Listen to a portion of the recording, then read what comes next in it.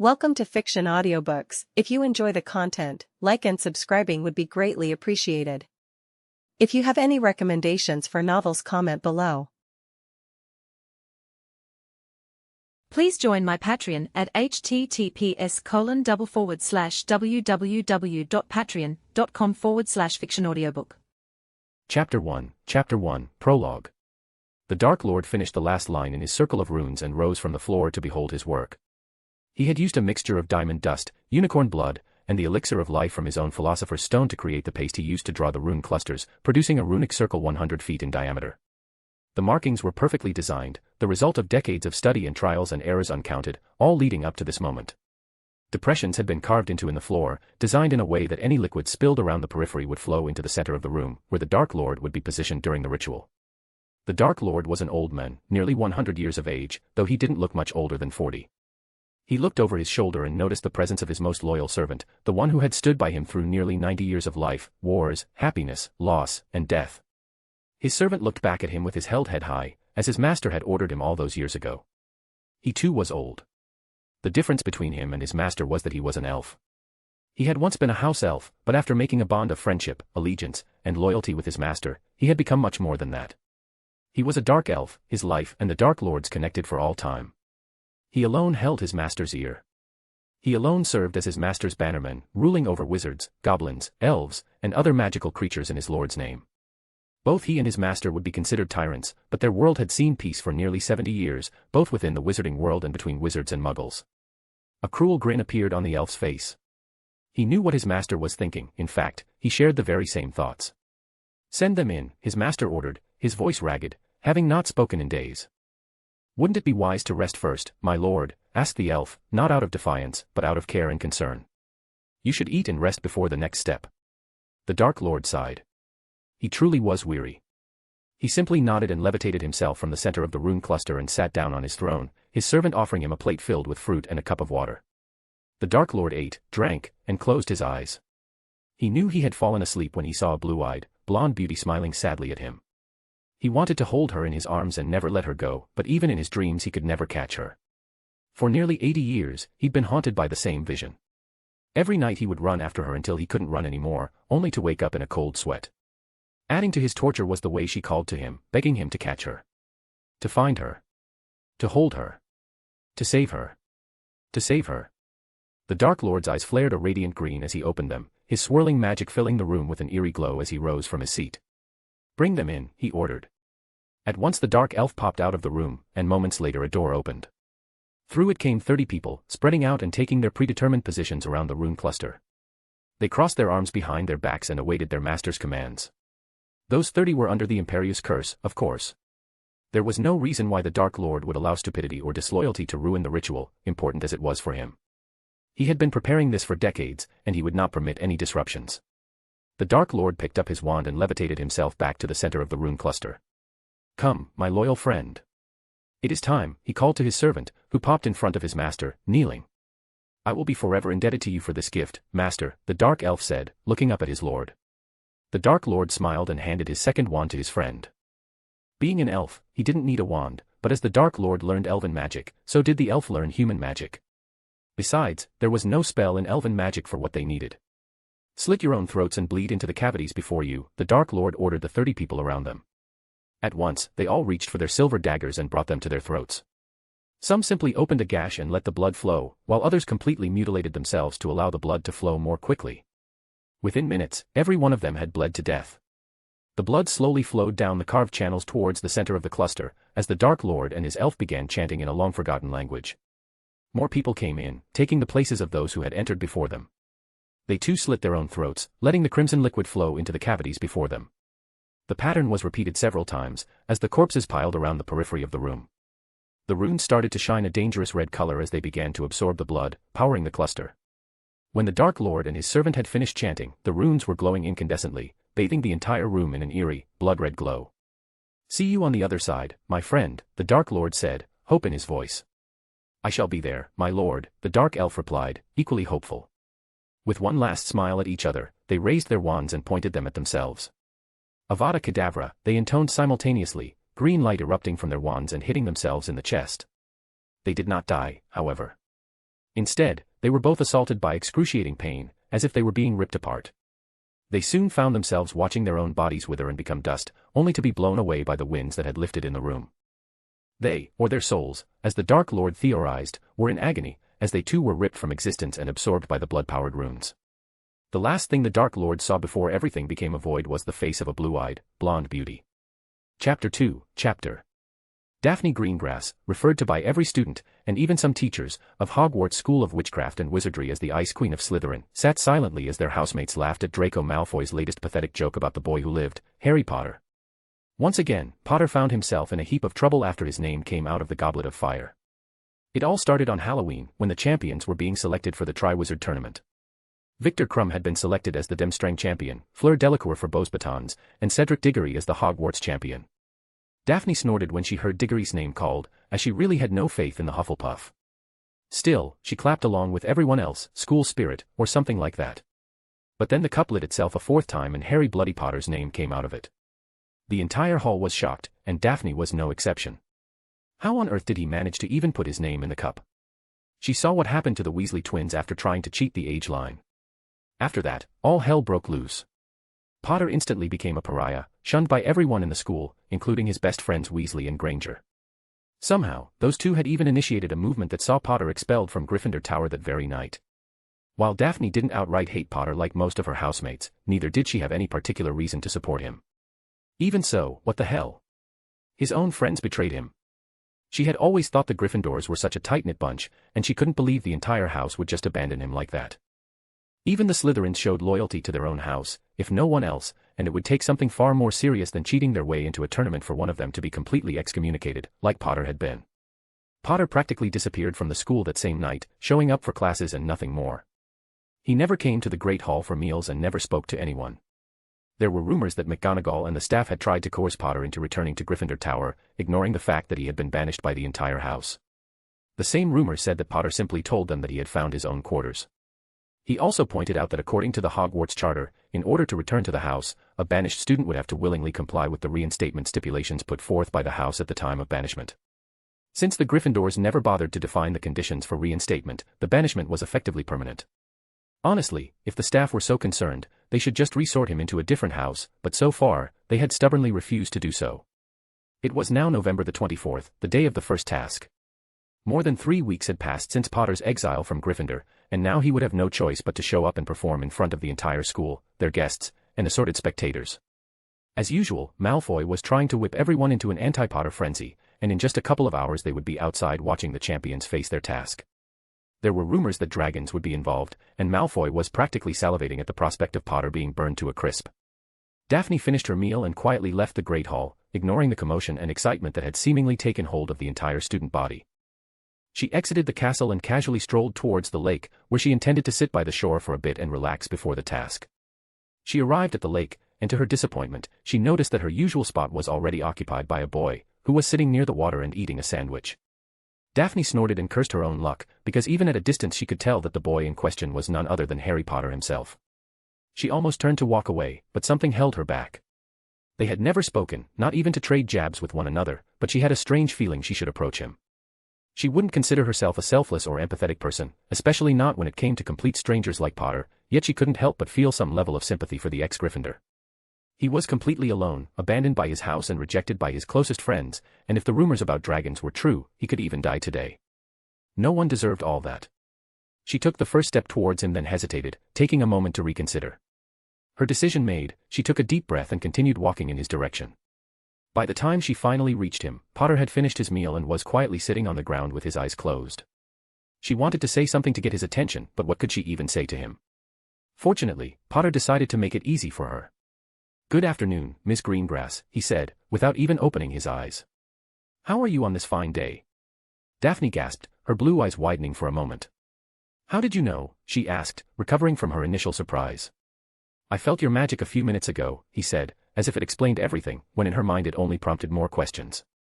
He rose from the grass and turned towards her. Daphne looked at him and couldn't help but notice that there was something different about Potter. His hair was still messy, and he still wore baggy clothes unsuitable for someone of his station, however his demeanor had changed completely. His expression was stoic, and he didn't even attempt to smile at her.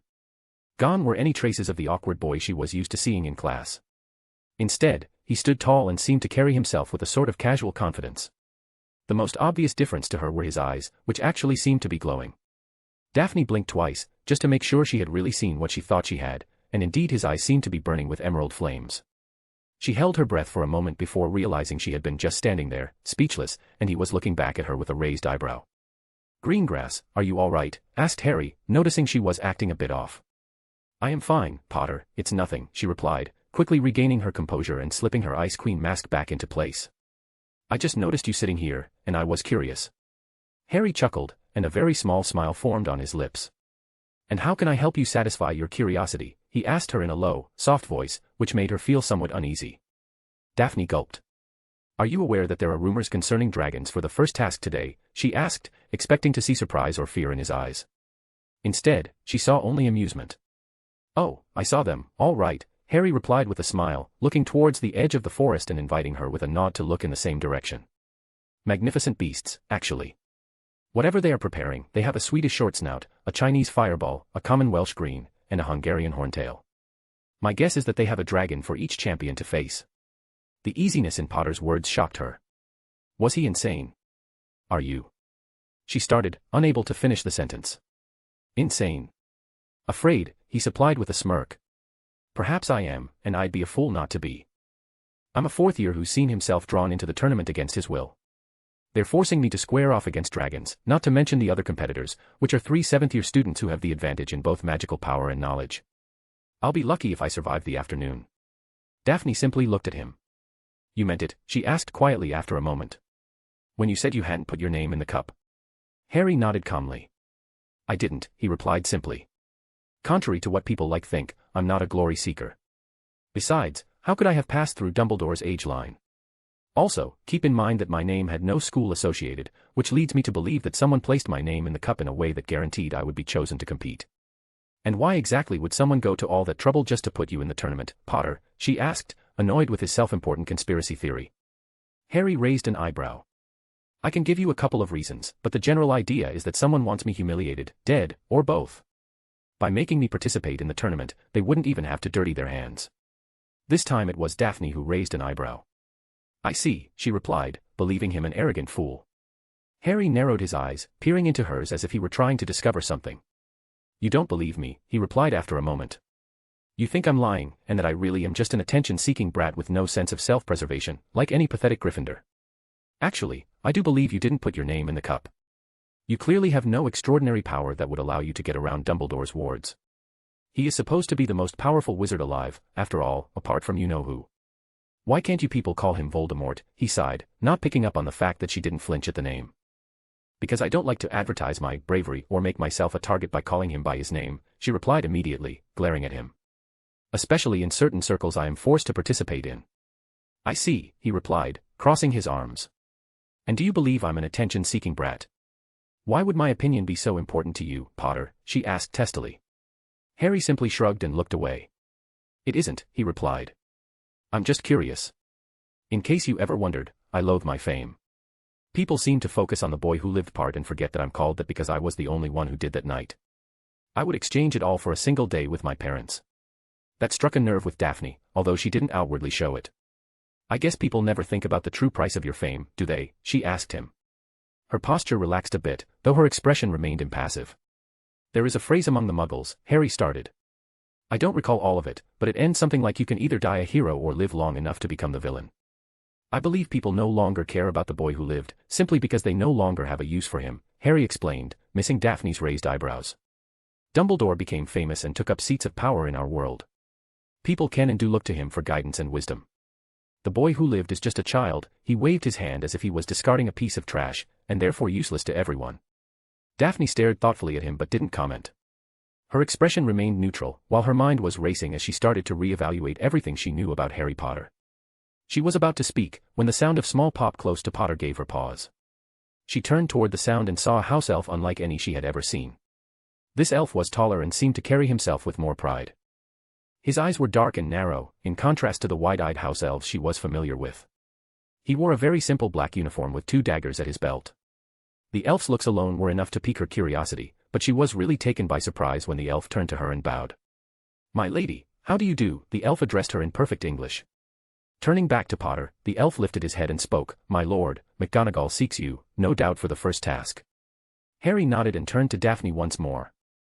"I apologize, Miss Greengrass, but sadly we must cut our conversation short. I do hope we can continue it at a later date." Potter extended his hand to Daphne, and she tentatively returned the gesture, expecting a handshake. Instead, he surprised her once more by politely taking her hand and bringing her knuckles to his lips. "Enjoy the show," he told her, before turning and starting his walk back to the castle. Daphne Greengrass remained unmoved for a moment, replaying the surprising conversation in her head. After her brief moment of contemplation, she shook her head and started heading towards the edge of the forest, where the task would take place. It was time. People were filing into the stands surrounding the rocky clearing where the champions would face their dragons. There were 6 seating areas in total, 1 for each Hogwarts house and their guests, and 2 larger sections for those who had bought tickets for the event, which she assumed included mostly rich purebloods. Daphne knew her parents wouldn't be coming, so she didn't have to worry about that, at least. Even if they did show up for the event, it's not like they'd miss their eldest daughter enough to bother visiting her in the first place. Daphne sat with her fellow Slytherins, who were giddily betting on Potter's death. Daphne noticed her friend Tracy Davis betting snog time with her boyfriend Theo not on exactly how Potter would be hurt, a bet which he quickly accepted and even doubled. Malfoy was being his usual idiotic self, mocking everything and everyone not on his side, while Parkinson was giving him puppy dog eyes and giggling at everything he said. Daphne ignored the commotion in the Slytherin stands and started scrutinizing the other sections. Unsurprisingly, the Hufflepuffs were all in for their champion, their section a sea of yellow and black, filled with signs and banners supporting Diggory, sprinkled with the occasional anti-Potter slogan. As one would expect, there was nothing to indicate that anyone in Gryffindor still supported Harry Potter. Instead, they also had made signs supporting the official Hogwarts champion. Her eyes skimmed over the Ravenclaw stands and found Cho Chang, who Daphne was sure led the charge to rally most of her house in support of Cedric. It was clear that Potter wouldn't have anyone cheering for him, and it was looking like he would have to deal with both the dragon and a hostile crowd. Not that she cared. And she didn't. Chapter 3, Chapter. Harry Potter entered the champion's tent and saw that the other 3 competitors were already there waiting. He greeted the others with a simple, "Good afternoon," before taking a seat in the nearest chair and closing his eyes. Victor Krum was leaning against one of the tent poles with his arms crossed. Like Harry, Krum had his eyes closed with a calm expression on his face, as if he were meditating. His headmaster hadn't accompanied him to the tent, and the young Quidditch star hadn't shown much interest in speaking with anyone else. Fleur Delacour was in one corner of the tent speaking with Madame Maxime, possibly going over some last-minute strategy. She looked slightly paler than usual, but otherwise didn't show any outward signs of nervousness. Cedric Diggory, on the other hand, was completely on edge. His face was ghostly pale, and he was pacing back and forth around the tent, muttering to himself. "How can you be so calm, Potter?" asked Cedric, turning his attention to the youngest champion. Harry opened his eyes and raised an eyebrow. "I took a calming draft before coming here," Harry said, his expression unchanged. Cedric seemed to believe the story and resumed his march around the tent, now murmuring something about calming drafts. Harry simply shook his head and closed his eyes again to resume his calming exercises and focus his magic. Harry was sure that both Fleur and Krum knew what the task was, just like they had in his original timeline. Their demeanors were calm, and any anxiety they may have felt about the impending task was well hidden. Each of them had clearly had time to research the best ways to neutralize a dragon, and with the help of their headmasters, they would have had no trouble developing multiple strategies ahead of time. Diggory clearly had no clue what was about to happen. In his original timeline it had been Harry who warned Cedric about the dragons, but this time he felt no such obligation, and it seemed that no one else had either. The older Hufflepuff's distressed appearance and relentless pacing was really quite pathetic. "Oi, Diggory, do you even know what the task is?" asked Harry, just loud enough so that only the champions heard. Cedric glared at him, a little anger slipping into his expression. "Why, Potter, do you think I'd actually help you?" mocked Diggory. Harry shrugged in response. "No thank you, I've known about it since the night they arrived," Harry replied casually, noticing the almost smirking look Krum gave him. Fleur simply raised an eyebrow and went back to observing her competition. She almost felt sorry for Harry, almost. He may be young, but if he wanted to play with the grown-ups, then he'd have to deal with the consequences. Maybe the tournament officials would be merciful and disqualify him, after what was sure to be a lousy performance. She had to give him some credit though, the boy wasn't over his head, and yet he seemed calm and collected, unlike the Hogwarts champion, who was a nervous mess. "And what exactly are they, Potter?" asked Cedric, in a not-so-subtle attempt to gain information. "If you really wanted to know, maybe you should have put all those housemates of yours to some use. They could have spent their free time helping you instead of making my life a living hell," Harry bit back, leaving the older boy seething. Crumb smirked again, while Fleur tilted her chin up and looked down her nose at them, as if they all were undeserving of her company. "Ah, the 4 champions are here," a female voice called from the tent's entrance. Rita Skeeter, Wizarding Britain's most prominent mudslinging reporter, had appeared at the entrance of the champions' tent, photographer in tow. "My dears, what are your thoughts on the task at hand?" she asked with an insincere smile plastered on her face, subtly eyeing Harry as she spoke. "Are you excited about the task? Nervous, even? Champions have died in this tournament, after all. How does it feel knowing you may be moments away from joining them?" When no one answered her, she turned her full attention to Harry. "Harry, my dear, are you ready to admit you put your name in the goblet of fire and ask to be removed from the task?" she inquired, beaming at youngest champion, who did not return her smile. "Rita, Rita, Rita," he countered in a low voice, his eyes narrowing. "I don't like you, you know. I don't think any of us have anything to say to you after the garbage you've been writing since the weighing of the wands. You won't get a single quote out me, but you'd better make sure that anything you do report is truthful, because if not, then we are going to have problems between us." For a brief moment Rita's lip curled into a sneer, but she quickly recovered her smug smile.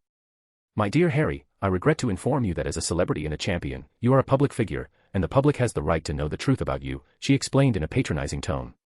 While she was speaking, Rita's acid green quick quotes quill was furiously scribbling back and forth along a floating scroll of parchment, no doubt inventing another story about Harry.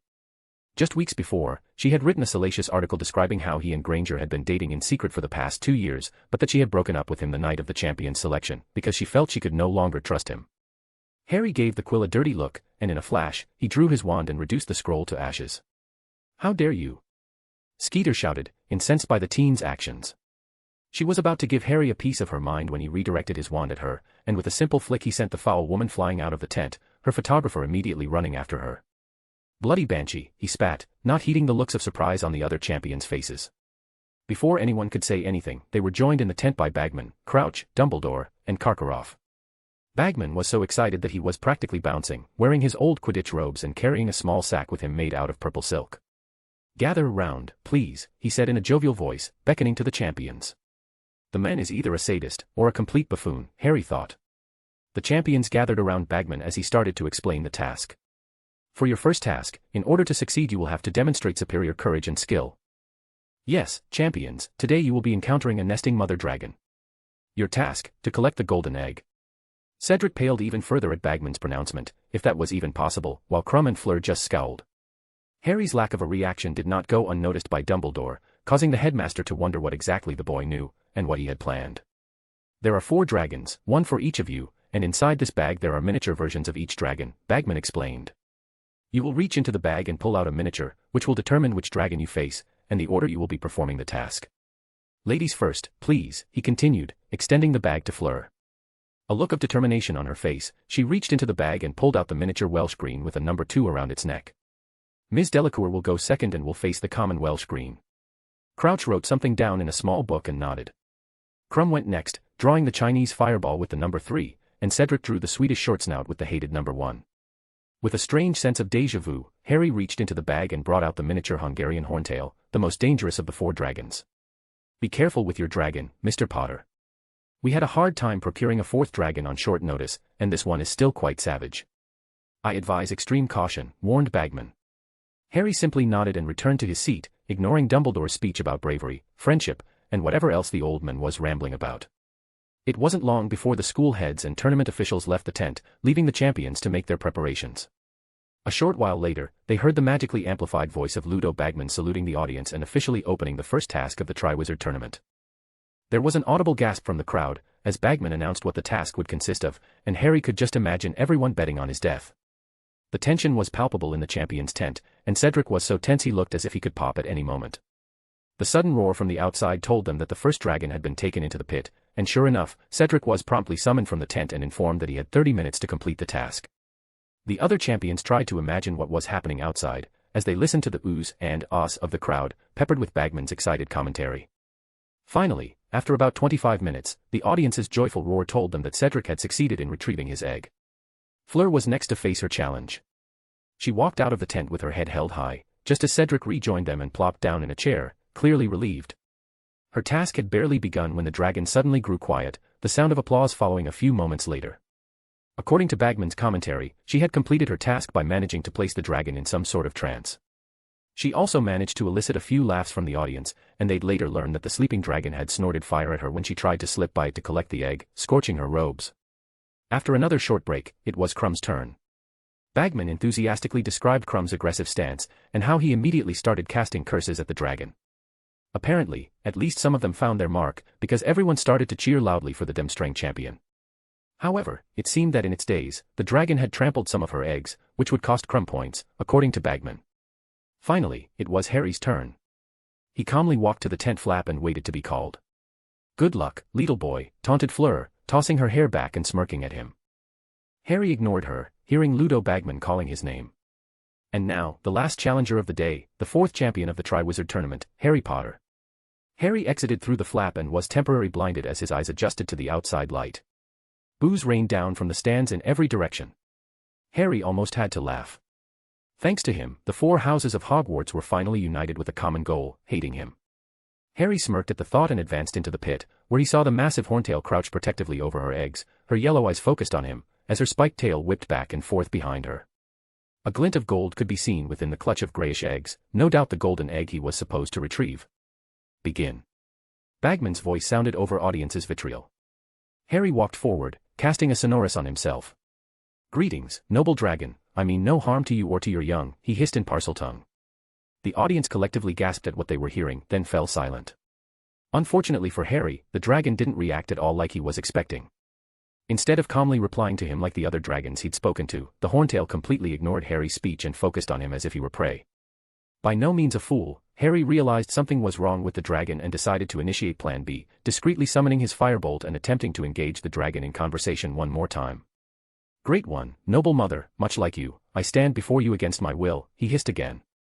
This time, the dragon roared and thrust its neck out towards Harry, propelling a blast of fire directly at the young champion. Another gasp came from the audience as the dragon breathed its fire, though there were some that squealed in glee, thinking their betting on Potter's death was about to pay off. Harry Potter, however, was not in the mood to cooperate. He raised a powerful shield in front of him, and the jet of flame slammed helplessly against it before fizzling out. The audience was amazed. As far as they knew, no magical shield was powerful enough to withstand dragon's fire, and yet Harry seemed to accomplish it with little to no effort. Dumbledore in particular was taken aback by what he had just seen, his brows furrowing as he contemplated the magic Harry Potter had just performed. "I am talking," Harry hissed loudly, now starting to get really angry. It was the first time that a dragon hadn't replied to his Parseltongue. He didn't count Norberta from his first year, as it was still a baby at the time. However, the dragon in front of him was no baby. It was a full-fledged mother dragon, and she was refusing to acknowledge him. There had to be something wrong with the beast. Harry was forced out of his reverie when the dragon suddenly strained against its chains, and with a mighty roar broke free, beating her leathery wings and spewing fire into the air. The crowd screamed in fear, and some even made for the exits, even though the audience stands were supposedly well protected. The dragon pounced at Harry, who ducked, rolled away from the dragon's claws, and took shelter behind a rock formation. After a few deep breaths, Harry peeked around the rock and cast a reductor curse in Parseltongue, hitting the dragon in the head and blasting away her left horn. The dragon went ballistic, roaring in pain and smashing her body against the rocks, attempting to get to Harry. His rocky shelter wouldn't hold up to the onslaught for long, so he had to make a choice. He could finish the dragon on the spot and reveal his true power, or he could take a slightly riskier approach and hold on to his secret a while longer. He sensed the firebolt nearby and made his decision. Summoning his broom to him, he jumped on it while it was still in motion and took off vertically into the air. The Horntail immediately beat her wings and followed him into the sky, as did the eyes of everyone in the stands, who all rose from their seats in astonishment as they witnessed Harry attempting to outfly a dragon. The Horntail soon became frustrated with her inability to catch up to her smaller prey, and decided to switch tactics and try to blast him out of the air with repeated bursts of dragon fire, which Harry luckily avoided by employing some of his favorite Quidditch techniques. Once he had flown high enough and put a good distance between him and the dragon below, Harry flipped his broom in the opposite direction and flew straight at the Horntail. He raised his wand towards the dragon and cast an orange curse at its head, then accelerated the broom to its top speed. His plan was to overtake the spell on his broom and pass by the dragon before the curse made impact, but he had to improvise when the Horntail was able to track his movement and opened her jaws for an attack. Harry managed to twist the broom away from the dragon enough to avoid its jaws, but by doing so, he slowed down enough that he wasn't able to completely avoid the blast, as the orange curse exploded inside the dragon's mouth. The Triwizard spectators were shocked and horrified by the sight of the dragon's head and upper neck blowing up from the inside. The beast's body jerked once in the air before plummeting to the ground with a loud thump. As for Harry, he had fortunately maneuvered his broom far enough away to avoid any direct damage from his spell, but the force of the explosion was enough to hurl him and his firebolt in the opposite direction. He tumbled through the air, flipping end over end so violently that he was separated from his broom. The audience was too shocked to move, as they watched the boy who lived speeding towards the earth, his broom well out of reach. Everyone was waiting for someone to do something to come to the boy's aid, but before anyone could react, Harry's body suddenly froze in midair, still about 100 feet from the ground. Gasps and shouts rang out from the bewildered audience, as Harry hovered in the air for a moment and slowly started descending. Shaking his head, he raised his wand and summoned his broom back to him. When it arrived, Harry got back on and looked around to gauge the reaction of the crowd, which had gone completely silent. He scanned the faces throughout the stands and saw a mixture of shock, disbelief, and even fear. Harry snorted. He hated them. Well, maybe not all of them, but most of them. Before he turned his back on the stands, his eye sought out one person in particular, and finally fell upon the blue-eyed, blonde beauty he had been dreaming about for years, who was looking at him in wonder. Satisfied with her reaction, he smirked and turned around to face the judges and the dragon handlers, who were all gaping at him. Harry gave them a spiteful look and landed his broom 10 feet from the eggs. He started to walk over to pick it up his egg, but he stopped, as his curiosity got the better of him. Harry raised his wand and whispered, "Accio golden egg," but thanks to the still active Sonorous, everyone heard him. To his and everyone else's surprise, the egg responded to his spell and flew through the air and into Harry's arms. He was stunned for a moment, then groaned and brought his hand to his forehead, sliding it down his face as he lamented his own stupidity. He didn't know why he hadn't thought to simply summon the egg before, but if had, he could have avoided this entire mess. "Fuck," he spat and kicked the ground. Thanks to the charm, his expletive was amplified to a shout that the entire audience heard, but everyone was too stunned to comment or admonish him. Harry startled himself with the volume of his voice, forgetting he was still under the Sonorous. He cancelled the charm, picked up the egg, and returned to the tent. There was still no sound whatsoever coming from the dragon pit, and as he re-entered the tent, Harry had to stop himself from laughing as he pictured the looks on everyone's faces. Chapter 4, Harry Potter dropped the golden egg onto the bed and sat down beside it, waiting for Madame Pomfrey to give him her attention. Physically he felt fine, but for some reason his magic felt slightly off. He wasn't sure what the problem was, but knew it was likely a side effect of the ritual that brought him here. As his thoughts drifted to the ritual, he had to admit that he was mostly pleased with the result, even if it hadn't entirely gone according to plan. While it did successfully send his soul back in time, he intended to arrive on July 31st of 1991, the day his first Hogwarts letter had arrived, not that his relatives had allowed him to open it. He had spent years painstakingly studying and improving runes in order to design the ritual, but he must have made a small miscalculation somewhere. The unknown error bothered him, but he wouldn't dwell on it. After all, he had sent himself nearly 80 years into the past, back to a day which, in hindsight, had been the beginning of many of his problems. His arrival here still gave him plenty of time to prevent the terrible events of his past and save the ones he loved. He sighed as he once again pictured their faces in his mind, but he would have to reminisce later, as Madame Pomfrey had entered the tent and was tentatively approaching him. "Good afternoon, Madame Pomfrey," Harry saluted politely, but with no hint of emotion in his voice. "I feel like there's something wrong with my magical core, can you please check it for me?" Looking somewhat wary of the young wizard, she nodded and waved her wand in a series of movements, trying to avoid looking him in the eye. She breathed a sigh of relief when Professor Dumbledore entered the tent, followed by Professor McGonagall and the rest of the judges. Dumbledore's expression carried a mix of curiosity and unease, and he obviously wanted to question Harry, but an eager Ludo Bagman jumped ahead of him to enthusiastically congratulate Harry on his performance. "An outstanding flight, Mr. Potter, truly amazing. I have never seen such a thing in my life, and Harry, I would like to know how it was you were able to perform such magic." Dumbledore interrupted, with no trace of his usual grandfatherly demeanor. "I also must admit that I am quite disappointed that you chose to kill the dragon." Harry turned his gaze to the headmaster, and Dumbledore could see flames dancing in emerald eyes of the boy who lived. If looks could kill, Dumbledore would have fallen dead on the spot. "I did what I had to do," Harry retorted. "I can't help but find your concern for the dragon amusing, considering you seem to have no problem with me being forced to go up against it." Harry was trying to keep his temper in check, but the audacity of Dumbledore to try and lecture him like that after everything he'd been through was too much. The angry teen radiated enough magic to produce a visible aura for a few moments, before he finally took a deep breath and regained his control. Madame Pomfrey was so astonished with what she was seeing that she didn't notice that the diagnostic spell had finished, and that the parchment was faintly glowing. "I killed it by accident," Harry stated, his composure restored. "I did use an exploding charm, but I'm pretty sure a bombarda wouldn't kill a dragon that size, even if it hit the beast in the head. The dragon is only dead because it opened its jaws and swallowed the spell." Harry glanced around at each of the adults in turn before turning back to Madame Pomfrey. What does it say? He asked her, pointing to the scroll. It took a few moments for Madame Pomfrey to realize what he was talking about, and she almost blushed when she noticed the scroll was glowing. She read through the results of her scan and gasped. In the name of Merlin, this is impossible, the matron exclaimed, the others turning sharply to her. What is it, Poppy? Asked McGonagall, noticing that her friend had paled considerably. Harry took the scroll from her hands and read through it, before giving a matron a piercing look and inquiring, I trust this will be kept private under the rules of patient-healer confidentiality. Madame Pomfrey couldn't bring herself to do anything but nod. Good. Harry, my boy, if there is a problem, I need to know. Dumbledore started, only for the scroll to burn to ash in Harry's hands. Harry hadn't drawn his wand or even said a word, yet the headmaster knew it had been the young wizard's doing. All you need to know is that I am fine, and that I need to rest. Nothing revealed in Madame Pomfrey's skin will jeopardize my participation in this pathetic tournament of yours. They were taken aback by his spiteful words, and Crouch's finely manicured mustache was twitching as his rage boiled beneath the surface. As Madame Pomfrey will confirm, I'm in need of rest, and I am not interested in explaining myself to you, especially after almost dying. Twice, I might add. That seemed to snap Madame Pomfrey back to her usual self, and she quickly hustled the judges out of the tent. Looking around, Harry noticed the bewildered looks the other champions were giving him. He simply ignored them and laid back down on the bed. According to Madame Pomfrey's spell, his magical core had increased significantly, which explained some of what happened during the task. He had intentionally overpowered his Bombarda, as he had done many times before, but tapping into his newly expanded power caused him to really overdo it. If he had more time to get a feel for his magic before the task, maybe he wouldn't have been thrown from his broom by his own spell. A satisfied smirk appeared on his face as he pondered the implications. He had theorized that this might happen, but Madame Pomfrey's report left no doubt at all.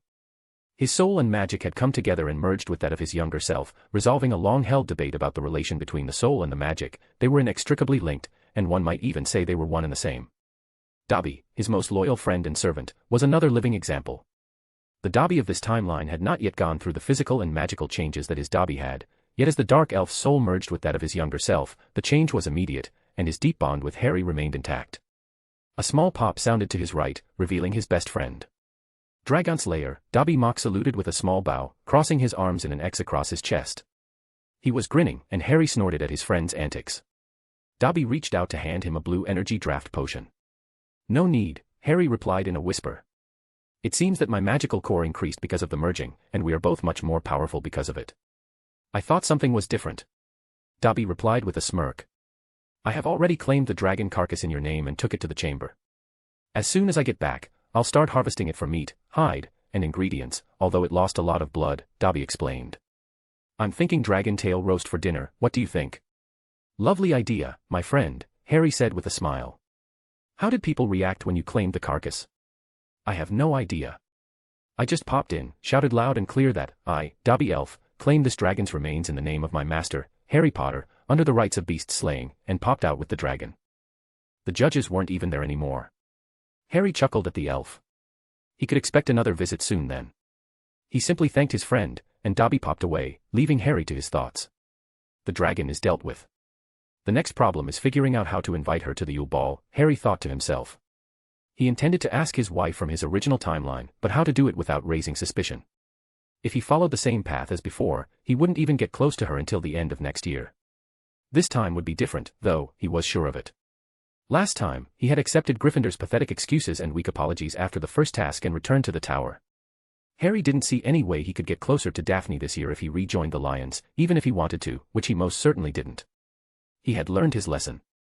In his later years, he had spent countless hours reflecting, and he believed that many terrible events in his life would have been avoided had he not been so forgiving. There was absolutely no chance for reconciliation this time around. He wouldn't do it even if the Red Waste Bin and Bucky came groveling, and oh how he hoped they would. He would love to see them down on their knees, begging him for forgiveness right in front of everyone in the Great Hall. Harry, he heard a hated voice shout, and sensed Bucky running towards him without even needing to look. He stood quickly and pointed his wand at her, freezing her in her tracks. Harry, mate, what are you? Started the Red Waste Bin, who was right behind her. Shut the fuck up, you useless bastard. Get the fuck out of here before I curse you all the way back to your father's balls, growled Harry, his aura flaring dark green around him, drawing the attention of the other champions and Madame Pomfrey. Mr. Potter, please refrain from cursing anyone, and mind your language. Apparently, the matron had indeed recovered from her earlier shock and was back to her old self. Then get these useless bastards away from me, shouted Harry. The others really didn't expect that from the Gryffindor Golden Boy, especially Granger and Weasley. As far as any of them knew, Harry had never acted like that before. Minerva McGonagall followed her 2 young lions into the tent, originally intending to inform Harry of his points for the task. She had overheard the entire interaction and was absolutely stunned by Harry's words, as she knew him to be a polite and caring boy. She wasn't happy that he had been forced from the tower, but she truly had expected he would eventually forgive Gryffindor for their actions and rejoin the house. She did believe Harry when he said he hadn't put his name in the goblet, but she admittedly did nothing to help the young man. After his performance against the dragon, she was both proud and a little in awe of Harry. Minerva was hopeful that this would be the thing that brought her house back together, and she had expected to see a tearful reconciliation between the 3 friends, certainly not the animosity she was witnessing now. The so-called Golden Trio was finished. Harry Potter clearly hated Hermione Granger and Ron Weasley. Since Halloween, these bastards have insulted me, humiliated me, and accused me of being a liar and a traitor. They were the ones who instigated the movement to banish me from Gryffindor Tower and terminated our friendship, Harry announced for everyone to hear. He wanted people to know the truth. There is absolutely no way I will let them try and pretend it was all just a little misunderstanding.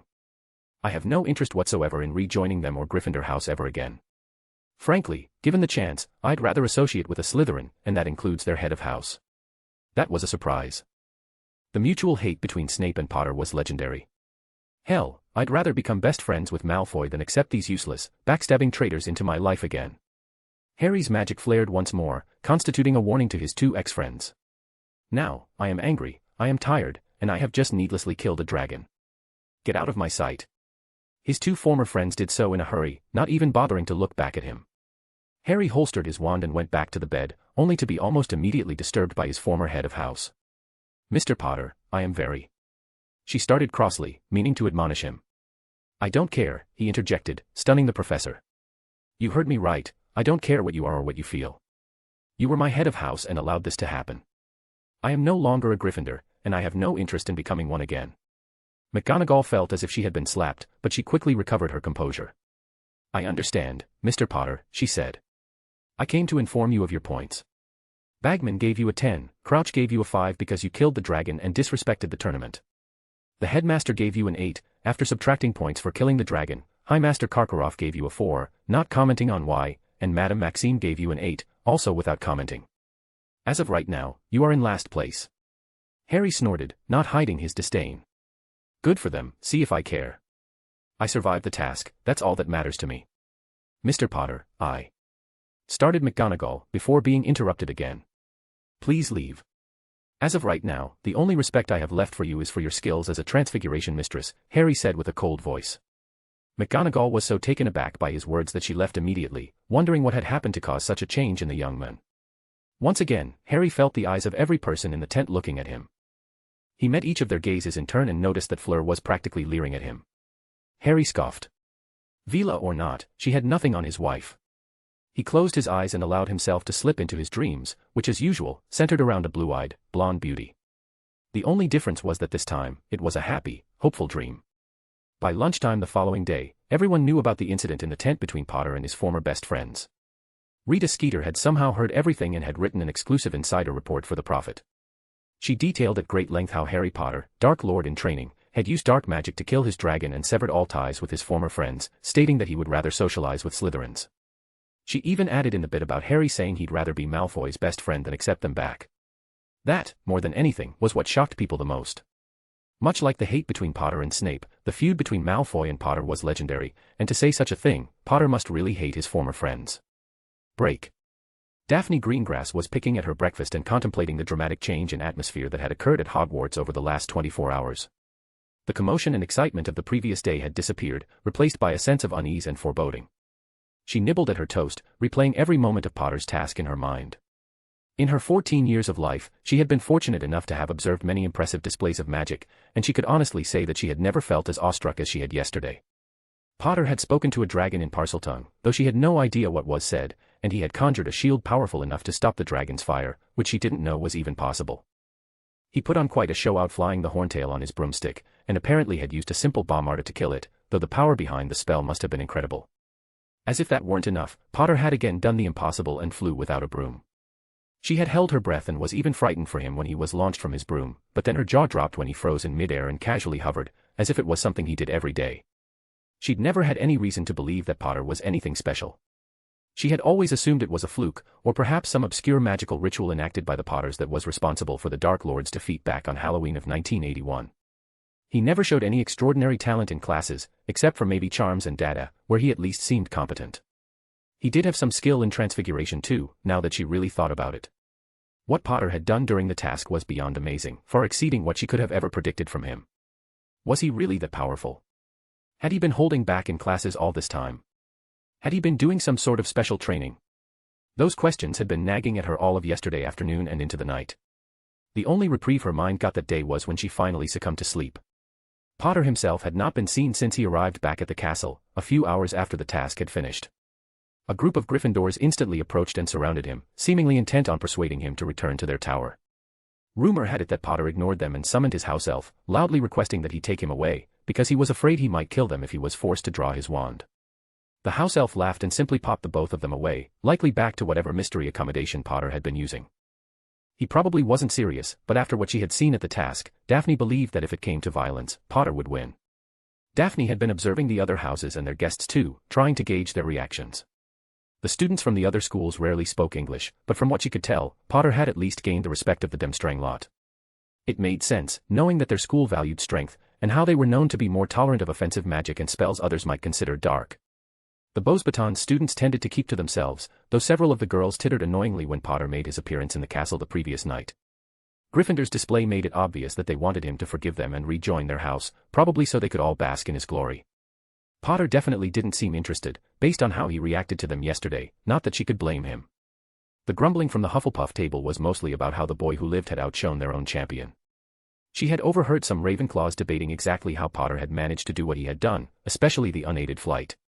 As for Slytherin, well, Slytherin were divided. The older years largely respected the power he had displayed, and some were intrigued by the theory that he had been concealing his actual abilities. Several of the others were now feeling a sense of trepidation, including many in her year. They had taunted and mocked him for years, and if he ever came out for vengeance, they would be in trouble. Malfoy had the most to worry about, as nobody had done more to provoke Potter than he had over the years. He tried to hide his disquiet by acting overly casual and detached from the situation, but she could tell he was nervous. Daphne couldn't help but smirk at the thought. That morning's Daily Prophet had done nothing to put them at ease. Potter was portrayed as a burgeoning Dark Lord, out for blood, and those that had mistreated him knew they needed to tread lightly. They had vilified and laughed at him for weeks, but now they were afraid. Daphne was pulled from her thoughts by the sound of whispers rising in the Great Hall. She noticed everyone turning in their seats to look at the hall doors, where Harry Potter now stood. A moment later, the hall erupted. Students and staff were yelling over each other, either shouting questions about the task, demanding to know where he had been, or even begging his forgiveness. Silence! Harry shouted. Physically, he looked as he always did, down to his untidy black hair, but he had a presence about him that had been absent until yesterday. He looked around the hall for a moment before saying anything else. "I would like to say a couple of words, if I may." He paused for a moment, and when no one interrupted him, he continued to speak. "I was reading through some books yesterday, and I discovered a very useful kind of spell called a magical oath. It's a very curious spell, which ensures that whoever swears the oath will have no choice but to speak the truth, or else they will lose their magic." He paused for another moment to allow his words to sink in. Looking around, he could see that most students understood what he was saying, and some were trying to explain it to their neighbors. One of the more interesting facts about oaths is that they're really a cultural thing. They're well known to almost anyone from magical families, but they're rarely talked about openly. We're not taught about them in school, whether it's how to perform a magical oath or the potential risks involved. However, Harry continued, a sneer forming. "For someone like myself, who is regularly accused of lying, knowledge of such a thing is invaluable." He raised his holly and phoenix feather wand in front of his face and spoke in a clear voice. "I, Harry James Potter, hereby swear on my life and magic that I did not place my name in the goblet of fire, nor did I ask or coerce another to do it for me, so mote it be." A flash surrounded Harry, and he glared around the hall as if challenging anyone to refute him.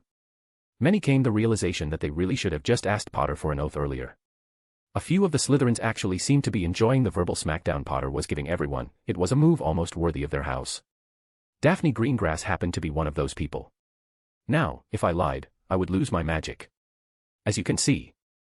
Harry lifted his wand and cast a lumos so intense that the people nearest him were momentarily blinded. Harry did it on purpose, and he didn't even blink at their discomfort. "I still have it. This means, of course, as any pureblood or adult will tell you, that I spoke the truth as I made my oath, and therefore I am innocent of the accusations of lying and cheating my way into this pathetic tournament, Harry snarled, allowing them time to let it all sink in.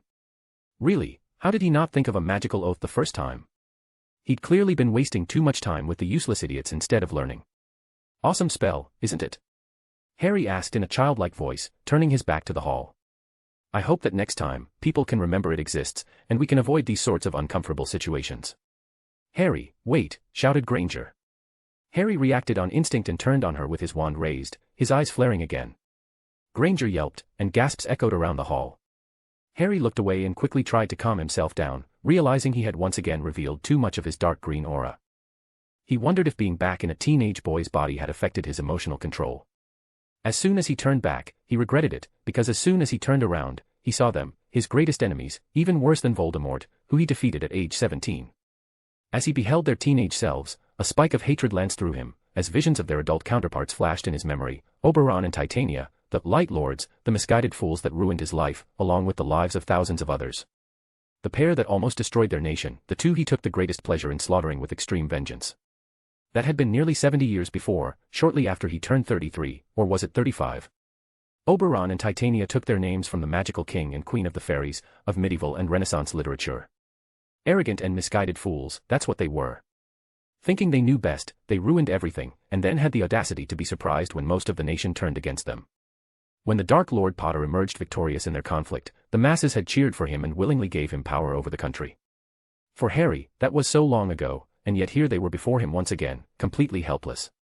There they stood, hidden in plain sight right next to each other, and no one was the wiser. It would be so easy to simply kill them, but no, he didn't just want to kill them, he wanted to crush them completely. He wanted to destroy their families as they had destroyed his, shatter their minds as they had his, and torture them until they begged for the release of death, and only then would he be merciful and end their worthless lives. However, this was not the time for it. He'd do his best to ignore his enemies for the moment, but sooner or later they would pay, he would make sure of it.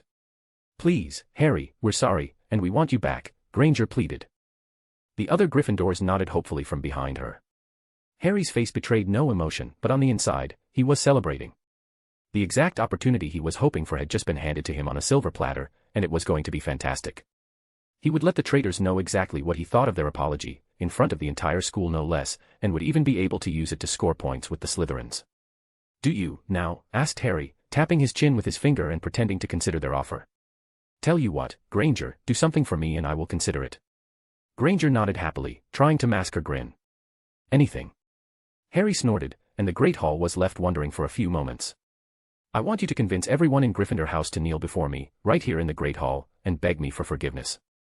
They were all flabbergasted. Mr. Potter, that is very inappropriate, shouted McGonagall, rising from her seat at the staff table.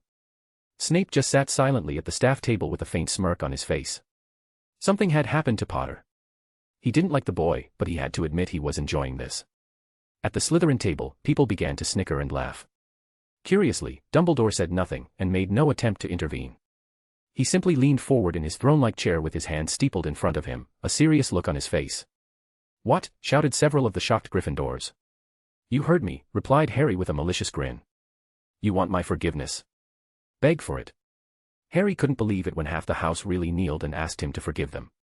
A look of disgust crossed his face as if he were smelling something foul. You people are pathetic. Harry shouted spitefully, making Granger recoil. I can't believe you actually did it. Don't you have any pride? Look around at yourselves and see how far the House of Lions has fallen. You truly are a disgrace. Now, more than ever, I can say without a doubt that I will never return willingly to Gryffindor House. In fact, Harry raised his wand. I, Harry James Potter, hereby swear on my life and magic that I will never rejoin Gryffindor House. I'd rather be expelled from Hogwarts. So mote it be. As his magic flashed, the Gryffindors slumped dejectedly. Some of his fangirls even cried at the loss, especially Weaselette, whose dreams of snagging the boy who lived were crushed right in front of her. McGonagall collapsed back in her chair while Dumbledore shifted uneasily, both of them taken aback by Harry's coldness and beginning to recognize the hopelessness of the situation. I wonder if I could ask for a resorting, Harry muttered to himself, though still loud enough that most everyone heard it. Better check Hogwarts rules. Meanwhile, Harry turned to the Slytherin table. May I ask Slytherin House for their hospitality for the remainder of the meal? That effectively silenced the Great Hall, until a single voice called out. Why should we allow you to join us, Potter? Demanded Daphne Greengrass, the Ice Queen herself. What's more, why would you even want to join us in the first place? You've never been interested in engaging with our house before, so why don't you join one of the other houses? Harry turned and looked into her ice-cold blue eyes, as hers locked in on his. He saw skepticism and irritation there, but he also recognized her curiosity and uncertainty hiding just beneath the surface. Trust her to always ask the right questions, he thought to himself, with a touch of pride for his once and, hopefully, future wife. You can join us, Monsieur Potter, offered Fleur. Harry turned around and felt her Vila allure wash over him, though he was unfazed by it. Vila, you and yours have done nothing but insult me since you arrived, even without knowing me. Don't think I didn't notice you leering at me after the task, either. I have no interest in someone like you, so mind your allure before I mind you, Harry snapped, shocking Fleur into silence and forcing her to sit down. She had never met any man who could so easily resist her, let alone a teenage boy. As I was trying to say, before I was so rudely interrupted, Slytherin is the only house that has been honest with me since day one, he stated. Most of the Great Hall's occupants just looked around at one another in disbelief at Harry's startling pronouncement. Sure, none of you particularly care for me, and most of you outright hate me, he continued, addressing the Slytherins directly. But unlike the others, you have been consistent in your feelings for me and have never just gone with the flow. So yes, I trust the snakes to dislike me, he said, turning back to the rest of the hall. But at least I know where I stand with them and can act accordingly. I much prefer that to associating with the other houses, where I'm a hero one minute and a pariah the next. That silenced them all. Very Slytherin of you, Potter, someone called out from their table. Harry shrugged. Had I never met Malfoy, I would probably be one of you, Harry said. More gasps echoed around the hall. It's true, the hat said I would do well in Slytherin, but I met Blonde Ponce on the train, and let's just say he didn't make the best impression on me. He essentially declared himself the perfect pureblood and future leader of Slytherin House, and I decided that spending 7 years in the same house with him wasn't an attractive prospect. I was led to believe that everyone in Slytherin was like that, so I begged the hat to put me anywhere but Slytherin, so instead, I've had to spend the last few years in Gryffindor with the red waste bin. Not a very pleasant trade, I'll give you that, he concluded with a shiver. He glanced around and smirked at the looks of shock, bewilderment, and even disgust around the Great Hall. His work here was done. Oh, very well. I am sorry to have disturbed your meal. See you in class. With that, Harry Potter turned and left the Great Hall, whistling to himself. Had he taken one last look at the Slytherin table, he might have noticed the hateful looks half of them were sending Malfoy. In his distraction, he didn't notice the spiteful look Daphne Greengrass was giving him either. He had made a lot of good points this evening, and she was even willing to overlook some of his prior displays of ignorance, but she could not forgive him for comparing her to Malfoy, even indirectly. Powerful or not, Harry Potter would pay for that insult. Chapter 5, Chapter. Harry Potter confidently walked the corridors of Hogwarts, smirking at how everyone moved out of his path as he approached. Many of the students gawked at him in either awe, fright, or a combination of the two. Any other time this might have annoyed him, but today he was actually in a really good mood, so he just ignored them. He'd had a good night's rest, ate a great dinner with a nice dragon roast to celebrate his successful journey back in time, and now he was on his way to his first potions class since his return. Not that he particularly enjoyed potions, far from it.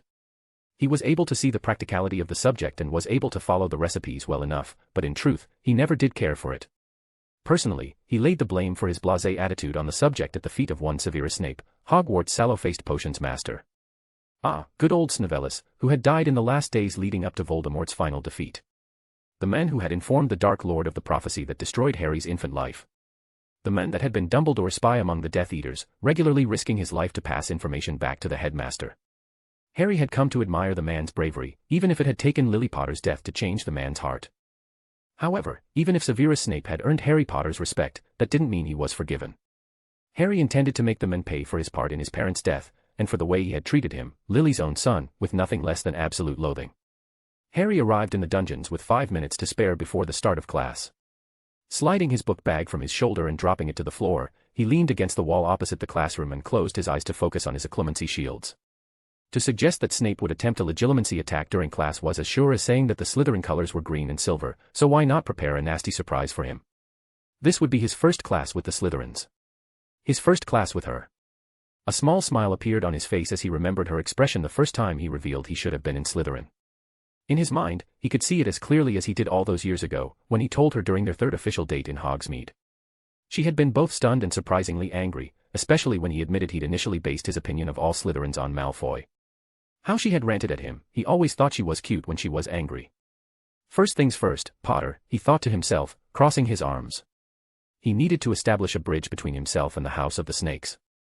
It didn't matter how much he wanted to have her in his arms, he would only risk losing everything by rushing in. He understood the risk and was prepared to accept that outcome, if necessary, but he would do all he could to make sure he didn't lose her again. He heard voices approaching but didn't move from his place against the wall. He ignored the sound and kept working on his surprise for the potions master, but he was still aware of what was happening around him. He felt the presence of two magicals approaching, and he could sense their apprehension when they caught sight of him. "I have no quarrel with either of you, so try not to be so nervous." "It's embarrassing," he said without opening his eyes. "Don't be so full of yourself, Potter," replied Tracy Davis sharply, who was attempting to disguise the unease in her voice. "I said I had no quarrel with you, Davis, so can you please just lay off?" he asked, opening his eyes and peering at the Slytherin girl. "Unless you'd prefer to have a civilized conversation." Theo and Tracy looked at each other, but Theo was the first to break the silence. "Why?" he asked, looking at the boy who killed a bloody dragon and flew without a broom. "I can't think of any reason for you to speak favorably of our house, and yet yesterday you actually humiliated the other 3 houses and said you wanted to join us, who I'm willing to admit have never shown you much courtesy." "I meant what I said in the Great Hall," replied Harry, leaning back against the wall. With another sigh he looked at the thin, dark-haired boy standing before him. "It's true that I have no friends in the House of the Snakes. It is also true that I assumed all Slytherins were evil and Death Eater wannabes, just like I'd been told. I could blame the Wastebin spewing his filth in my ears for 3 years or my interactions with Malfoy, but I admit that I never cared to learn the truth. I've realized that I've been narrow-minded towards the snakes in the past, so it's only natural that you would care little about me and my plight. It's also true that most of my problems with the Slytherins are really down to 4 people. Although I have seen your entire house wearing those damn badges, most of you simply ignored me, while the other 3 houses have been more open about their feelings towards me." Tracy actually snorted, the tension leaving her. "You must realize how strange it seemed to all of us when your name came out of the goblet. Besides, you have to admit that you do seem to attract trouble," she said. "Ah yes, the joys of being me," replied Harry, thinning his lips in a very McGonagall-like manner. "I can assure you that I was actually hoping for a normal, quiet year for once, but apparently I'm fate's bitch." "Have there been any new developments concerning who placed your name in the cup?" asked Nott, himself starting to feel more relaxed around Potter, who just shook his head no. "None. I was assured there would be an investigation, but I don't think I'll be expecting any news from that end," lied Harry with a snort. "I see that the arguments I presented yesterday were enough to clear my name." Tracy Davis rolled her eyes and huffed before saying, "Only a fool wouldn't believe a magical oath, Potter. I'm willing to bet that many still believe I lied, and that I was somehow able to cheat the oath." "I'd say those would mostly be the dorks and the duffers," replied Nott with a grin, noticing the confusion in Harry's face. "Gryffindors and Hufflepuffs, force of habit." "I've heard the duffers before but never dorks," lied Harry with a pensive look. "I like it." The 3 laughed, and Harry was glad he had cast a wandless compulsion charm on both Slytherins to make them be more at ease around him. "It was an impressive display, Potter," praised Nott. "One would think you've been hiding your real power." Harry shrugged. "One would be correct," he replied, and Theo and Tracy shared a look, both of their eyebrows raised. "As much as I'm enjoying our little banter, that is a much longer story, and I'm not in the mood to share it at the moment. Besides, a few others will be here momentarily, and I fear that I'll soon have to dedicate my attention to the red wastebin, the beaver, and their kitten pride." The 2 snakes still had plenty of questions, but didn't voice them, especially when they realized that Potter had spoken the truth. In fact, the new arrivals were none other than Daphne Greengrass and Millicent Bulstrode.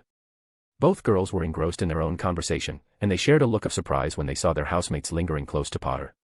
Recovering from her initial shock, Daphne's surprise quickly turned to anger as she recalled his words from the previous day. However, as much as she wanted retribution, she decided that confronting him moments before Professor Snape opened the classroom wasn't the best course of action, so she would just ignore him for now. Harry, however, was not going to let the opportunity pass him by. "Did you enjoy the show, Greengrass?" he asked, hearkening back to their conversation by the lake. The other snakes looked back and forth between Harry and Daphne, not understanding what Harry meant. "Bulstrode, I'm not going to go on a rampage and I'm not going to hurt anyone." "You can relax," said Harry, noticing how nervous the girl was and casting a wandless compulsion on her. "You must think yourself so special," Daphne bit back, a look of scorn on her face. The other 3 Slytherins were taken aback by her reply, especially Tracy and Millicent, who knew Daphne the best. She earned her nickname by maintaining a cold countenance and rarely showing emotion, so Potter must have done something really serious to make her react like that. Harry just smiled, while sighing internally. He knew it would be easier to just cast another compulsion charm, but he had promised himself he wouldn't do that to her. "I don't think myself special." "Far from it, in fact." Daphne scoffed and ignored the boy. The other 3 couldn't help but notice she was acting much differently than usual. "Daph, what's wrong?" asked Tracy. She knew Daphne had been a bit angry about something since the previous day, but she never said what. Nothing, the girl said, huffing and crossing her arms, staring resolutely at the door in front of her. Millicent was the first to make the connection. It was Potter, wasn't it? She asked, drawing everyone's attention. What did I do? Asked Harry, narrowing his eyebrows in confusion, even though he knew perfectly well what was bothering her. Millie, shut up, said Daphne, directing an intimidating glare at the bigger girl. Actually, I'd like to know. What did I do to anger you so much? Asked Harry, standing up from where he had been leaning against the wall. A small part of him was desperate to stop with the theatrics and just tell her he was sorry, but he knew that the Ice Queen needed to vent her anger before she would even let him apologize. Daphne turned to face him, and her icy look was bitter enough to make Harry's breath catch in his chest for a moment, something that did not go unnoticed by the other three Slytherins. Damn it, I screwed up big time, Harry Potter thought to himself. His soul had existed for 100 years, during which he'd been to war several times and had faced countless horrors. He had spent decades ruling the country as a Dark Lord, and he was known as one of the most powerful and ruthless wizards in all of history. However, if there was one thing he feared above all, it was the bone-chilling look that Daphne Potter née Greengrass could wield when she was angry. In his entire life he had been on the wrong side of that look exactly 3 times. Ironically, the first was when they actually met for the first time, something he was trying to recreate. The second time was when his behavior had been less than proper at the Victory Gala after Voldemort's defeat, and he was now seeing it for the 3rd time, and he prayed it would be the last. With a sigh, Harry made a small bow. Miss Greengrass, I recognize that I may have offended you either by actions or words, most likely words. I would like to apologize for my offense and beg your forgiveness, he said. The anger in Daphne's eyes was replaced by surprise, and the other Slytherins just stood there gaping at him. Just shut up, Potter, she replied with a huff, going back to her initial position. Can you at least tell me what I said that offended you so much? He tried again, earning another glare from the young witch. Harry raised his hands as a sign of peace. Fine then, I'm sorry. Theo, Tracy, and Millie just stood there staring until Tracy started to grin. Harry fucking Potter, the boy who killed a dragon and humiliated an entire school, actually afraid of the Ice Queen. This is gold, she said, neither her nor her boyfriend attempting to hide their laughter. Millie looked amused, and Harry just sighed. Great job, Potter, he thought to himself. Idiot. You're an idiot, Potter, did you know that? Asked Daphne with a cold voice, turning again to look him in the eyes. Any respect I gained for you during the task, or even during your speech vanished the moment you lumped all of us in with Malfoy and his lackeys. That made sense to Harry. Honestly, he knew it was a sensitive subject for her, and he should have seen it coming. She reacted poorly when he told her the first time, and that was after they had already started dating. Yes, I can definitely imagine why that might irritate you, he replied with a sigh, ignoring the other 3 snakes and focusing on her. I won't attempt to justify myself. I can't, and I should have known better. My only excuse is that I was 11 and very impressionable, especially considering everything I had just seen and heard, he sighed. Daphne looked at him for another moment, expression unchanged, then turned away from him again, seemingly intent on ignoring him. The truth was that his apology did abate most of her anger, but she had an image to protect. She continued to resolutely ignore him, so Harry returned to his spot against the wall, aware of the looks the other snakes were giving him. What? He asked, raising an eyebrow. That was strange, replied Millicent, and Tracy nodded in agreement. Fuck. Harry thought. Fortunately, he didn't need to make any excuses, because the other students began to arrive just as Snape was unlocking the door. Inside, the sullen professor ordered, as the students began filing into the classroom. Harry took a seat in the front and crossed his hands on the table in front of him. He put on a dispassionate expression and focused his gaze on Snape, who glared back at him. Harry responded with an arrogant smirk, which served only to raise the potion's master's ire. Seemingly out of nowhere, Harry felt a pressure invade his mind. Caught you, you son of a bitch. Harry shouted in his head, smiling as he directed the professor's probe deep into the recesses of his mind. Snape didn't realize what was happening in enough time to resist, and suddenly he found himself alone in a dark room. What the? Potter. The older man's eyes bulged as he shouted into the darkness, too angry to realize what had happened. All of a sudden, a pair of torches burst into being on either side of him. Snape crouched and peered around him, and more torches began igniting 2 by 2 in front of him, revealing a pathway. Not knowing what else to do, Snape cautiously walked forward along the path. The light from the torches was just enough to make visible the tall snake statues lining either side of the corridor. The flickering light of the flames caused the shadows to dance, making the snakes appear as if they were moving. As Severus neared the end of the path, he was greeted by a massive stone statue depicting the face of a man. He carefully approached the statue, but he froze when he heard hissing coming from somewhere beyond the light of the torches. Welcome, Professor, to the Chamber of My Secrets, Harry's voice echoed all around him. Meet Bale. Without warning, a massive snake lunged at him from out of the darkness and struck at the potion's master. With a terrified scream, Severus Snape raised his arms in front of his face in an attempt to protect himself, and he felt his body being thrown backwards. He opened his eyes and slowly lowered his arms from in front of his face. He realized he was back in his classroom, his entire class gawking at him. "Are you all right, Professor?" asked the hated voice of Harry Potter. "Potter, 100 points from Gryffindor for assaulting a teacher," snarled a wild-eyed Snape, which confused the rest of the class, since nobody had seen Potter even move. "But Professor, I didn't do anything," replied Harry, his emotionless mask concealing his glee. 20 more for talking back to a teacher. The Gryffindors were outraged, and Granger had her hand in the air. "If you believe it's fair, Professor," Harry said with a mock sigh, ignoring the shocked looks the class was giving him. "But Professor, he's not a Gryffindor anymore," said Parvati Patil, the other Gryffs all nodding in agreement. "Oi, Patil, stop wasting valuable class time with your useless remarks." "No one cares about that," Harry admonished, startling everyone again. Snape just stared at Harry. He was about to dock the girl even more points, but now he was confused about whether Potter would be hurt or pleased by that, so he didn't know what to do. Harry just smiled back at the baffled professor, who seemingly decided to drop the matter for now, and waved his wand at the board behind him. "The instructions are on the board. Begin." In silence, he said, and the students did as they were told. The recipe on the board was for a more powerful variant of the healing potion. Luckily for Harry, he had brewed several of these particular potions in his past life, and he knew the steps by heart. He quickly went to work chopping his ingredients while the water boiled, ignoring both the cold glares of the Gryffindors and the confused looks of the Slytherins.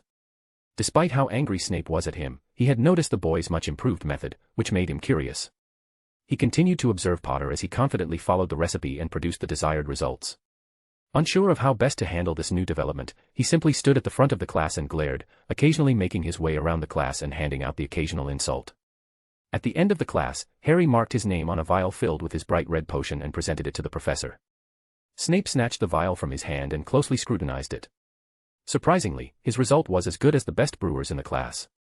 "Acceptable work, Potter, although I have no idea how a dunderhead like you could have actually produced this without cheating."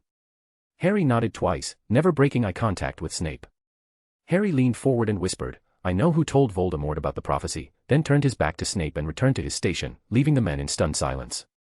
Harry cleaned up, packed his belongings, and waited patiently for the order to leave. Snape was obviously shaken by what Harry had told him. His face was even more pallid than usual, and he kept peering at Harry in agitation from behind his curtain of black hair.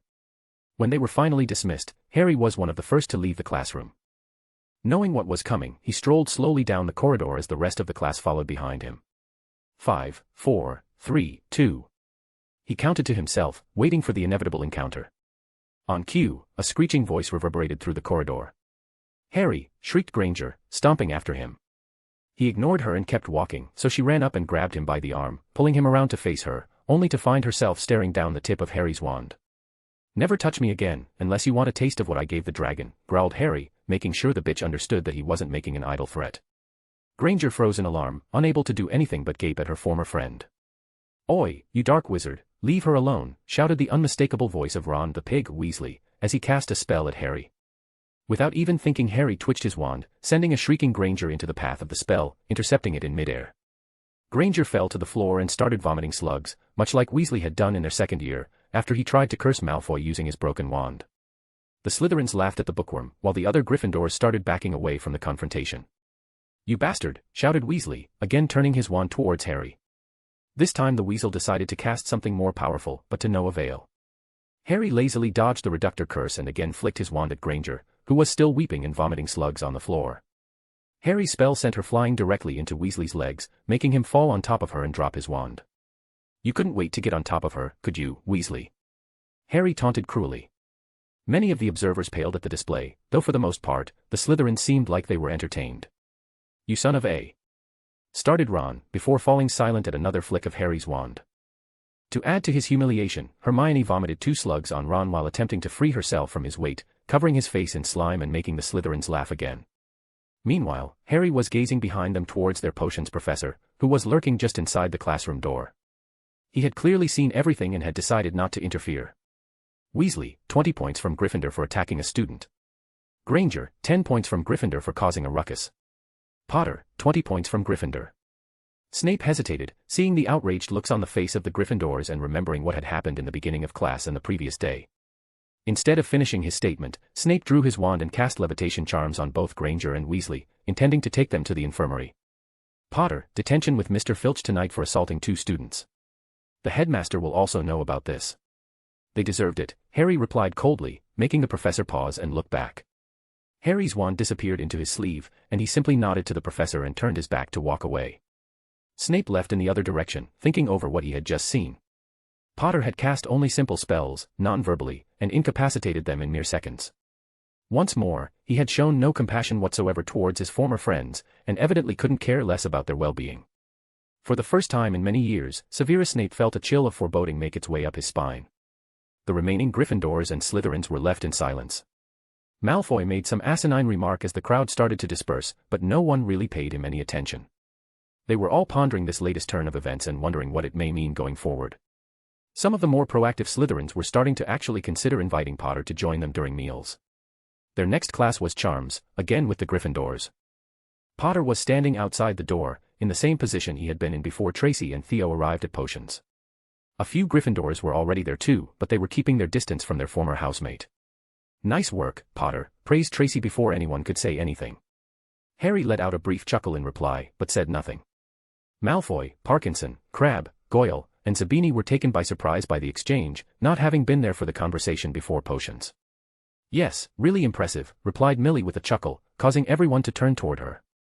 "Of course, you will still get in trouble, but it was impressive nonetheless." "Snape saw everything," said Harry in a cold voice. "He saw that the waistband started everything, and he still gave me detention." "What did you expect?" asked Theo with a snort. "The man loathes you." Before Harry could say anything else, a pop sounded next to him and Dobby appeared, extending his book bag to him. "Here are your charms books, sir. Your potions kit has been returned to your quarters." "Will there be anything else?" asked Dobby. With a shake of Harry's head, Dobby popped away. "Was that an elf?" asked Zabini, confused by Dobby's unique physical appearance. "Yes. And before you ask, no, you can't know what happened to make him look like that." "That's my little secret," Harry replied with a sigh. "But that wasn't really a house elf, was it?" asked Theo not with wide eyes. "He is," Harry responded. "He's also my most trusted ally. He helps me with many things inside and outside the castle. I can assure you, there are no walls that can stop him." "Wait, it was him that took the dragon," said Daphne, turning to Harry with a question in her eyes.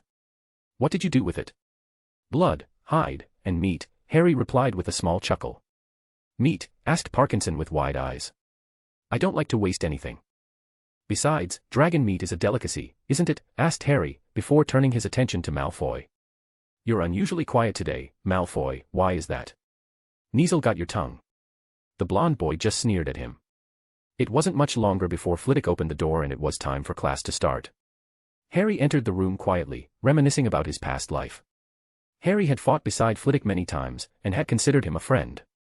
He was a great ally when all the difficulties began, and he had made the effort to help Harry whenever needed. The Dark Lord Potter carried several scars, many of them memories from the former dueling champion's grueling training. Unfortunately, Flitwick died before the end of the Great War. The man had earned Harry's respect once before, and he hoped he would do so again. The small professor noticed the absence of both Granger and Weasley and asked the class if anyone knew where they were. "Potter sent them to the hospital wing, sir," replied Seamus Finnegan, hoping to get Harry in trouble. "What? Mr. Potter, is this true?" asked Flitwick in a disapproving tone. Harry rose from his seat and looked the charms professor in the eyes. "I was cursed in the back by Weasley, and I defended myself by summoning Granger into the path of the spell. Weasley then attempted to hit me with a reducto, which I dodged, and then I banished Granger into him, forcing him to fall down on top of her. Last time I saw them, Professor Snape was taking them to the hospital wing," explained Harry. "As you can see, Professor, I am only guilty of casting in the halls and defending myself, while Weasley was the one that cursed Granger and attempted to cast a potentially fatal curse at me." Flitwick was shocked by the cold, angry tone used by the young Potter, and disappointed that the Weasley boy would resort to such tactics. "Very well, Mr. Potter, I will believe in your version of the events for the time being and not assign you a detention. We shall speak more about this later. Professor Snape already gave me detention, Professor." I see. Well, I suppose we shall hear more about this soon. In the meantime, we are going to introduce the banishing charm today. Considering the story you just told us, Mr. Potter, I believe you should be able to tell us something about the spell. It is used to direct objects and people away from the caster. The incantation is Depulso, and the spell is sometimes confused with the vanishing charm, Evanesco, though they share nothing but a similarity of the name, Harry replied in a bored tone. Flitwick nodded. It was a short answer, but ultimately correct. Well done, Mr. Potter. 5 points too. Flitwick hesitated, looking to the houseless young man. May I make a suggestion, Professor? Asked Harry with a smirk. Flitwick acknowledged his request with a nod, so he continued. Give the points to Slytherin. I really don't care who gets the points, as long as the Gryffs don't get them. The gobsmacked class all turned and gawked at Harry, who just smiled back politely. They really couldn't take many more of these surprises, it was getting exhausting. Very well, Mr. Potter. However, I recommend that you ask for a resorting, as do most of the staff. The time you have passed houseless has been more than enough, especially after proving yourself innocent, said Flitwick. Oh, so now the staff cares. How nice of you, replied Harry with a derisive snort. Flitwick could see that Harry was barely concealing his anger. He felt a slight chill up his spine as he observed the swirling magic behind Harry's emerald eyes, which was followed by a wave of guilt. Unable to say anything else, Flitwick waved his wand and several pillows appeared on top of his desk. I'd like to take this opportunity to review the summoning charm today too. I want all of you to summon a pillow to yourself, then we will work on the banishing charm. Remember, the incantation for the summoning charm is... Flitwick suddenly stopped his instruction when a green pillow flew past him and landed in front of Harry, causing the entire class to turn and stare at him again. What is it this time? Asked Harry, rolling his eyes as he noticed that everyone was looking at him. You did it non-verbally, Mr. Potter, said Flitwick, impressed by the display. Now that he really thought about it, casting spells non-verbally was child's play compared to young Potter's display against the dragon. Take 10 extra points. This was just one more incident in what had been a most confusing and eventful day. The Gryffindors were angry that Harry was doing a good job and they weren't getting any credit for it, and the Slytherins were divided between being amused and irritated by the idea of collecting the points for Potter's work.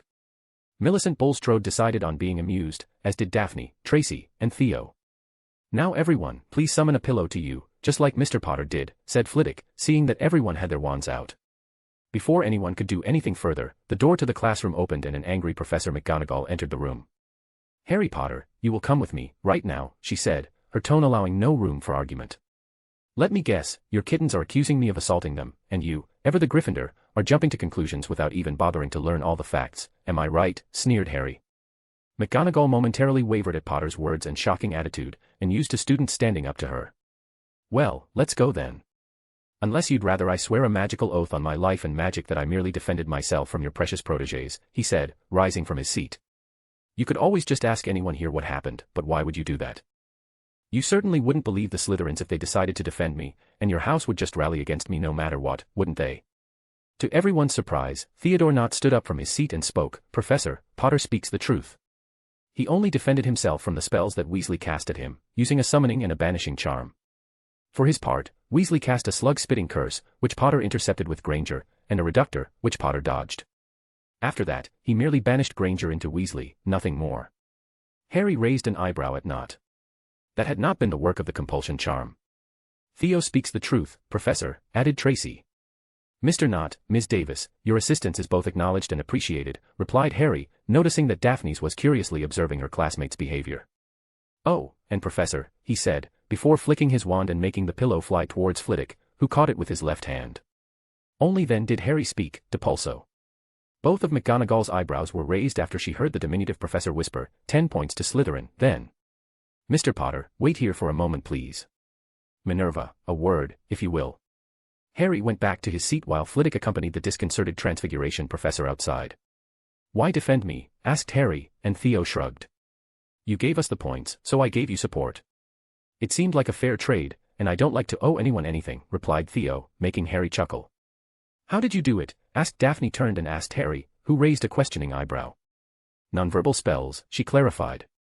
Point the wand at your target and focus on the desired effect. Then, all you need to do is channel your magic and bend it to your will, explained Harry, pointing his wand at the pillows again and summoning a new one. I learned a while ago that the true purpose of speaking the incantation is to help you focus on the effect of the spell. As long as you understand the spell and what it's supposed to do, you can cast it without speaking. Daphne looked at him skeptically, and she was surprised to see an enticing look in his eyes, almost as if he were challenging her to do it.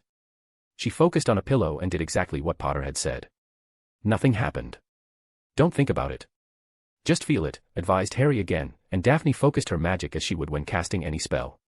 She willed the pillow to come to her, and to her surprise the pillow actually flew most of the way to her, falling to the floor just short of her table. "Well done," said Harry with a genuine smile, looking around and seeing the rest of the class looking at them in disbelief, even the Gryffindors. "That's a 6th-year skill. Nonverbal casting takes some practice, but once you get the hang of it, you'll be able to cast any spell silently." "How did you learn it?" asked Tracy, her wand in her hand. Harry just shrugged. "I've had a lot of free time lately, thanks to your badges and the constant harassment," replied Harry, deliberately making everyone uncomfortable. "Sorry about that," said a nervous Blaise Zabini. "Just so you know, it was Malfoy's idea." Malfoy paled considerably, making Harry chuckle. "Not surprising in the least. He's definitely been too quiet," teased Harry, knowing full well that the reason Malfoy had shut up was the compulsion charm he had cast on him. Malfoy spluttered something unintelligible, but Harry was distracted by a pillow sailing away from the tables. "Well done, Greengrass," said Harry, leaning back in his chair and looking on as everyone in the room was now focused on Daphne. "That's my witch," thought Harry with a smile. Daphne summoned the pillow again, this time succeeding in bringing it all the way to her, and then silently banished it again afterwards.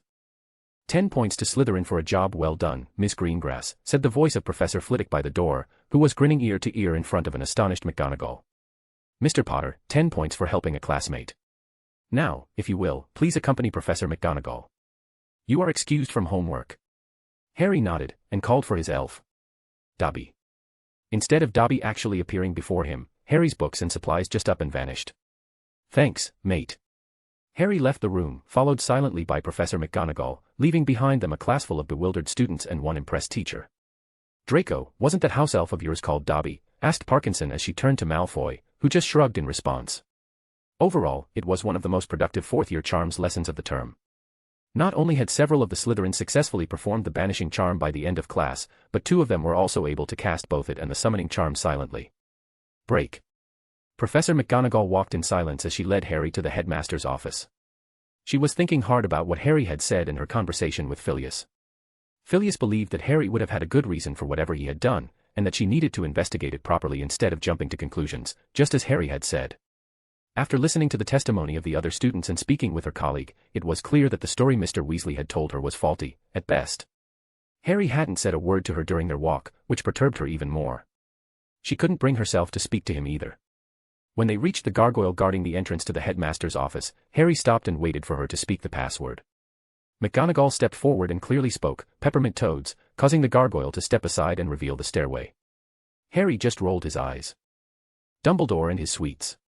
As they entered Dumbledore's office, Harry saw the headmaster sitting behind his desk, apparently in the middle of an argument with Professor Snape. Harry couldn't help but crack a grin at his luck. Fawkes let out a squawk and cocked his head to the side, looking at Harry. He walked over and stroked the phoenix's feathers for a moment, before turning his attention back to the teachers. "Ah, Harry, my boy. Please, sit. Would you like a lemon drop?" asked Dumbledore. Harry noticed that both Snape and McGonagall remained standing on either side of the headmaster, the 3 of them looking at Harry. "First of all, it's Mr. Potter to you, or just Potter. I'm not your boy, and we are not that close. Even Professor Snape gives me the courtesy of proper address, and the man loathes me," replied Harry, narrowing his eyes at the 3 professors. Dumbledore was a bit taken aback by the venom in his response, and McGonagall looked as if she had just sucked on a lemon. Snape silently furrowed his eyebrows at Harry Potter's latest perplexing statement. "Second, thank you, but I'll pass on the sweets, and I prefer to stand. I presume that you called me here because of my altercation with the backstabbers." Dumbledore peered at Harry over his half-moon spectacles with a sad, disappointed expression. Harry could see the headmaster was intending to employ his familiar guilt-trip tactic, but it wouldn't work. Directly to the point. "Very well, Mr. Potter, how do you justify your actions? You purposely assaulted Mr. Weasley and Ms. Granger in the hallway, using dangerous spells and in front of other students." He paused at the sound of Harry's sarcastic chuckle. "I have no idea what those 2 told you, but no doubt it was an embellished version of events," said Harry, clapping his hands. "Now, I can tell you what actually happened, but it's evident that you will not believe anything I say, since all of you are biased against me. So, I think it would be a much better use of our time if I were to just show you a memory of the event. Will that be satisfactory? Mr. Potter, we are not biased against you. We simply want to know." Started McGonagall, receiving a glare from Harry. "Professor, your actions speak otherwise. Get the pensieve, headmaster. I know that Salazar Slytherin presented one to the headmaster's office to help in these situations." "And how would you know that, you arrogant boy?" asked Snape, although his spite was slightly outweighed by his curiosity. I read the diaries that Slytherin left in his secret chamber. Where exactly did you think I've been spending all my time? Replied Harry with a raised eyebrow. By now it was of no consequence if they knew of his sleeping arrangements or not, and he did get some enjoyment at the looks on their faces. The chamber? Asked Dumbledore, with a touch of trepidation. Yes, Headmaster, I spend much of my time there learning and training. Now, if you could be so kind as to present the pensieve, I'd like to resolve this situation and return to class. Dumbledore just sat there at his desk, observing the boy. Harry Potter had changed. True, he hadn't seen him much since Halloween, but still, he seemed like a completely different person from the boy he knew. I do not believe it necessary, Harry, he continued, again using the disappointed grandfather tactic. I believe that you are still upset with your friends, and that you are responsible for the fight, but I'd like to hear your side of the story with your own words. Regardless of what happened, you need to learn to forgive and move on. It helps to build character, said Dumbledore, eliciting a glare from Harry. I believe I told you to call me Mr. Potter, or just Potter. Also, I prefer to show you the memory. That way, the facts cannot be contested, and it's much less troublesome than trying to get you to understand my explanation, said Harry. When he realized that Dumbledore still wasn't going to bring out the pensieve, he just rolled his eyes and raised his wand. Accio Headmaster's pensieve, said Harry, and the door of a cupboard opened. A stone basin floated out of it and across the office before landing on the headmaster's desk. Mr. Potter, what is the meaning of this? McGonagall snapped, though her admonishment didn't affect Harry in the slightest. Snape remained strangely quiet, while Dumbledore was again wrong-footed by the young man's defiance. Harry brought his wand to his temple and removed a silver thread before placing it in the basin. Let's make one thing very clear, professors, said Harry in a cold voice. I hate most of the school population, both students and staff. I was accused of being a cheater without proof, and ever since then I have been relentlessly mocked by everyone. The staff did not show me a shred of support, and they allowed me to be continually harassed by students and even some of the teachers. To make matters worse, the lies about me have even been reported in the paper, and now I have an entire nation against me. Dumbledore started to speak again, before being interrupted by Harry. I meant it when I said I won't return to Gryffindor. Under the Hogwarts Charter, I am entitled to a resorting since I was banished under false pretenses, am I right, Hat? Asked Harry, raising his voice a bit. Indeed, Mr. Potter, replied the old hat, who was stuffed on a high shelf. I have to say, you have been most entertaining. I'm not one to say, I told you so, but... Yeah, true. Replied Harry, a grin momentarily appearing on his lips. But... started McGonagall, but she was unable to continue. Now, first we will view the memory, and then we will speak about my actions, said Harry, tapping his wand on the pensieve and making it project the memory above the basin. The four of them watched the memory as it happened, and many of the portraits lining the walls of the office even seemed to be paying attention. Now, I will accept the appropriate punishment for casting spells in the halls, but I refuse to sit detentions for protecting myself from attack. Mr. Potter, you deliberately used Miss Granger as a human shield, said Dumbledore. You could have hurt her. It was Weasley's spell, replied Harry. Snape had seen the events as they occurred, but seeing them from this perspective was somehow more impressive, not that he would admit it. You could have dodged it, as you did with the other spell. Besides, did you really have to hurt both Miss Granger and Mr. Weasley like that? I could have, but I didn't. And no, I didn't have to hurt them, but they needed to learn a lesson. I do, however, hate them, and won't mind if I never see them ever again. If they attack me, I will defend myself, and I will do whatever I must in order to win, even if it means using them as shields against one another. Mr. Potter. They are traitors. Harry interrupted. All of the Gryffindors are, but those two especially, since they were supposed to be my best friends. I can assure you that if any of them attack me again, I will retaliate. I've had enough of them over the past month, and I'm at the end of my patience. This behavior will not be tolerated, Potter, scolded McGonagall. While it is true that Mr. Weasley cast the first spell, you started the altercation by drawing your wand first. It is equally bad. You will be punished for it, as will Mr. Weasley. Harry glared at the older woman. Very well, then. What is my punishment? He asked in a cold tone. Both you and Mr. Weasley will serve detention with Professor Snape, stated Dumbledore. Brilliant, he mumbled sarcastically, noticing the uncomfortable sideways look Snape gave Dumbledore. I am terribly disappointed with you, Harry, Dumbledore said while shaking his head, only to receive a chuckle in reply. Don't worry, the feeling is mutual, Harry replied, glaring at the men before turning his back on the two older professors. Professor Snape, when shall I report to you? 9, he replied, taking a great deal of effort to maintain his cool. Despite wanting to snap at the boy's arrogance, he refrained. He still hadn't reported Potter's occlumency, only that the boy knew about him telling the Dark Lord about the prophecy.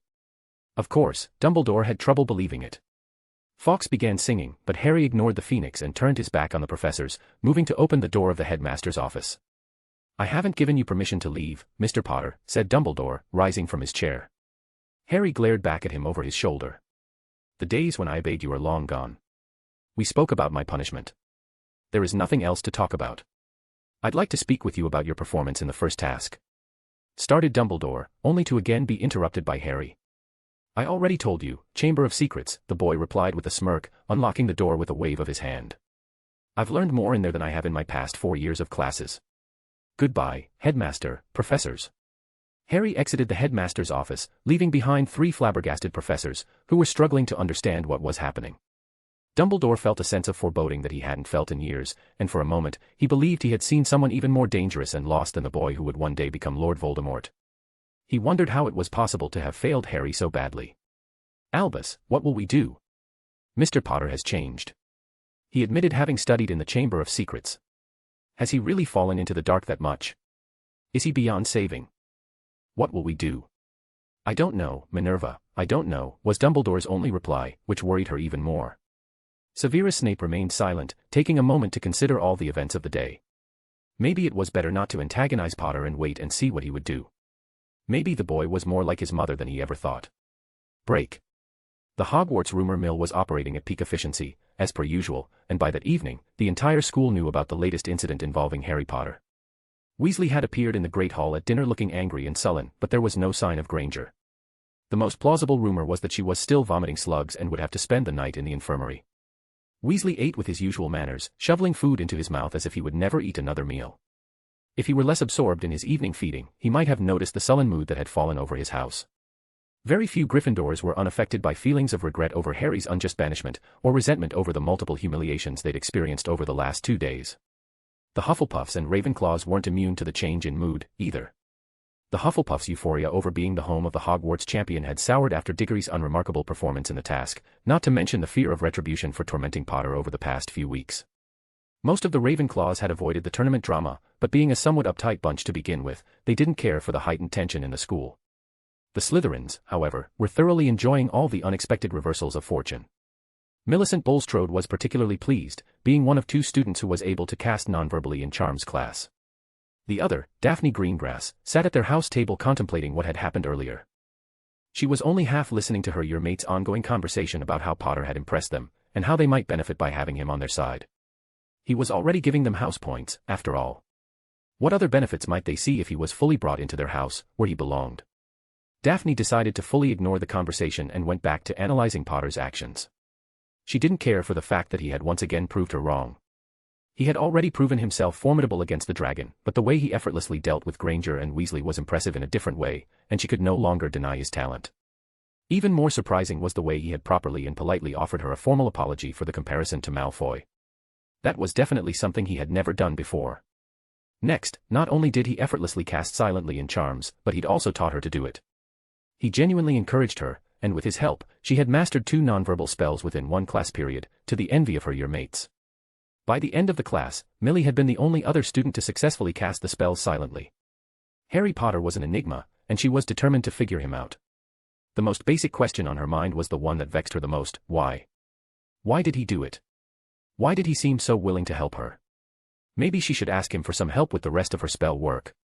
It wasn't that she was an incapable witch, far from it. She was quite competent and always made good grades, but she would hardly be considered a magical powerhouse. Maybe with Potter's help she could improve even further, which could boost her chances of becoming successful and independent in the future. As tempted as she was to approach Potter and ask him for help, she was somewhat worried about what he may ask for in return. "What do you say, Daphne?" asked Tracy Davis, interrupting her train of thought. "What?" asked Daphne, turning to her friend. "What's wrong with you?" asked Millie in a concerned voice, which the blonde witch ignored. "I'm fine, what did you want?" she asked again. "We were talking about asking Potter to join us at dinner tomorrow." "We're going to propose it in the common room tonight," replied Tracy. Daphne realized that Theo, Tracy, Millie, and who would believe it, Zabini, all agreed with the plan. She just nodded, and her year mates shared a satisfied look. "That settles it," Zabini replied with a smirk. Daphne turned away from the conversation again and focused on eating her dinner. She felt a nudge against her leg and looked at Millie, who raised an eyebrow at her. Daphne shook her head again and smiled to put her friend at ease.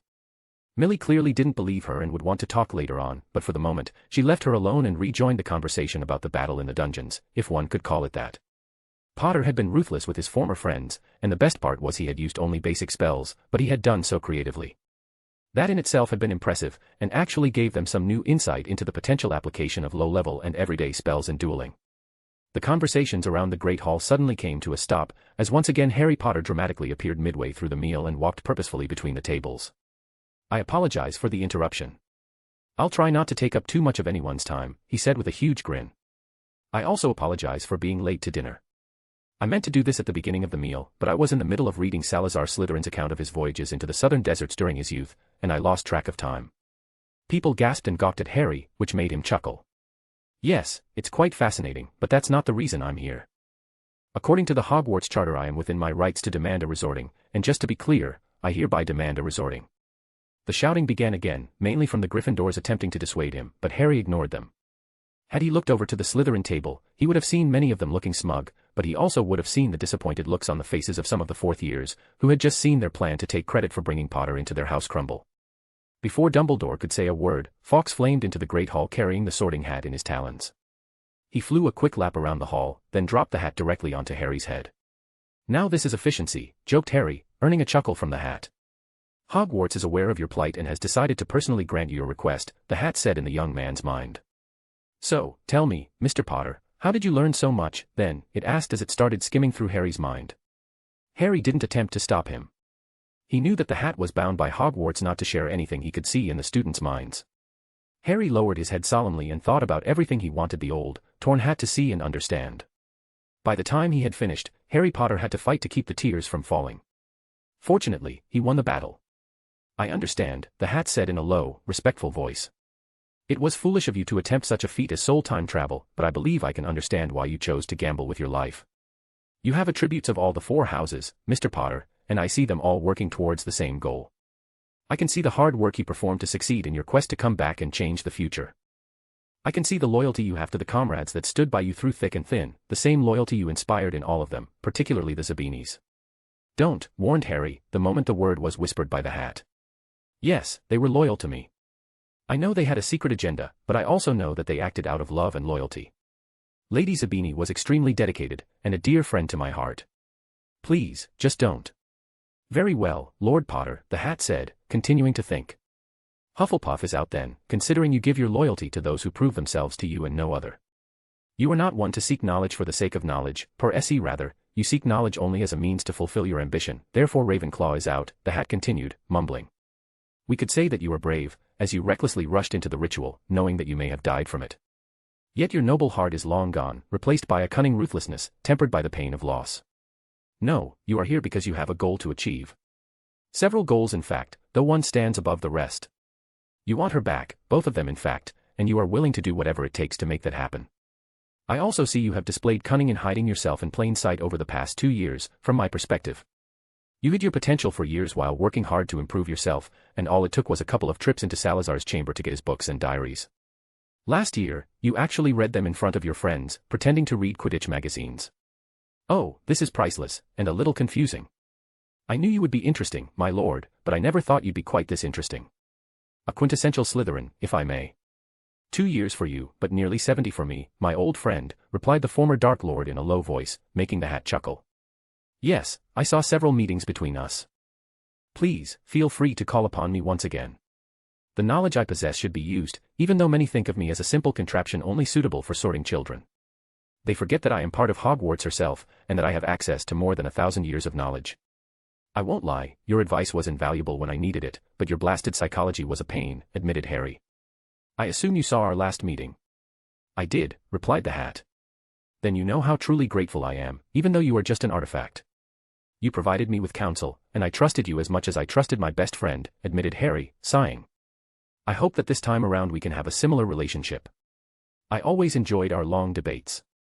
My actual debates. Rowena and Salazar would have loved you, my friend." Everyone was waiting impatiently for the hat to actually do something. They could see Potter and the hat talking between themselves, but over 5 minutes had passed and they were still waiting to hear the hat's decision. At long last, Harry rose from his seat and the hat actually laughed. "Oh, come on, it's not that bad," said Harry Potter, walking towards the Slytherin table. "No, you just failed spectacularly. The principal states that." "Hat," shouted McGonagall, drawing everyone's attention to herself. "This better be good, Minerva. I was in the middle of a nice conversation in here," the Hat replied, triggering a new round murmuring in the hall. In the middle of a conversation, they wondered. Wasn't the Hat supposed to be sorting Potter? "I trust you were, but unfortunately we were expecting you to sort our young Mr. Potter," said Dumbledore, also bemused by the behavior of the Hat. "I didn't say it, did I?" "Well, it's pretty obvious. The boy goes to where he should have been in the first place, 4 years ago. Slytherin." Even though Harry had already revealed he had nearly been sorted into Slytherin his first year, nearly half of the Great Hall appeared both appalled and baffled by this. The table in green and silver, however, cheered and clapped for their new housemate. The smart ones knew how much they could benefit from Potter's presence in their house. He had been right, most of Slytherin treated him with apathy at best, but now that he was one of them, they knew they could benefit from his influence. With Potter on side, Slytherin House could prosper even further, at least that was what several of the older years were thinking. The fourth years were divided. Malfoy, Parkinson, and his goons remained silent, while the others applauded. Malfoy looked as if he had sucked on a lemon. He had long expected he would rule Slytherin House by the time he was in his upper years, but he couldn't help but feel like those dreams were crashing down around him. How could Potter, a lousy, good-for-nothing half-blood, be more popular than him? Potter was nothing, and Draco was a Malfoy, which meant he was practically royalty. In his mind, Draco slowly started forming a plan. He would challenge Potter to a duel in the common room that night and prove his superiority once and for all. Had it not been for the compulsion charm cast by Potter hours before, Malfoy might have been clapping along with his house, instead of scheming, if only out of a sense of self-preservation. Unfortunately for Draco, Harry Potter many reasons to hate him, and he had also learned how to plan his revenge several steps in advance. Malfoy's impending pain and humiliation would be a suitable punishment for his many transgressions, at least for the time being. However, that would be nothing compared to what Harry had in mind for Oberon, Titania, and their so-called Paladins of Light.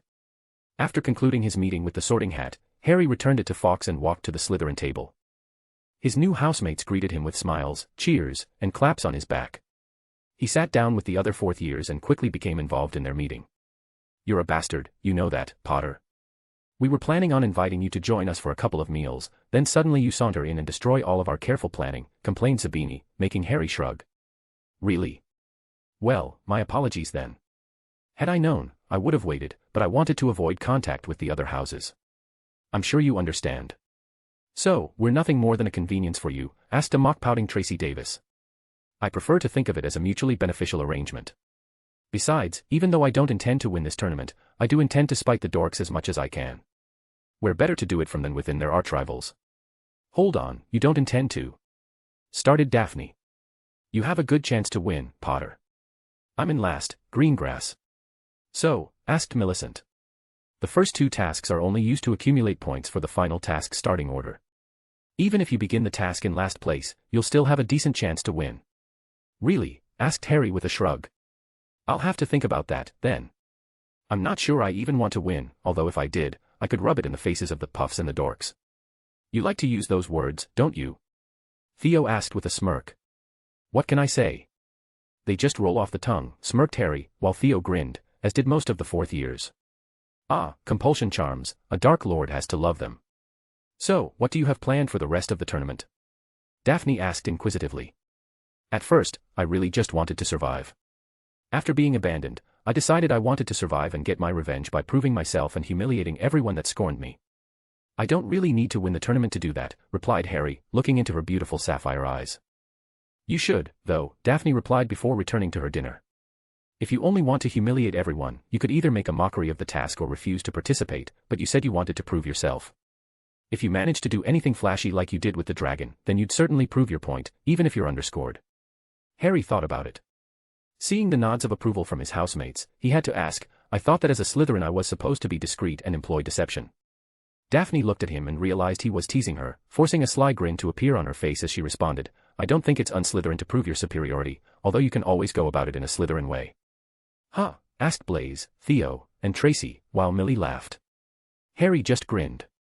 "Well then, perhaps I'd be able to schedule a meeting with you to discuss my strategy for the second task, as soon as I decipher the clue, that is. I would value your opinion on how not to be too un-Slytherin. In fact, I could use the everyone's opinion, considering this is a new thing for me." Daphne blushed and the others smirked. That sounded awfully like an invitation to a date, mumbled Tracy, making sure everyone heard her. She gave Daphne an unapologetic grin, as her friend simply glared back at her. You should know, Potter, that Daphne tends to curse her suitors. If you value your bits, you should be careful with what you say and do, explained Theo, also earning a glare from said girl. I'll take that into consideration if I do ever ask her for a date, Harry replied, triggering another round of surprised looks from everyone. Now, what else happened in Charms after I left?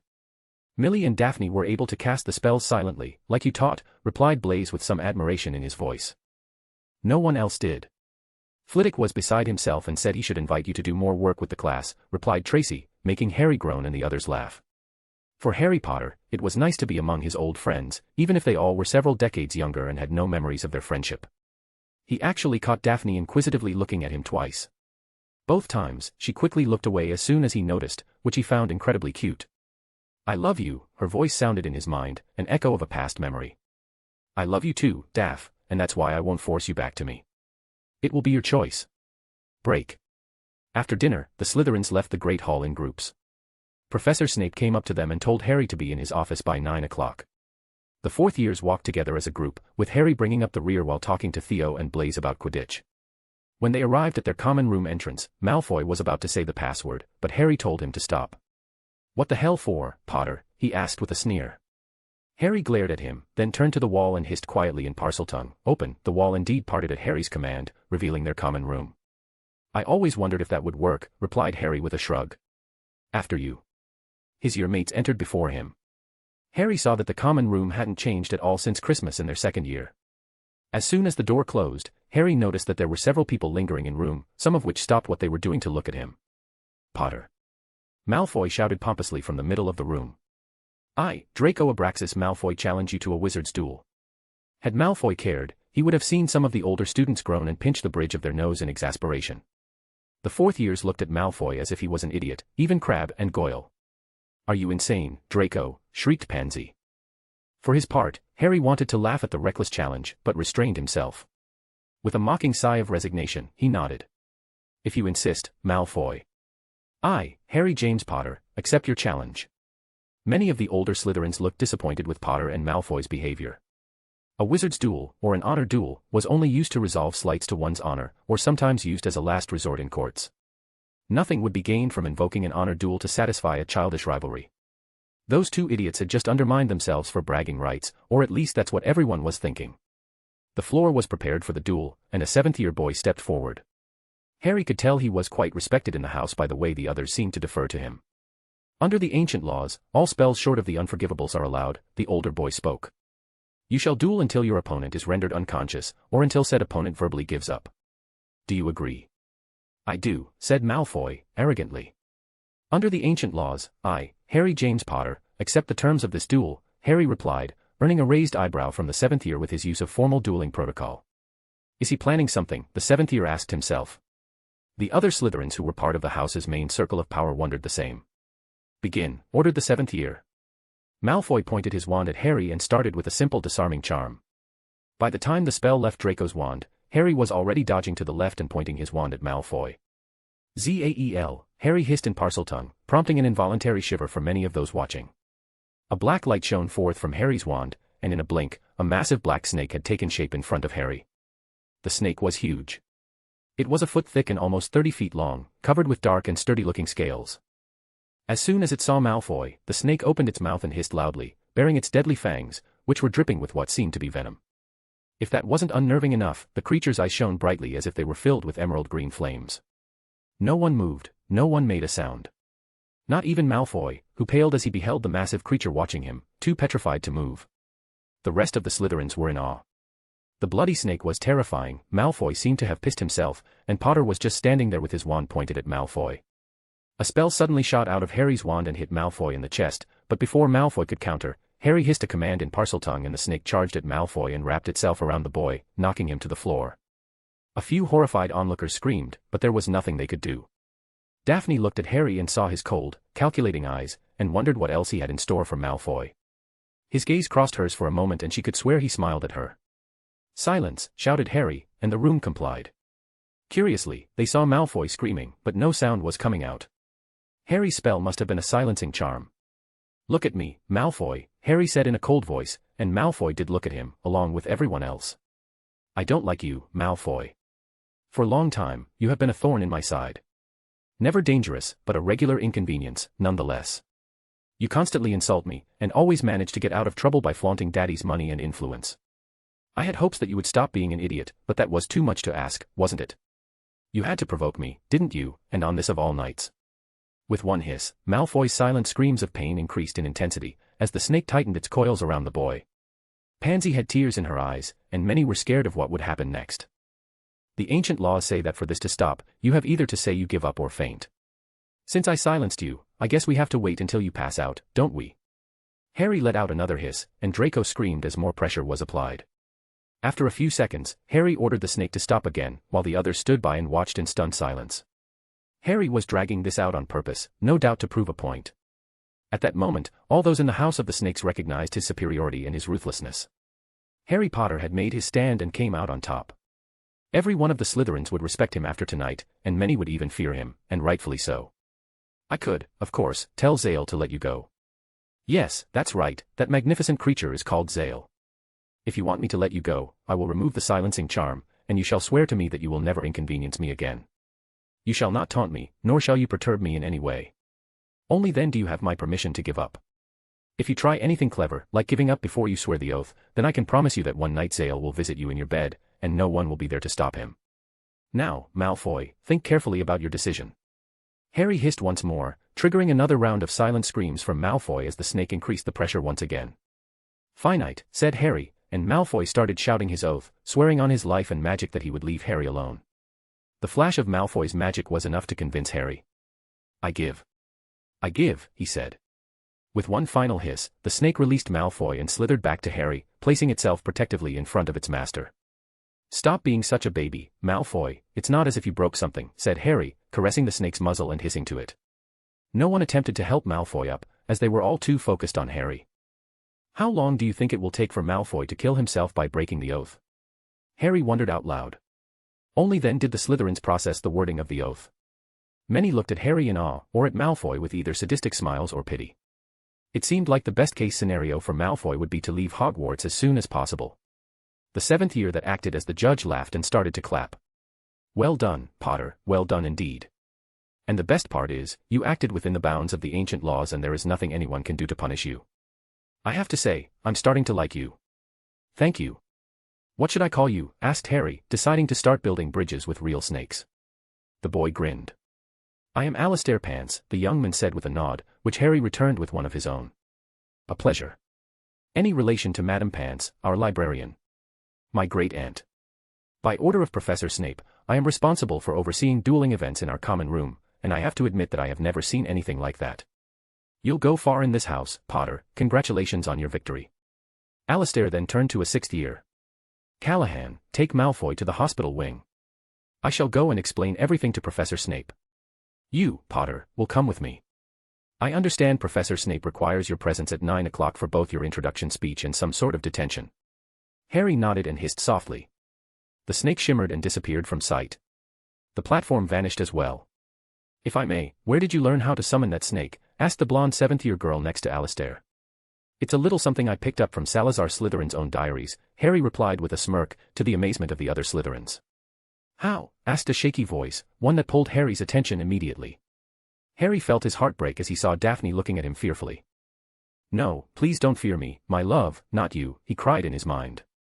Did I scare you? He asked, and although the question seemed innocent, Alistair and the seventh-year girl both looked at each other, realizing there was something more behind the statement. What do you take me for, Potter, a weakling princess? She asked, turning her back on him and walking to her dorms. Fuck. Break. Snape wasn't happy at all. As Alistair reported to him what had happened in the common room, the potions professor cursed both the blonde idiot he called a godson and the bane of his existence, Harry Potter. He grudgingly admitted that the boy had indeed demonstrated great power and manipulation skills. He had understood the ancient rules that governed the House of the Snakes and exploited them to his favor, as any Slytherin was expected to do. Snape was angry that his godson was an idiot, and that his bane was turning out to be the Slytherin he always wished Draco to be. Harry Potter had changed, or was it more that thanks to the Gryffindors, Harry Potter had revealed his true self? After hearing from both Alistair and Potter, Snape gave Harry the standard welcome speech and all the rules he was expected to follow. The most important was, of course, that outside of the common room, all Slytherins stand together.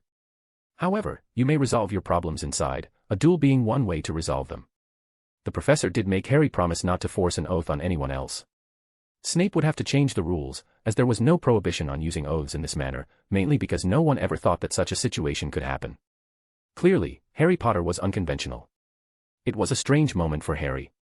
Snape had shown interest in him and actually attempted to be civil. He even ignored the detention he had assigned. That was also unusual. However, Harry's thoughts kept drifting back to a particular blue-eyed girl. Meanwhile, Daphne was sitting on her bed, thinking. She ignored Millie and Tracy's commentary and kept going over what had happened that evening in her mind. Pansy had run after Malfoy, so Daphne only had to deal with Millie and Tracy for the moment. She'd have a better chance of figuring out what was going on if Tracy would take a break from asking her questions. How in Merlin's name would Daphne know why Potter had asked her, and only her, if he had scared her? How would she know why Potter had demonstrated such interest in her? Of course, Millie scoffed, pointing out that Potter was a boy, and therefore it was a question with a simple answer. However, she also said it had been sweet. Daphne didn't want to think about that, though she couldn't prevent a small smile from crossing her lips. Potter. Once again, he had been amazing. She was sure, now more than ever, that she needed to ask him to tutor her. Should he truly have feelings for her, as Tracy insisted, then it might be even easier than expected to achieve that goal. It made sense logically, yet she was still hesitant to put herself in that position. Break. After the duel with Malfoy, Harry had gone into the Slytherin boys' dorm and pulled the curtains on the four-poster bed. He placed several wards around it to make sure it wouldn't be disturbed, then summoned Dobby to take him back to the Chamber of Secrets. About an hour later, Harry was reclining on the large, ornate canopy bed in the chamber, apparently deep in thought with his hands behind his head. So far, most of the plan worked, he thought to himself. I managed to cast a compulsion charm on the fourth-year Slytherins. I am feared and respected in the castle, and I started to show glimpses of what I can do. I started to drop hints about my location for the last few weeks and spread disinformation about why I am so powerful. To be fair, it's only half a lie since I did train in the Chamber of Secrets. I've somewhat gained Flitwick's respect, and I was sorted in Slytherin. As I compelled him to, Malfoy challenged me in the common room and I beat the crap out of him using something powerful, but without showing them anything too spectacular. They'll all think Zale is a real snake and not the construct it is. I even hinted that I learned to summon Zale from Slytherin's journals. Again, not a complete lie, because Slytherin does discuss golem making in his diaries. The way Daphne looked at me, though. Was she frightened? Was I really that scary? Vicious. She always said she loved it when I took Malfoy down a peg. Did I go too far? Damn it, Daph, how can I get to you? Will you come and ask me for my help again? I'll help you, my love, just come to me. Please, just ask me for help. Harry's mind drifted to his 5th year, when he started to teach her before the DA was even formed. Daphne had approached him in the library at the beginning of the year and told him she believed him about Voldemort's return. It was quite a shock for Harry, but not as big as the next words to come out of her mouth. She asked him to help her get better at defending herself from unwanted attention, and she was willing to help him in return. She even swore an oath, so he'd know she wasn't trying to trick him. When he asked her, why me, she replied, who better than the Triwizard champion who was 3 years younger and still defeated the 3 older champions. You're also the best in our year in data, at least on the practical side. Harry accepted, and they eventually arranged to meet regularly in an abandoned classroom. It was only later that Granger came up with the idea for the DA, which wasn't open to Slytherins. Daphne hadn't minded as long as he kept helping her, and the DA didn't mess with their already complicated schedule. Scheduling sessions was never a problem though, because Harry always managed to find time for Daphne. Their moments together served not only as training but also a way to form a bond between them. When Sirius died in the disaster of the DOM, Daphne held Harry tightly while he cried. That was when they first kissed. Neither of them realized who started it, but it happened, and Harry came to terms with Sirius's death before even leaving Hogwarts. Sirius. Remus, he thought to himself, remembering he hadn't written the letters he needed to. I can't ask them for help with Daphne either, since one is a menhor and the other is almost a celibataire. Although their reaction to my new sorting should be fun. It was true that he hadn't sent any type of correspondence to his uncles, but it was also true that they hadn't sent any to him either, so he didn't feel guilty. He sighed and got up from the bed. He wasn't sleepy at all, so he walked to the desk where his writing supplies were and pulled out a quill and some parchment. Dear Sirius. I understand you are on the run, which is the only reason I'm not angry with you for not writing to me. I don't know if you're in contact with Remus or Dumbledore, or if you've seen the Prophet, but a lot has happened here since Halloween. I mentioned some of it in my previous letter to you, which got no reply at all. As I said last time, I was selected against my will to be a Triwizard champion. Foul play was suspected and has all but been confirmed. I have no idea who placed my name in the cup, but I was forced to compete anyway. I was bullied and called a liar and a cheat by everyone in Hogwarts, from Halloween up until the first task. Things have been difficult. If you want to know more, send me a bloody letter and ask, you mutt. The Gryffindors voted to expel me from the tower and the house. I spent a month houseless and took up residence in a chamber which only I can access. I also bonded with an elf, and he has been my only friend through all of this. In the first task, I decided to drop the act and reveal part of my real power. Serious, I managed to kill a bloody dragon, and now I am feared and respected. That, and seen as the next Dark Lord, but I don't really care. After the task, I swore a magical oath that I didn't put my name in the cup and humiliated the school in the process. It was a pretty good prank, you probably would have enjoyed it. Even the students from Demstrang seem to respect me now, and I seem to have a French half-villa interested in me, too. I'll be blunt with you. I asked for a resorting and now I am in the house where the hat wanted me in the first place. Serious, I am a Slytherin now. The way I see it, either you accept it or you don't, but I hope you will. I hope to hear from you soon. Your godson. Prongslit. He read through the letter one more time, then set it aside and composed a similar missive to Remus. With the letters done, Harry went to Hedwig and slowly stroked her feathers, the owl eliciting a small, grateful hoot. He'd been so happy when he saw his trusted owl again after so many years. Hey girl, I know it's late, but I have 2 letters for you, alright?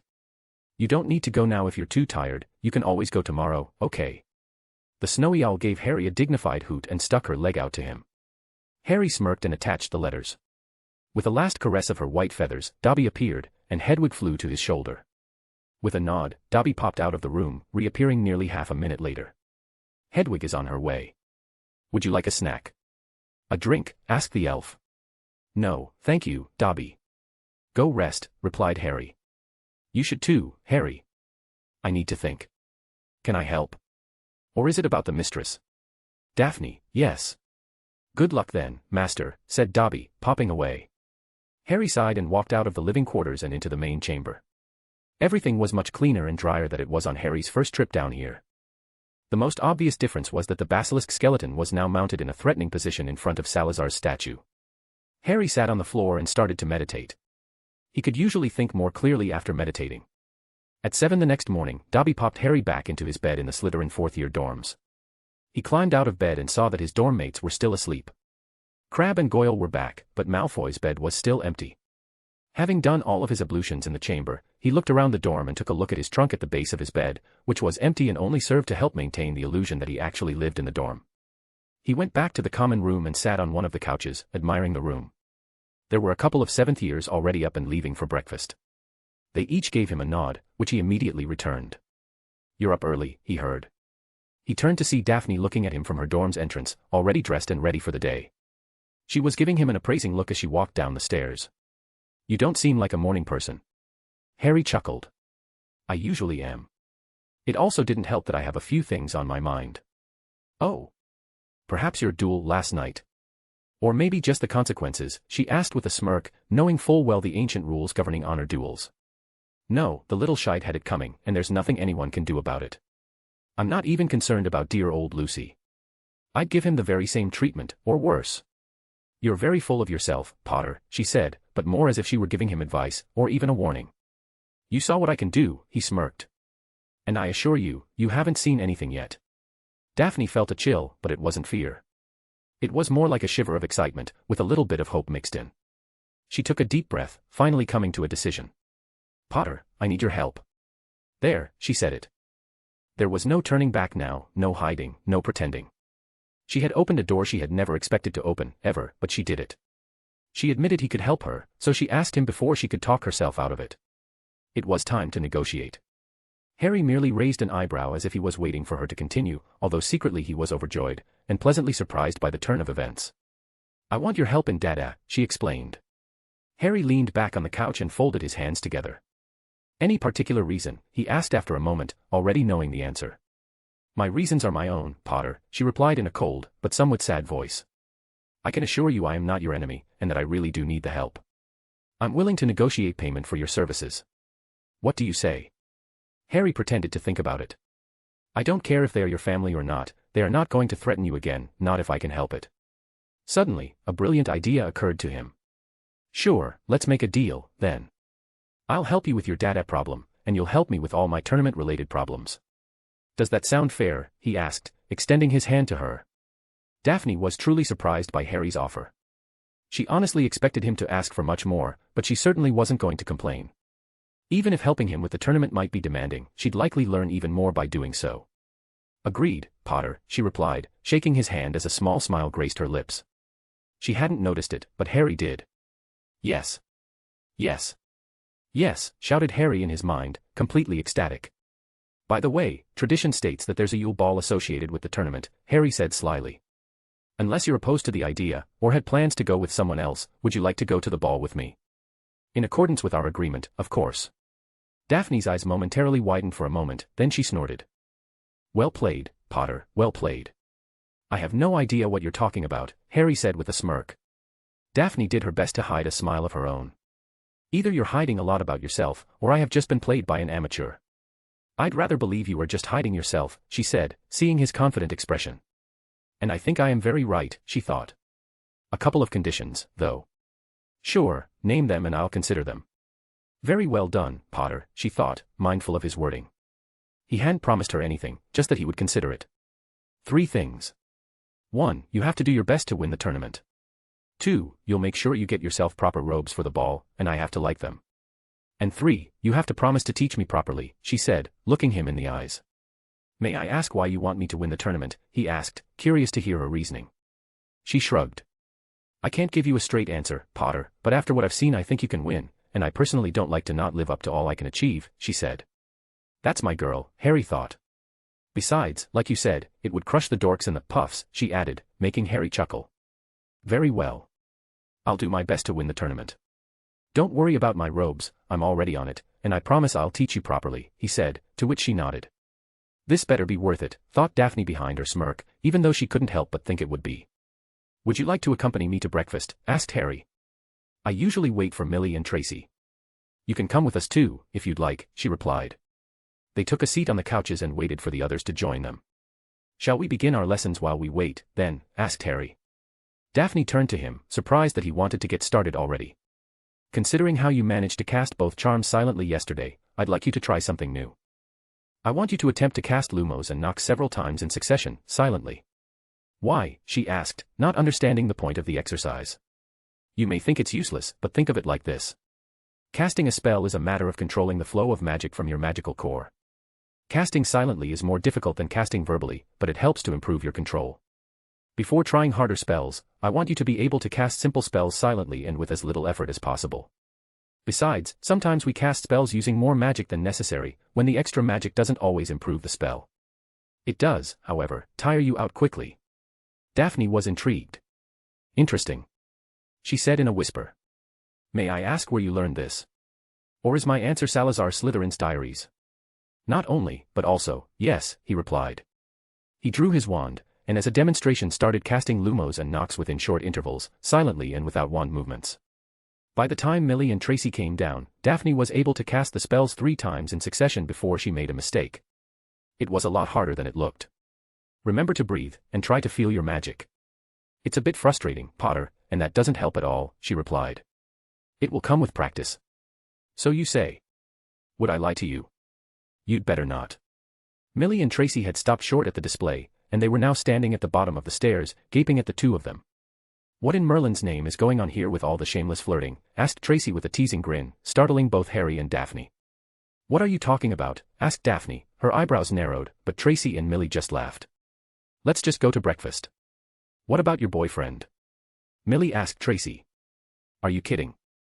I'm not going to miss all the fun these two can provide just because Theo decided he wanted to sleep in, replied Tracy, earning another glare from Daphne. Again, what are you talking about? Asked Daphne, making Tracy grin even more. Millie was chuckling. Breakfast and fun first, dearie, said Tracy. Good morning, ladies, called Blaise Zabini, who was now walking towards them. Potter. Zabini. What's with all the talk? Let's just say that we caught Potter and Daphne flirting, replied Tracy, making Daphne blush imperceptibly. Really? Asked Zabini with a grin. You work fast, Potter. And the Ice Queen, no less. Can I have a word with you, Zabini? Asked Harry, pushing Blaise a couple of feet away from them. The girls were surprised by this, and even more so when they saw Blaise blush and lower his eyes.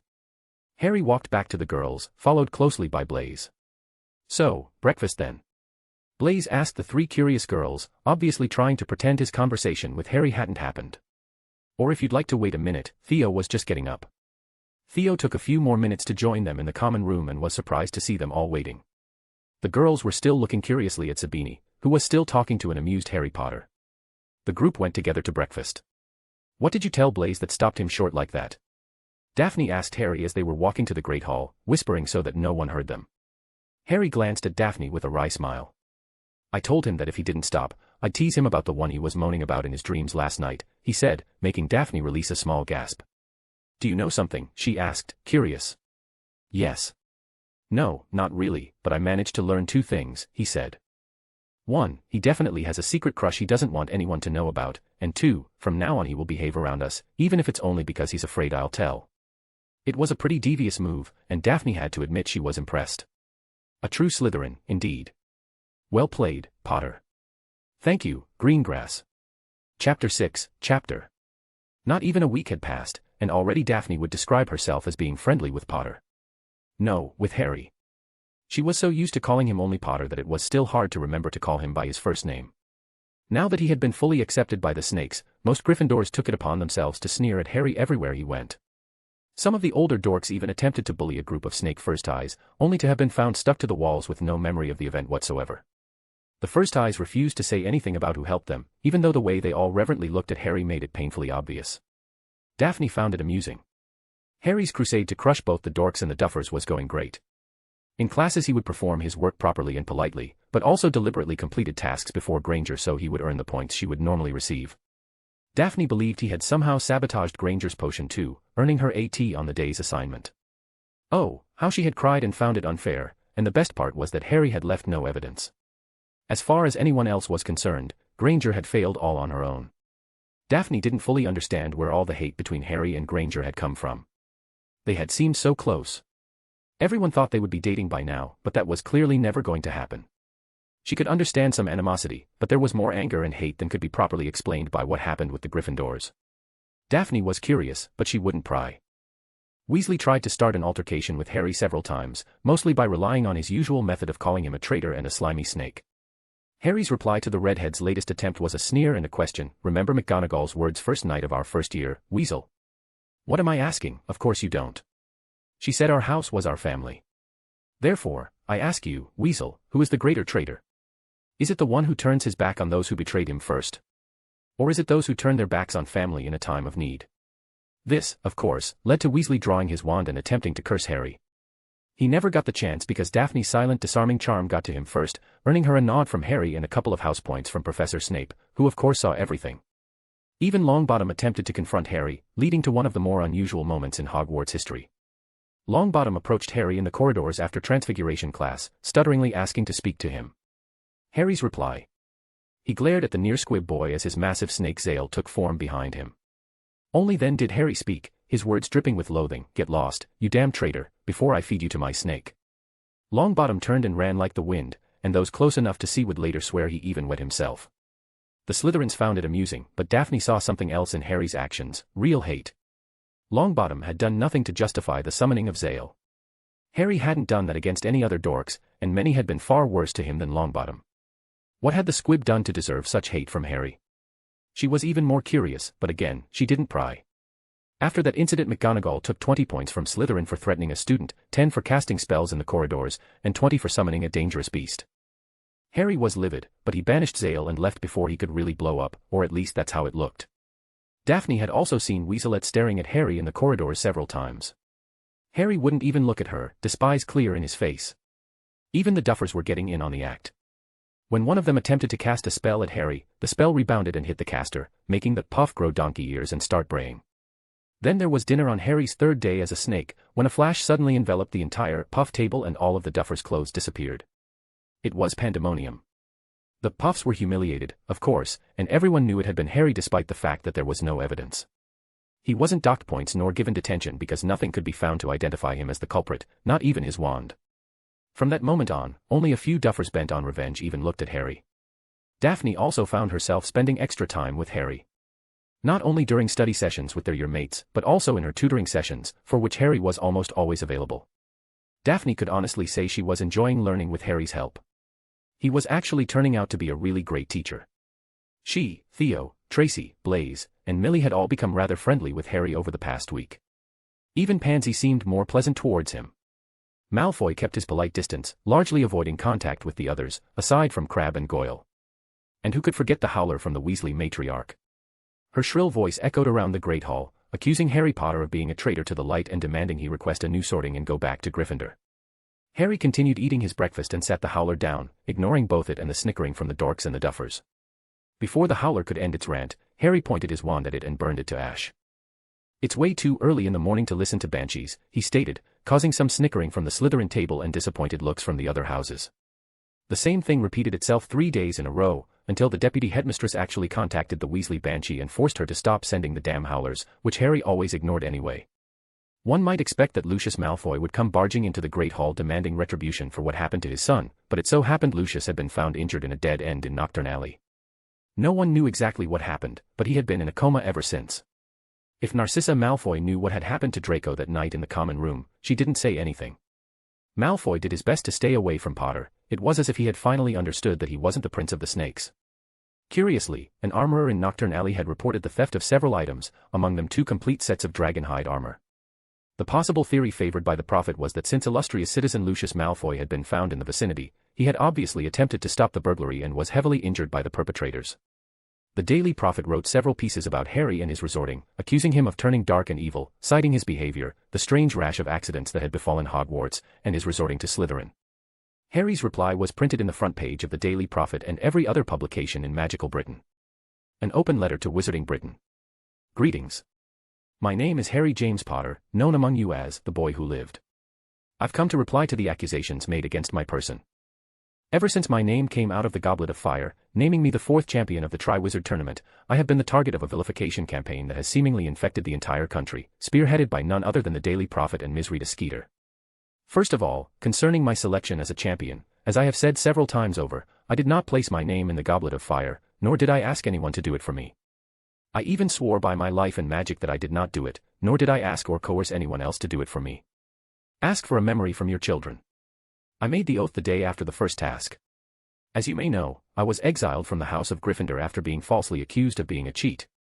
Considering my previous statement, supported by my oath, it's clear that Gryffindor House exiled me without reason, so I refuse to be a part of that disgraced house anymore. I asked for a resorting, and the sorting hat decided that more than ever I qualified to be sorted into Slytherin House, the very house it wanted to sort me in my very first year but didn't because, unfortunately, I was a young and impressionable lad, who had been told that only evil wizards come from Slytherin. Given the examples of Lord You-Know-Who and his Death Eaters, to our readers, the original letter had the name of You-Know-Who written, which we have taken out to protect our readers. Sensitivities. However, as I came to learn over the past few years, Slytherin is the house for the cunning and ambitious, not the dark and evil.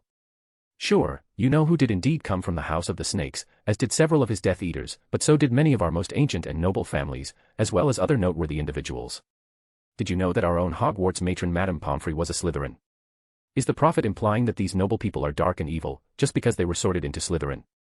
They certainly imply this about me, that my sorting into the House of the Snakes is nothing more than a sign of my own dark and evil ways. Why, I ask. Concerning the accidents that have befallen Hogwarts students, I can only say that my wand has been tested using Priori Incantato, and there is absolutely no evidence connecting me to the incidents.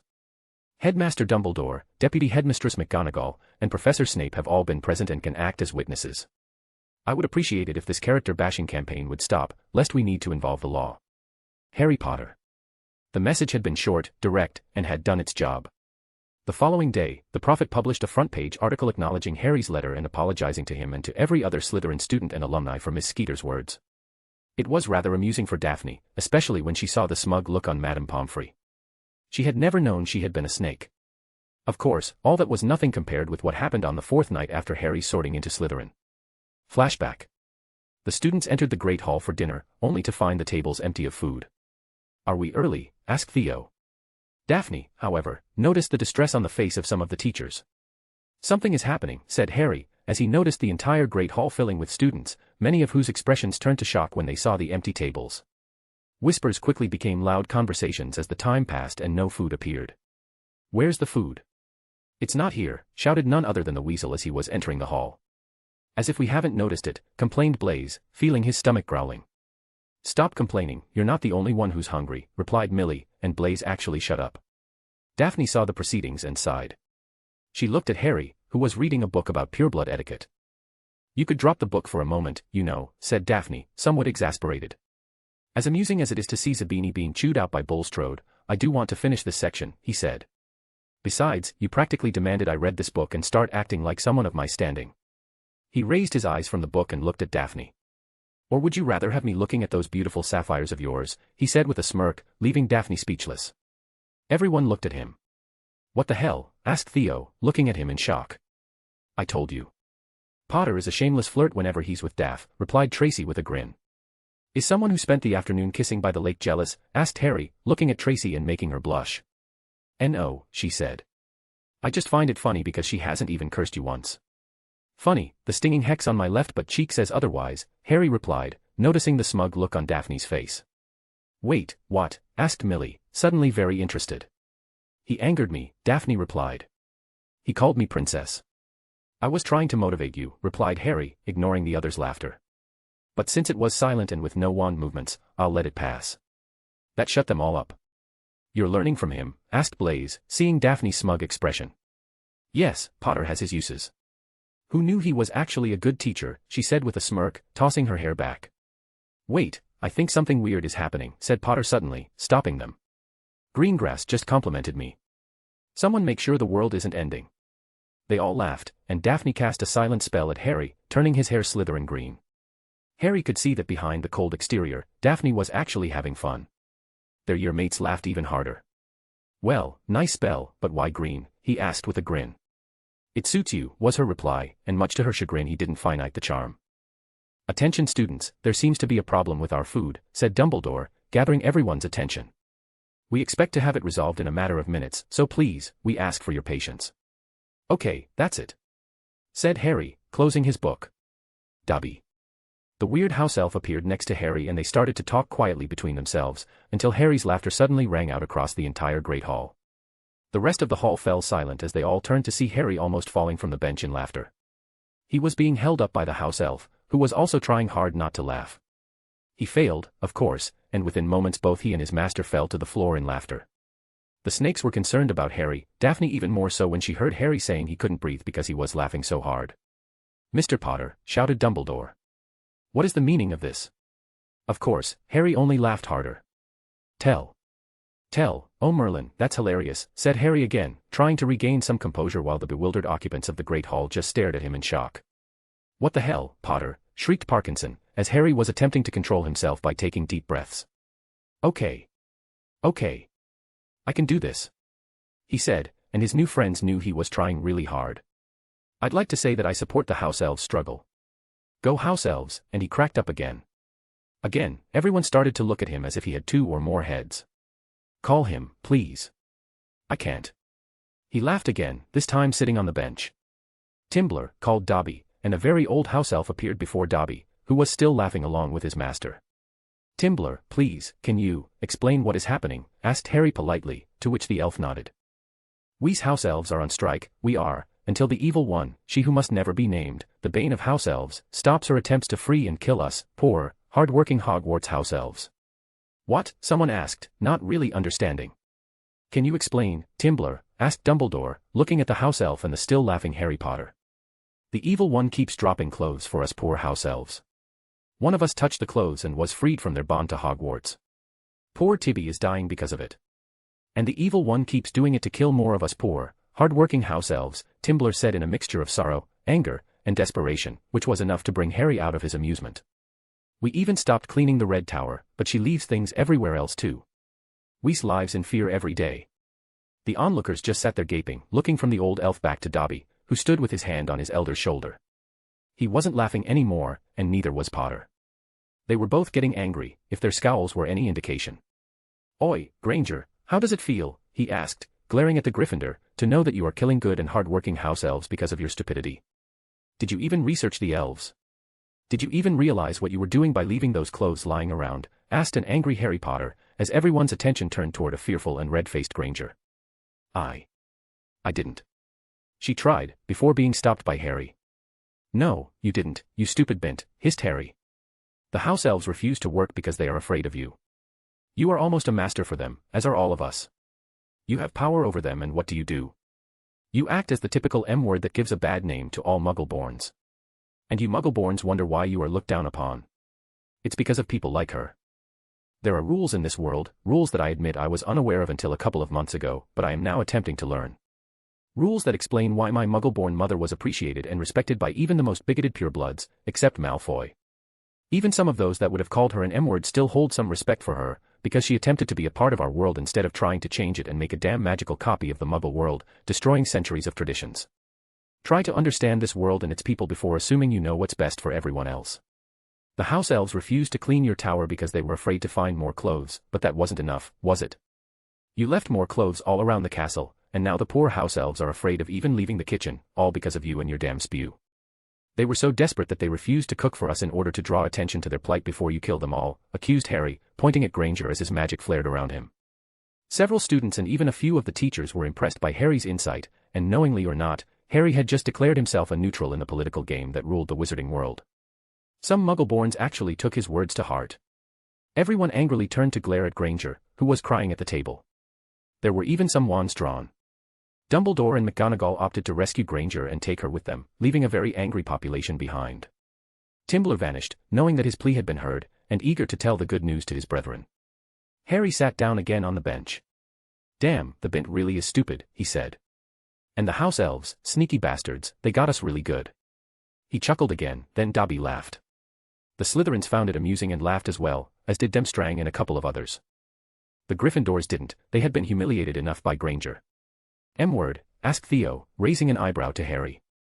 No one docked points, did they? Replied Harry matter-of-factly.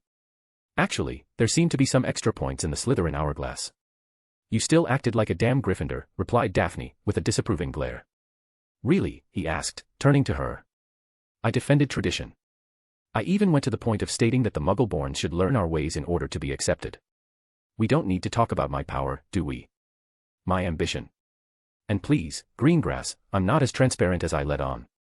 I know how to be cunning, and even though my track record shows otherwise, I prefer to stay in one piece. I can be quite resourceful, and I am pretty determined, as you could tell by my speech. I may not be the standard Slytherin raised in a pureblood house, but I do have our traits. I am tainted with a bit of Gryffindor, though, he added as an afterthought. The Slytherins listened to Potter's reasoning on how he had the traits of their house, and they couldn't find any fault in his logic. Their contemplative mood was snapped as Tracy's stomach growled, and Theo's and Blaze's echoed hers shortly thereafter. Damn, that was funny, but I'm hungry, complained Blaze. Well, if there is no dinner for us here, I think I'll just go back to our common room, said Harry with a smirk and a wink to his friends. As amusing as this is, I think we may as well forget about food for today, he continued, rising to his feet. Then, the other three houses witnessed something truly remarkable happen. Almost everyone from the House of the Snakes followed Potter out of the Great Hall as if he was their leader.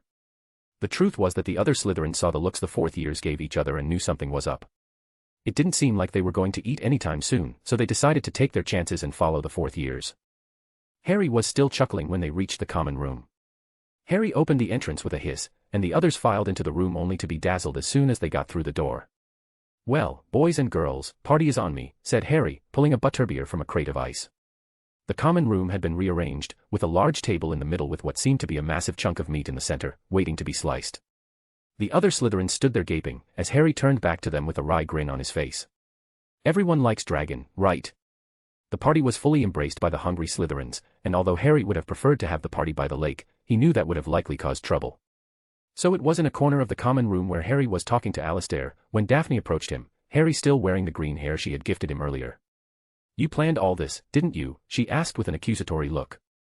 Alistair looked at the green-haired young man and saw him chuckling. I have no idea what you're talking about, Greengrass, he said with a smirk, and Alistair actually chuckled as he realized the truth of it. It's not like I knew what was happening thanks to Dobby. It's not like I told Dobby to convince the house elves to do something drastic, assuring them that would end their problem with Granger. So it's not like I knew that the elves would eventually do something, or that Dobby knew about the strike in advance. I really didn't anticipate it and prepare all this food from what we had from the dragon I killed in the first task, just to feed my house, just because I'm a nice guy. Then the laughter started up all around them as the revelation spread throughout the house, Harry now receiving some looks of admiration from his housemates. In one night, he had proven he embodied all of Slytherin's traits: traditionalism, resourcefulness, cunning, ambition, leadership, self-preservation, determination, cleverness, fraternity, and power. I wasn't supposed to snap like that, though, he whispered so that only Daphne could hear. The laughter continued and Harry's position was cemented in the house. So, what do you think, Greengrass? Asked Harry, and Daphne smirked. I think my name is Daphne. Use it, Potter, she replied with a beautiful smirk. Only if you call me Harry. Deal. Professor Snape entered the common room to find the party in full swing, and because he was hungry, he stayed for a piece of dragon roast. After being filled in on everything that had happened, he actually paled and mumbled something before leaving shortly afterwards. Had anyone checked the points log, they would find, Harry Potter, 50 points to Slytherin for providing for his house, right after, Harry Potter, 20 points to Slytherin for defending traditional values and making a point against the blatant stupidity of Muggleborns. After giving 70 points to Potter in the same night, Severus Snape had to be sick. He desperately needed a strong drink. Flashback end. The following day everything was back to normal, except that Granger was receiving glares from most of the school, and even some of the guests. She was also given a detention where she had to write a report for the headmaster on house elves, their history, and their role in the wizarding world, as a form of informative punishment. If that were all she would be lucky, but unfortunately for her the story had reached the outside and had even been published in the paper, thanks to a concerned student that wished to remain anonymous. Granger was flooded with hate mail, some of which was booby-trapped, much to the amusement of the anonymous student. A student who decided to keep his hair green for a day, just to amuse himself with the exasperation of a certain blue-eyed blonde beauty, who deep down found his actions amusing as well. In fact, to say that Daphne Greengrass was amused would be an understatement. Ever since Harry Potter had been sorted into Slytherin, there had been an almost continuous source of entertainment in Hogwarts. She was learning things she wouldn't learn anywhere else, and she was becoming a more powerful witch. The fact that she welcomed Harry's blatant flirting surprised even her, but not in a bad way. She actually found him to be a nice guy. She knew very well that the person he showed to his housemates was quite different from the cold and vindictive mask he presented to the rest of the student body. Of course, Daphne would soon find out that there was much more to Harry Potter than even she knew. Break. Harry opened the heavily warded stone container and checked the contents. Ravenclaw's diadem was inside, along with an old grey sock. Both items were Horcruxes, the sock being the piece of soul once attached to his scar. One of the first things Harry and Dobby did after coming back to the past was perform the extraction ritual, which was actually quite easy for someone who knew what to do, and they attached the soul piece to one of Dobby's old socks. He wasn't sure if Voldemort would feel it if he destroyed them, so he decided to just keep them safe until the time was right. He walked back to the desk and looked at the letter Hedwig had finally brought to him the day before. Dear Pronkslet. What the hell do you mean you haven't received any of my letters? Do you even know how worried I have been? Even poor old Moony has attempted to get to you, but for some reason the owls can't find you and always bring the letters back. According to what you said in your previous letters, I can assume that it's because you spend more time in the Chamber of Secrets than other parts of the castle. Anyway, I am confident that this pretty owl of yours will be able to find you. For this reason, I'm sending all my previous letters with her. The Daily Prophet has been our only source of news about you, and I must say, well done. According to the paper, your performance in the task was nothing short of amazing, although it was dangerous as hell. What exactly were you thinking? That was also the most irresponsible and foolish thing I have ever seen, and I did a few. And what do you mean, you had to reveal your true self? Sorry, I'm just trying to be supportive and responsible here. I know I have failed you, Harry, but I intend to make it up to you from now on. I'm with Remus and we're both fine. Please Harry, we should meet soon and talk about this face to face, preferably next Hogsmeade weekend. Remus agrees with this, and we should have some contacts to get you everything you might need. I must say, I'm shocked, and so is Moony, that you were sorted in Slytherin. James is probably rolling in his grave, but hey, I know I was a bit of an idiot while I was a kid, but I am sane enough, Moony laughed here, to realize that Slytherin doesn't mean evil. Hell, my cousin Andromeda was in Slytherin, and she is an angel. The rest of the family though. Moving on. We support you either way, just make sure you are safe. I have to say that I found it outrageous that the cute witch that helped you save me last summer turned her back on you, and I hope your magical oath brought her and that whole damn school down a peg. I expect to hear more about this Vila bird soon. Don't forget, send us a letter with your next Hogsmeade weekend date so we can get to you. I suggest the Shrieking Shack. Be sure you are safe and make sure to tell us if you need anything. Your handsome and roguish Uncle Padfoot, and your not-so-handsome uncle with a furry problem Moony. Harry grinned. His uncles were on his side. Good. Dobby, he called. Harry, the elf replied, popping next to him. It's time. Can you get us to Grimmauld Place? I can. Very well. Get your armor and get ready to leave, replied Harry, starting to dress in his dragon hide. Any idea when our basilisk armor will be ready? The armorer said that they should be ready either next week or the following, replied Dobby, earning an appreciative nod from Harry. Both dressed themselves in a full set of dragon hide, Harry donning a black, hooded traveling cloak over top. Dobby sheathed several knives along his belt, and Harry holstered his wand on his arm and a silver dagger at his side. Ready. Take us to Grimmauld Place, ordered Harry. Do you think your dogfather and the wolf will be there? Asked the elf, making Harry hesitate. Crap, I hadn't even considered it. I thought Sirius would be with Remus. I can go there first and check the house. If they are there, I can meet with Creature and talk to him. If not, I can just come back and pop you with me, replied the elf, but Harry shook his head. Take me with you. I'll stay outside, disillusioned, and keep a perimeter while you check the house. My magic may still be key to the wards, so I should have no problems getting in, Harry considered. I presume that meeting them today is out of the question, asked Dobby, to which Harry nodded.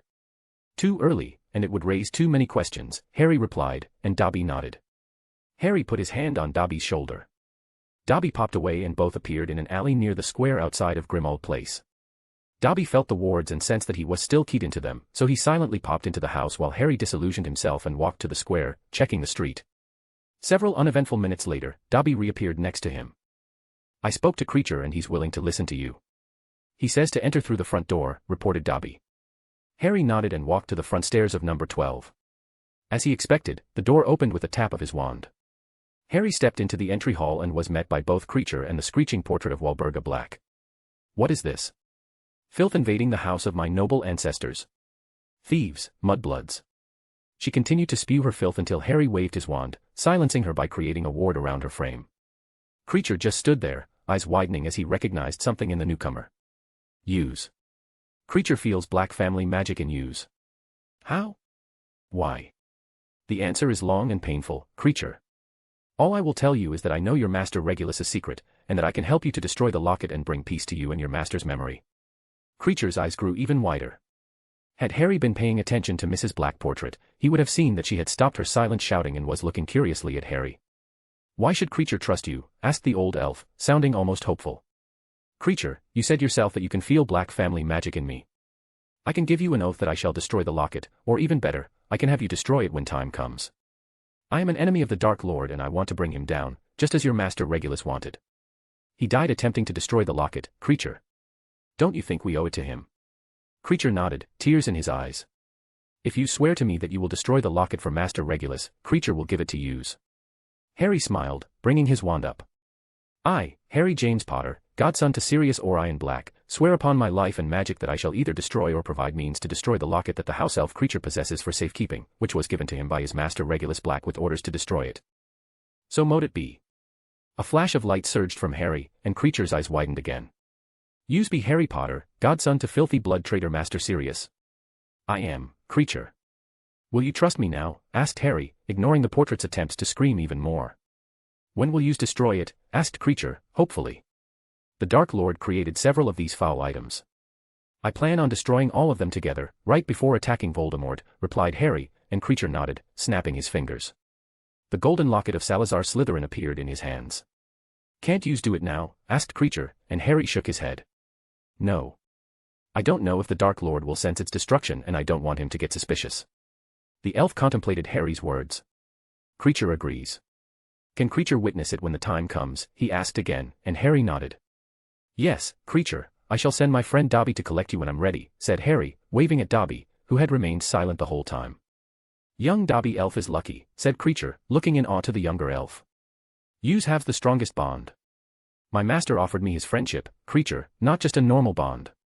I was truly blessed by magic, and if I may, you can trust in my master's words. Creature nodded and delivered Harry the locket. Creature, I believe that your master Sirius Black will come to this house soon. Could you please not tell him anything about me being here or about Regulus and the locket?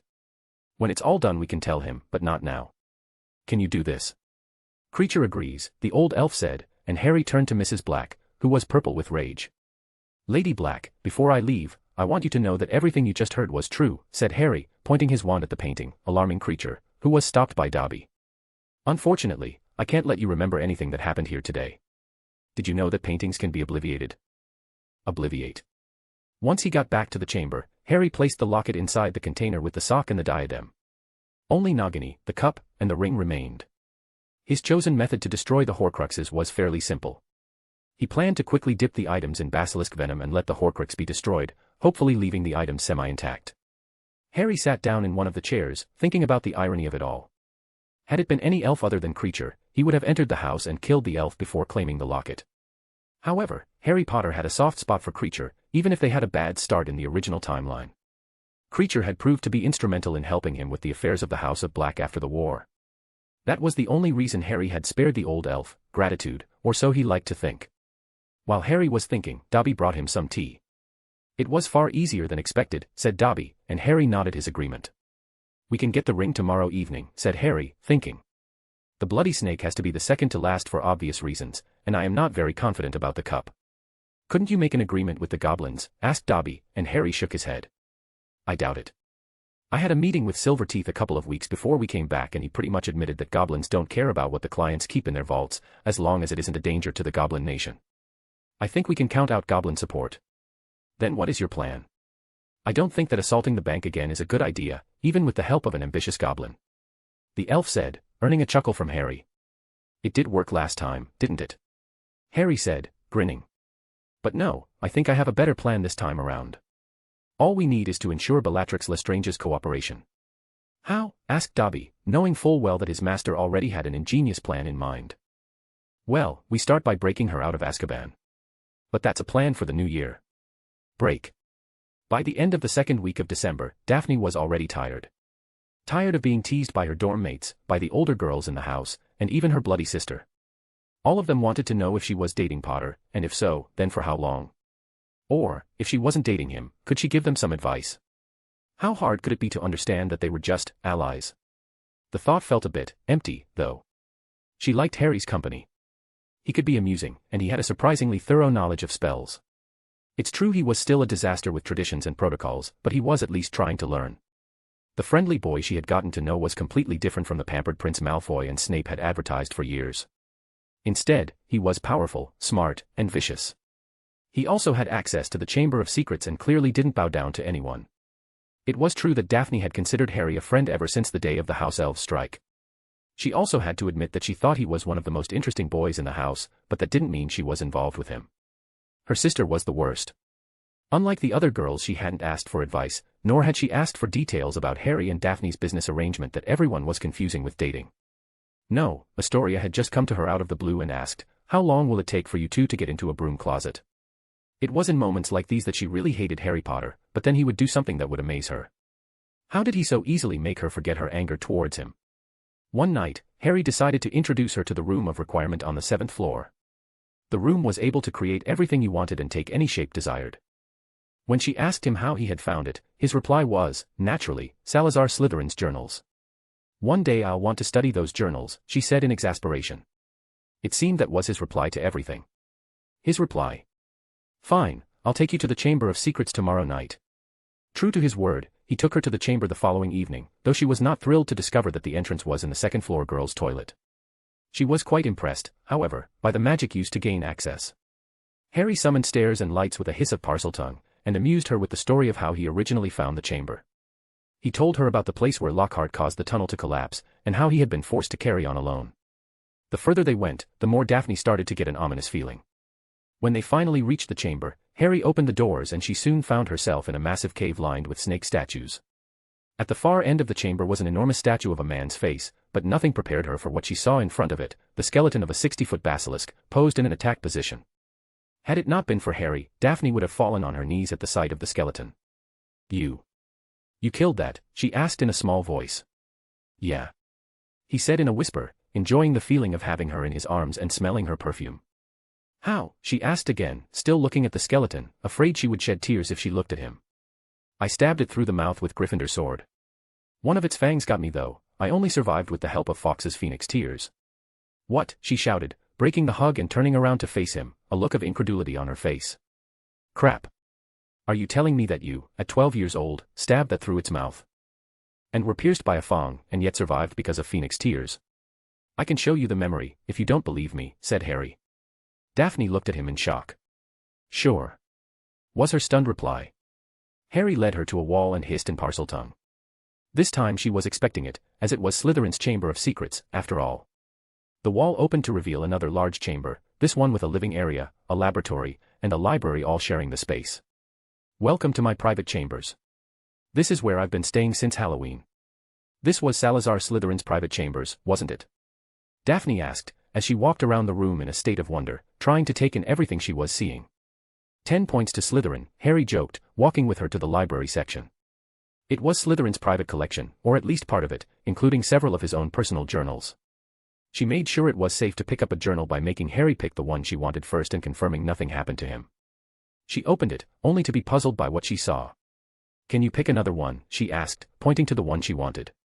He handed it to her, and she was equally confused. Harry. Yes, he asked, sporting a smirk. What is this? She asked, turning the pages and seeing only squiggly lines. My best bet, considering I can read it and you can't, is that it is either the written form of Parseltongue or there is a charm that disguises the words so that only a Parselmouth can read it. Considering the fact that snakes don't need to write, I'll go with the second option, he said, still smirking. You bastard, she told him, closing the journal with a disappointed look in her face. I was actually excited, you know. I know, he replied with a straight face. You wanted to see the journals. I never promised you'd be able to read them, though. The best I can do is translate them for you, but that could take several years. Daphne sighed. Fine. You had a memory to show me, she said, looking at him with a detached expression, still clearly disappointed. He nodded and took her to the living area and showed her to a pensieve that stood on the table. Harry used his wand to pull a silvery memory from his temple and dropped it into the basin. I included the memory of everything that happened from the time we entered the toilet until the end. Are you ready? Aren't you coming? She asked. There's something I need to do up here, so I'd rather not, he replied. Pay attention and then I'll answer all your questions when you're done, all right? Fine, she replied, and she placed her head in the bowl. Harry chuckled. She really had much to learn about him. Harry went to one of the shelves and picked out a tome, which he had carefully enchanted when he had returned to this time. He picked up the first 10 journals from Salazar, in chronological order, and performed the spells that would copy the journals into the enchanted tome, in English. She was definitely going to be surprised. After some time, Daphne came out from the pensieve pale and shivering, only to see Harry sitting at a chair, reading a journal. You. Harry sighed and closed the book, walking towards her. He saw her red eyes and the horror she still felt after experiencing his memory. He moved to embrace her, and she let him. He's gone now, Daphne, he said. She was still trembling. How? How was it possible? The diary. Voldemort, she asked. I don't know what kind of magic that was, he lied, but it's gone now. She looked at him with a scowl. I hope you'll no longer behave like a stupid Gryffindor. No, now I am a cunning Slytherin, he said with a grin. I mean it, she said, her voice low and cold. There are moments, he replied, knowing it was true. She left his embrace, embarrassed that she allowed herself to get into that position, though she had to admit to herself that it felt nice. Daphne, he asked, and she looked at him again. He was smiling and waved her to come with him. He picked up a book and gave it to her. She opened and gasped. But you said. She started. Looking down at the first page, she saw Diary of Salazar Slytherin, Volume 1 scrawled across the top. With magic, there is always a way. That tome will translate every book from Parseltongue into English, as long as you perform the charms properly. You have 10 journals there, have fun and then I can get you more, he said, not noticing the tears of happiness pooling in her eyes. Thank you, she whispered, it's a lovely gift, but what do you want in return, she asked, her Slytherin side taking charge. You. He walked towards her and wiped her tears, giving her a hug. I'll tell you at the Yule Ball, but I promise you that I'll never force you to do anything you don't want to do, he whispered. In truth, he wanted nothing more than to kiss her right there, but he knew he still had a lot to do if he wanted her to fall in love with him. So, he decided to wait. That's fine, then, she whispered, still in his arms. What was it that he did to her? She needed to get a hold of herself. They've known each other for barely 2 weeks, for Merlin's sake. She had a reputation to uphold. Break. Contrary to popular belief, it was not unusual to find a Slytherin walking alone through the corridors of the school. Daphne herself was fond of taking solitary walks along the lake in the evenings, another one of those things that contributed to her Ice Queen reputation. She didn't even mind that people considered her a cold-hearted bitch anyway. Why should she care what other people think? Of course, that had been before. These days she often found herself smirking without even realizing it, sometimes even full-on smiling. What happened to her emotional control? This line of thinking led Daphne to another long walk by the lake, stopping every now and then to throw a couple of stones into the water. After exhausting every other possibility in her mind, she finally had to admit that it was all because of Potter, Harry. Damn it. She lingered by the shore, silently gazing out over the water with her arms crossed. She had no idea what to do. She could no longer deny it, she liked him almost as much as she liked Tracy or Millie. Those two were her best friends, which would make Harry at least a close friend. He could be kind, funny, and a bit of smartass, but also ruthless, unforgiving, and completely unstoppable. Sometimes he would look at her in a way that made her think he was interested in her, but other times he treated her like nothing more than a friend. She wasn't really sure what to think, or even which of those she would prefer. Harry Potter was a puzzle. Daphne sighed and shook her head, deciding she might as well walk back to the common room and finish her charms homework. It's not like it's all bad, she thought to herself. She had noticed that since becoming closer with Harry, the number of lustful gazes sent her way had decreased dramatically. She had to admit, she definitely preferred Harry's playful flirting to having other boys leer at her like she was some sort of prize to be won. Her improved magical prowess was another benefit of her newfound closeness to Harry. The more she learned from him, the more powerful she felt, and her spell repertoire had increased dramatically.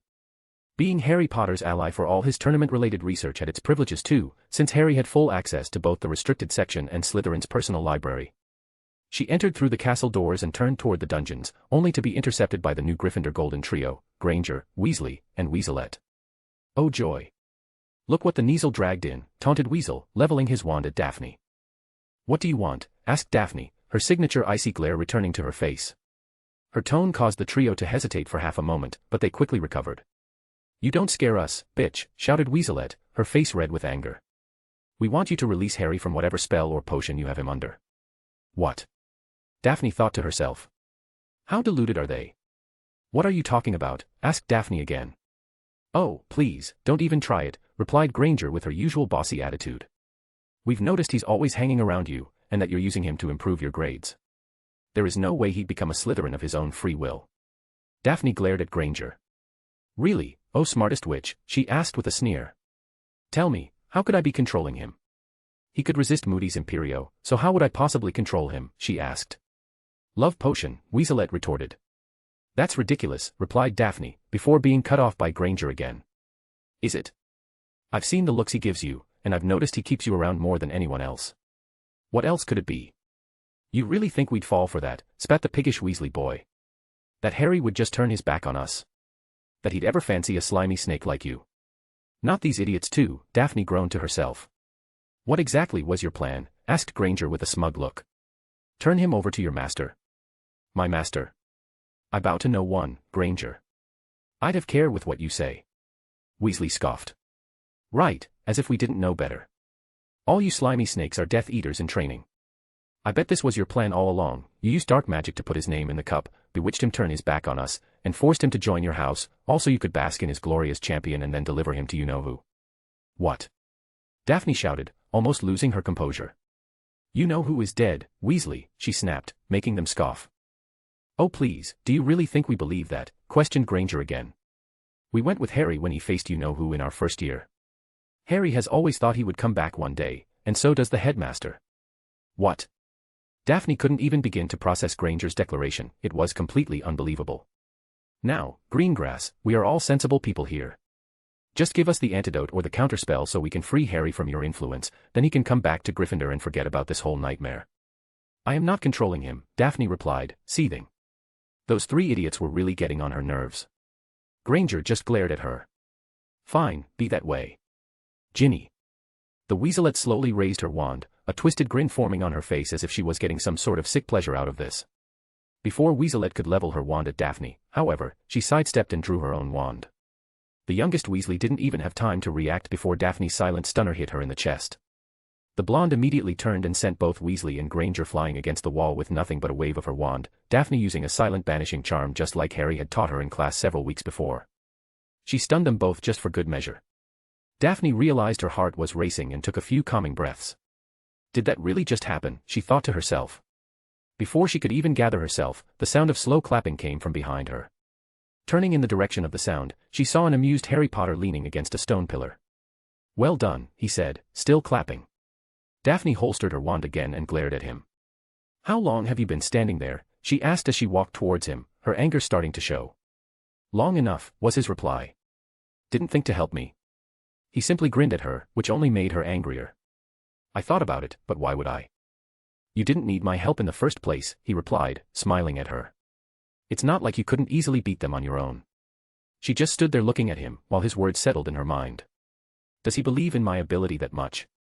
Now, how about I escort you to the common room, he offered, at which point she started walking away. And give them more reasons to pester me about our non-existent relationship, she asked, turning back to him with a raised eyebrow. I think not. You do realize I was on my way to the common room as well, Harry teased as he caught up to her, leaving the three dorks abandoned on the floor. Daphne groaned. Why don't you just go to the chamber, she asked without looking at him. Why? Tired of me already, he asked with a smirk, but she wasn't in the mood for his games. Stop that, she hissed angrily, and he quickly lost the smirk. When he didn't reply, she turned her back on him again and continued walking away. She had only taken a few steps before she suddenly stopped, remembering what Granger had said. Our first year. Was everything Granger said true, she asked, turning back to him. It was, Harry replied. He knew what she was about to ask, so he raised a finger and said, not today. Tomorrow. Daphne nodded and turned to leave once more. Her curiosity could wait. For now, she just wanted to get back to her dorm. She even forgot about the homework. Break. Daphne was in the room of requirement, sitting quietly in a replica of a chair from the Slytherin common room and attempting to keep her emotions in check. Harry sat across from her in an identical chair, a small table between them, complete with a tea set. He had just told her about the events of their first year, when he faced Voldemort and Quirrell for the Philosopher's Stone. Daphne would normally find such a tale hard to believe, but Harry hadn't lied to her so far. When he offered to let her view the memory, she declined. Instead, she just sat there trying to absorb everything she had just heard. So, you faced him in our first year, and in our second you faced a sort of memory of him. And beat him on both occasions. Yes, Harry replied simply. Anything else I should know? Maybe Sirius Black is innocent and was never interested in killing you at all, she asked sarcastically. She saw a sudden gleam in Harry's eye as a smirk crossed his face. She just snorted. I don't believe it. Was all she could say. Sirius is actually my godfather, and he didn't betray my parents. They made Peter Pettigrew their secret keeper instead, and he went straight to Voldemort. One night, nobody could find Peter and Sirius knew something was wrong. He went to Godric's Hollow to check on us, but he was too late. He got there just in time to find my parents' bodies and see Hagrid getting ready to take me to Dumbledore. He admits he should have taken care of me then, but Hagrid insisted on following Dumbledore's orders, so Sirius decided to hunt for the rat instead. Rat? Asked Daphne, unsure if it was a metaphor or not. Pettigrew is a rat animagus. When Sirius caught up to him, Pettigrew shouted at Sirius that he betrayed my parents and cast the spells that caused the explosions and killed the Muggles. The Aurors showed up and took Sirius in. I think he was pretty out of it at the time, and he was sent to Azkaban without even a trial. But, why? Asked Daphne, and Harry just shrugged. Don't know. But I can tell you where the rat was hiding for the past several years. Said Harry, looking into her curious eyes. She waved at him to continue. He had been living as the Weasleys' pet rat for over a decade. He even shared a dorm with me at Hogwarts for almost 3 years. Daphne's jaw dropped. It's true, we briefly captured him at the end of our 3rd year, that's how we learned that Sirius was innocent. Unfortunately, he managed to change back into a rat and escaped. She groaned. That's just. She trailed off. A crazy story, but unfortunately all too real, he finished for her. I don't know why these things always seem to happen to me, but they've helped me realize that I can't rely on anyone else. I need to be good enough to handle the worst this world has to offer on my own, whether it's this stupid tournament or the Dark Tosser himself. After everything you've told me I have to agree, she said, but then why is it you've never demonstrated any extraordinary ability in classes until now? For our first 3 years together, you've come across as mediocre, or at best slightly above average. Just between you and me, I really did try hard in our first year, but the Beaver and the Weasel were always around me. One is a lazy slob and the other is insufferable if she's not the best in every class. I thought things would easier on me if I just blended into the background. I didn't want to be in the spotlight. Good job with that, she snorted. I already explained it to everyone, he said, ignoring her. I studied a lot, but I didn't show off in class or try hard on the exams. It was the same in our 2nd year. Things did change after the incident in the chamber, though. I attempted to learn as much as I could from it in the few weeks of school we had left, and even took some books with me to study over the summer. Last year I visited the chamber regularly to study and practice magic, either on my own or with Dobby's help, but I kept it secret from everyone else. This year I've spent almost all of my free time there, reading, studying, and practicing. In a weird way, being banished from Gryffindor actually helped me. Being isolated gave me so much time to focus on my magic that I've improved more than I ever thought possible. It wasn't a lie, either. As unbelievable as it may sound, Harry had actually done everything he had just described to Daphne. She looked like she was impressed and admitted as such. I'm impressed. I truly am, she acknowledged. I realized I needed to get better and really prepare myself. If I'm going to attract trouble, I want to at least be able to deal with it on my own. With the tools I have at my disposal, I'd be a fool if I didn't use them, he continued. True, Daphne replied, looking at her newest housemate with respect. There's still something strange about you, though. You know, Professor Moody approached me today, she added, trying to change the subject. Harry flinched. Really? What did he want? He asked, attempting to conceal the anger in his voice as his eyes met hers. If you even touch her, I'll kill you, Crouch. First, he wanted to compliment me on my performance in class. When I told him I was studying with you, he asked me how you were and if I thought you'd like to give a DADAC class. Harry groaned, as Daphne knew he would. I told him that you were a great teacher and that it would be a good experience for everyone, she continued with a mischievous grin. Sometimes I really hate you, he said, shaking his head while she continued to smirk at him. Oh, don't be like that, she replied with a mock pout, knowing he was kidding. Then, he asked me how you were doing with your egg. When I told him you hadn't solved it yet, he told me to think with water. Huh, was Harry's oh-so-intelligent reply. I found it strange as well, but what I really can't figure out is why he's trying to help you. I mean, I understand Karkaroff aiding Crumb, Maxime aiding Delacour, and Sprout aiding Diggory, but why Moody, she wondered, not noticing the proud look on Harry's face. Maybe he placed a bet like Bagman, he suggested, which made her scoff. Don't be ridiculous. I'd be more likely to believe he's doing it to draw out whoever put your name in the cup by making you look good, Daphne said. Think with water, then. Harry asked, tapping his chin. Those were his words, replied Daphne. What do you think? Well, all I can think to do with the egg and water is fill it up and see if the screech turns into something else, replied Harry, hiding a smirk. Or submerge it completely, wondered Daphne, her eyes widening slightly. Harry could tell she was getting excited about their potential breakthrough. Dobby, bring me the golden egg, called Harry, and Dobby popped into the room with it. And a big receptacle to put it in, she said, only for the room to create a large bathtub. I won't even ask what you were picturing, joked Harry with a laugh, making Daphne blush. But please, carry on. Shut up, she said, glaring at Harry and trying to ignore his and Dobby's laughing. Harry submerged the egg and opened it while placing his head underwater. As soon as his head broke the surface, he could hear the familiar song coming from the egg. Come seek us where our voices sound. We cannot sing above the ground. And while you're searching, ponder this. We've taken what you'll sorely miss. An hour long you'll have to look. And to recover what we took. But past an hour, the prospect's black. Too late, it's gone, it won't come back. It seemed that nothing had changed, which was good. However, that also meant they would take Daphne as his hostage for the task, which he definitely had a problem with. He came up out of the water to see Daphne looking at him expectantly. So, she asked impatiently, making him grin. 10 points to Slytherin, he said, before reciting the song to her. What do you think that means, she asked, frowning as she pondered the egg's riddle. The last part is obvious, we have an hour to retrieve whatever they take from us. I don't know what I would sorely miss, but I do know who I would sorely miss, and I don't relish the thought, replied Harry, giving Daphne a meaningful look. You better, she replied, smiling to herself. She was a little flustered by the idea that she was the one who Harry would miss the most, but she had to admit it also left her feeling happy. She found that she wasn't too worried about being taken hostage for Harry's task. She trusted him to keep her safe, especially after learning more about all he'd done and what he was really capable of. Let's assume that they are all idiots and really take people who the champions would sorely miss. Let's also assume they don't give you a choice in the matter and place you somewhere where I have to find you in under an hour. Started Harry, looking at her expectantly. As usual, she didn't disappoint. Water, do you think it has something to do with the lake, she wondered, now starting to feel a little nervous. Under the lake, in February, he said, his expression changing to one of concern. Daph, promise me one thing, he continued, walking towards her as she looked back at him inquisitively. If they give you a chance, get out of there. Don't volunteer for this and don't let them take you. I'd rather be forced to save anyone else if it means you'll be safe. A small smile played at the corner of her mouth while she tried to control her blush. It was moments like this where he really made her heart race. Oh, you're too sweet, she replied teasingly. I'll think about it. Now who's acting like a Gryffindor, he asked, earning himself a slap on the arm. Any ideas on how to find the mistress, asked Dobby, who had been standing off to the side, all but forgotten. Daphne and Harry's cheeks both flushed as they silently cursed the grinning elf. "How about we go to dinner now and continue this later?" asked Daphne, running her hand through her hair in an attempt to dismiss her nervousness. "Let's go, then." "Dobby, be a pal and take the egg back to the chamber, will you?" asked Harry. Dobby nodded and turned towards Daphne. "Mistress, do you require anything?"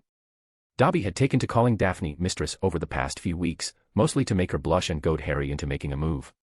His friend/master was an intelligent man, but at times he could be really dense, especially with all things related to Daphne Potter née Greengrass. Daphne had grown used to her new moniker and barely even noticed it anymore. If she were to be honest, she actually liked it when Dobby called her that. It made her feel special. "I'm almost finished with the journals," she said, once more trying to change the subject. "I'll need you to copy more of them for me soon." "Already?" he asked, raising an eyebrow. "Most of the early sections are Salazar depicting his childhood." "I skipped over those parts," she explained, and Harry nodded. "Me too." "We can set you up later then, maybe even tomorrow if we have time," Harry said. "Or you can just teach me the spells and I can go there with Dobby tomorrow and do it myself. That way I can add the next set without needing you to be there," she replied, crossing her arms. "Are you that tired of me already?" he asked, pouting. "Pouting doesn't look good on you, Potter," she said, turning her back to him and pretending to be irritated, a small smile playing at her lips. After being flummoxed by his bold flirting on more than one occasion, it was nice to finally get some payback. "You are the one that has a private meeting in Hogsmeade tomorrow, not me. It's not my fault if you aren't able to make time for me." That was true, he had agreed to meet Sirius and Remus the following day. He wasn't sure if she should know who he was meeting yet, so he had simply told her that he had a private appointment and wouldn't be available during the afternoon. "Fine, I don't want the Ice Queen mad at me," he joked, dodging her stunner at the last moment. She was definitely getting faster with her silent casting. "Next time I won't miss," she said, leaving the room with a smirk and a flip of her hair. "You've got to love that woman," he thought to himself as he moved to follow her out the door. Harry and Daphne entered the Great Hall together. The atmosphere in the hall was more raucous than usual, being not only a Friday but also the last day of the term. Having the Yule Ball on Christmas Day meant that almost everyone was staying at Hogwarts over the holidays, apart from the younger years who either didn't want to go to the ball or couldn't find anyone older to invite them. With only a week and a half until the event, those who hadn't found a date yet were now starting to panic, while the rest were putting the finishing touches on their robes or making plans to go shopping for accessories in Hogsmeade. Harry's group of fourth-year Slytherins were in the latter category, having all managed to secure dates. Harry had asked Daphne to the ball days before it was even announced, and Theo of course had asked his girlfriend immediately after hearing about it. Without a doubt though, the biggest surprise had been Blaise, who had asked his date just 2 days after the announcement. Flashback, 2 days after the ball announcement. "Come on, Zabini, you can do this," mumbled Blaise in front of the mirror, listening to his own reflections' early morning pep talk. "Just go up to her and ask her. It's not a big deal. The worst thing that can happen is she'll say no. Or she can say she already has a date," said a voice from behind him, making Blaise jump. He had been so fixated on hyping himself up that he didn't even notice that anyone was in the room with him. He turned to see both Theo and Harry standing there, looking at him with amused and somewhat perplexed expressions. "What are you doing?" Theo asked, noticing how nervous Blaise was. "What happened to the confident, self-assured Blaise Zabini?" "Shut up, Theo," he mumbled, turning back to the mirror. "Don't you guys have anything better to do?" "Well, I don't want to go back to sleep like Malfoy, and someone's monopolizing the mirror so I can't check myself out," replied Harry with a grin. "Is this about that one girl?" "Potter, I'm warning you, just don't go there," Blaise said with a scowl. "Hey, I'm not going anywhere," replied Harry, raising his arms in a gesture of peace. "Although, if you wanted to solve your problem you could just grow a pair and ask her." "I'm not some Gryffindork that likes to charge ahead, like you're all so fond of saying," replied Zabini, realizing his mistake when he saw Harry's scowl. "I know what you mean," Harry replied bluntly. "The thing is, sometimes there's no other choice but to throw caution to the wind and take action, so just go ask her already and be done with it. If I know you, you've already made sure that she doesn't have a date yet, so get out there, ask her. I'm getting tired of seeing you moping around and trying to pluck up the courage only to give up at the last moment." "I agree, it's kind of depressing, Blaise. We've always seen you as this suave guy, and this moping around like an idiot is unbecoming of you." "We don't all have the luck of already dating someone," grumbled Blaise. "I'm the only one who has to go up to a girl and ask her out of the blue." "I'm not dating anyone, and I asked Daph weeks ago," replied Harry with a raised eyebrow. Theo chuckled. "Harry, whether you two admit it or not, as far as the rest of the school's concerned you are dating. We all know it's only a matter of time before you make it official." Blaise nodded along as Theo spoke, before adding his own thoughts, "Besides, it's not like she'd tell you no anyway." You're the only guy she's friendly with. Fine, but this isn't about me, this is about you asking your girl to the ball, replied Harry, walking towards Blaise with an evil grin. You can do this the easy way or the hard way, which would you prefer? Blaise actually gulped. Because I can always cast an Imperio on you and order you to ask her. Blaise and Theo stared at Harry open-mouthed as if they were imitating fish. Are you insane? They both shouted at the same time. No, it was a joke, sighed Harry. Lighten up, will you? Now, would you say this girl of yours is pretty? Intelligent? Interesting? Blaise nodded yes to all of the questions, which seemed to please Harry. It's not Tracy, is it? Asked Nott with a scowl, his ire quickly changing to embarrassment once he saw the incredulous looks his dorm mates were giving him. No, it's not Tracy, replied Blaise, rolling his eyes. Why in Merlin's name would you think I'd want to ask your girlfriend to the ball, he added, before turning to Harry. And it's not Daphne either. We're just friends. Replied Harry, although he absolutely hated the notion. Yeah, right. Replied Blaise, again rolling his eyes. Quick question for you. If your girl's really all that, what makes you think other guys won't go after her? Asked Harry, looking Blaise in the eye. What if while you're in here waffling in front of the mirror, some other guy just goes up and snags her from you? Do you really think such an awesome girl will wait around for you to find your balls and ask her? Of course not. Blaise looked back and forth between the two other boys, obviously unsettled by the point Harry was making. Tell me, do you want her? Blaise nodded. Do you want to kiss her? Feel your lips on hers this very moment, or perhaps her whole body later on.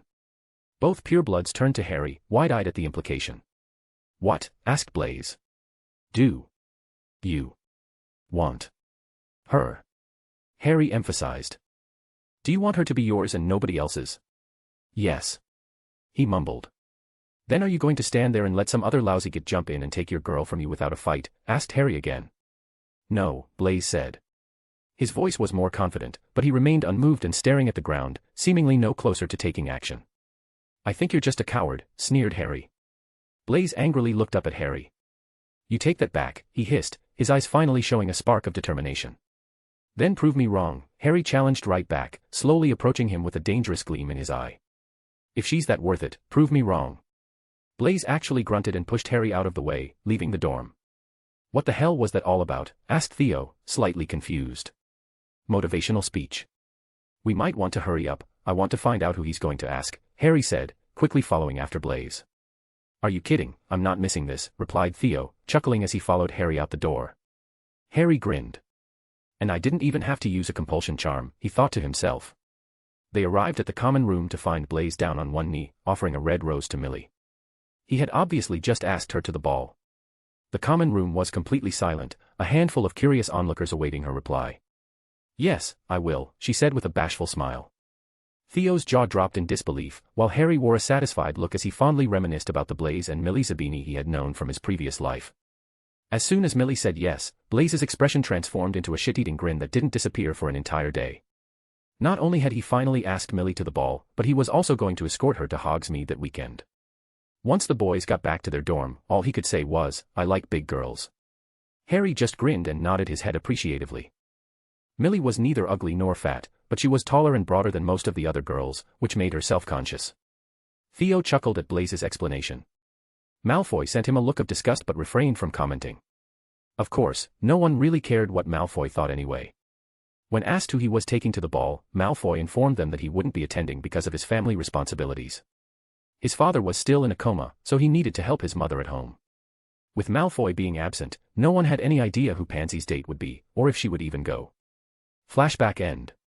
Harry and Daphne sat down together with the fourth years at the Slytherin table and were immediately set upon by Tracy and Millie. No ruffled clothes, no swollen lips, no disheveled hair.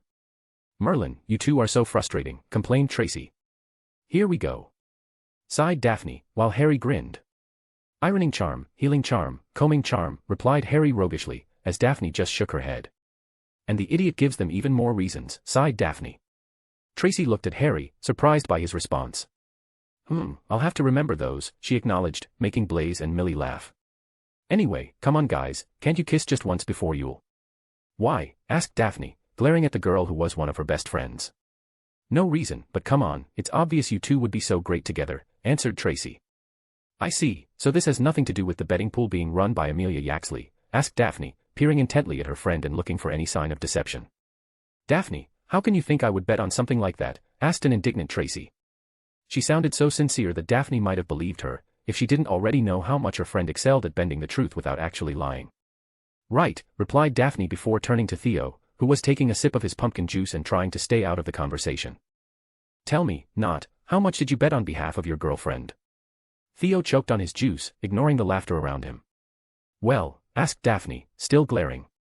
Do you really think I would ask Theo to place a bet in my name? Asked an affronted Tracy, narrowing her eyes at Daphne, who glared right back at her. Yes, the blonde replied. Harry found it amusing, but his attention quickly shifted to Professor Moody, which he knew to be Crouch Jr., who had just left the staff table and was exiting the Great Hall. I'm sorry, but I need to speak with Professor Moody, said Harry, although no one at the table even noticed, as they were all more focused on the drama unfolding between Daphne, Tracy, and Theo. Harry quietly caught up to Crouch, reaching him just as he was arriving at his office. He looked around to make sure no one else was watching as he approached the Death Eater in disguise. Professor Moody, could I speak with you for a moment? Harry said, just as Crouch was opening the door. Sure thing, Potter, come in, the olderman replied, entering the room and moving to sit behind the desk. Harry entered the classroom and closed the door, quickly casting locking and silencing spells on it before continuing into the room and approaching the desk. What can I do for you then, lad? Asked the false Moody with a smile. Without a word, Harry drew his wand on the professor. Veritas Imperio, he incanted, using a spell of his own design. The false Moody's eyes glazed over, and his face sank into a blank expression. What is your name? Harry asked, wand still in hand. Bartmios Crouch, Jr. How did you escape Azkaban? My mother convinced my father to help me escape. She was dying and was given polyjuice, taking my place in Azkaban while my father evacuated me, after drinking polyjuice to resemble my mother. How have you been kept away from unwanted eyes? My father had me under the Imperius curse for years, but I managed to fight it and escape last spring. To find Voldemort. Yes. What is his plan for me? The Dark Lord intends to have you reach the Triwizard Cup in the center of the maze before all the others. It will be a portkey that will send you to a graveyard, where the Dark Lord will be expecting you with Pettigrew, who will perform a ritual to grant the Dark Lord a new body. So far, everything is the same. Very good, thought Harry with a smirk. Time to ask the real questions. What are the plans towards Daphne Greengrass? The girl is a pureblood, so she is to remain unharmed. If you seem reluctant to compete, I am permitted to use her to motivate you. She is also a good way to discreetly pass you information. Good, no harmful plans for Daph. What does the Dark Lord know about me? Has he mentioned anything about me or what I have done, particularly after the first task? The Dark Lord is very curious about your sudden development, especially since you beat the dragon. He was also intrigued that you had been resorted to Slytherin. His orders were to keep watching you and stick with the original plan. Has he told you anything strange, or has he seemed distressed about something for any reason? No. Very well. Now listen closely, Crouch, said Harry, raising his wand. Obliviate. You will forget that you are under my Veritas Imperio spell. You are to continue Voldemort's plan as if nothing has happened and act as you have all along. You will not hurt, nor cause any harm to Daphne Greengrass under any circumstance. In addition, you will suggest a dueling club for next term. Tell them that you'd like to see the potential of the students. Also, feed the real Mad-Eye Moody and make sure he remains alive and stable. Harry could see Crouch's eyes shift subtly as the new memories took hold. He continued, now, you will believe that we were talking about gillyweed and that you have just suggested I use it for breathing underwater in the second task. Moody breathed in deeply and looked at Harry, his eyes refocusing. Do you understand gillyweed, lad? I do. Thank you, Professor, I'll make sure to get some soon so I can scout out the lake. Well said, boy. And remember, constant vigilance. Thank you for your help, Professor. Have a nice day. You too, Potter. Harry left the office, smirking. His plans were proceeding even better than he expected. Good. Chapter 7, Chapter. N-N-N-N-N-N-N-O-O-O-O-O-O-O-O-O-O, shouted Harry, his eyes snapping open as he violently woke from his nightmare. He sat up in the bed, hyperventilating and clutching his chest, his body drenched in a cold sweat. He could feel his heart pounding in his ears, and he had tears running down his cheeks. Dobby popped next to the bed, looking concerned.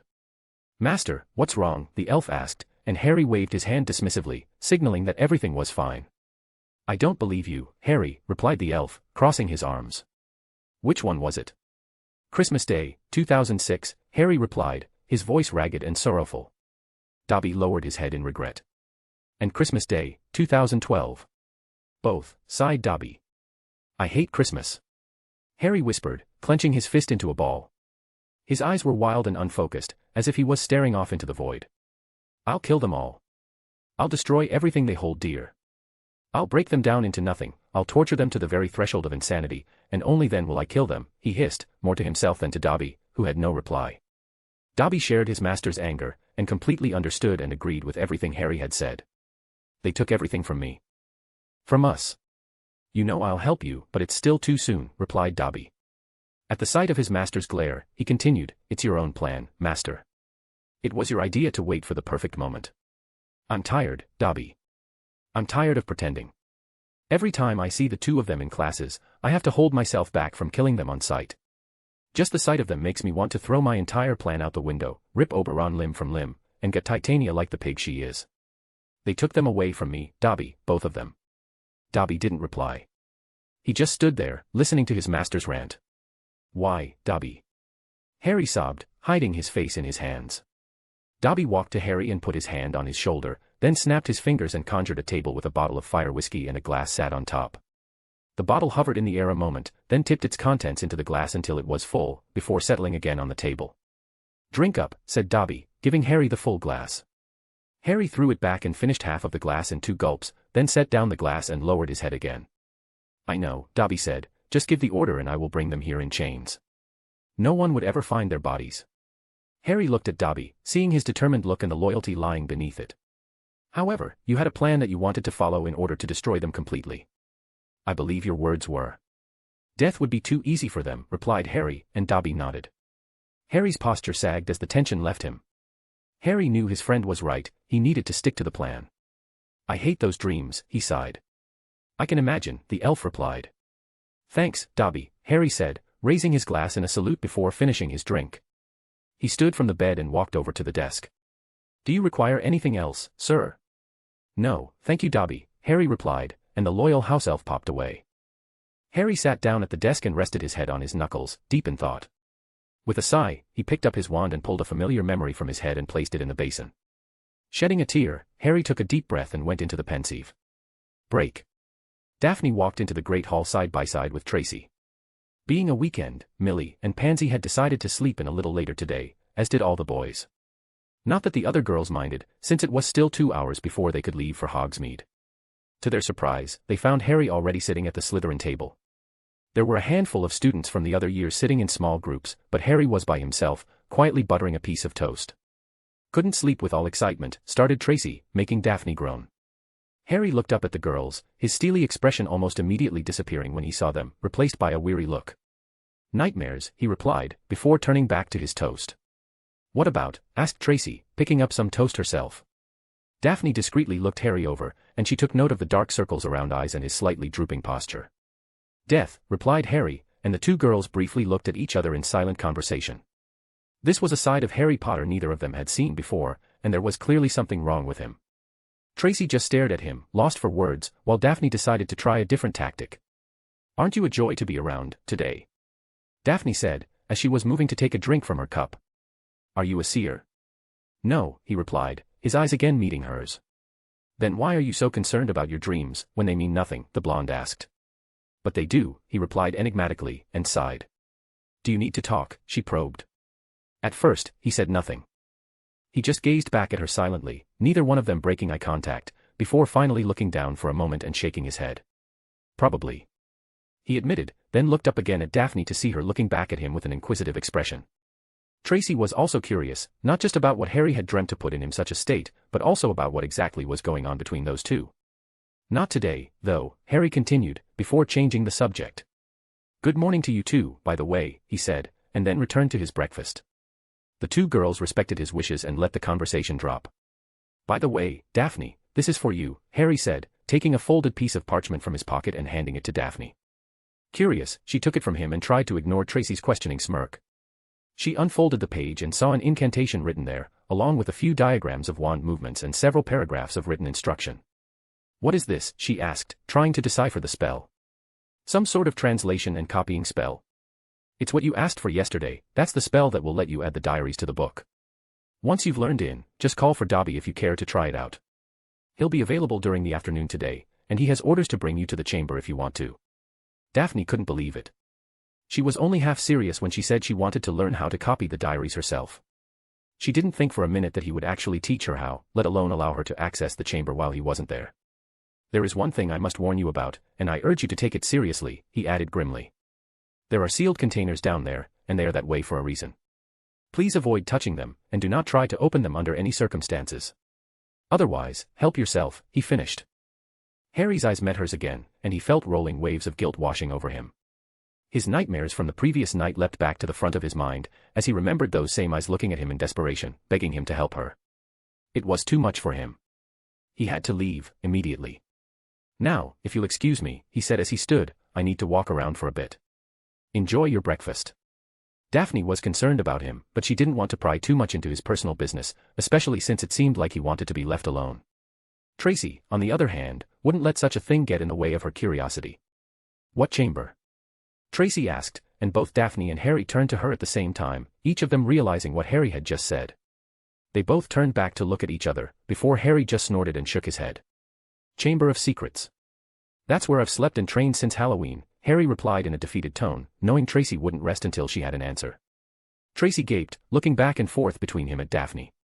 You knew about this? Tracy asked her best friend, who nodded yes.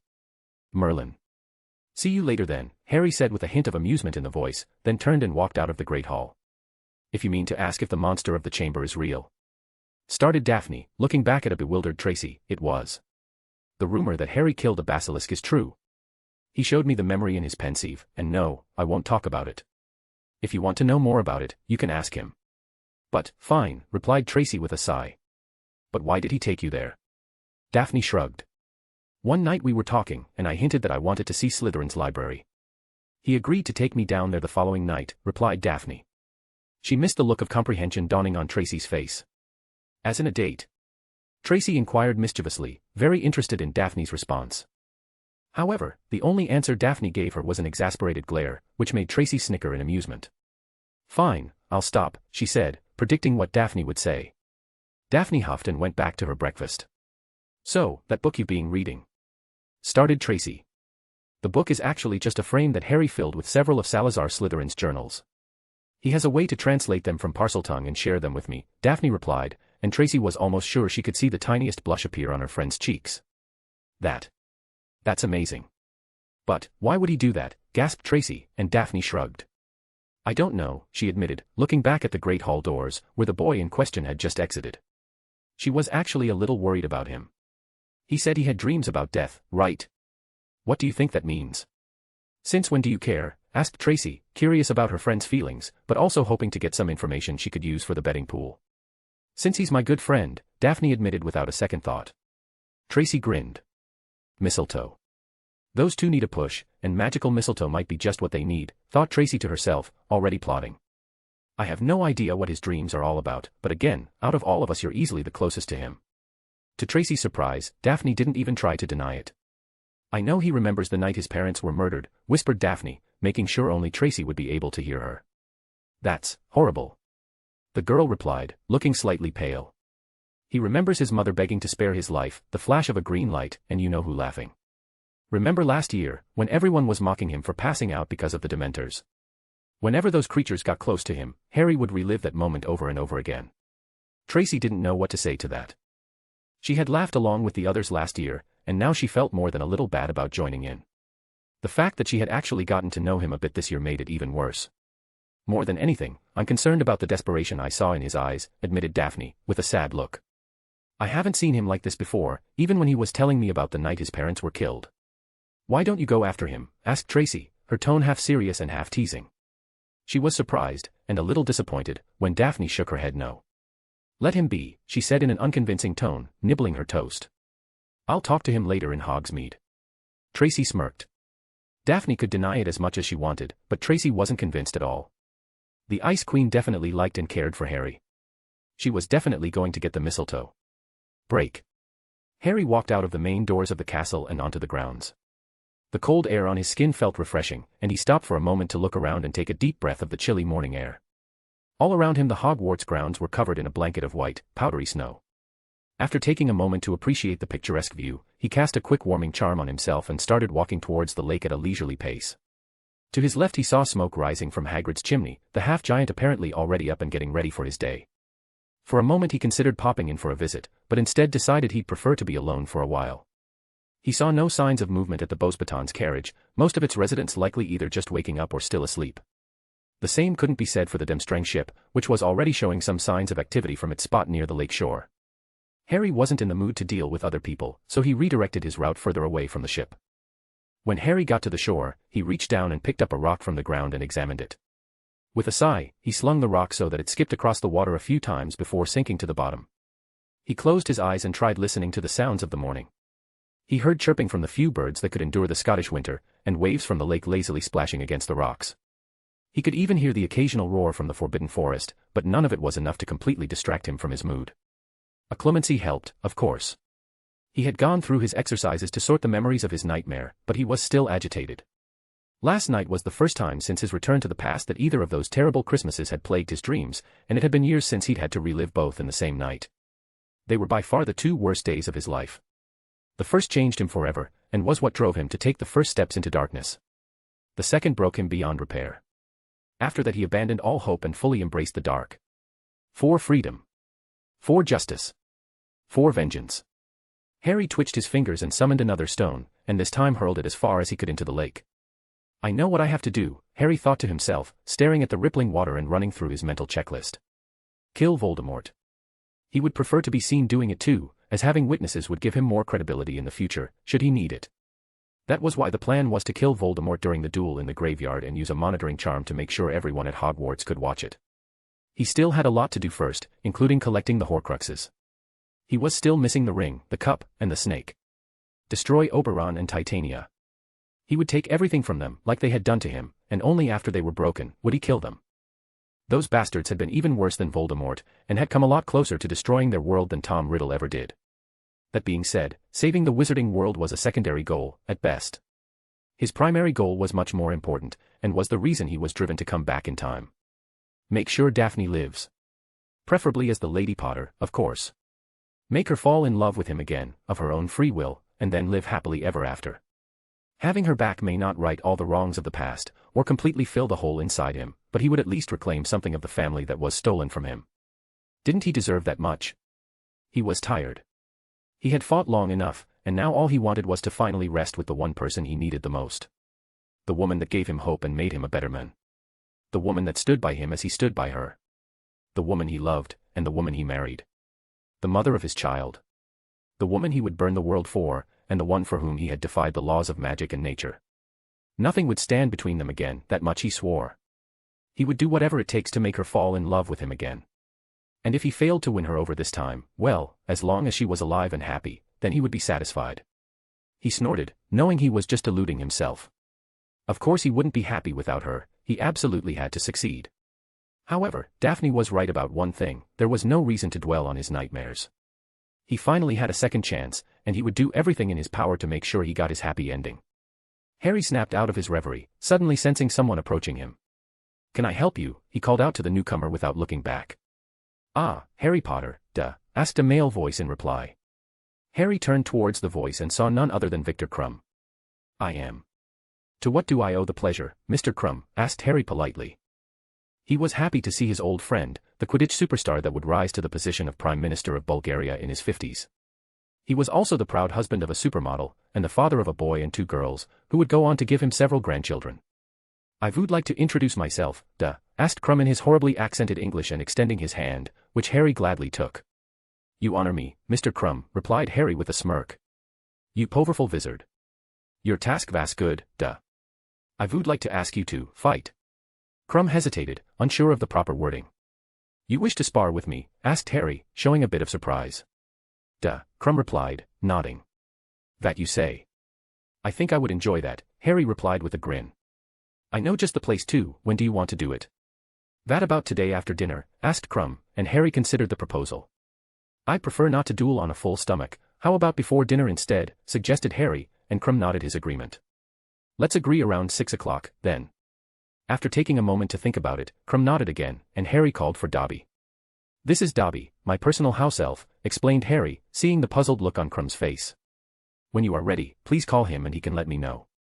You'll need to be escorted to the room by either Dobby or myself, otherwise you won't be able to enter. Does that sound agreeable? Dobby, asked Crumb, saying it a few times to work out the correct pronunciation. Duh, is good. I will enjoy our fight, said Crumb with a grin. I've asked going for meal. Would you join, asked Crumb, and Harry decided that making alliances was a better use of his time than brooding. Lead the way. Break. Daphne and Tracy were still at the Slytherin table, now joined by Theo, Millie, and Blaze. Millie told them that Pansy was still asleep, as were the other fourth-year boys. The Great Hall was starting to fill up for breakfast, the early risers mostly comprising of Slytherin, Ravenclaw, and Demstrang students. They were having a nice conversation when they heard someone squeak in surprise. Theo's attention snapped to the Great Hall doors, and his eyebrows shot up when he saw Harry walking in alongside Victor Crumb, apparently engaged in friendly conversation. Harry nodded to his friends in greeting, then the two champions sat down near the other Demstrang students on the far end of the Slytherin table to continue their discussion. Ah, you don't see that every day, commented Millie, still looking at them. Aren't they supposed to be competing against each other, asked someone from the next table over. That means they can't be friends, another replied. Daphne looked at Harry and saw that he seemed to be doing better. Her eyes crossed his and he smiled at her. She hid a smile and went back to her breakfast, while Crumb was animatedly retelling a story for Harry, probably something about a Quidditch match, if his gestures were any indication. You know, I have no idea if Delacour is a flyer or not, but I just realized that at least 3 of the champions are seekers, said Blaze with a calculating look. So, asked Tracy. Nothing, that was just it, replied Blaze, noticing how Millie chuckled. We should put Crumb and Harry on brooms against each other, said Theo, looking at the two. Diggory is good, but he only won against Potter last year because of the Dementors. Speaking of Quidditch, who wants to see Harry as our seeker next year, asked Tracy. Blaze and Theo agreed immediately. The truth of it was, that had already been a major topic of discussion amongst the Snakes ever since Harry had joined their house. It was basically unanimous, as far as the Slytherins were concerned, Potter absolutely had to join the team. Hopefully Malfoy would step down voluntarily and make it easy on himself, but that didn't seem likely. Harry wrapped up his conversation with a few pleasantries and a reminder to call Dobby around 6, then got up to join his friends. You seem happier, Daphne commented, as Harry moved to sit down beside her. Believe it or not, it's all your fault, Harry replied with a half-smile. Then, out of nowhere, he leaned in and kissed Daphne on the cheek. Thank you, he said earnestly, before settling back into his seat next to her. Daphne was a little flustered by the unexpected display, but didn't outwardly react. Theo's and Blaze's jaws dropped, while Tracy grinned triumphantly and was deciding what to buy after she won the bet. Millie was amused by the whole scene. She had always been good at reading others' emotional states, and while Daphne tended to project a frosty exterior, she was fairly certain that privately, her friend was not at all put out by Harry's display of affection. It was nice knowing you, Potter, mocked Theo. Daphne collected herself and sent a glare towards Harry, who was completely unfazed by it, and just smirked back at her. I won't take it back, he said, and Daphne huffed and turned away from him. Millie and Tracy were the only ones who could see her hiding a smirk. I'll be meeting Crumb before dinner tonight, Harry continued. Dobby will be required around 6 o'clock for a few moments, but otherwise he'll still be available to help you if you want. Sure, replied Daphne, ignoring the smirks and whispers. Meeting Crumb for what? He invited me for some dueling practice this evening, and I accepted, replied Harry. Daphne was amused by the looks everyone gave him. Really? Try not to hurt him too much, will you, she said, jabbing him with her finger. You don't need to be accused of attempting to get rid of your competition. If you insist, he replied, feigning disappointment. But don't worry, the Demstrang students have actually treated me with respect. I have nothing against them. Good, Daphne said. So, about your meeting today. What meeting? Blaze chimed in.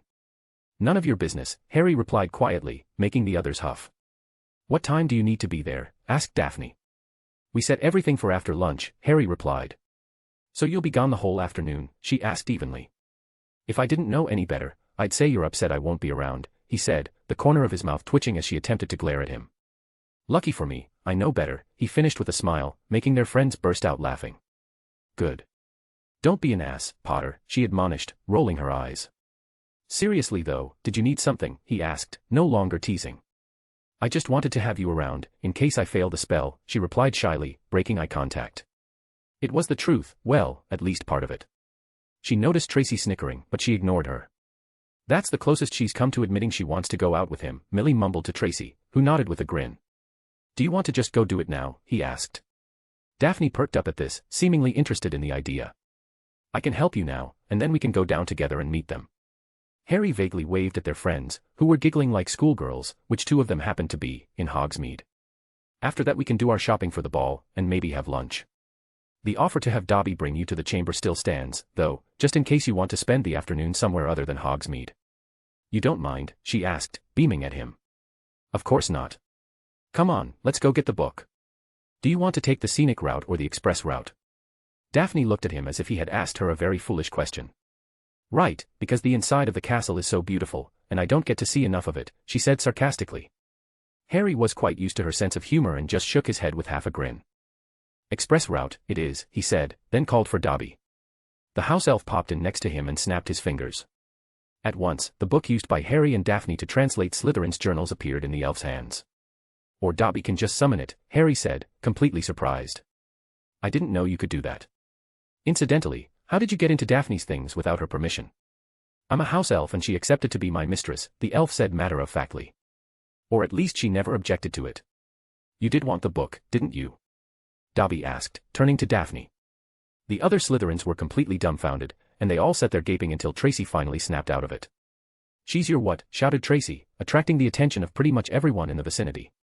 Please, Tracy, speak a little louder next time, there might be 1 or 2 people down in Hogsmeade who didn't hear you, Harry replied, making Daphne snort.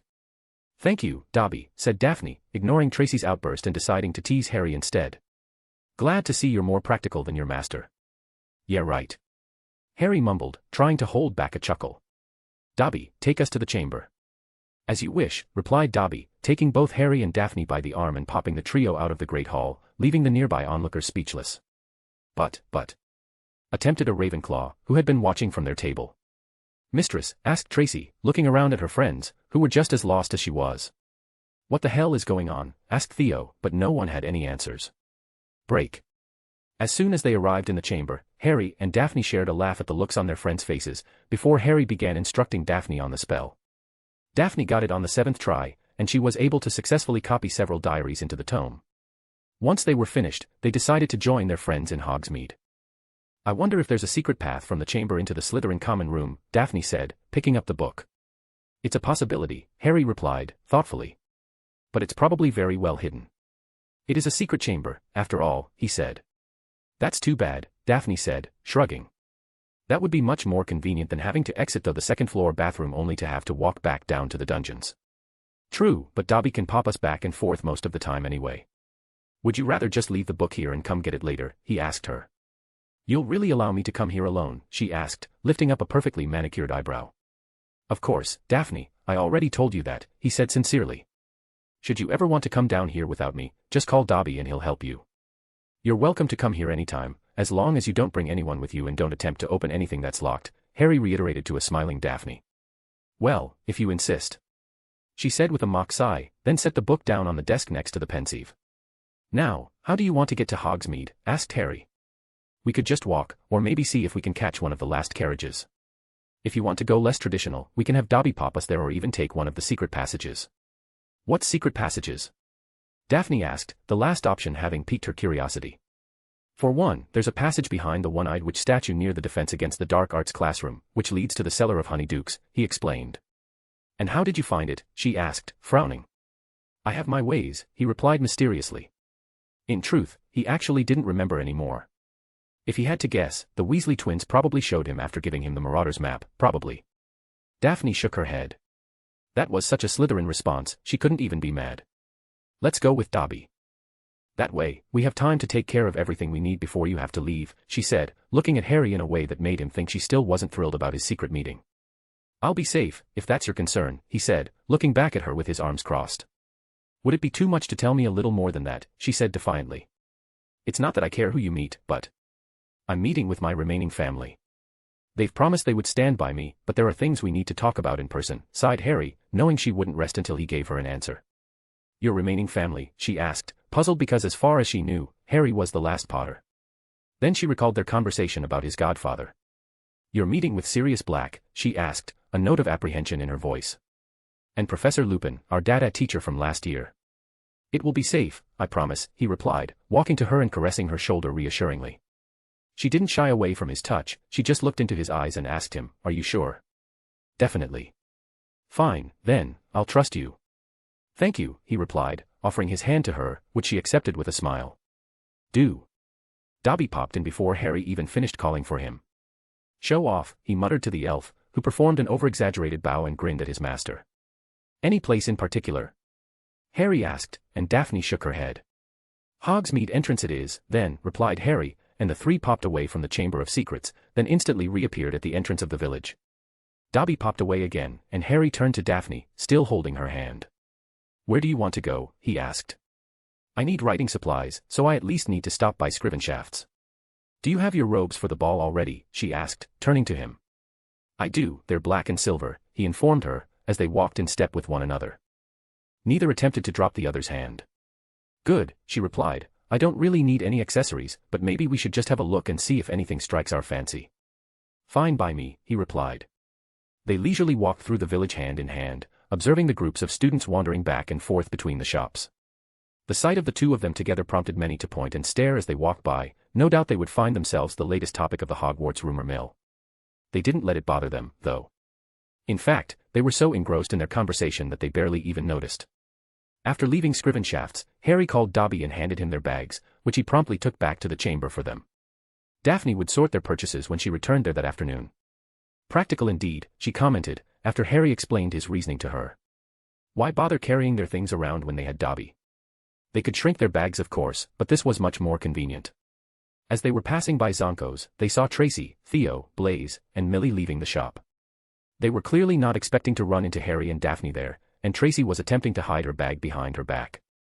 It was pretty obvious that whatever the four had bought at Zonko's, Harry and Daphne were the expected targets. "How's your date?" asked Theo, trying to distract them. "Good," replied Daphne with a sigh. Why bother attempting to correct them? Besides, it basically was a date. What else could you call two friends going out shopping together, wandering the village while holding hands and enjoying each other's company? "Do you want something from Zonko's?" she asked Harry.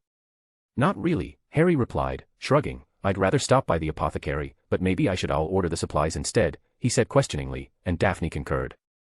"Very well, then," Daphne said, before turning to the others. "Where are the four of you off to next?"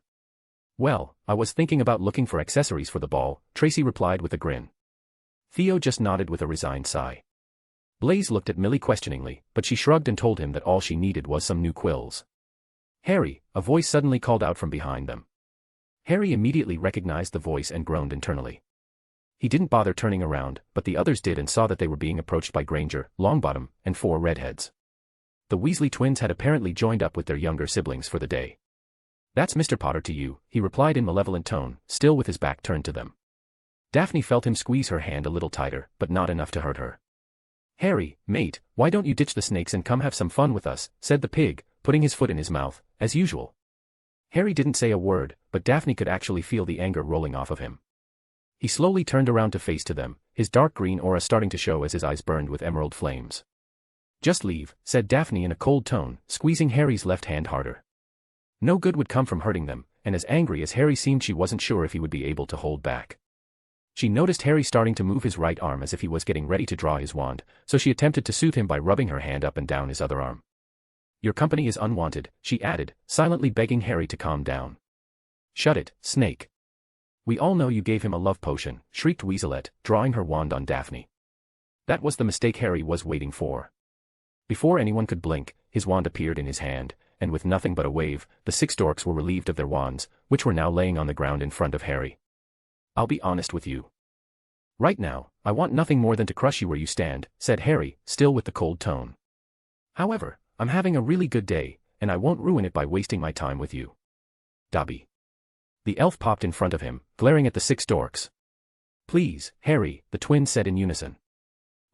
Fred continued. "Want to?" His twin countered, before being interrupted.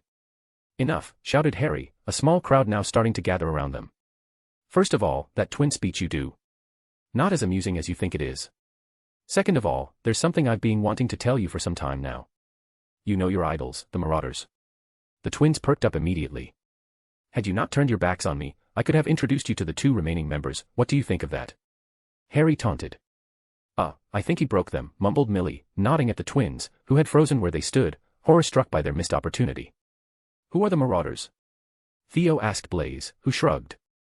Now, Dobby, please take these 6 wands and give them to Professor Snape, instructed Harry, eliciting shouts of protest from the 4 remaining dorks. The weasel even attempted to charge at Harry, but was immediately stunned. Tell him that they harassed us, that they drew their wands first, and that it would be safer for him to keep their wands, until they go to him to ask for them back. You can't do that. Granger shouted, but she didn't attempt anything else once she realized there were wands pointed at her. Dobby grinned and popped away with the Gryffinder's wands. Oh, but he can, said a new voice. They looked over and saw Pansy, who was arriving with Draco, Vince, and Greg in tow. All he's doing is defending himself, and now he's reporting you to a teacher, fearing for his and our safety, of course, she added, nudging Draco and his 2 bodyguards to stand alongside the other Slytherins. To anyone observing the confrontation from the outside, it was evident that the 4th-year Slytherins were making a statement. The 10 Slytherins stood together with Harry and Daphne in the center, their hands still linked. Once again, I'm telling you to leave before I lose my patience, Harry warned. Boo, but Harry, I really need to tea-talk. Attempted Longbottom, who cowered when Harry's eyes flared again when he looked at him. Oh, piss off, Longbottom. There is nothing you can ever say that I want to hear. Harry James Potter, you will. Granger never finished her rant, because she was silenced with a wave of Harry's wand. Harry, please, this isn't you, said the weaselette, tears starting to fall. We just want you to come back, to be friends again. No, was Harry's simple reply, drawing a smirk from Daphne and the other Slytherins. Why go back and live with the jackals when I'm at home amongst the snakes? You don't mean that, Weaselette cried. Gryffindor is much better than Slytherin. The Slytherins scoffed, and then looked at each other and laughed. I believe my housemates have effectively expressed my feelings on that matter. They are all Death Eaters in training, she shouted again, supported by Granger's silent rant. They will turn you over to you-know-who if he ever comes back. You need us. The people watching gasped, and Harry glared at the girl, no longer finding any humor in the situation. The Slytherins looked at Harry in shock, as if they were waiting for him to explain. If that ever happens, someone will die, Harry said enigmatically, his tone low and dripping with hostility. His magic started flaring around him again, and the anxious Slytherins slowly started backing away from him, except for Daphne. Instead, she again attempted to calm Harry by squeezing his hand and rubbing his arm to distract him. She found herself enveloped by Harry's swirling magic, but to her it felt surprisingly warm and protective, instead of angry and oppressive. Based on the dorks' reactions, she concluded that she was the only one who felt that way. Besides, what do you know? Asked Harry with a vicious grin. You think I need any of you? I was the only one who had to face him in our first year. As for you, all you've ever managed was to almost get yourself killed by writing your innermost desires in an enchanted diary. Your brother. He couldn't even hang on to his wand, and because of him Lockhart almost killed us all. No, I had to save you all by myself. The only one that was remotely useful was Granger, who figured out the monster was a basilisk, but that's it. So tell me, why do I need you? The gathered onlookers looked around at each other, none of them having any idea what Harry was talking about. Having seen his memory in the Chamber of Secrets, however, Daphne knew exactly what he was referring to. She looked around and noticed how everyone was staring at them, and decided this had gone on long enough, it was time to go. Harry, I'm getting bored, Daphne said, recapturing his attention. I know it's amusing putting the dorks in their place, but we still have a couple of things to do today. Besides, if this goes on much longer we may end up cursing them, and I'm not interested in getting a detention. There are too many witnesses. Listen to your girlfriend, Harry, chimed Pansy, grinning as her taunt brought about the desired reaction. She's not his girlfriend, shouted the youngest Weasley, her face getting redder. Please, what would you know? Asked Millie with a grin, which was shared by the other Slytherins. Shall we go, then? Harry asked Daphne, who nodded to him, and they turned and walked away from the demoralized Gryffindors. The crowd of onlookers surrounding them dispersed too, but no one bothered offering to renovate the pig. The Slytherin 4th years followed closely behind Harry and Daphne, the latter leaning in to share an observation with Harry. Weaselette has a crush on you, she said. Tough luck, he replied, which pleased Daphne. What was that you were talking about with the Weasley girl, Harry? Millie asked. Harry looked over to Daphne as if asking her opinion, and she nodded back to him. 2 years ago, when the Chamber of Secrets was opened, Weaselette was possessed by an artifact. It was a diary, enchanted with the echo of a memory of the heir of Slytherin. Through her, he opened the chamber and released the basilisk upon the school. All the attacks that year were ultimately her fault. We were actually really lucky that people were only petrified, since the heir wanted to kill Muggleborns, he explained.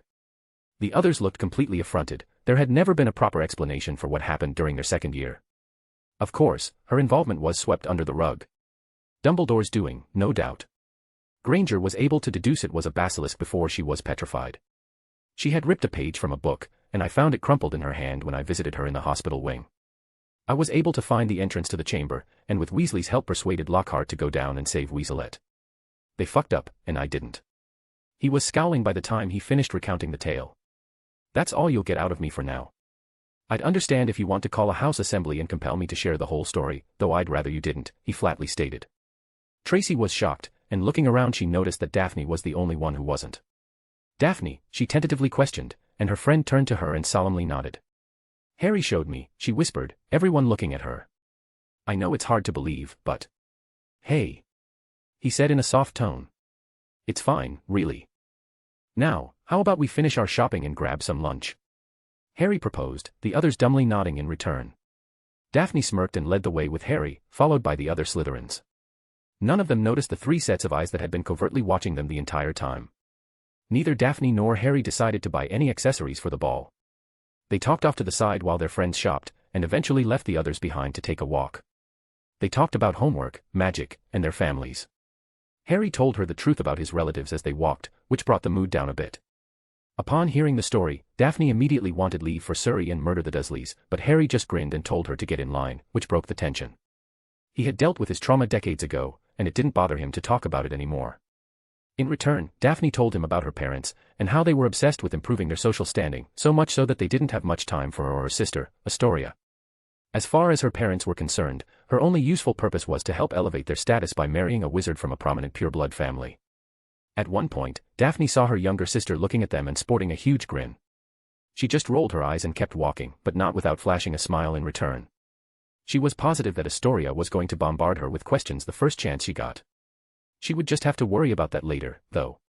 It was approaching noon, and they needed to figure out what they were doing for lunch soon, or else Harry wouldn't have time before he had to leave to meet his godfather. Question for you, do you want to go to the 3 broomsticks, or would you rather have a picnic outside? Harry asked. Daphne tilted her head to the side and looked at him questioningly. It's cold, and everything is covered in snow, she said, which was true. The entire village was covered in a blanket of snow, and it was cold enough that they could see their breath when they talked. Magic, he said, shrugging. Daphne saw the infuriating smirk he wore when he wanted to show her something amazing, and she knew she had to go along with it. Picnic, then, she replied, and he beamed at her. Whatever it was he wanted to show her, she knew she wouldn't be disappointed. Dobby, he called, and the elf popped in next to them. Everything is prepared, he said, asking for their hands. The trio popped away from Hogsmeade, appearing again in what seemed to be a clearing by the lakeside. The forest was directly behind them, and she could see the Hogwarts castle looming across the lake. Dobby popped away again, and they were left alone to appreciate the view. As she took in her surroundings, Daphne realized that there was no snow on the ground here, and that the air was warmer than it had been in the village. Either Harry or Dobby must have charmed this little spot by the lake to be warm enough for a picnic, which meant Harry had been planning this all along. This place is beautiful, she said, turning to Harry, who was looking back at her with a soft smile. How did you find it? Flying around, he replied with a smile. And it was one of our secret spots throughout our final years at Hogwarts, he added, but only in his head. Do you like it? I do, she said. With another pop, Dobby reappeared carrying a basket with one arm and a wide blanket in the other. He snapped his fingers and the blanket stretched itself flat across the ground. With a second snap, the contents of the basket hovered out of it and arranged themselves on the blanket. There were roasted meats, salads, bread for sandwiches, desserts, pumpkin juice, and butterbeer. Have a seat, Harry invited, as Dobby popped away again. Daphne sat down demurely with her back to the forest, so she could look out at the lake. Harry sat down next to her, and they both removed their scarves and outer robes, which were no longer needed in their charmed picnic spot.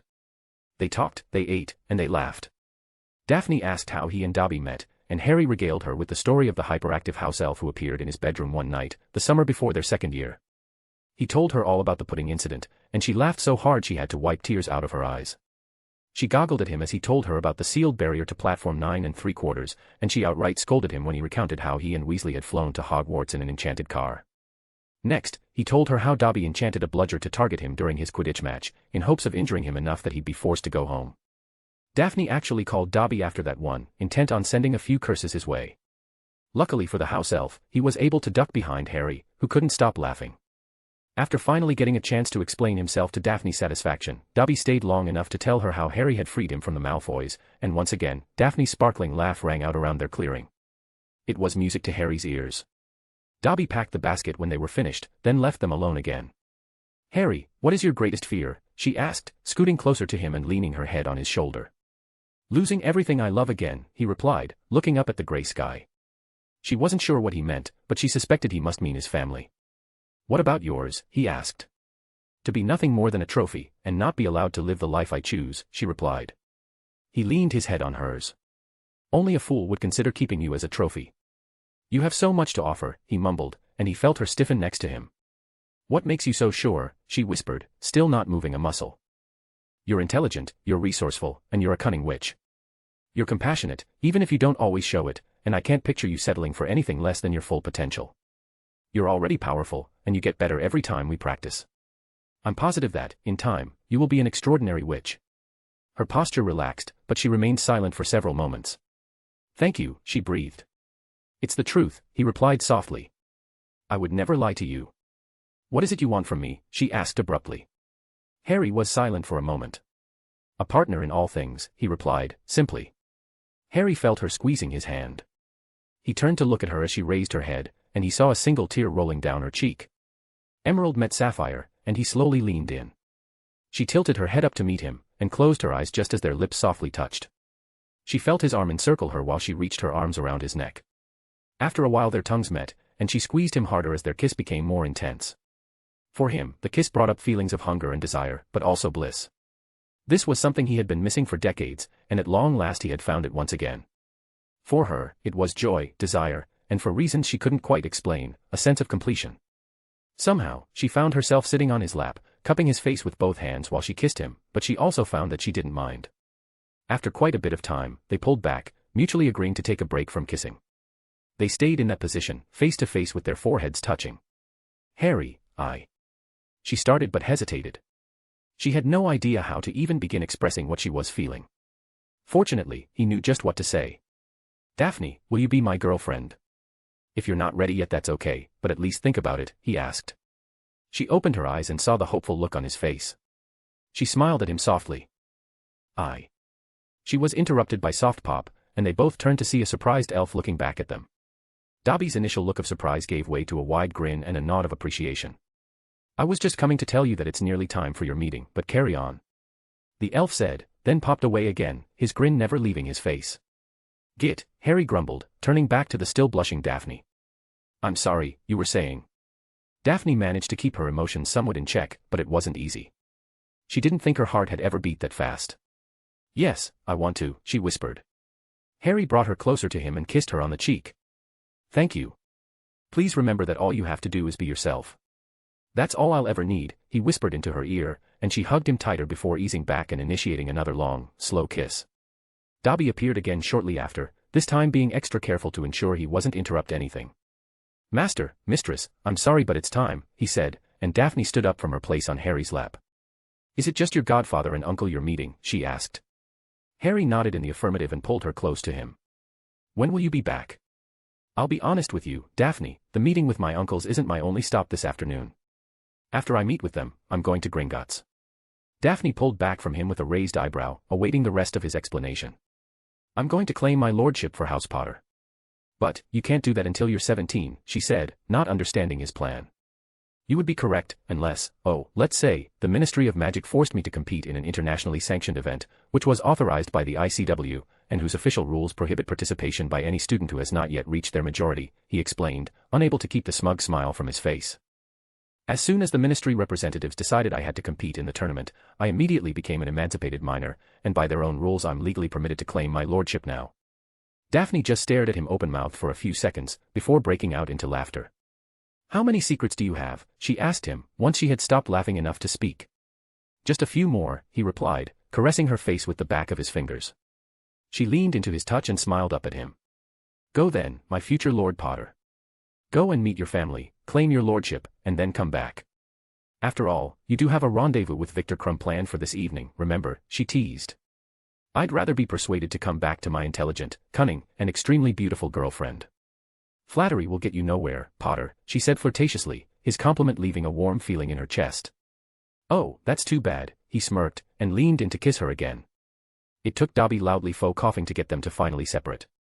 Fine, you git, fine, complained Harry, still looking at a happily smirking Daphne. Do you want to go back to Hogsmeade, or would you rather go straight to Hogwarts, he asked her. Daphne thought about it for a moment and replied, Hogsmeade first. I'll call Dobby to take me back to Hogwarts later. He nodded to her and grasped her hand again, while Dobby took the other. To Hogsmeade, Dobby.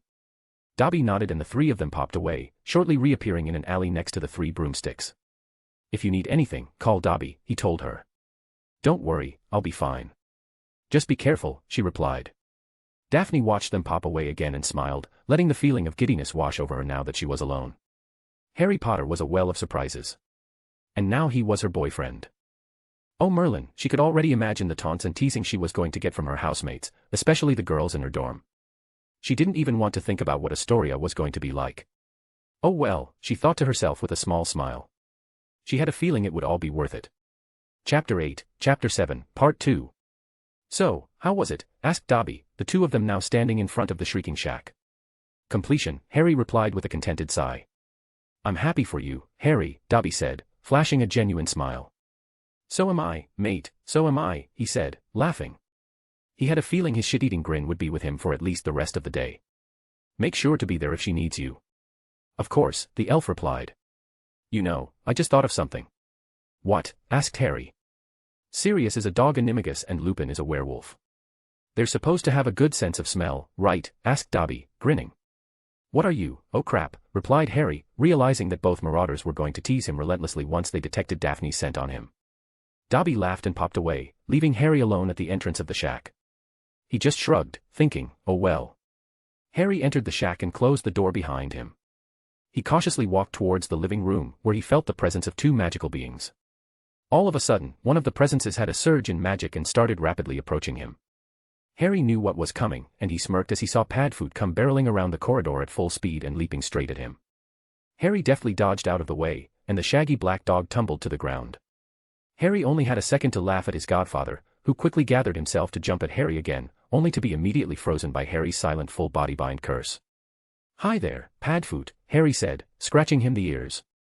Who's a good boy? Not you, that's for sure, he finished, feeling the sudden urge to change Sirius back to his human form, punch him in the nose, then hug the life out of him. Laughter rang out from behind them, and Harry turned to see Remus Lupin standing in the doorway. Harry was hit by a pang of grief as he was suddenly reminded of his godson, Teddy Lupin. Not this time.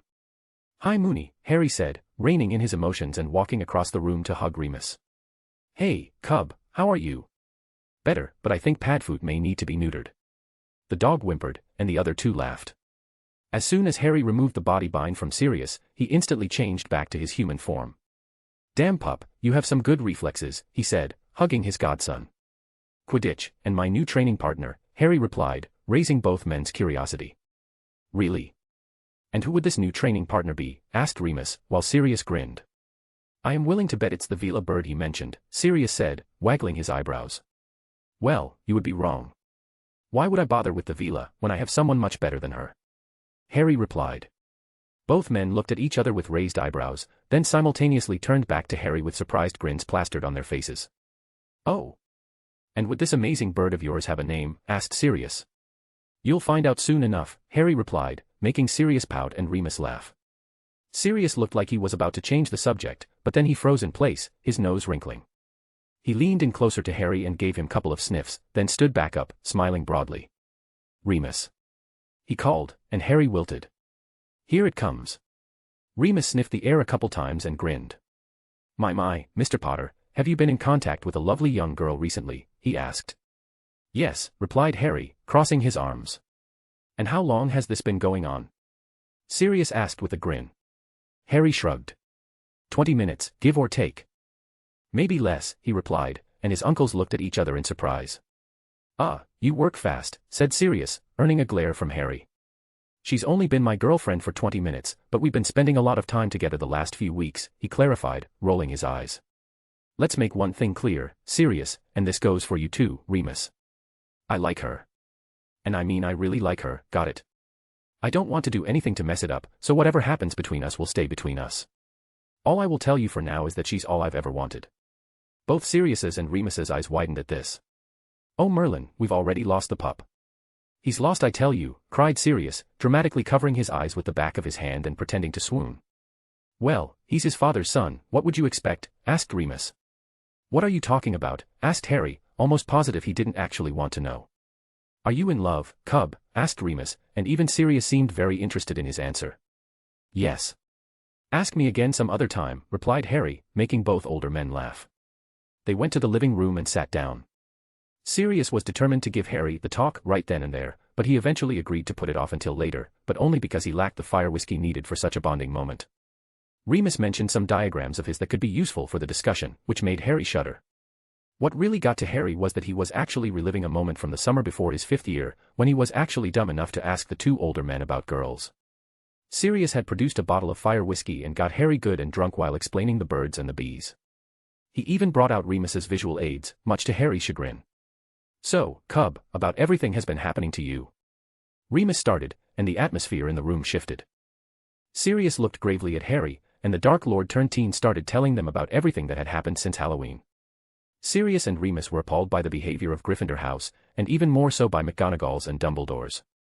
They were completely shocked by Harry's explanation of how he had bonded with Dobby, and how the elf had changed into something else, something more powerful. He told them all about how he had been living in the Chamber of Secrets, and about all the books and old equipment he found there.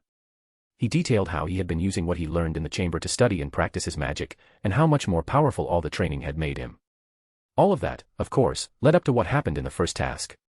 Of course, the story was mostly a fabrication, but unfortunately it was necessary for Harry to lie in this case. There were a few points where Remus asked some difficult questions, but he was ultimately satisfied with the answers Harry gave them. Sirius was amazed by the story, but also very concerned. But, how did you fly? Without a broom, asked Sirius. Falling from the broom was an accident. I actually got blown off by the shockwave from my own spell. As for the flying, it's actually simpler than it looks. I was reading Slytherin's journals, and he had written about how he would sometimes levitate himself in front of his students, just to impress them. I'd already been working on wandless magic for quite some time, so I tried it out a few times in the chamber, he said. It's really just a matter of casting a wandless levitation charm on yourself, but it's really hard to control. The task was the first time I'd done it for even close to that long. My magic probably gave me a little boost, knowing the alternative was falling 100 feet to the ground. Again, Harry really had to stretch the truth here. In reality it had taken him several years and some spell modification to perfect the technique. They seemed to accept his explanation though, and they both just shook their heads in amazement. Parts of the story definitely sounded far-fetched, even to Harry, so he ended up using a compulsion charm so they'd readily believe what he was telling them. He told them about the aftermath of the first task, and they laughed spitefully as Harry recounted how he had humiliated the Gryffindors. They harshly declared that the Lions had deserved every bit of it, and then some, and that it should be renamed the House of the Rats. It struck Harry that all 3 of them had been betrayed by at least one Gryffindor who had once been close to them, which really made him think. At the end of the day, he was just relieved that the only 2 adults he trusted were firmly behind him. And now, you're a snake? Asked Remus. A proud snake, thank you, Harry replied stiffly. Just so you know, had I not met Malfoy or Weasley on the train, I would have been a Slytherin from day one. I'm not trying to be insulting, Cub, it's just. It's hard to believe, Sirius started, sitting back in his seat, and yet the proof is right here in front of us, he finished, with a wave in Harry's direction. Look, I know you have reasons to distrust Slytherins, especially after growing up during Voldemort's rise, he sighed. But honestly, it's not so bad. I've already been fully accepted by the house, and most of them seem to like me. I've made friends there. More friends than I had in Gryffindor, believe it or not, and better friends than those backstabbing idiots. I feel like I can actually be myself without worrying about hurting their feelings, and... Harry trailed off, shrugging. It's my new home, and I'm actually respected there.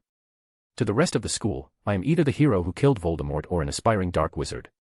In Slytherin, they mostly just consider me another 4th-year student. A particularly powerful and cunning 4th year, perhaps, but still only a 4th year. Sirius and Remus nodded, accepting Harry at his word. What about Snevelis? Asked Remus, which made Harry chuckle. I don't think he's gotten over the shock of me being in his house yet, he replied, and the 3 shared a laugh. So, considering everything you've told us, do you actually need us for anything? Asked Remus. He was half kidding, but Harry could tell they were both still worried.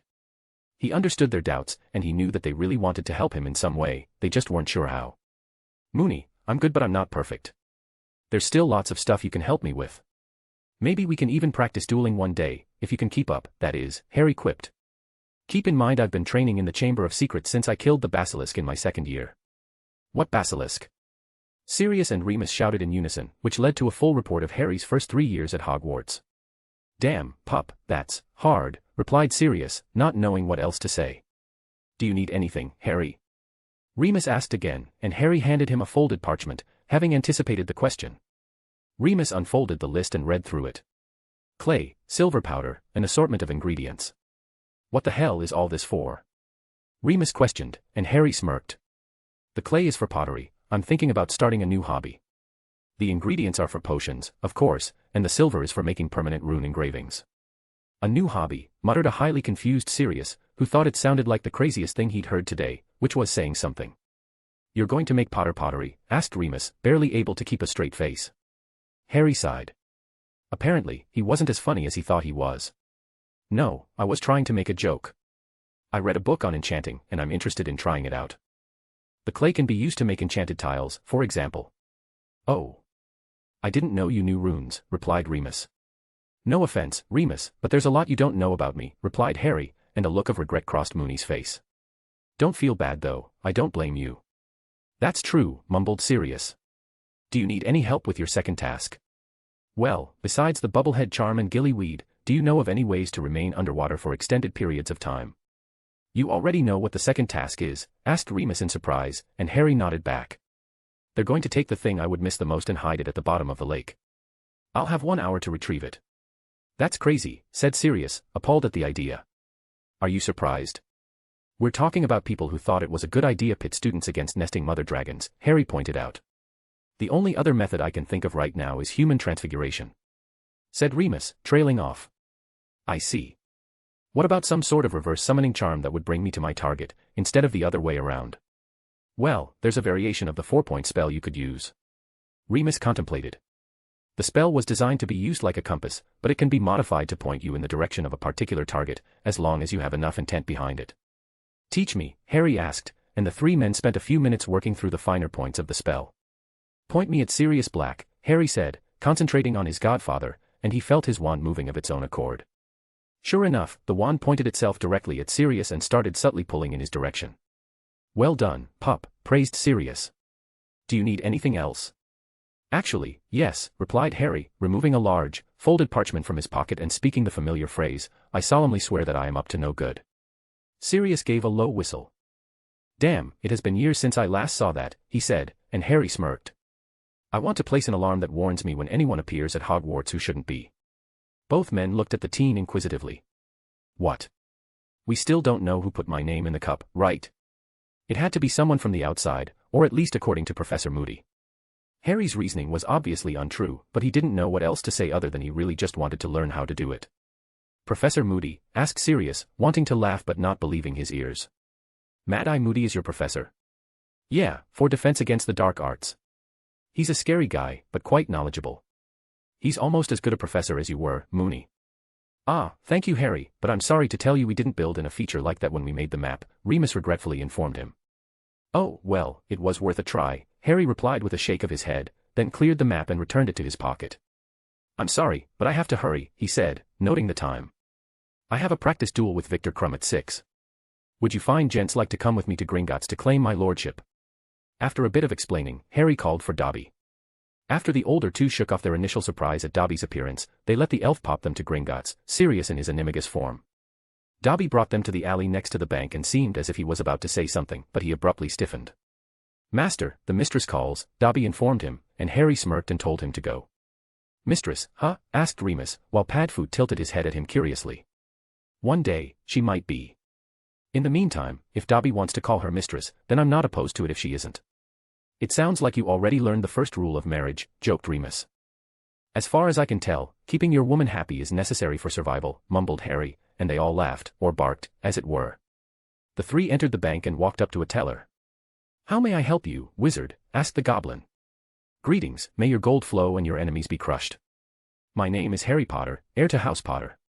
I wish to perform an inheritance test, claim the headship of House Potter, and meet with my account manager, Harry requested, his comportment taking all of them by surprise, the goblin most of all. Very well, heir Potter. May your gold flow and your enemies fall before you. You shall be escorted to Grimjaw at once. The teller rang a bell and a young goblin appeared to escort the trio. Harry, how did you learn how to deal with goblins? Asked Remus, curiously. Salazar's journals described many of his interactions with their kind. I was interested to learn that goblins were a warrior race, before turning to banking, replied Harry. Remus nodded his head thoughtfully. We are still a warrior race, Mr. Potter, replied their guide, who had introduced himself as Swiftlock. We still train our armies as we always have, but instead of open warfare we focus on the protection of our domain, and of the riches entrusted to us by your kind. Ah, thank you for the clarification, Swiftlock, replied Harry, remembering well the might the goblins kept hidden in the caves far beneath Gringotts. They were taken into the office of an older goblin dressed in a sharp, pinstriped suit. The goblin invited them to sit with a gesture, and then crossed his hands on the desk in front of him. I am Account Manager Grimjaw, and I welcome you, Herr Potter, to my office, the goblin said in a polite but formal tone. Thank you, Grimjaw. May your enemies be crushed, your gold flow, and our joint ventures grow steadily and profitably. I am Harry Potter, heir of House Potter, and these two are my uncle, Remus Lupin, and my godfather, Sirius Black, who is an animagus. Sirius changed back to his human form, and both he and Remus glared at Harry in disbelief. Ignoring their looks of betrayal, he continued, It's my understanding that according to Gringotts, my godfather is still considered innocent of any crimes, and therefore I request asylum for him. Of course, Herr Potter. The vault of Peter Pettigrew is still active, and that alone casts doubt upon your ministry's claims regarding Heir Black, the goblin said, drawing the attention of the older wizards. What do you mean Heir Black? Asked Sirius. You are the sole heir of Orion Arcturus Black, former lord of the Black family, Grimjaw replied matter-of-factly. How can that be true, when I was disowned by my mother? Questioned Sirius. The former Lady Black never had the authority to disown you, Heir Black, replied the goblin, as Sirius just shook his head and laughed. I assume you wish to claim your lordship as well. No, I don't think that's a good idea. I'd like to stand trial and be declared innocent by the ministry before doing anything, Sirius replied. Remus gave him a quick nod, agreeing it was a wise decision. Lily and James's will should be enough to prove my innocence, Sirius added. Unfortunately, Heir Black, the Potter's will was sealed by order of your Wisingamot and Albus Dumbledore, Grimjaw informed him. Why? Harry inquired. That I do not know, Heir Potter. However, Mr. Dumbledore, acting on your behalf as your magical guardian, provided Gringotts with instructions to make the Potter estate grow and keep it well managed until you're ready to claim your headship. Only then would you be able to authorize the unsealing of your parents' will. Interesting, whispered Harry. However, we come bearing news. By forcing me to compete in the Triwizard Tournament, the Ministry of Magic has recognized me as an adult. Am I correct in my belief that this is sufficient for me to claim my headship of House Potter now? You are indeed correct, Heir Potter, replied Grimjaw. In fact, I personally sent you letters in the name of Gringotts informing you of that very thing. It was a surprise when the letters were sent back unopened, unlike the usual statements. I've been experiencing some issues with receiving Owl Post lately. I assume that you've been sending the statements directly to my guardian. Indeed. There you have it, replied Harry. I do believe that I need to have a conversation with Dumbledore about him being my magical guardian and managing my finances. What has he done, actually? As I mentioned, Albus Dumbledore gave instructions to manage the Potter estate and make it grow. Only the head of house is authorized to know anything beyond that. Very well. In that case, I'd like to withstand the inheritance ritual, Harry replied. Grimjaw nodded and briefly ducked below the desk. Hey Moony, is just at me or is it kind of creepy seeing Harry acting like this, mumbled Sirius. Cold and calculating. Somehow knowing exactly what to say and do, replied the werewolf. Yeah, I sure do. Good, I thought it was just me, replied Sirius, as Grimjaw produced a rune-covered basin and a steel ritual knife, which itself had several runes running along the blade. The procedure is simple, Heir Potter. Use the knife to draw blood and drop it into the basin. Magic will do the rest. Harry nodded and squeezed his hand around the blade, then swiftly pulled the knife across his palm, allowing the blood to flow from his wound into the basin. Grimjaw was impressed by the young wizard, noting that he hadn't even flinched. Sirius and Remus, however, were appalled. Harry. What do you think you're doing? Exclaimed Sirius. A few drops would have been plenty. Don't worry, Harry replied, healing himself with his wand while he was still concentrating on the basin. As it absorbed the blood, the runes carved into the basin began emanating a soft golden glow, and with a flash, a sheet of parchment appeared on top. Grimjaw grabbed the parchment and read it aloud to the others. Name, Harry James Potter. Age. Father, James Charles Potter. Mother, Lily Julia Potter née Evans. Heir of House Potter by primogeniture. Potential heir of House Slytherin via maternal ancestry. What does it mean by potential heir of House Slytherin? Sirius asked through his shock. The tale is no longer well known, but we goblins have long memories. During his twilight years, Salazar Slytherin locked his vaults and hid the key away in a secret location. He informed his descendants that only a worthy heir would be able to discover the secret and claim the mantle of Lord Slytherin. It involved a test of cunning of some sort, at least according to him.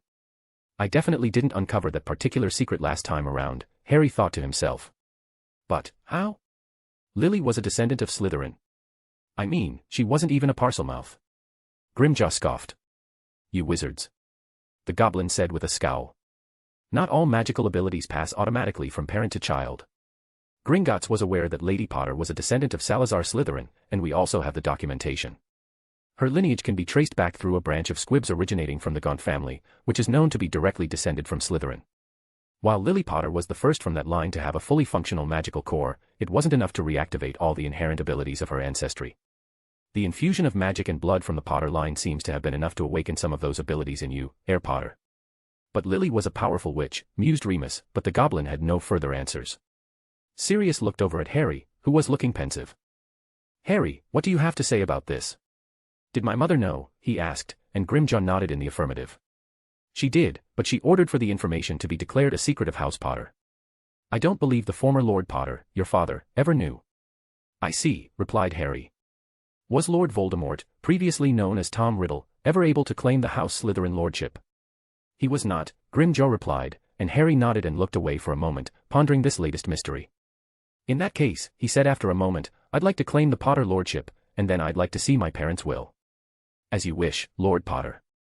Grimjaw produced several forms for Harry to sign and ordered a goblin to retrieve the Potter will and ring, which was done within moments. I would now read the will, with your permission, Grimjaw announced, and Harry quickly assented. This letter serves as the last will and testament of James Charles Potter, Lord of House Potter, and the Lady Lily Julia Potter. We are writing this now, having just gone into hiding under the Fidley's charm, in hopes that it will never be read. If this is being read, then our plan failed and Lord Voldemort somehow got to our good friend Peter Pettigrew, who was our secret keeper for the Fidleys. We're sorry, Petey. Should our son Harry James Potter survive us, then our bequests are to be as follows. To Sirius Black we leave 10,000 galleons and guardianship of our son Harry James Potter. To Remus Lupin, we also leave a sum of 10,000 galleons. An additional 10,000 galleons are to be given directly to the Auror Corps, and 5,000 to the organization known as the Order of the Phoenix. The remainder of our estate shall be given to our son Harry. Harry, if you're reading this, then we want you to know that we love you more than anything. We want nothing more than for you to have a long, healthy life, filled with love and happiness. Whatever you do, know we are proud of you, and we will be watching over you. If your bouts of accidental magic are any indication, you will be a powerful wizard one day, and we know you will do great things. Inside the Potter Vault is a collection of memories that include some of our most treasured moments with you. If we don't survive this war, we'd at least like for you to have something of us. This is not a goodbye, son. We'll meet again, one day. We are very proud of you, and we love you very much. Should our son have died with us, I, James Charles Potter named Sirius Orion Black and Remus John Lupin as heirs of House Potter, and they can do whatever they wish with the estate. This is not a goodbye. One day, the Marauders will run together again. We want you all to lead long and happy lives, and we hope you will take down those bastards for us. The three of you were the brothers I always wanted. We'll be waiting for you on the other side. Farewell, friends. See you one day. James Potter. Lily Potter. Authenticated by account manager Grimjaw. The goblin folded the parchment and looked up to see Harry sitting in his chair with his eyes closed. Sirius was wiping the tears from eyes, and Remus was solemnly looking at the ground. Grimjaw, would you please send a copy of that will to the head of the DMLE, along with a request that they ensure my godfather has a trial? It shall be done, Heir Potter, agreed Grimjaw, magically duplicating the will and setting it aside. Why did they only add you as a possible guardian? Harry asked Sirius, who shrugged. I was planning on going under the Fidleys too. They knew that, so maybe they assumed I'd survive if they didn't. Harry accepted the answer and turned to Remus. I'm a werewolf, Harry, I wouldn't be allowed to be your guardian, the men replied, and Harry sighed. Stupid bigoted rules. And my lordship? Harry asked Grimjaw, who extended a polished wooden box to him. Harry opened it to find a golden ring set with a sizable blood-red stone in the center. Set within the surface of the stone was the enameled coat of arms for House Potter. He took the ring from the box, placed it on his finger, and was immediately enveloped by a golden light. The glow disappeared after a few moments, and Harry felt the ring adjust its size to properly fit his finger. The magic has accepted you, and from this moment forward you are the Lord Potter. Allow me to be the first to congratulate you, my lord. Thank you, Grimjaw, said Harry, earning a few supportive claps on the shoulders from his uncles. I trust the director of the DMLE will know how to deal with the will and my godfather. Gringotts will push its resources to see it done, I assure you. Heir Black shall be contacted as soon as possible, Grimjaw explained, closing his files. If there is nothing else. I'd like a statement of my estate please, and I'd also like to request a few words in private, if I may, Harry replied, which took his uncles by surprise. Of course, Lord Potter. Mr. Lupin and Heir Black shall be escorted to the lobby, where they can wait while you conclude your business. I hope you don't mind, said Harry, turning to both men. Harry, are you sure you don't need our help? Sirius asked, which seemed to amuse both Harry and Remus. Don't worry, Sirius, I think I have everything well in hand, Harry told him with a chuckle. Besides, if I do need help, I have Grimjaw. That's why we're paying him, isn't it? Grimjaw nodded. Of course. Time is money, and I earn a fee for each of my clients' successful business ventures. See. You're scary, kid, said Sirius, shaking his head and chuckling. We'll be waiting outside, go on then. Sirius changed back into his dog form while Remus gave Harry some parting advice, then they left the office together, leaving Harry and Grimjaw alone. Grimjaw started explaining all of Harry's holdings to him. The gold in his vaults was more than Harry expected to spend in a lifetime. The goblins had clearly taken Dumbledore's request to make the Potter estate grow seriously. They reviewed the portfolio of business stocks and various properties, which included Potter Manor, his ancestral home, which had been in lockdown ever since the death of his grandparents. Most of this wasn't news to Harry, of course, but it was good to take stock of his available resources. Is there anything else I can do to be of service, Lord Potter?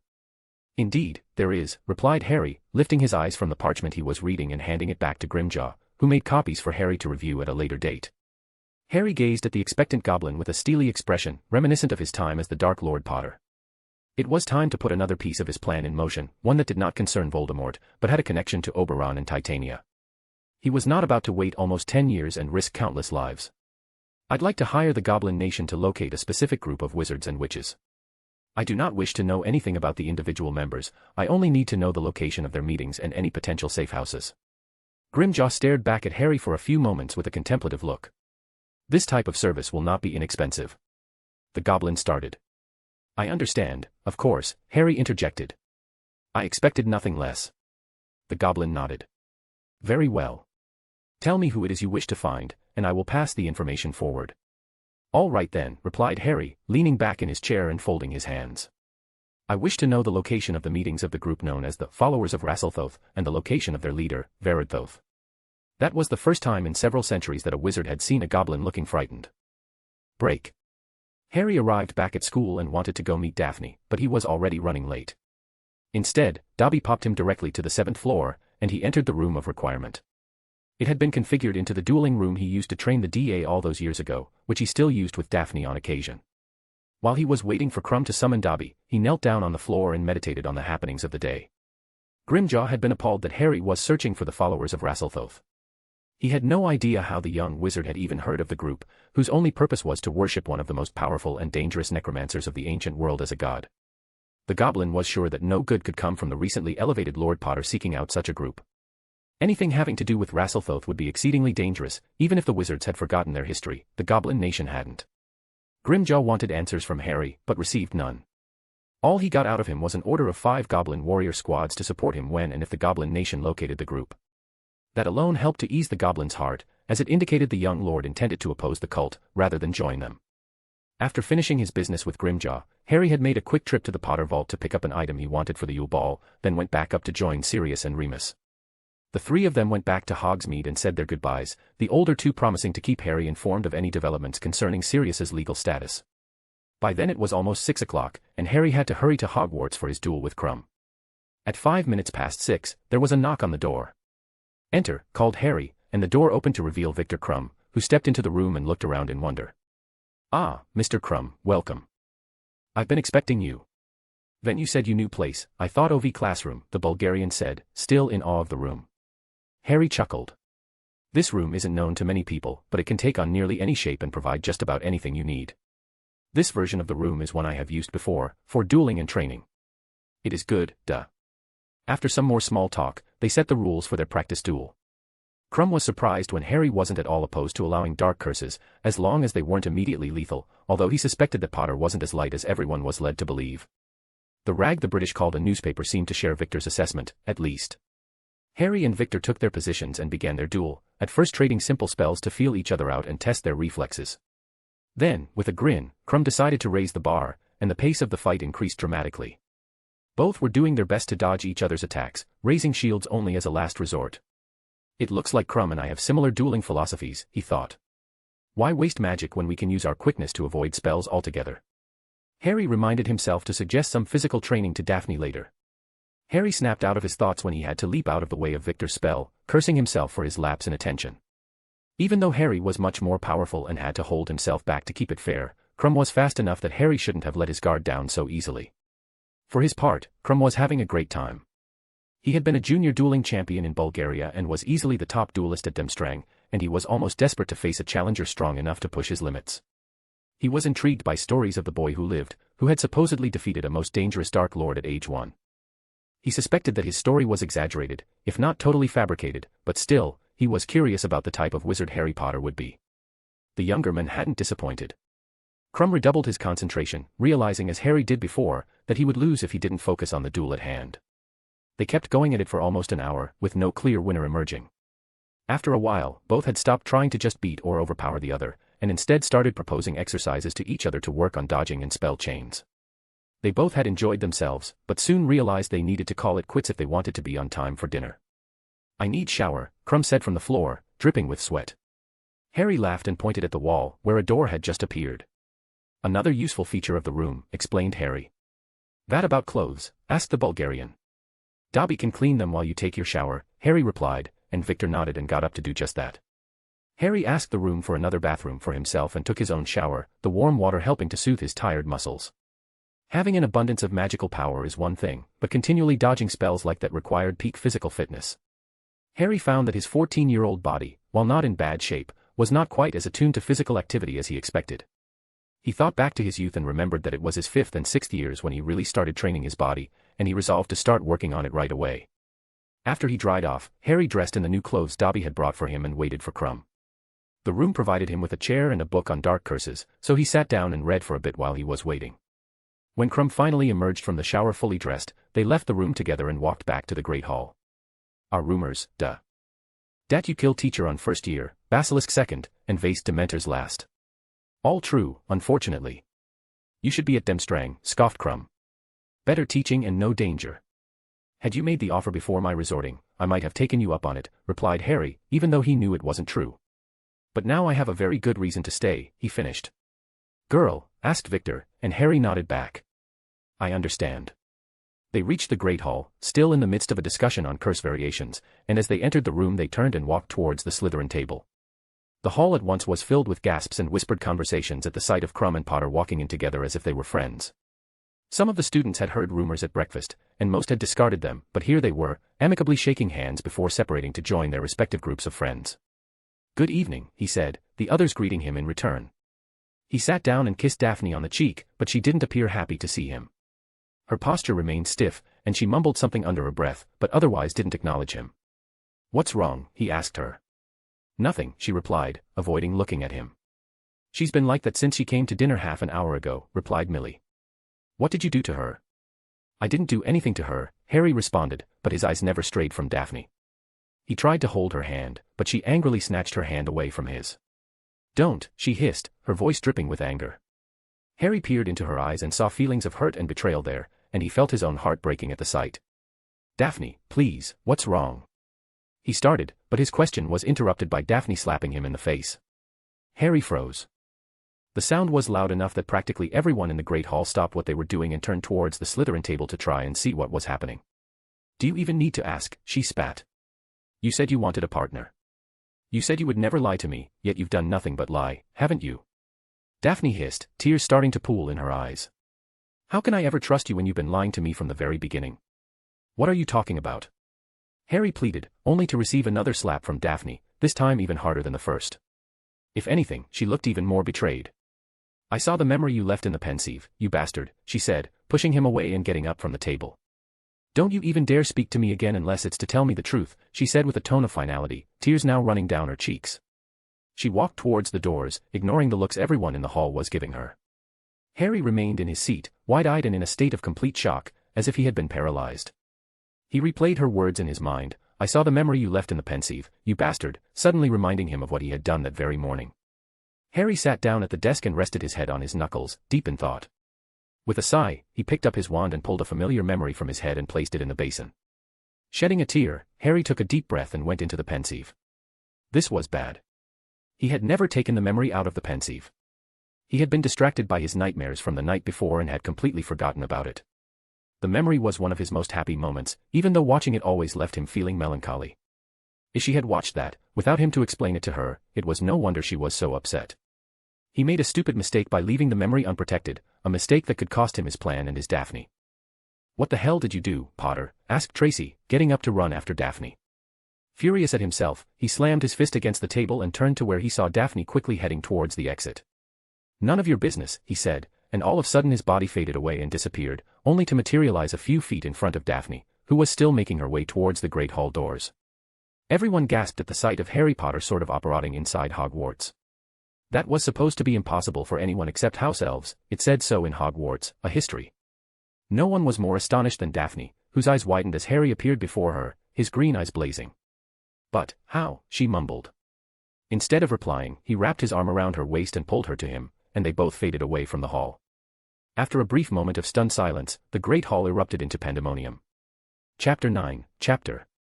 Daphne couldn't keep the smile off her face as she stared at the spot where Harry had just vanished. She didn't regret a single thing that had happened between them, and she decided she was going to embrace whatever would come. She liked Harry, Harry liked her, he wanted a partner, she wanted to be his. So why not? She walked into the 3 broomsticks and saw that every table was filled with Hogwarts students. She stood up on her tiptoes trying to spot someone familiar, thinking that her year-mates should still be there finishing up their meals. As luck would have it, she saw Tracy, Millie, and Pansy sitting together at a table towards the back, and moved to join them. There was no sign of the other 4th-year boys. "Where have you been?" asked an indignant Tracy, rising from her seat when she saw Daphne.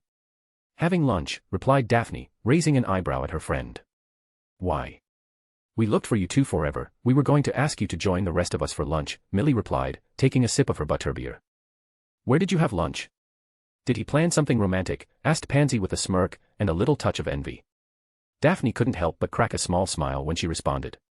"Harry took me to the lakeshore, and we had a picnic in a beautiful clearing," she said, the other girls paying rapt attention.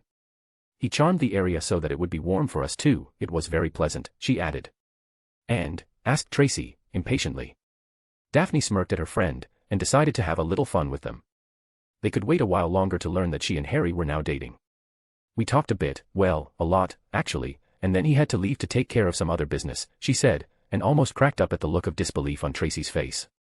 "You talked?" "You only talked," she spluttered. After being subjected to her teasing for weeks, Daphne was really enjoying torturing her friend like this. "And he just left you?" asked Pansy, raising her eyebrow. "No, he didn't just up and leave me," Daphne replied. "He really did have some important business to take care of, and I knew all along that he'd have to leave as soon as we'd finished eating." "I don't understand, what sort of business could Potter possibly have?" "Pansy, trust me on this, we know next to nothing about Harry Potter. Whatever Malfoy or Professor Snape have told us, Harry is nothing like that," she countered, taking on a serious tone. "He told me a bit about the last 3 years here, and believe me, it's nothing to take lightly." The 3 girls looked at Daphne, a little surprised by the turn the conversation had taken. "I know," Pansy confessed in a whisper. Now Pansy was the focus of the other girls staring, who couldn't believe what they were hearing. There was Pansy Parkinson, second only to Draco in anti-Potter behavior over the years, and easily the most outwardly bigoted girl in their year, although to be fair it wasn't entirely by choice. "I saw what he did to the dragon, Daph, we all saw it. I saw him dismantle Draco as if he were nothing. Harry's proven he's a true Slytherin. Trust me, I know what kind of things I've said about him, but even I know he deserves our respect. He is powerful, Daphne, and he's our age. What will he be like a few years from now?" Pansy shifted in her seat while the girls silently looked at each other. They had never seen Pansy like this, but then she had this to add, "That's the other thing. He doesn't seem to be looking for followers like some wannabe Dark Lord, or even like Draco. He's looking for allies, and I think it would be prudent to consider it. There are even rumors that Alistair Pants, Brian Carrick, and Eliza Colberth are interested in having him join them." The girls gasped. The Slytherin triumvirate were the real power in Slytherin House, and among the most respected. If they were interested in Harry now, it could only mean that they intended to groom him for a position in the triumvirate. That would make him an official leader of their house as a 5th year, which was highly unusual. As far as anyone could remember, members of the triumvirate were almost always 7th years, with the occasional 6th. I had no idea, are you sure? Asked Millie in a whisper, and Pansy nodded. Daphne was really proud of Harry, but also a little baffled. Add that to today's show, when he came in talking with Victor Krum like they were best friends. Millie added with a smirk, which made Daphne chuckle. Sometimes I really hate Draco, Pansy sighed, looking up at the ceiling for a moment before noticing the other three smirking back at her. Oh fine, most of the time, she admitted. Blasted alliances. But can you imagine how different things would be if Harry had been in our house all along? In any case, he's with us now, said Daphne, crossing her arms. Let's just make sure we support him properly this time, and make sure he wins the Triwizard Tournament. This is personal to you, isn't it? Asked Pansy with a smirk. I want him to win for several reasons, admitted Daphne. For one, I really think he can do it, so why shouldn't our house support him? We're not honorless fools like the dorks, are we? The house stands with him, Daphne, you know that, Millie replied matter-of-factly. There's no one left in the house that doesn't respect him after what we've seen. Hell, even Malfoy's piped down with his filth. That's not what I mean, Millie, started Daphne, looking at the girls. The dorks still want him back, you saw them. And they accuse us of using dark magic and love potions to ensnare him. They accuse you, Tracy chimed in, making Pansy and Millie snicker. Daphne ignored her and continued trying to make her point. The Duffers want him to go down because of Diggory, of course. Chong has half of the claws rallying for Diggory too, and the rest are either neutral or uninterested. I believe there's more on the line for Slytherin House than you might think. Like what? Asked Tracy. Remember what he told us. He has been studying in the Chamber of Secrets, in Slytherin's own private sanctum, Daphne said, making sure her dorm mates understood. In a sense, he has been learning from Salazar Slytherin himself. Are you talking about the diaries? Tracy asked, and Millie and Pansy looked at Daphne, wide-eyed, making the same connection. Yes, Tracy, the diaries. The journals written by Salazar Slytherin himself, which he's been using to train. A victory for Harry would be a victory for Slytherin's modern-day apprentice, and a victory for our house, Daphne declared. I like your way of thinking, Millie replied, and Pansy agreed. Things have been changing over the past few weeks, Daphne said, filled with an optimistic feeling as she looked around at her friends. Personally, I think things are changing for the best. Says the girl who has Potter wrapped around her finger, teased Pansy, making Tracy and Millie laugh. Even Daphne had to chuckle. Yeah. Daphne whispered to herself. She was just as smitten, and she knew it. Speaking of boys, where are yours? Around, replied Tracy, while Pansy shrugged. We all had lunch together, then Malfoy wanted to leave but Pansy didn't. Theo and Blaise went to the toilet and are loitering over by the counter. I think they realized we were having a girls-only moment. Daphne turned back and saw the two boys at the counter, engaged in conversation. Draco wanted to buy a couple of things and took Vinny and Greggy with him, sighed Pansy. The girls hid their chuckles. Vinny and Greggy were Pansy's nicknames for Crabbe and Goyle. She had always very supportive of those two. In fact, they were much more loyal to Pansy than they were to Malfoy. Malfoy fancied himself a leader because of his father's influence, but in truth he wielded very little power. Pansy, Greg, and Vince had to be around him because of certain alliances, everyone knew which ones, but that didn't make him their leader, even though Pansy allowed him to believe he was. They had known each other since they were little, so she did actually care about the Git, but not as much as people thought she did. Draco had been in a downward spiral ever since Harry had joined the Snakes. Realizing that his father's influence had limits, combined with Harry putting him in his place seemed to have thrown him into a sort of existential crisis. Who are you going to the ball with, Pansy?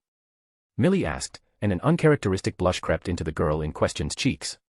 I'm going with both of my boys, she answered with a small smirk, then attempted to redirect the conversation. Thank Merlin Draco isn't going, though. Can imagine what I'd suffer through if I had to be his date. The girls shared a commiserating laugh, and then Tracy beckoned Theo and Blaise to come back to the table. Where's your boy? Blaise asked Daphne as he approached the table. In a personal meeting, she replied. Listen, she said, looking at the two boys seriously, I want to know your honest opinions of Harry. Well, he's definitely powerful and obviously pretty smart. Overall, he seems like a pretty great guy, Theo replied, shrugging his shoulders. Don't tell me you have a crush on him, Tracy pouted, sending him a playful glare.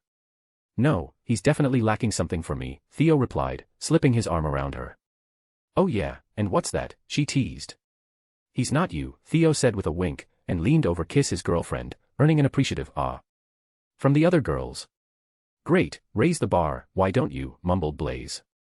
Millie was the only one who heard him, and she softly elbowed his side and shook her head at him with a small smile, which he returned. Millie didn't like all that lovey-dovey stuff anyway. She happened to be a practical girl, and Blaise was more than fine with that. "What about you, Blaise?" asked Daphne. "He scares me a little," confessed Blaise, earning a few raised eyebrows. "There's something about him that feels dangerous. He's also smart and resourceful enough to make things happen. If it comes down to it, I'd rather be on his side than oppose him. I've seen how much he struggles to stop himself from cursing some of the idiots, and I don't want to be in the way if he does finally snap." The table remained quiet once Blaise finished speaking, but then he added, "That being said, I do owe him one for helping me find my backbone, and he's been nothing but decent to me since he joined us. All in all, he's all right by me." "Do you think he can win the tournament?" asked Daphne again. "If you'd asked me before the first task, I'd think you were joking. But now, I definitely think he could win, but the judges don't seem too fond of him," Blaise replied, Theo nodding along in agreement. "How is he doing with the next task?" asked Millie. "The riddle of the egg has been solved and he's made his preparations, but I won't speak about it in here." "Too many listening ears," replied Daphne. "What about the ball?" asked Pansy with a smirk. "I'm looking forward to it," Daphne replied, with a shrug. "I wanted to make sure he could actually dance, so we practiced a bit. He's a surprisingly decent dancer, and I think we'll have a good time. Now, can we talk about the fact that Harry's house elf calls you mistress?" Theo inquired, who had been wanting a proper answer to that question all day. With a sigh, Daphne told them that Dobby hadn't even given her a proper explanation for that, beyond a simple, just because. Knowing his and Harry's relationship, it's possible he'd done it just to wind Harry up. In any case, since neither she nor Harry actually told him to stop, he just kept doing it. Her friends all found the story very amusing, though Daphne left out the part where she actually loved it when Dobby called her his mistress, and that she felt little butterflies in her stomach every time she heard it. After another 30 minutes or so of light conversation, the group got up from their table and went to leave the 3 broomsticks. The others still had some shopping to do, but Daphne already had everything she needed and was getting bored. With nothing better to do, she decided to go back to Hogwarts and visit the Chamber of Secrets. She figured she could occupy herself while waiting for Harry by perusing Slytherin's library, reading one of the journals, or maybe even starting her homework. She said her farewells to her housemates and ducked into an alley so she could summon Dobby without being seen. Dobby appeared a moment after she called him. According to him, Harry had just arrived at Gringotts with his godfather and uncle. Daphne smirked. She wondered what would happen once people find out that Harry had claimed his lordship. Dobby popped her into the living area of the chamber, then said to her, "Should you need anything, please don't hesitate to call. Actually, I am curious about one thing. What is it you do all day when you're not helping Harry?" she asked. "At first, I spent a lot of time cleaning the chamber and making it suitable for living. I also cook Harry's meals when he doesn't want Hogwarts food, and sometimes that requires shopping. I run his errands to buy equipment and ingredients, I spy on certain individuals in the school, and I believe that soon I'll have Potter Manor to clean up." The expression he wore while listing off his duties told her that he really did enjoy his work, and she told him so. "I may be much more than a mere house elf," he replied, "but I still am one. I still like to serve my master." "Your master is lucky to have you at his side, isn't he?" she asked, smiling at the elf, and was surprised by Dobby's response. "I think we are both lucky to have each other," Dobby replied in a solemn tone. "Had it not been for Harry, I'd still be a slave, or maybe even dead. Ever since then I've helped him in any way I could, and his gave me this," Dobby said, indicating his evolved form, "just through the strength of our bond." Dobby wished he could tell the full truth, but he couldn't without revealing his master's secrets. He couldn't tell her how he had helped Harry with the second task of the tournament, an event that hadn't yet happened in this timeline. He couldn't tell her about the battles they fought together, or how he had saved Harry from his purgatory. All he could do was his best to convey to her the deep bond between him and his master. "I think I know what you mean, thank you, Dobby," replied Daphne. "I'll call you when I need you." "Of course, mistress," smirked Dobby, and popped away. Daphne smiled to herself, thinking about how the title might actually be befitting of her now. She looked around the room and noticed a cauldron simmering in the laboratory area. She walked over to examine it, and was able to identify it as a dreamless sleep potion. His nightmares must be really bad, if he took it upon himself to brew this potion, she thought to herself, wondering if he'd be willing to share them with her. She came across a sealed container tucked away in a corner, but left it alone, remembering Harry's earlier warning. Looking across the room, her eyes settled on the large canopy bed, which was ornately carved from some sort of dark wood, and trimmed with green hangings suitable for their house's founder. She sat down on the edge and took note of how soft and comfortable it felt. She briefly pictured herself spending the night there, then tried to distract herself with other thoughts as she felt her face burning. Daphne turned her attention to the bedside table, which had a modern lamp crystal on it similar to the one she had in her room at Greengrass Manor. The only other item on the table was a notebook, which Daphne flipped open, recognizing Harry's handwriting. It seemed to be some sort of diary or journal going back to the start of the school year. She knew it was wrong to read someone else's diary without permission, as she had reminded her sister time and time again, but her curiosity got the better of her and she started reading the first entry, telling herself that Harry wouldn't mind. It's just past midnight on September 1st. In a couple of hours, we'll be going back to Hogwarts. I can't wait. Not that I dislike the Weasleys, but they can be a bit loud and overbearing. Mr. Weasley is a typical Muggle-loving fanatic. He has a lot of Muggle garbage. He doesn't know what it's for nor how it works, but he's still amazed by it. Mrs. Weasley is an overbearing, overprotective mother hen. Need I say more? Bill is kinda cool and so is Charlie. Bill works for Gringotts as a curse breaker and Charlie works in a dragon reserve in Romania. Percy is a pompous git that's always kissing his superiors' arses in the ministry. The sad part is that this seems to be the way things work in the wizarding world. A shame. Fred and George can be funny, but they take it so far that it gets annoying, especially with their twin speech and all the pranking. Not everyone enjoys it that much, guys, you could hold it for a moment. Ron is always eating or complaining, but I don't see him doing anything. Most of the time he's just lazy. But he's also my first friend and can be a nice guy. Then there's Ginny. What the hell is wrong with that girl? It looks like she has a crush on me but doesn't talk to me and can't seem to be in the same room as me without blushing or babbling. But I enjoyed myself in their home, especially when I helped Hermione explain what some Muggle items were for. I'll never underestimate a wizard's inability to understand the Muggle world again, that's for sure. Daphne snickered at Harry's thoughts on the Weasley family. He wasn't one for telling jokes, but she always found his observations amusing. She really wanted to keep reading, but she restrained herself and closed the notebook, placing it back on the bedside table. She gazed around the room again and looked to the desk, where she had left the frame for the diaries. As she was reaching for the frame, the soft glow coming from the pensieve caught her attention. Curious, she stepped towards it and realized there was still a memory in the basin. Why would Harry leave a memory in the pensieve, she wondered. It was probably something important if he had left it there, which he might have done so he could watch it again later. She knew she shouldn't watch it and was about to walk away, but then she saw a piece of parchment on the desk with her name scribbled on it, and again her curiosity won out. Maybe he meant for me to see it, she thought. It couldn't be anything bad, right? Daphne took a deep breath and plunged her head into the basin. She saw herself inside a great tent, seemingly in the middle of a lively party filled with music and laughter. The tent was open around the sides, and she could tell it had been set up in the middle of a large, grassy field. She scanned the crowd, not recognizing any of the party attendees, until suddenly she gasped at the sight of an older Blaise Zabini, who was sitting next to a very happy, yet older version of Millie. At the same table were the older counterparts of Theo and Tracy, who were laughing at something an older version of Pansy was saying.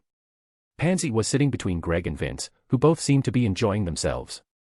But what astonished Daphne the most was the sight of her own sister sitting next to the one and only Draco Malfoy. What was worse, she actually looked like she was enjoying herself, fully engaged her conversation with Malfoy and wearing an amused expression. Her eyes moved to another table and found another shock. At that table were Granger and Longbottom, smiling and laughing together. They had both changed so much that she almost didn't recognize them. Longbottom was taller and had lost most of his chubbiness, but he had also put on some bulk. Granger somehow looked prettier. Her teeth had been fixed, and she'd even managed to tame her hair. Not only that, but she was fashionably dressed and looked well put together, like a proper lady. What was going on here? Daphne recognized several other Gryffindors at the same table, including the Weasley twins and their chasers, Johnson, Spinnet, and Bell. Even their former Quidditch captain Oliver Wood was there. She searched out the other redheads with her eyes, and found both Ronald and the Weaselette in attendance. The former seemed to be sitting by himself, stewing over something, and the latter was standing off to the side with her arms crossed, glaring. Moving on, she recognized several other faces, including Professors McGonagall, Flitwick, Sprout, and Hagrid, but still couldn't figure out exactly what was happening here. If she didn't know better, she'd think she'd landed in the middle of someone's wedding. Suddenly, just loud enough to get everyone's attention, a soft tink-tink sound rang out, reminiscent of something metal tapping against a crystal glass. At the sound, many of the attendees smiled and turned towards the front of the tent. Daphne turned to follow their gaze, and her breath caught in her chest. At the center of the front table was an older version of herself, dressed in white wedding robes, leaning over to kiss the man who was obviously her new husband. Her older self pulled back, revealing that the man in question was none other than Harry Potter, who was also clad in formal wedding robes. He was sitting down so it was hard to be sure, but he seemed taller, and had a more athletic build than before. Two things that hadn't changed about Harry were his semi-messy black hair and piercing green eyes.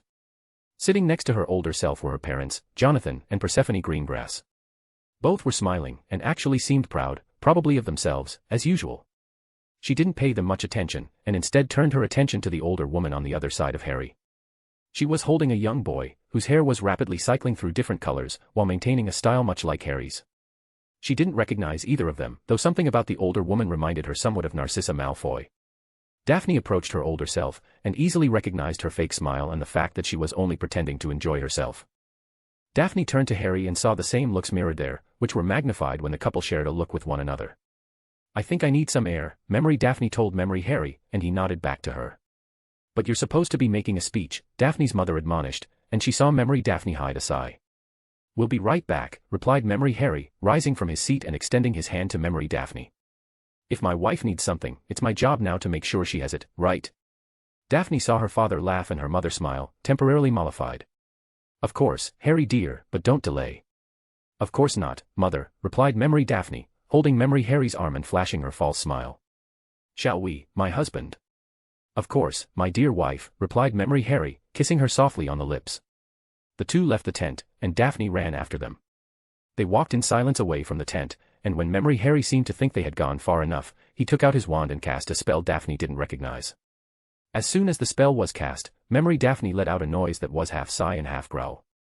"I hate it," she said, looking away from Memory Harry, who was holding her hands in support. "It's my wedding, and I bloody hate it." "I know," Memory Harry whispered, caressing her hands. "It's a bloody circus. There's nothing of us in there," Memory Daphne continued her rant. "All I wanted was a simple ceremony with our friends, not the whole bloody country. The entire Wisengamot is there, as is half of the bloody ministry, and let's not forget to mention all the reporters." Memory Harry didn't say a word, he just let her vent. "Oh, I'm so proud of my daughter," Memory Daphne mocked. "She snagged the man who conquered, and now the Greengrass family will be even more influential, bloody harpy," she spat, obviously referring to her mother. "This was supposed to be my wedding to the man I love, not a bloody circus for her to show off how important she is now, or parade around her powerful new son-in-law." "Daph, love." Memory Harry tried, only to stop short at the sound of his wife's sobs. "I'm sorry, it's just that." She didn't finish, as Harry had pulled her to him and was holding her tightly. Daphne watched the couple closely, and felt her eyes moisten too. Her mind was trying to come to grips with what exactly she was witnessing. Was it possible that she was really seeing a memory from her own future? Her wedding. To Harry. "I love you, Daph, you know that, right?" he asked, and she nodded into his chest, still crying. Memory Harry drew a pocket watch and checked the time.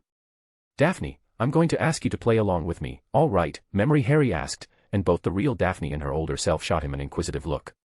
"Seriously, Daphne, just trust me and play along. I have something for you." Memory Harry took her hand and started them walking back to the tent. Memory Daphne sighed and went along with him. "Great, a surprise," she muttered. They went back to the tent and Memory Harry cast a concussion charm in the air, the boom loud enough to pull everyone's attention to him. "I believe it's customary for the groom to give a speech," Memory Harry said, and the crowd of wedding guests cheered. "I hope everyone enjoyed themselves today, and in the name of House Potter we thank you for your presence on this special day." Daphne saw Memory Daphne smirking, as if she caught something nobody else did. "However, we believe it's time to retire and get to work on expanding our newly formed family." Cheers and wolf whistles rang out around the tent. Daphne blushed at the implication, but Memory Daphne just rolled her eyes and smirked at her husband. Daphne saw her mother spluttering, but nobody was paying attention to her, while older Daphne was now standing with Harry, who had one arm around her and what looked like a bottle of fire whiskey in the other. "See you all in a couple of weeks," Memory Harry said, before both he and her older counterpart disappeared, apparently by taking a portkey. The memory shifted, and Daphne suddenly found herself in the middle of a dark field with Memory Harry and Daphne, who snagged the bottle from her husband and punched him in the shoulder. "Well, if the idea was to run away, then at least you made a good show out of it," she laughed, taking a drink straight from the bottle. My mother looked scandalized, surrounded by commoners with their bawdry behavior. "Oh, the indignity." Memory Daphne cackled, and Memory Harry laughed right along with her. "Yes, it was really funny, but that's not why we came here." "And where is here, dear husband of mine?" Memory Daphne asked coyly, as Memory Harry wrapped his arms around her and kissed her softly. She enthusiastically returned his kiss, and for a while nothing else happened. When they finally let go of each other, Memory Harry spoke again. "You know I love you more than anything, right?" "You may have mentioned it on occasion," she replied cheekily, "but I may need some more convincing." "In that case," older Harry said, indicating that she should turn around. Curious, she turned around as he waved his wand. In an instant, the evening was illuminated by the soft light of several lamp crystals set along the branches of the massive tree standing before them. A rowan tree. A man with a long beard stood before the trunk, holding a carved wooden staff in his hand. He was dressed in druidic robes, and was flanked on each side by slightly younger, similarly dressed men. Memory Daphne turned to look at her Harry, a look of complete shock on her face. "Harry, is this? I knew you wouldn't enjoy our wedding. I knew it wouldn't be what you wanted. To be honest, I didn't want that either, so I thought I could set this up and give you the wedding you always wanted." Memory Daphne threw herself into her husband's arms, knocking them both to the ground, and proceeded to snog him senseless. Daphne was frozen in place. She'd always loved the tales her great-aunt had always told her about the old ways, the ancient rites and customs practiced by generations of their ancestors. To Daphne, the way she described everything just seemed more magical, in a way. Ever since she was 9 years old, she had dreamt of having a traditional wedding, simple, magical, and honoring the old traditions she had always loved. She looked at her older counterpart and felt a pang of jealousy, but also a feeling of hope that she might one day have the same thing. Memory Daphne let go of her husband and stood back up. She looked slightly embarrassed by her behavior, though Harry didn't seem to mind, judging by his huge grin. Memory Harry got up and brushed himself off, then took his wife by the hand. "Shall we?" he asked her. She nodded to him, and they both stepped forward, the magic of the sacred grove filling the air around them. As they drew near to the rowan tree they were stopped in their tracks, as the old man called to them in a booming voice. "Who goes there?" "Harry of House Potter." "What is it you seek in this sacred ground?" the men called again. "To celebrate my bonding in the magical grounds, under the ancient tree, honoring the ancient traditions of our ancestors." Memory Daphne turned sharply back to her husband, clearly surprised by his response. Not only had he set all this up, but he had also taken the time to actually learn the traditions. Memory Daphne was overwhelmed by her emotions and had to fight the tears from coming. He had done this all for her. "Who walks with you?" he asked, in the same booming voice. With an encouraging nod from the old druid, Memory Daphne replied. "I am the bride, Daphne of House Greengrass." "Step forward, Harry of House Potter and Daphne of House Greengrass," the men instructed, and they did. Daphne walked behind them, as if in a dream. Blessed be this union with the gifts of the East. Communication of the heart, mind, and body. Fresh beginnings with the rising of each Sunday. The knowledge of the growth found in the sharing of silences. Blessed be this union with the gifts of the South. Warmth of hearth and home. The heat of the heart's passion. The light created by both, to illuminate the darkest of times. Blessed be this union with the gifts of the West. The deep commitments of the lake. The swift excitement of the river. The refreshing cleansing of the rain. The all-encompassing passion of the sea. Blessed be this union with the gifts of the North. Firm foundation on which to build. Fertility of the fields to enrich your lives. A stable home to which you may always return. Each of these blessings emphasizes those things which will help you build a happy and successful union. Yet they are only tools. Tools which you must use together in order to create what you seek in this union. The druid nodded to Harry, who took a silver ribbon from his pocket and handed it to the older men. Memory Daphne looked at the ribbon and smiled lovingly at Memory Harry, who smiled back at her. Daphne stood behind them, watching with tears in her eyes. The bride and the groom held hands, standing face to face, while the druidic priest placed the ribbon on top of their hands. "You may say your vows, Harry of House Potter," the priest said. "I pledge my love to you, and everything that I own. From this day forward, all that is mine is also your own. It shall be only your name I cry out in the night and into your eyes that I smile each morning. I shall be a shield for your back, as you are for mine. Above and beyond this, I will cherish and honor you throughout this life and into the next. Our love is never-ending, and we will remain, forevermore, equals in our marriage. This is my wedding vow to you," older Harry recited, from both memory and his heart. A tear fell from Memory Daphne's eyes, but the smile never left her lips. "You may say your vows, Daphne of House Greengrass," the priest said. "I pledge my love to you, and everything that I own. From this day forward, all that is mine is also your own.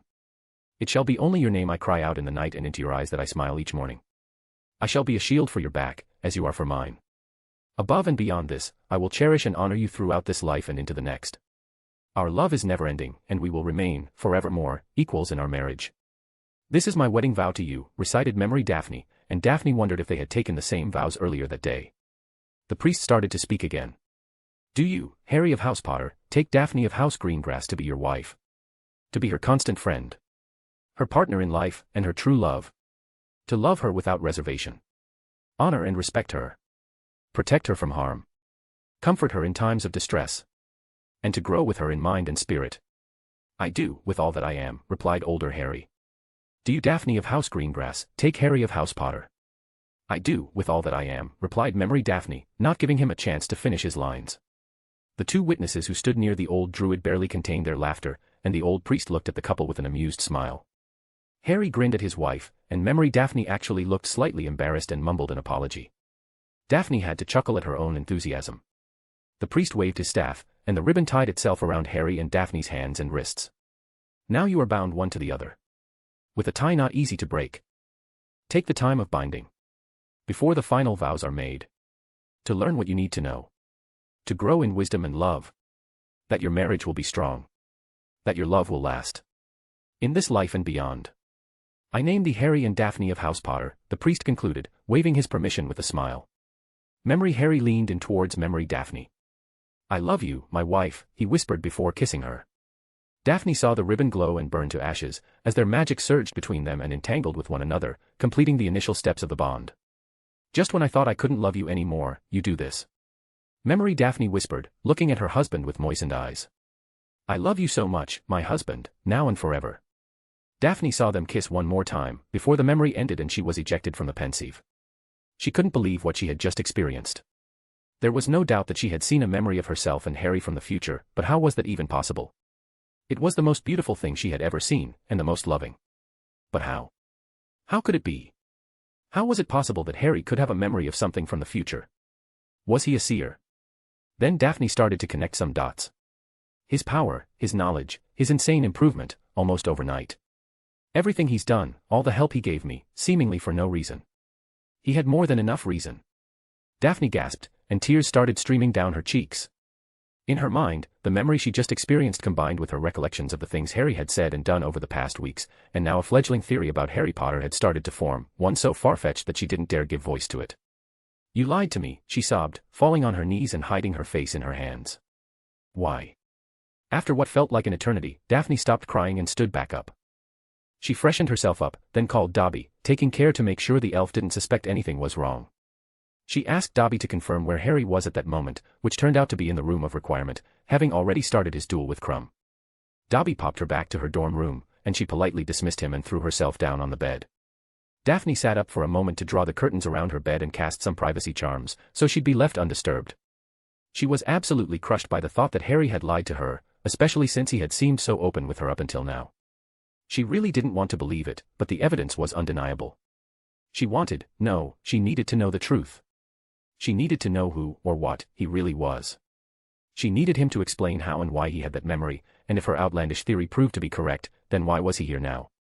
Why? She thought back to memory the bonding she witnessed, her bonding.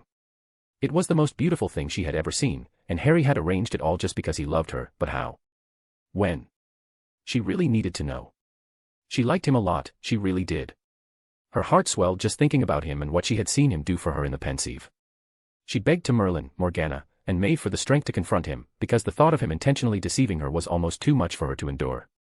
As she laid in bed, curled up on her side, Daphne's swirling thoughts finally started to come together. She realized that she wanted him more than she even knew. She wanted what she had seen in the pensieve, not just the wonderful bonding ceremony, but the obvious love and care she had seen between the memory versions of herself and Harry. What she had seen was the kind of relationship she had always dreamt of, but wouldn't allow herself to believe she could ever truly have.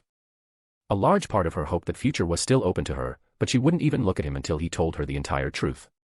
She fell asleep thinking about their bonding. Break. When Daphne awoke, she could hear her dorm mates discussing their plans for dinner. She didn't feel like talking to anyone, so she waited until they had left before getting out of bed and getting cleaned up for dinner. She peeked into the common room and saw that her friends had already left. She left the common room and started making her way through the dungeons and towards the Great Hall, her mind so occupied with thoughts of Harry and the memory that she barely paid attention to where she was going.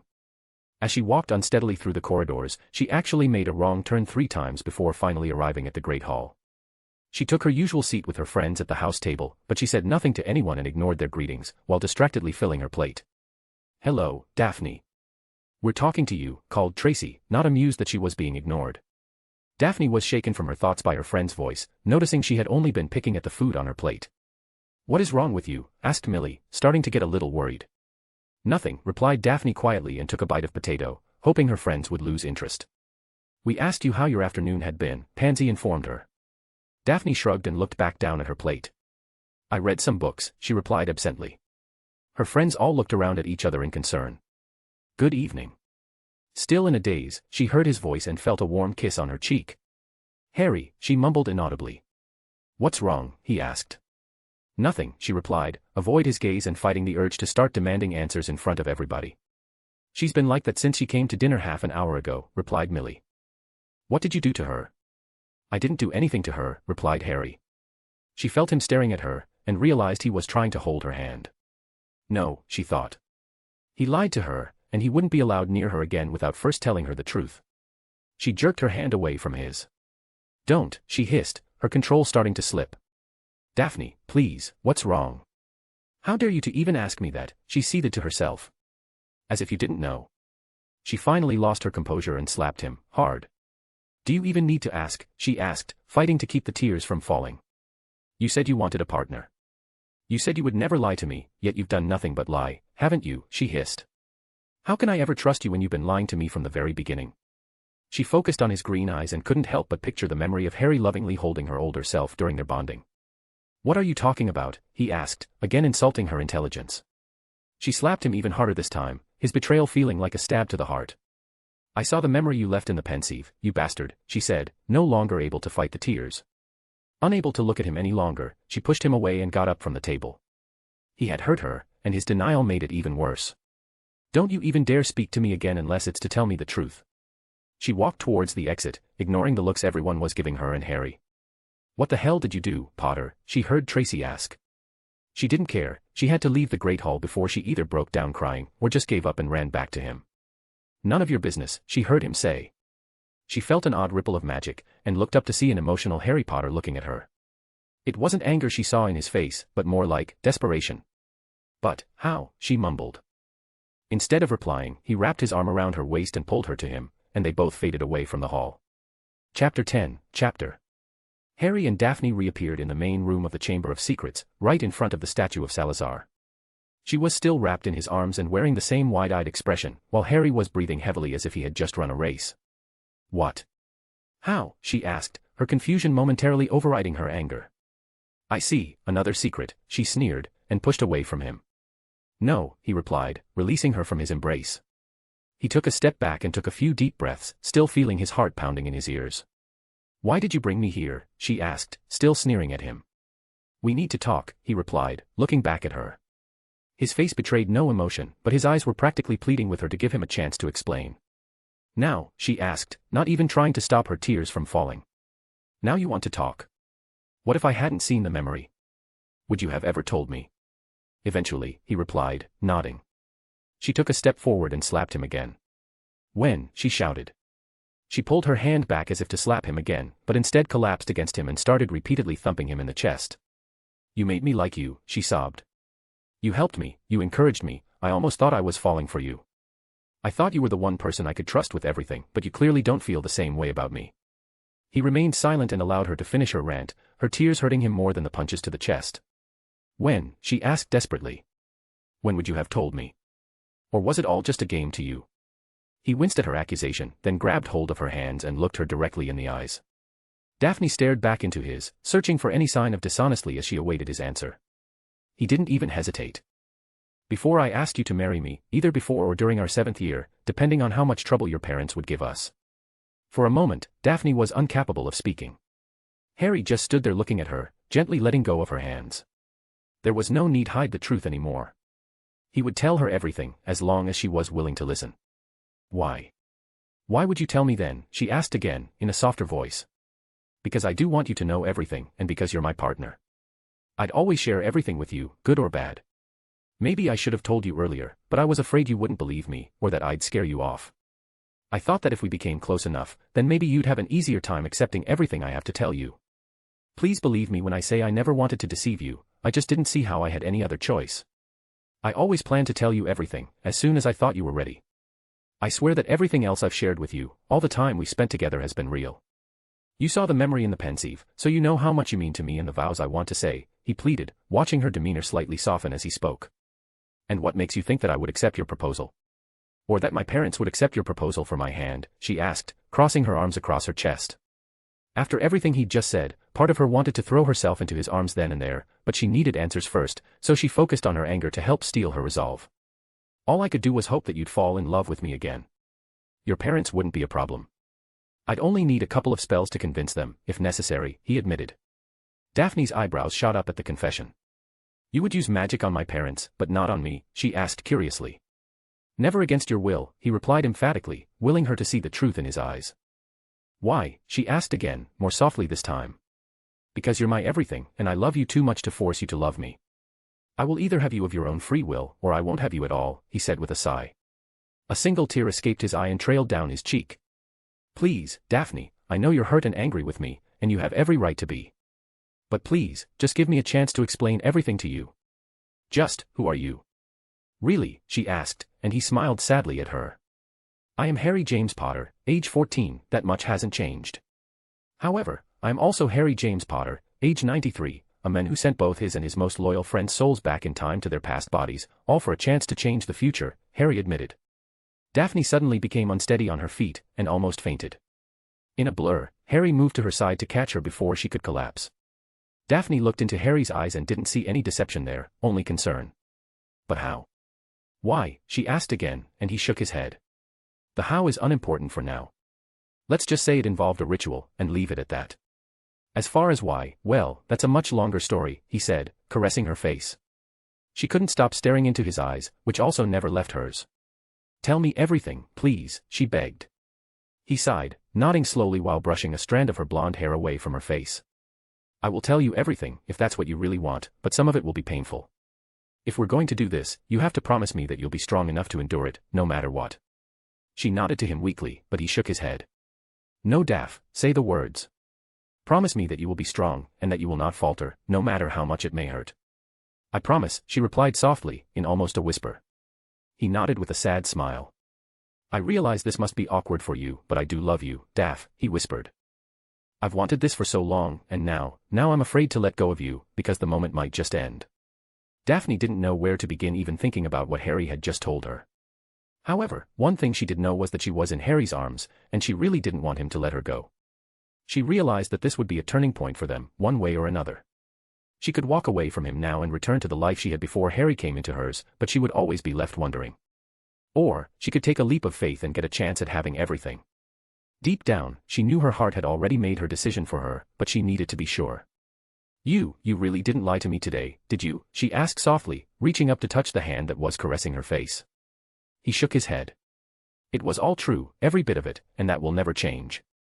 You're my partner in all things, and that's all that matters to me, past, present, or future, he reassured her.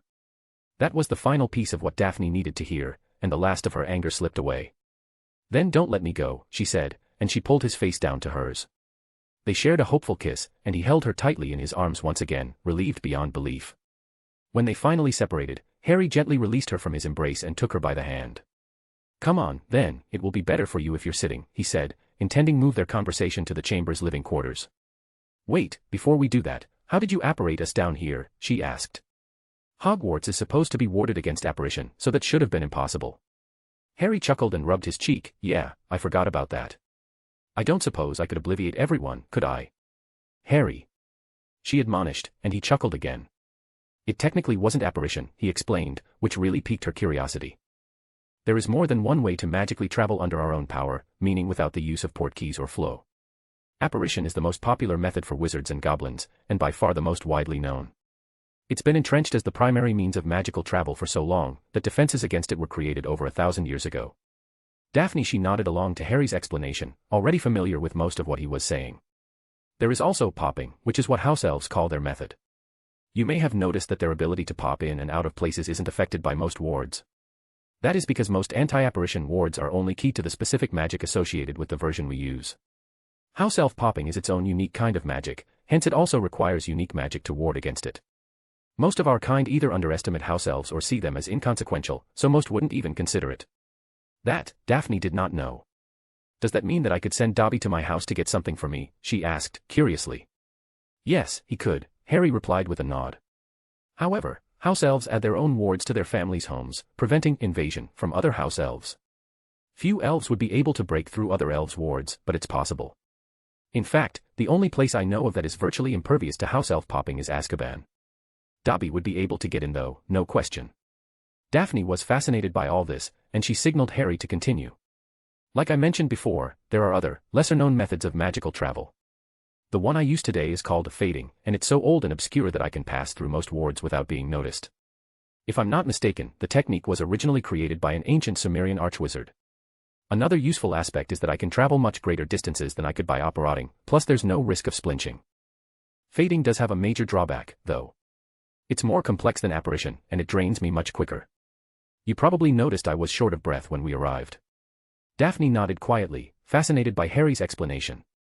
When I came back in time, which was about a month ago now, my older soul merged with that of my younger self, he continued. I theorized that our magical cores would merge as well, and they have to an extent, but for reasons I don't yet understand, they have not fully integrated. Until they do, fading will be more difficult. I used to be able to fade around 5 times in a row without resting, and now twice is my limit. I recover quickly, but that's one of the reasons I always pop around with Dobby, so I can bypass the wards without exhausting myself.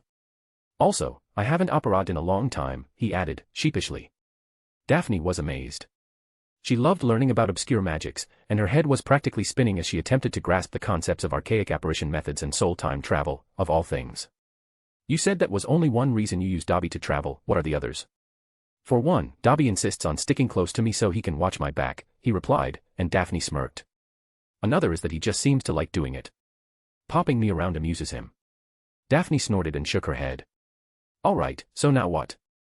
Everyone's going to want to know how you disappeared from the Great Hall, and I'm pretty sure there will be more questions if you go up and tell them you used a technique that no one else has heard of for millennia. Harry thought about it for a moment, then shrugged. As far as options go, I could either obliviate the entire school, which is not really feasible, or we make up some story about accidental magic. Some people might go for story about a previously unknown bloodline ability, but I don't know. Either way, it's likely going to require some compulsion charms to get everyone to accept the story. Compulsion charms, she asked, with a hint of amusement. Many would consider that dark magic, borderline at best. Yes. Just so you know, after my resorting I did cast compulsion charms on the Slytherin table in the Great Hall and at the entrance to the common room, but you weren't affected by them. It was only to help me be more accepted at the beginning. He confessed, as her eyes widened in shock. He quickly added, I stopped using them a couple of weeks ago, once I felt like I'd been accepted, and nothing changed at all. The compulsions only worked to give me a fair chance, not to make people love me unconditionally. Daphne's first instinct was to feel affronted, but she remained calm and considered his words carefully. And you're absolutely sure I wasn't affected by them, she asked, with an intense look. I swear it. I keyed your magical signature into the charm, to act as an exception. You've been immune to any compulsions I've cast since I've been here, he replied, which seemed to satisfy her. She wanted to believe him. Is that even possible? Very, he replied. You can ask Dobby if you'd like, you're his mistress and he'll tell you the truth if you order him to. What do you mean? Asked Daphne. We bonded in the future, and he still recognizes your magic. That's one of the reasons why he calls you mistress. She nodded in understanding. What other reasons does he have? She asked, pleased to finally be getting a real answer to that question. Mainly to encourage me to make a move on you, Harry admitted, and Daphne's cheeks turned slightly pink. Where is Dobby, by the way? She asked, and Harry pointed to a shadow near Salazar's statue. I'm here, mistress, he said, coming out of the shadows. He slowly shuffled towards her, his ears drooping slightly. As he came into the light, Daphne took in his sorrowful expression and couldn't help but feel some pity for the loyal elf. You two came from the future, she said flatly, and they both nodded. Almost 80 years from now. Harry nodded again and beckoned her to follow him into the living quarters. Neither said a word, and Daphne was racking her brain trying to decide which questions to ask next. Dobby, could you please get us some tea? Harry requested, ushering Daphne towards a comfortable-looking chair. Chamomile or lemon? The elf asked Daphne. Chamomile, please, she replied, smiling at how he had offered her 2 favorites. Dobby popped away, and Harry sat down in his chair across from Daphne. For a moment he just sat there looking at her, trying to decide where to start. With a sigh, he removed his glasses and placed them on the table between them. I corrected my eyesight a few days after coming back in time, he explained, noticing Daphne's curious expression. I wear those glasses to avoid being questioned about it, the lenses themselves are fake. She silently raised one eyebrow and gave him an appraising look. She thought he looked fine with glasses, but concluded she preferred him without. Thinking back to how handsome he looked in the memory of their bonding just reinforced that opinion. Before we get started, you should know that the ritual I used to bring us back to the past didn't work perfectly. While we successfully traveled almost 80 years into the past, 79, to be exact, the original plan was to arrive just before I received my Hogwarts letter. Daphne wasn't expecting that. But why? She asked. Several reasons. For one, I would have been able to cut ties with certain individuals before the connections even happened, like with the Weasleys and Granger. I would have allowed the Sorting Hat to place me into Slytherin right from the beginning, and most importantly, I would have been with you sooner, he admitted. She blushed and looked away, still not used to Harry saying things like that. Daphne, please look at me, he asked her, and she managed to pull her attention away from the velvet upholstery of her chair. He looked at her with a soft expression and said, there were many reasons for me to want to come back and change the past, but there was one that topped them all, and that was you. He sighed and shifted in his seat, bracing himself for her next question. But why? What happened to me? She asked, as he knew she would. Do you remember what I told you when you asked me my greatest fear? He asked, and she nodded slowly. To lose everything you love again, she quoted. Her eyes grew wide as she made the connection, which was confirmed by Harry's pained expression. I lost you, and I wasn't able to deal with it. He admitted. That's why I worked for years on designing a ritual that would bring me back, also I could be with you again and prevent it all from happening. Daphne shivered and wrapped her arms herself. Harry rose from his chair and moved to comfort her, but she held her hand up to stop him. Tell me more, please, she said, and he sat back down. If we're going to start from the very beginning, then first there's another deception that needs to be rectified, he said, and her eyebrows narrowed slightly. Which is, she asked. By this time in my original past, I hadn't actually made as much use of the Chamber of Secrets as I've hinted this time around. What I told you about occasionally taking books for independent study and reading Slytherin's journals disguised as Quidditch magazines was true, but I didn't start to take full advantage of the chamber until our 5th year, with your help, he explained, which seemed to surprise Daphne. At first, I just read through the materials from the chamber in my free time, more out of curiosity than anything. However, at the end of our 4th year, something happened that finally gave me the motivation to be the best I could possibly be. I'll get to that in a moment, but before that, you should know that there's already been a significant change from my original timeline, he explained. Everything from our first 3 years at Hogwarts and the first few months of our 4th happened just as I told you. The difference begins with how I handled the first task of the tournament, and the aftermath. What did you do the first time? She asked, very curious to hear how differently things might have gone. Harry looked slightly embarrassed as he started to recount the story for her. I summoned my firebolt, then tried to lure the dragon away from her eggs by flying around it. The dragon was angry and broke free from its chains, just like this time. The difference was that I tried to fly away, and it chased me all through the grounds and actually collided with the astronomy tower at one point. Fortunately, I managed to trick it into crashing into the rocks at full speed, and then I flew back to get the egg and finish the task. I think the dragon survived the crash, but I'm not positive. Harry looked at Daphne, who seemed to be having difficulty believing what she heard. I can show you the memory, if you'd like. What could possibly possess you to do something that stupid? Daphne hissed, almost rising to her feet. Believe it or not, it was a suggestion from Moody. That does somewhat explain it. Moody is a madman, she huffed, and sat back in her chair with her arms crossed. What changed this time? You mean besides another 80 years of experience, and already knowing what was going to happen in advance? He asked with a raised eyebrow, and she was forced to concede the point. I also have a much better sense of self-preservation. You could have fooled me, she mumbled, but loud enough for him to hear. Daphne, I was a Gryffindor, remember? Charge ahead, he asked, with a smirk. Besides, that's nothing compared to some of the really stupid things I did in the past. My past. Oh, I so look forward to hearing about them, she said sarcastically. Yeah, I know you will, he said with a small chuckle, fondly remembering what it was like to be chewed out by an angry Daphne. So, after the task, she asked. I forgave the Gryffindors and went back to their tower, replied Harry, and Daphne's just stared open-mouthed at him. No, I'm not joking. I wish I was, but I really was that stupid. Daphne didn't bother commenting, as her expression spoke for itself. Time passed, and I ended somewhat reconciling with Weasley and Granger, even if our relationship would never be like it was before. I was once again hailed as hero by Gryffindor, and I made peace with Diggory and the rest of the Duffers, mainly because I warned him about the dragons a couple of days before the task. I didn't do that this time. Daphne nodded. I didn't get a date to the Yule Ball until the very last minute, mostly because I was too scared to approach anyone until it was almost too late. I finally ended up going with Patil, the Gryffindor one, and it was a complete disaster, he told her, cringing at the memory. He saw Daphne glaring at him and added, I assure you that won't be the case this time. She once again refrained from commenting and signaled for him to continue with the story. At the end of the night, Diggory came up to me and gave me a hint about the egg, as a thanks for warning him about the dragon. I used his hint, but I figured out the poem myself. So, you already knew how to solve the egg before we figured it out together. Why didn't you, then? She asked, confused. I don't know. I just wanted your help, even if I didn't really need it. I wanted you to be a part of it, and I wanted you to test yourself, to see that look in your eye when you have a brilliant idea, like you always did, do. He tried to explain his reasoning, but the truth was that he really just wanted to share something with her. Daphne gave him a shy smile, before refocusing. "Fine, moving on," she said, and Harry nodded. At that moment, Dobby popped in with a tray carrying a tea set for two, with biscuits. "Thank you, Dobby," said Harry, as the elf served them before popping away. Daphne took a sip, and she was pleased to find that her tea was prepared exactly the way she liked it. She took another sip, and with a sigh, motioned for Harry to continue. "I couldn't figure out how to breathe underwater, but Dobby saved the day and found some gillyweed for me. I had to save a person from the bottom of the lake." He started, embarrassed by the rest of the story. "It was the pig, Weasley." Daphne gaped at him for a few moments, and then burst out laughing. He didn't even try to stop her, he just sighed and rubbed his forehead. Once she finally calmed down, he was allowed to continue. "According to Dumbledore, it was because he was my very first friend, and my supposed best friend," he explained, which struck at Daphne. He had told her about life with his horrible relatives, but he really never had a friend until Hogwarts. "I ended up saving both him and Fleur Delacour's younger sister. Fleur didn't show up at the bottom, and I was afraid they would be taken away after an hour. In hindsight, it was a little stupid of me to take the eggs riddle so seriously, but it definitely provided adequate motivation.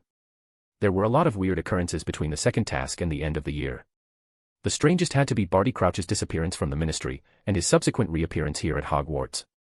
One night he just stumbled out of the forest, sounding completely deranged and asking to see Dumbledore, only to disappear again before he even got a chance to see the old man." Daphne frowned at that. "What did it mean?" she asked, and he smirked at her knowingly. "I'll tell you later on in the story." She gave him an annoyed huff, but still nodded for him to continue. "We made it to the end of June, and it was finally time for the third task. We still didn't know who put my name in the cup or what their plans were, but whatever it was, we knew this would be their last chance.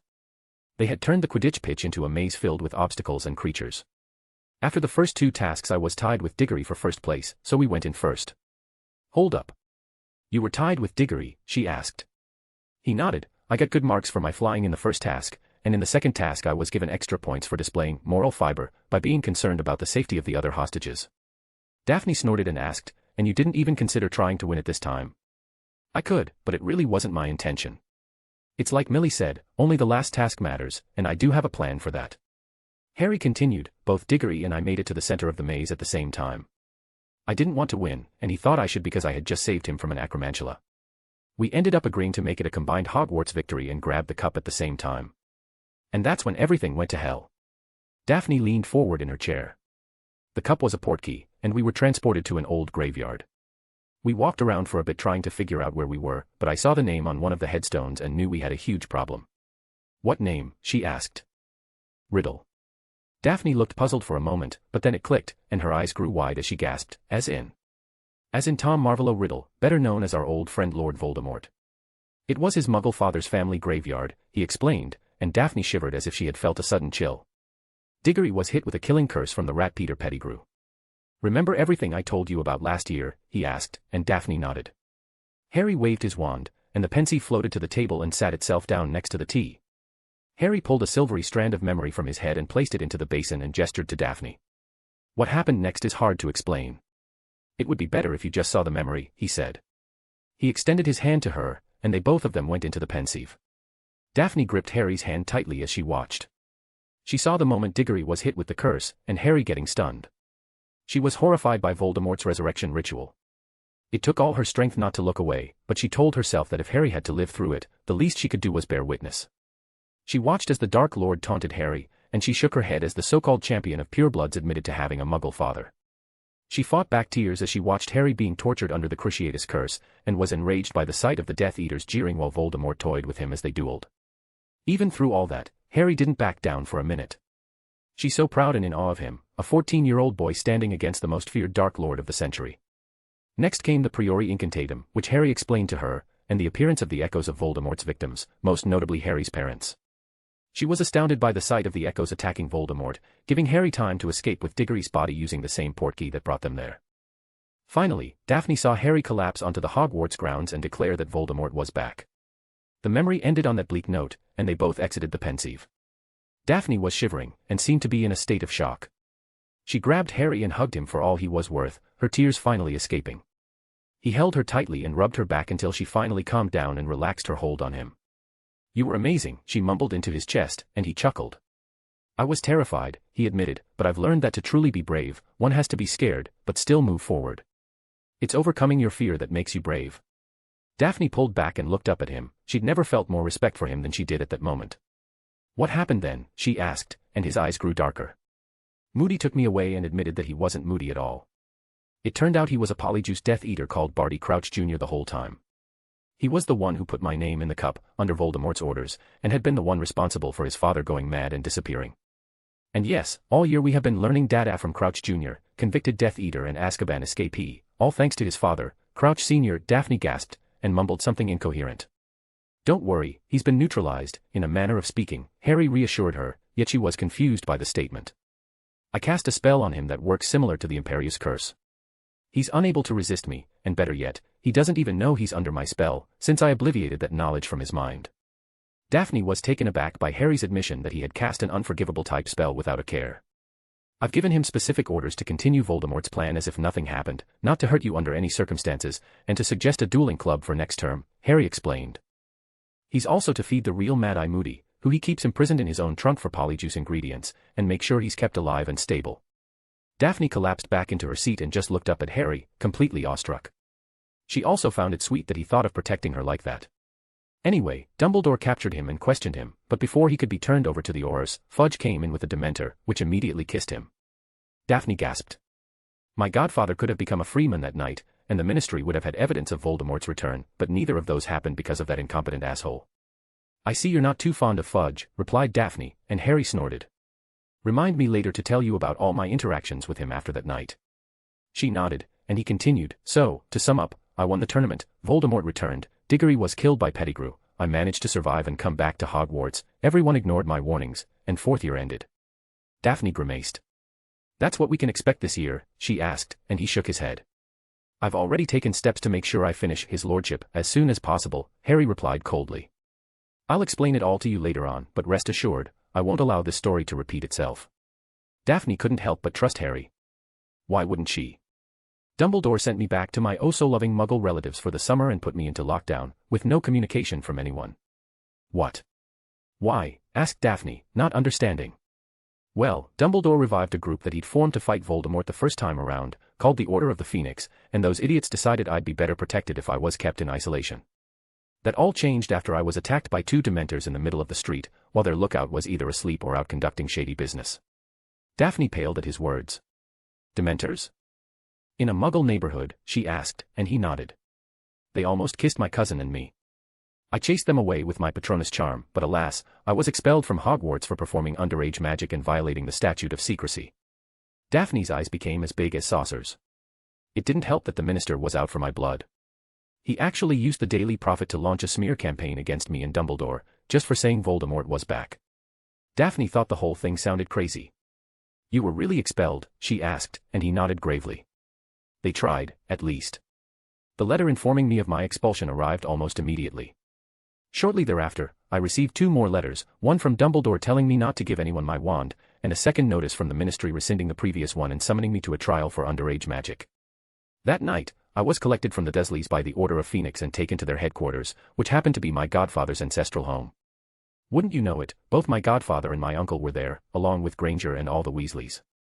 They were all there together, under orders not to contact me for any reason because it was, and I quote, very dangerous. Daphne put on a scandalized look. Dangerous? It's all post, what was the danger? Harry shrugged. I don't know. All I know is that I was angry with them, and there was a lot of shouting. I was a really broody teenager, I can tell you that much. I can't wait. He said sarcastically, and she smirked at him. Anyways, I stood trial for underage magic before the entire Wizengamot, and Dumbledore stepped in and intervened in my favor. If he hadn't, I'm sure I'd at least have been expelled. The whole Wizengamot, she asked, surprised, and Harry nodded. Well, that's a new one, for a simple case of underage magic. What can I say? It was all fudge. He even managed to change the time at the last minute so I'd be late, in hopes of discrediting and condemning me. Daphne huffed, crossing her arms. She always knew the man was an idiot. Moving on, we came back to Hogwarts for our 5th year, OWL year. Want to take a guess at the type of dada teacher they gave us? He dared her with a grin, making Daphne sigh. Useless, she asked, and he grinned. 10 points to Slytherin, he replied. Dolores Umbridge, senior undersecretary to the minister, appointed to her position by ministerial decree. Daphne tried to associate the name with a face but was unsuccessful, so she gave an inquisitive look at Harry. She looks like a toad and is always wearing pink. She spends all day with her head stuck up Dear Cornelius's arse, and she's an extreme bigot against pretty much everything non-pure blood, he clarified. Harry's sneer told Daphne more about his opinion of the woman than his words did. The woman was a joke. She had us reading a book by a guy named Slinkhard, which didn't include anything about using magic. According to her, there was no need to actually teach spells to students, since they would never be in danger because the ministry protected them. What a load of dragon dung, Daphne scoffed, and Harry agreed. I was rather outspoken about my disagreement, and I was assigned several detentions with her, writing lines with a blood quill. But that's illegal, shouted an outraged Daphne. Tell me you told someone. Oh, everyone knew. Her detentions were the same for everyone except the Slytherins, and especially the Muggle-borns. We were told not to say anything to anyone, or else it would be far worse. I did tell McGonagall, but the bint just told me to keep my head down and promised she would speak to Dumbledore. I never even had the chance to speak to the old man about it, because the bastard had been avoiding me since the summer. Daphne furrowed her eyebrows. Why? She asked with a sigh. She seemed to be saying that a lot. He believed that there was a mental connection between Voldemort and me, and he thought the link would be strengthened now that he had a body back, especially since he used my blood for the resurrection ritual, Harry explained, and Daphne raised a curious eyebrow. In order to protect myself from the link, he decided I should learn occlumency. Occlumency is always a good skill to have, Harry, Daphne replied, crossing her arms. Harry smirked. True, but you try learning it from Snape and then we'll talk, he replied, mimicking her posture. She again raised her eyebrow. Not a pleasant experience, I take it, she asked, and he snorted. My lessons basically involved him yelling at me to clear my mind and a barrage of legilimency attacks. His excuse was that in a real attack I wouldn't be given time to prepare myself. Daphne was appalled. I do concede that he was right about that last part, at least. He gave me a book to read, but he refused to answer my questions and just told me to do my research. How long did you take those lessons? She asked. 2 or 3 times a week for nearly 2 months. He ended the classes after deeming me a lost cause, but that was mainly because I saw a memory of his from his school years. I'm guessing he didn't like that. Not one bit. Lucky for me, by then I had a much better teacher, he replied with a knowing look. Who? Who else? You, of course, he replied with a grin, shocking her. Me, she asked, and he let out a small chuckle. To tell that story, we have to go back to the first month of classes, which was way before I even started my occlumency lessons, he explained with a fond smile. You have to understand that despite going to school with me for 4 years, many people bought into the ministry's character-bashing portrayal of me, and some actually believed that I was the one who murdered Diggory. Ever since he'd returned, Voldemort had been laying low, and his revival was kept a secret from everyone except those he sent his agents to recruit. Once again, I was a pariah, called a loony and a murderer within the halls of this school. All Daphne could do was shake her head in disbelief. I spent a lot of time by myself that year to avoid all the stares and whispers. You approached me one evening when I was alone in the library, which you couldn't have done if I was still surrounded by other people. You didn't say anything to me that night, you just passed me a note asking me to meet you in an abandoned classroom, and also reassuring me that it wasn't a trap. Naturally, I was suspicious and took a Slytherin approach to your invitation. Meaning, asked Daphne, surprised that she would have been so bold to approach him like that.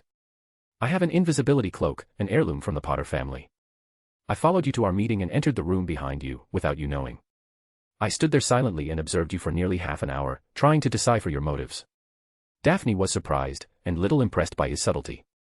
After about 30 minutes I could tell you didn't believe I would turn up, and by then I was sure you weren't trying to lure me into a trap. That was when I chose to reveal myself to you. Impressive, very well done, she whispered. Yes, you said the same thing at the time, Harry recalled with a smile. What did I want with you? She asked. You told me that you believed me, and that you knew I was right about Voldemort's return. You must have overheard something in the Slytherin common room. You asked me for help with data and dueling, he explained, and Daphne acknowledged that was something she could see herself doing. I wasn't sure about it at first, but then you started trying to negotiate. You offered to be my spy in Slytherin, pay me in gold, or even repay me with rare books and knowledge. Which did you take? She asked, wincing slightly. Nothing. She wasn't expecting that. Her lips parted as if she wanted to ask a why, but Harry stopped her by holding up his hand. You were desperate, that much I could tell just from our conversation. We agreed to work together on data, and even though you didn't have to, you still gave me insight into what was happening in Slytherin and taught me about the wizarding world and its customs.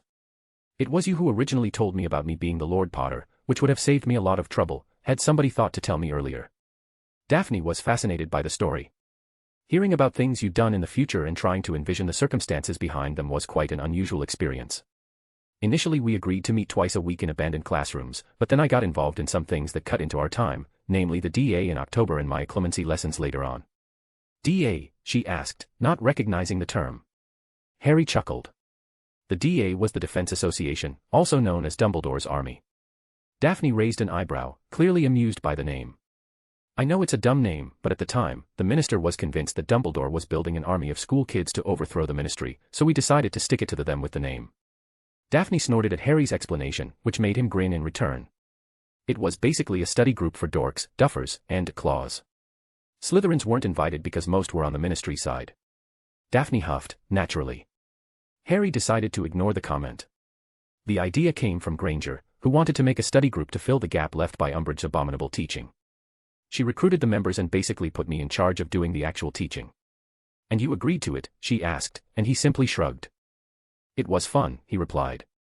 Besides, I managed to arrange things so that I had time for you, Quidditch, a clemency, and the DA. You were always my best student, though, he said with a proud smile, making her blush.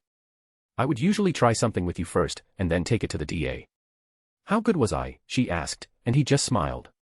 By the end of the year, you were almost as good as me, he explained with a smile. You managed an outstanding in your OWL, only because you decided to keep your Patronus a secret in case it made people suspicious. What do you mean I got an outstanding because I kept it secret, she asked, curious. You could have gotten an outstanding, plus extra credit. You didn't, but I did, and I scored the highest Dada grade in years. Daphne nodded her understanding, then sat back with a contemplative look. What was my Patronus, she asked after a moment. A fox, he replied, and saw her look of surprise. Why a fox, she asked, mostly to herself. Harry closed his eyes as if trying to remember something, then added, foxes are a symbol for patience, wisdom, intelligence, adaptability, femininity, illusion, magic. In other words, you, he concluded, opening his eyes and seeing her blush. It's only the truth. She mumbled something under her breath, but Dobby popped into the room before he could ask her to repeat it. I'm sorry to interrupt, he said, but I have been monitoring the reactions to your disappearance from the Great Hall, and I thought you should know that the students have all left for their common rooms. Snape has initiated a house assembly in Slytherin, with the intention of trying to find out where you two are. The rest of the staff is actually searching the castle as we speak. Harry sighed and replied, I was so worried about Daphne that I didn't even think about how the others would react, then turned to face the girl in question. I suppose we should make an appearance to calm everyone down. What do you say? I guess, she replied, looking at him. The story isn't finished, though. Not by a long shot, he replied, his solemn tone making her shiver slightly. There's still so much you need to hear. It's up to you, we either can continue tonight after everyone goes to sleep, or we can come back tomorrow morning. Tonight, she replied eagerly, making him smile. Tonight, then, as soon as we are able. You can call for Dobby to bring you here whenever you're ready. I'll be here waiting for you. She nodded, and he extended his hand to help her up from her seat. I have to say, you are taking all this much better than I ever could have expected, he said, flashing her a smile. It's true that most of it is hard to believe, but I want to trust you. As unbelievable as it all sounds, actually seeing the memories makes it hard to doubt you, she said, before looking down at the ground, thinking. I suppose you could have planted them, but then you would have needed to know how to forge memories. She mumbled, but then he gently raised her chin with his finger and looked into her eyes. I am telling you the truth, Daphne, he replied, with as much sincerity as he could muster, but your doubts are understandable. I can swear an oath if it helps, or even order Veritaserum, if you'd like. She searched his emerald eyes and felt reassured by what saw there. Perhaps he was skilled enough to deceive her, but she didn't think he was. She decided to let go of her doubt and trust her feelings. I believe you, she whispered, and he smiled again, then surprised her by leaning down and kissing her softly. Thank you, he said earnestly. Now, what should we tell everybody, he asked, picking up his glasses and putting them back on. After what happened, we'll need a pretty convincing story or else it could get messy. Me, she asked, surprised. You're the one who's been. She paused to consider her words, misleading everyone. He chuckled. How about we go with accidental magic? Maybe we could say I willed us to be somewhere safe to speak, and it just sort of happened. He proposed, and she sniffed doubtfully. Do you really think anyone will believe that? She asked. Besides, you did it twice, which suggests it wasn't really accidental. Would you rather tell them the truth? He asked, raising an eyebrow. She sighed. Maybe he should just obliviate everyone. Fine, you were emotional, and somehow you did it the first time without even noticing. Then you grabbed me while wishing for us to be somewhere safe to speak. Where? She asked. Harry waved around. This is the safest place in the castle, I'd wager. Fine, let's go, then, she replied, but Harry held her up for a moment.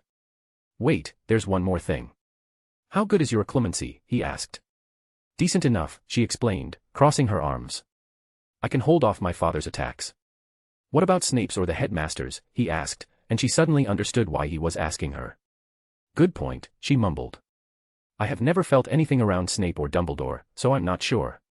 How confident are you in your abilities? He asked, raising an eyebrow, but her hesitance to answer told him everything he needed to know. Would you allow me to cast a spell to protect your memories of this conversation? What kind of spell? She asked tentatively. The spell will act as an occlumency barrier. I would add a guardian to your mind, so to speak. What kind of guardian? She asked again. It would be the same as the guardian I use in my own mind. The difference is that it would be powered by my magic, so it will eventually fade unless you integrate it into your own occlumency defenses. And that guardian would be, she asked, sounding a little anxious. Bale, he replied simply, and she gave him an impatient look and motion for him to explain. Remember Zale? She nodded, as if she could ever forget the giant snake materializing in their common room and attacking Malfoy. Bale is the basilisk I keep in my mind to act as my primary occlumency defense. Daphne was stunned, and for a few moments she couldn't come up with a reply, but eventually snapped out of it and asked him to confirm, you have a basilisk as your mind defense? Yes, and if you consent, I can add one to your mind too. It will automatically fight back against any legilimency attacks, you don't have to do anything special. Harry noticed she was still finding it hard to believe. Oh, I forgot to tell you one thing, they're not actually snakes, he explained, slightly embarrassed. Really, she replied sarcastically. Well, they sure look like it. That's not, yes, they are snakes, but they're not really snakes. They are golems crafted to resemble snakes. I issue them commands in Parseltongue, and they do my bidding as if they were real, Harry explained. Golems, she asked, and he nodded. Daphne shook her head at the way Harry nonchalantly described having done something that would be inconceivable for most people, and she wondered if this was what her life would always be like, with him in it. Do I have your permission to add Bale to your mind? He asked again, and she agreed even though she had more questions. Close your eyes and focus on your mindscape, he instructed. She did as he asked, and she soon saw herself in a familiar grassy field. She felt the touch of foreign magic, but didn't try to fight it, and shortly thereafter a huge shape began to take form in the field. The shadowy form solidified and became a huge basilisk, similar in size to the skeleton currently lying in the chamber. The basilisk let out a long, slow hiss and coiled itself, then remained still. Daphne was brought back from her mindscape, slightly dazed by the experience. That's Bale, or at least one of them, Harry explained, somewhat unnecessarily, while examining her closely to make sure she was all right. Will it work? She asked. Do you remember that potions class after the first task, when Snape flipped out? She nodded. That was when he was first introduced to Bale. I'd say it's pretty damn efficient. That explains a lot, she chuckled, and he smiled back at her. What now? She asked. Harry held her hand and gestured for her to grab Dobby's. Take us to just outside the common room. We don't want to startle people by popping into the middle of the common room and end up getting cursed, Harry replied, then Dobby nodded and immediately popped them away. They appeared in the corridor next to the common room entrance, and Dobby popped away again. Harry turned to Daphne and asked, Are you ready? She squeezed his hand a little tighter. No, she admitted, sounding a little apprehensive. Then she looked over at him, and somehow, she felt more confident. But for some reason, I feel safe with you. He smiled and kissed her forehead. I'm glad, he said. They walked up to the entrance, and Harry opened the door with a hiss. The entrance slid open, and they were greeted by the sight of the entire house staring at them, including Professor Snape. Potter. Where the hell have you two been? Hissed Snape, silencing the room. I really don't know how to explain it, sir. Daphne was upset with me, and I freaked out, then next thing I know I was holding on to her. I remember wishing for a safe place where we could talk, and suddenly we were in the Chamber of Secrets.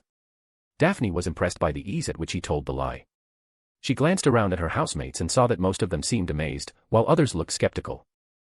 Snape glared at him suspiciously, but Harry continued, Daphne and I were talking, and we think it must have been accidental magic, or maybe even some dormant bloodline ability I didn't know I had. Snape sneered at the explanation and fixed his gaze on Harry, who didn't shy away and stared right back. A moment later, Snape stumbled and almost tripped over his feet, his face now even paler than usual. If you are done with your legilimency attack now, let me warn you that next time you try that I won't prevent Bale from catching hold of you. I wonder what would happen then. Harry said in menacing, yet curious tone. Some of the older Slytherins looked appalled at Harry's accusation, while others looked confused. Daphne, are you all right? Asked Tracy, stepping forward and diverting everyone's attention to her. I'm fine, she replied, putting on a reassuring smile and imperceptibly squeezing Harry's hand. Be that as it may, you will accompany me to the hospital wing and we will make sure of it, replied Professor Snape. We don't know what Potter may have done to you, considering you were so angry before, and now you seem to be fine with him. Are you accusing me of something, Professor? Hissed Harry, throwing caution through the wind. Be careful with what you say, you arrogant boy, replied Snape with a sneer. Before Harry could reply, Daphne spoke up. Professor, what happened during dinner was my fault, she said, and once again the entire house was looking at her. I saw one of Harry's memories without his permission, and out of context. I misinterpreted what I saw and reacted badly, which is what led to this whole mess. Harry has already explained everything to me, and I admitted I was wrong, which is why I'm no longer upset. I apologized to him for my mistake, and he forgave me, she said, before adding, I think, to herself. You saw one of his memories? Asked Snape, raising an eyebrow. I have a pensieve in the chamber, Harry replied dryly. He didn't like Snape's tone. And I forgot to remove a memory when I was done using it. Is that so hard to believe? Professor Snape glared at Harry but refrained from making further comments. I don't believe your accidental magic story, Potter. Detention, tomorrow at 9. Harry scowled but only nodded. You are to meet with the headmaster, right now. Greengrass, you're going to the hospital wing with me for a checkup, ordered Snape, as he walked towards her. Harry comes with me, she said, moving closer to him. She could see most of other Slytherins gaping at her, but noticed a few others were smirking. True to form, Snape just sneered. He will not. You will come with me, and he will go to the headmaster, answered Snape. The headmaster can meet us at the hospital wing, replied Harry, in a somewhat defiant tone. Fine, start moving, Snape replied, his sneer still firmly in place, and the two teens turned and started walking, leaving their surprised housemates behind. I do believe my bet was that they would start dating on this Hogsmeade weekend, said Brian Carrick, who turned to Amelia Yaxley with a grin. Yaxley scowled and said, You don't know for sure. Fine, we'll wait until they're back to be sure, Carrick said with a chuckle, and sat back in his chair next to Alastair Pants and Eliza Colberth. The three nodded at one another, seemingly agreeing to something. Break. Harry and Daphne were following their head of house, who had passed in front of them after leaving the common room. How did it go with Krum? Daphne asked, remembering they hadn't talked about it yet. It was fun, Harry replied with a smirk. He's a good duelist, and he actually gave me a couple of ideas for our training. Harry noticed a subtle shift in Snape's posture, indicating that he was listening to their conversation. Such as, asked Daphne, looking at Harry. Physical training. Mostly working on dodging spells, he explained, and Daphne just looked at him. What are you suggesting, we just start casting spells at each other? She started, and he chuckled. More or less, he said. We could use color charms, they're harmless and easy to undo. We could set it so that whoever's covered in the most paint by the end of the session loses. He heard Snape snort. You don't approve, Professor. The concept is good, but the execution leaves something to be desired, he replied without turning back. In truth, he found the idea amusing, but wasn't about to tell Potter that. What would you suggest, then? Harry asked. Instead of color charms, I would recommend something that would better motivate you to avoid the spells, he replied flatly. Stinging hexes, proposed Daphne. 5 points to Slytherin for the astute suggestion, Snape replied, still not looking at them. What is this about you meeting with Krum, Potter? Asked Snape, turning back slightly so that he could see him out of the corner of his eye. Krum invited me to train together this morning. We had a practice duel right before dinner.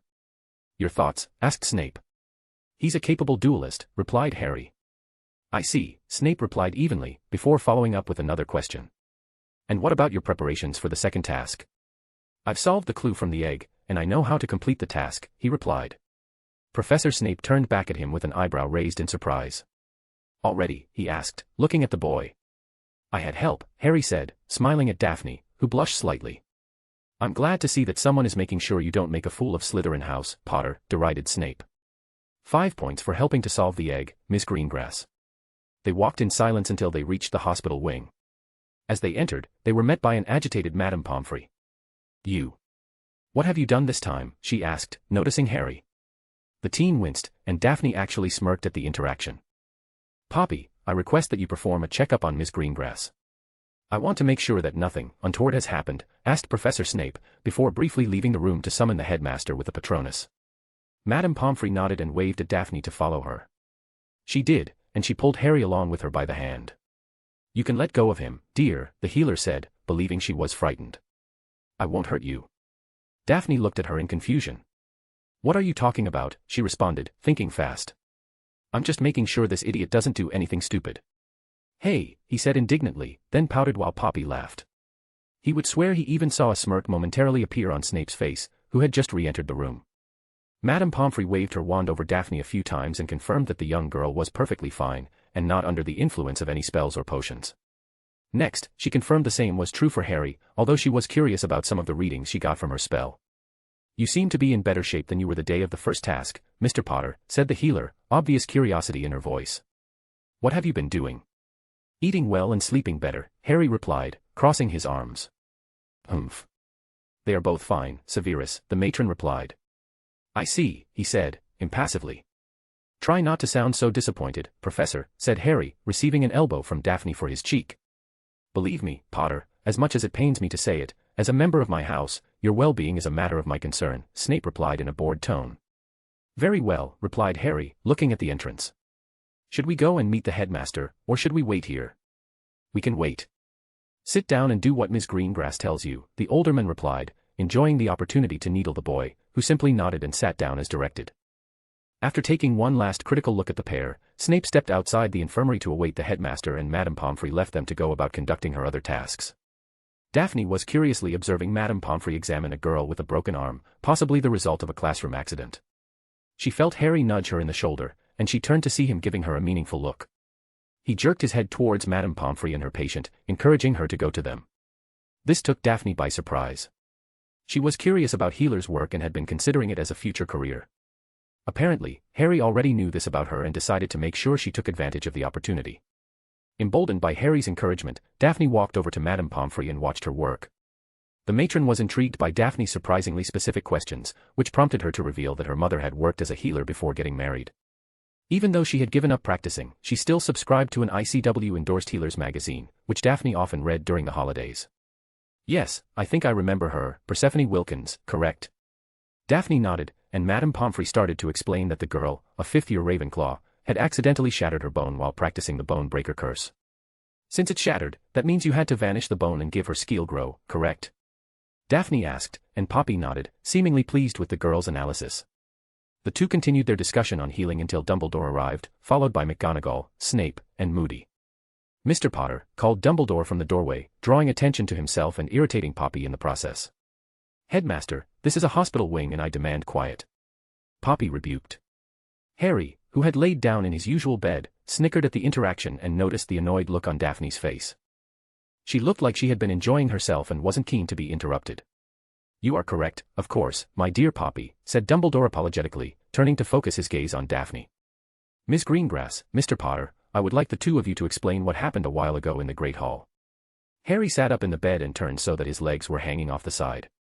"We talked about it, sir, and concluded that it must have been some kind of accidental magic," he said. "Either that, or some latent ability that I wasn't aware of."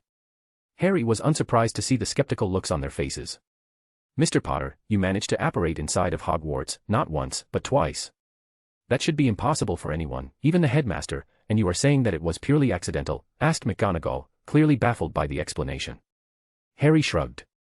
"I actually didn't even notice it the first time. I just knew I needed to talk to Daphne, and all of a sudden, I was in front of her.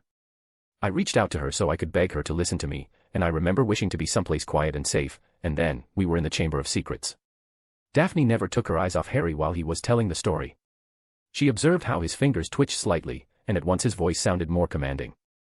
As Harry finished speaking, Dumbledore looked slightly confused at first, before his expression changed to something Daphne could best describe as suspicious, with a hint of amusement.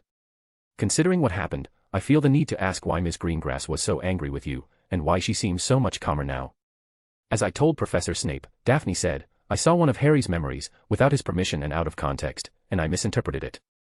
I reacted badly, but Harry explained everything while we were in the chamber. Once we realized how everyone must have reacted to our disappearance, Dobby took us back to our common room, and then Professor Snape made us come here." "I see," mumbled Dumbledore. "And what was the memory about?" "None of your business," snapped Harry, surprising the professors with his bitter tone. "Mr. Potter, you shall respect the headmaster," McGonagall replied, with a huff.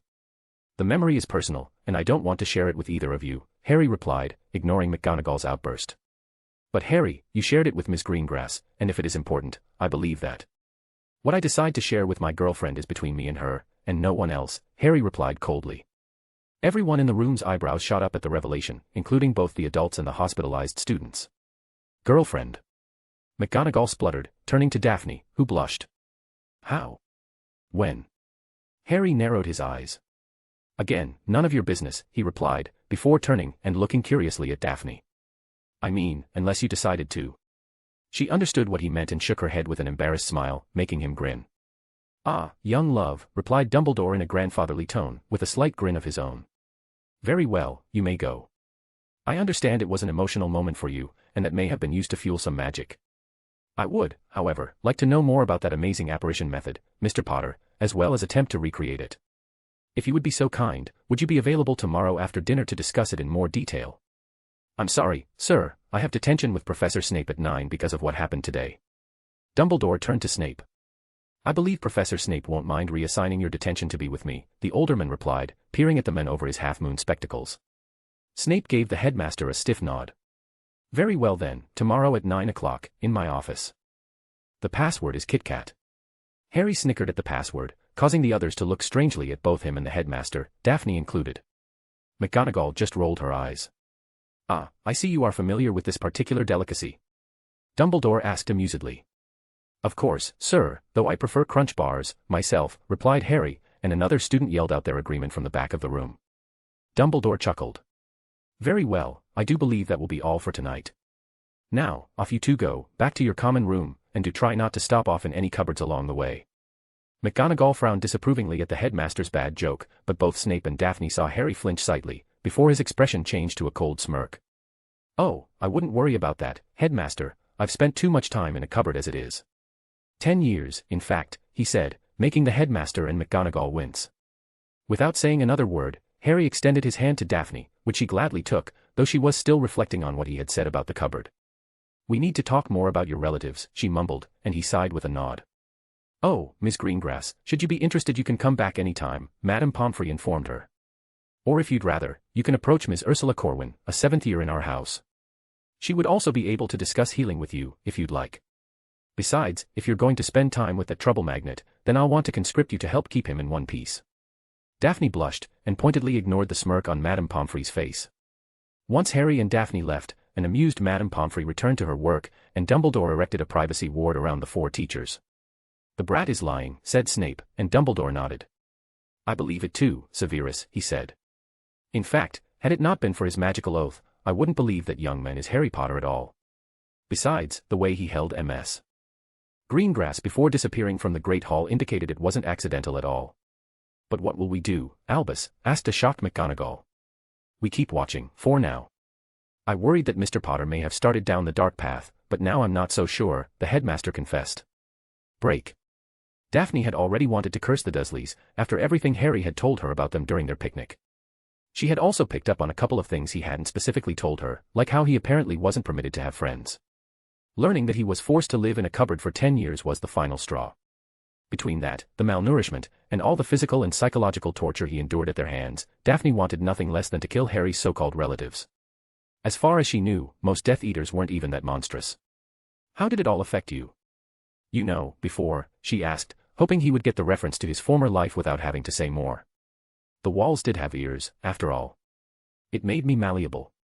I always tried to please everyone, and it gave me sort of a white knight complex, Harry admitted, and Daphne squeezed his hand and tried to control her anger. They walked in silence for a while, until Harry chuckled for no apparent reason. I miss Dumbledore's passwords, he admitted with a grin. Muggle sweets, classic. What is a Kit Kat? Asked Daphne and Harry chuckled. A chocolate bar with a sort of wafer inside. It's quite good, he explained, seeing her frown. And a crunch bar? A chocolate tablet with crisped rice mixed within the chocolate. He decided to get her one of each the next morning. They arrived at their common room, and Harry again opened the door using Parseltongue. Daphne figured it must be nice not to have to remember the passwords. As they walked through the door, they realized that the entire house was present. Each was minding their own business, but still they were all gathered in the common room, apparently waiting for the 2 4th years. Ah, you return, at last, announced Brian Carrick, who was sitting with Alistair Pants and Eliza Colberth. Everyone stopped what they were doing and turned to look towards the pair. Now, first things first, are you two dating or not? How's that important? Asked Daphne, crossing her arms. It matters because the answer may grant me a significant tally, the seventh year replied with a smirk, leaning back in his chair. Brian Carrick was a tall, lean, seventh-year boy with brown hair and sharp features. He was the enforcer for Slytherin House, being responsible for executing punishments and decisions enacted by the house. He was also one of two designated advisors for the prefects and younger students. Brian's responsibilities differed from Alastair Pance's, who was the intra-house arbiter, and was responsible for resolving conflicts inside Slytherin and bringing issues forward when needed. Between the two older boys sat a nice-looking girl with dark hair, who was watching the exchange between her boyfriend and the two fourth years. Eliza Culberth was tall and carried herself with an almost regal air. She was the diplomat, the link between Slytherin and the outside. She was responsible for gathering information within and without Hogwarts, both to protect and advocate for their house, and to help guide their decisions. She was also the other designated advisor, and she loved to remind her boyfriend that the First Eyes always favored her. Individually, they each were examples of a quintessential Slytherin. Together, they were the Slytherin Triumvirate, the official leaders of the house, and all Slytherins were subject to their authority. Malfoy aspired to a position in the Triumvirate, but there were some things money couldn't buy, unlike a position on the Quidditch team. According to the Millie, there were rumors that they were now interested in Harry. Daphne sighed, but Harry seemed to find it amusing. What's in it for us, if we were to share such valuable information? Harry asked, and Daphne smirked. Alastair chuckled and Brian rolled his eyes, but it was Eliza who spoke. I do appreciate the Slytherin-like reply, but if you're going to be that evasive with a simple question like that, I can only imagine how you'll respond to our other questions, she said. Harry's posture became somewhat defiant, and he and Eliza continued to stare at each other as Alastair took over the explanation. We've called a house assembly, and we want to know exactly what happened 2 years ago when you allegedly went into the Chamber of Secrets. Harry's head snapped to the fourth years with an angry look, assuming they had said something. However, they had all paled and were holding up their hands, trying to show Harry that they had no idea this was coming. You overheard me in Hogsmeade, Harry concluded, and the Triumvirate nodded in confirmation. Do you know how the House Assembly works? Asked Alastair, who was the one responsible for handling such matters. I can either acquiesce to answering all of your questions, or I can refuse, and be considered an outcast for the rest of my time here. I also cannot be forced to answer, though I may be asked to take Veritaserum to corroborate my story, replied Harry. Daphne was feeling a little worried for him and edged a little closer, but not enough to draw attention to herself. What say you, then? Asked Alastair. What if I showed you my memory of the event? Harry offered, in a bored tone. That would definitely be suitable, should it be free of tampering, replied Eliza, and several excited whispers sprang up around the room. And how would you suggest we confirm that? Sighed Harry, while in his mind he was considering how this could potentially affect his plans. He concluded that it shouldn't be too bad, and the worst-case scenario was that he'd have to take them all to the chamber. That was far from ideal, of course, but at least it wouldn't interfere with his goals. You can provide us with an oath, she replied, and Harry appeared to consider it for a few moments. Fine, he said, and then called for Dobby. The house elf appeared next to Harry, already carrying with him an ornate pensieve, which had several elaborate snake motifs carved into the stone. A couple of fifth years pushed a table to the center of the room, and Dobby placed the pensieve on top of it. That's an interesting design, mumbled a sixth year, commenting on the extravagant serpentine carvings adorning the basin. Blame Salazar, I found it in the chamber, Harry replied, as he approached the pensieve. The Chamber of Secrets must indeed be a trove of artifacts and knowledge, mumbled Eliza, quietly enough that only her two peers could hear her. Daphne gave a resigned sigh and moved to stand next to Harry. She was hoping to resolve everything quickly, so they could return to the chamber and continue Harry's story from his original timeline. Instead, she had to once again witness the events of the chamber, where Harry had almost died, and she wasn't particularly fond of the idea. She'd skip it if she could, but attendance was mandatory for all house assemblies, from the lowliest firstie to the most senior member of the house. Harry carefully removed the long, silver thread of memory with his wand and dropped it into the pensieve. If anyone needs to go to the toilet, go now, he announced coolly, looking around the room. I will not pause the memory, nor will I allow a second viewing, unless is deemed critically important to do so. The Triumvirate members nodded and accepted his conditions.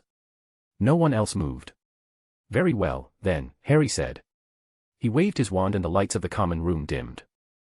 He tapped the runes running along the edge of the pensieve with his wand, and the liquid within started to glow. A moment later, a three-dimensional projection of the memory hovered in air above the basin, large enough so that everyone could see it without entering the pensieve. The memory started with Harry standing next to Granger in the hospital wing. It showed Harry finding the torn page in her petrified hand, and someone shouted out a snarky comment about Granger ripping a book. Harry backed away from the table and leaned against the back wall of the common room. Daphne joined him, and the couple hung back in the shadows while their housemates were captivated by the memory. "I'm sorry, it's looking like I won't be able to continue my story tonight," he whispered, as Memory Harry was explaining his theory to Weasley. "Yes," Daphne mumbled with a sigh. "We'll still have time later, though. I hope." She didn't actually mean to say the last bit as loudly as she did, but Harry just chuckled and kissed her forehead, then wrapped his arms around her and drew her to himself. "We have all the time in the world, Daph," he whispered, ignoring the older Slytherin's boisterous reaction to Memory Harry suggesting they go to Lockhart for help. She smiled, then turned back around so she was facing the memory. "You didn't show me this part," she whispered, holding back laughter at the sight of Lockhart quickly packing to run away. "I didn't think it was important," he replied, hugging her from behind. She surprised herself a little by relaxing back into him, as if it were the most natural thing in the world. Even a month ago, she wouldn't have believed she'd ever allow herself to get this close to anyone, and yet she was already exceedingly comfortable with Harry, even though they'd only been dating for a matter of hours. The memory continued with Harry and Weasley forcing Lockhart to go with them, followed by Harry discovering the entrance to the chamber by speaking with Moaning Myrtle. The assembled Slytherins were completely captivated by the memory and were careful not to miss a single second. They laughed at Lockhart being shoved into the pit by the two boys, but then fell silent when the basilisk's shed skin came into view. Daphne started to feel uneasy as she remembered how terrifyingly huge the basilisk really was, and she shivered as she flashed back to her first time viewing the harrowing battle in the chamber. Even being wrapped in Harry's warm embrace wasn't enough to relax her, but she knew she couldn't leave. They saw Lockhart admit he was a fraud, and then attempt to obliviate them with Weasley's broken wand. None of that was a surprise to those who had to sit through his lessons that year, but the first and second years were shocked. Some of them had been raised on stories about Gilderoy Lockhart, and they had no idea how useless he actually was. Lockhart's spell backfiring on himself drew a few cheers, then a few gasps when the collapsing tunnel cut Harry off from Weasley, and finally a few laughs as Weasley announced that Lockhart had managed to wipe his own memory. The house settled down as Memory Harry continued down the tunnel alone, until he reached the large, circular door marking the entrance to the Chamber of Secrets. He opened the door with a hiss of Parseltongue and slowly made his way forward, before eventually seeing Weaselet's body on the ground and running to her. Daphne held her breath as Tom Riddle appeared from the shadows. They all recognized his Slytherin robes, but no one knew who the boy was. Some of the older students frowned at Tom's explanation that he was a memory preserved in a diary, having never heard of such magic, and there were several gasps of surprise when he revealed he'd forced Ginny Weasley to open the chamber and set the basilisk loose. This Tom Riddle was apparently Slytherin's heir, but who was he really? The atmosphere in the common room started to tense as Tom began ranting at Harry. He described how he had ensnared the Weasley girl, and how he'd been anxious to meet Harry after learning of his story. Harry, of course, had to be defiant and rail at Tom for the way he'd framed Hagrid, and even taunted him for his failure to actually kill any of his victims. That's when Tom scornfully stated that killing mudbloods wasn't important anymore, and a chill fell across the common room. "For many months now, my new target has been you," Tom said, and some of their eyes flickered over to where Harry was lurking in the shadows with Daphne. How is it that a baby with no extraordinary magical talent was able to defeat the greatest wizard of all time? How did you escape with nothing but a scar, while Lord Voldemort's powers were destroyed? Why do you care? "Voldemort was after your time," replied Harry in a defiant tone. Everyone saw Tom smirk. "Voldemort is my past, present, and future." Tom started drawing letters of fire in the air. Some of the elder Slytherins paled as the implications of that statement struck them. They looked sharply at Harry, and saw Daphne Greengrass wrapped in his arms and appearing agitated, as if she knew what was going to happen and was quite unnerved by it. They gulped and turned back to the memory. Tom stopped writing and waved his wand. The fiery letters spelling out the name Tom Marvolo Riddle started rearranging themselves, finally settling at "I am Lord Voldemort." Some of the pureblood extremists grinned for a moment, in awe of the might of their lord, who was apparently powerful enough to leave a memory behind to finish his work, only to see it all come crashing down a moment later. "Surely you didn't think I was going to keep my filthy Muggle father's name?" "What?" shouted Draco Malfoy, while the whole room's eyes widened in shock at the revelation. The Dark Lord was a half-blood. A half-blood with a Muggle father. "You lie, Potter," Malfoy shouted, almost drawing his wand. Fortunately for him, a seventh year hit him with a full body bind before he could do anything too stupid, just in time to hear Memory Harry declare that Dumbledore was the greatest wizard alive. "I outgrew that, don't worry," Harry said, noticing a few mocking glares directed at him. The memory continued with the teenage Dark Lord speaking in Parseltongue, which of course no one understood, but they all got the idea as soon as the massive snake came pouring from the mouth of Salazar Slytherin's statue. Shrieks and gasps filled the air, and a few even fainted at the sight of Slytherin's monster. "That's the basilisk," shouted Pansy, turning to see Daphne tightly grasping Harry's arm and looking away. The Slytherins looked on as Fawkes appeared, leading to Harry pulling the sword of Gryffindor from the sorting hat and the phoenix blinding the beast. Many flinched, or even found themselves instinctively ducking as Harry ran around trying to avoid the attacking basilisk, but nothing could prepare them for what they saw next. The room was filled with gasps, screams, and plenty of expletives, as the entirety of Slytherin House witnessed a 12-year-old kill a 70-foot basilisk with nothing but a sword. Daphne was watching again, and she squeezed Harry a little tighter while the rest of the house caught sight of the basilisk fang sticking out of his arm. "How are you alive, Potter?" asked an awestruck 7th year, while Harry was stabbing the diary with the fang and destroying the shadow of the Dark Lord forever. His question was soon answered, as the memory showed Fawkes crying into Harry's wound, healing him and neutralizing the venom. The memory finally ended, and Harry waved his wand again to bring the lights back up. Everyone just stared at Harry in shock and confusion, trying to process everything they had just witnessed. "You killed the Dark Lord's memory?" "For good?" asked a 5th year, and Harry nodded as he restored the memory to his mind and ordered Dobby to take the pensieve away. "You killed that freaking snake all by yourself?" asked a tearful 3rd year, who remembered the fear pervading throughout Castle during those days. "You all saw it?" "And just to be sure, I, Harry James Potter, do swear on my life and magic that the memory you all saw was real and not altered in any way, so mote it be," Harry declared, and his magic flared as his oath was accepted. He then cast strong lumos to reiterate his point. "Damn," mumbled Eliza. She had no idea what she had expected to see, but that was well beyond what she could have ever imagined. "So, what now?" asked Harry, crossing his arms and looking around at his housemates. "I know some of you actually agree with Voldemort, so I'll ask, what happens now that you know what really happened?" No one said anything. "Someone might want to release Malfoy," Harry added, noticing that Draco was still on the floor, blinking furiously. Blaise released him and the blonde got up quietly. "So?" asked Harry again. "The Dark Lord was a half-blood," a 5th year stated, with a hint of amusement. "That's what he told me, yes," Harry replied, and the same 5th year started to chuckle. Harry later found out that the boy was called David McNair, and that he had Death Eater ties in his family. Purebloods grovelled at his feet, called him the very best of us, and he was nothing more than a half-blood. He chuckled, and many scowled as they thought about his words. Harry shrugged. He didn't want to say anything else that could be seen as a defending Voldemort, although part of him did want to speak up on behalf of the half-bloods. He didn't need to bother though, as a few of them took umbrage at McNair's words and spoke up in their own defense. "Oi, I'm a half-blood," a 7th year retorted out of nowhere. "Potter is too." The shouting picked up around the room, until Alistair silenced them all by asking Harry a simple question. "Where do you stand in the blood feud, Potter?" Harry took a moment to calmly consider what he wanted to say, and then spoke. "I can honestly say that as of right now, I don't know a single muggle that I don't hate," Harry stated, his cold tone surprising most, and eliciting a few smirks from others. Daphne just stood there looking back at him with a raised eyebrow. "But I admit that I am biased, since I was raised by abusive muggle relatives, and had no friends at all until I boarded the Hogwarts Express in '91. However, there are a couple of things from the muggle world that I enjoy, mostly movies, TV, games, and music," he added. "What's a movie?" a firstie asked inquisitively. "What's a TV?" asked a 6th year at the same time. Harry wanted to groan. "Ask a half-blood. Or even a muggle-born," he retorted, then gathered himself and looked around the room.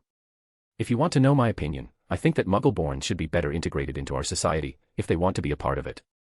I also think it would be wise to learn more about the muggles. I'm sure we're all aware of the witch hunts. And the muggle wars that engulfed all of Europe," he asked, receiving some scattered nods in reply. "Muggles are dangerous," Harry continued, all eyes locked on him. "If there's anything they're good at, it's killing. They commit atrocity after atrocity in either the name of greed or of hate, and they get away with it rationalizing their actions as being necessary. What they don't understand, they either experiment on or seek to eradicate. I wonder how many muggle-born witches and wizards were discovered by muggles before they could be brought into the magical world. How many suffered for it?" Daphne was impressed the way he commanded the attention of the room. She could tell he was speaking from his heart, even if she didn't entirely understand his examples.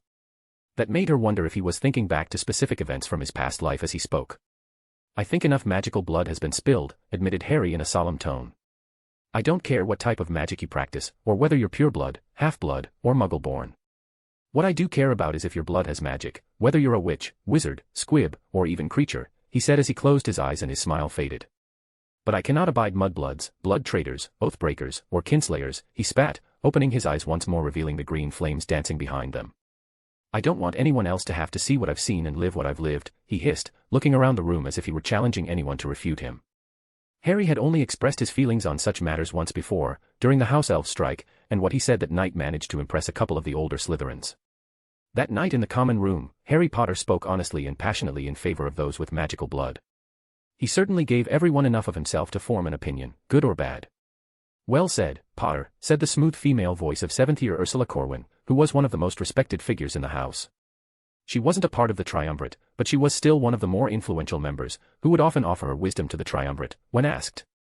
Ursula was a pureblood, but what most of her housemates didn't know was that she lived close to Muggles and her parents had regular dealings with them. In fact, aside from Potter, she probably knew more about Muggles than any of the other Slytherins. She had a reputation for keeping to herself, ignoring house conflicts and discussions of matters she didn't care about, but Harry's words echoed her own feelings and she felt compelled to speak. "Ursula, you agree with Potter?" Alastair asked in surprise. She nodded in confirmation, and her gesture alone caused many to stop and consider Potter's words more closely. The triumvirate officially closed the House Assembly and the students started to disperse. Most of them were still looking at Harry in either respect or awe, but he didn't care. He did see Corwin give him a respectful nod, which he immediately returned. "That was a nice speech," said Daphne, taking Harry's hand and leading him to a corner. Harry waved his wand and erected a privacy ward around them. "Part of it was me thinking back to some of the things I lived through," he replied, and she nodded understandingly, a look of admiration in her eyes. Somehow, she had already known that, and she was sure he'd tell her all about it later. "It's getting late," he said. "Would you like to meet tomorrow for breakfast and then go down to the chamber to continue our conversation?" "As anxious as I am to hear the rest of your story, we should probably get some sleep," Daphne said. "Yeah, we both had a pretty rough day," Harry agreed. She hesitated for a moment, and he noticed she seemed uneasy, so he asked her what was wrong. "I'm sorry for what I did, watching the memory. I broke your trust." She started, and he stopped her with a soft caress on her chin. "There's nothing to forgive," Harry replied, softly kissing her lips and ignoring the silence that once again fell across the house. It seemed they were being watched, not that they cared. "Thank you," she said with a small smile. "I think it's turning out to be a good thing, because now I get to tell you everything even earlier than I planned. All I ask is for you to trust me, and to give me a chance," he said with a small smile. "I am giving you a chance, Potter," she said with a smirk, which he returned. "Will you tell me how we happened in your—" Harry nodded.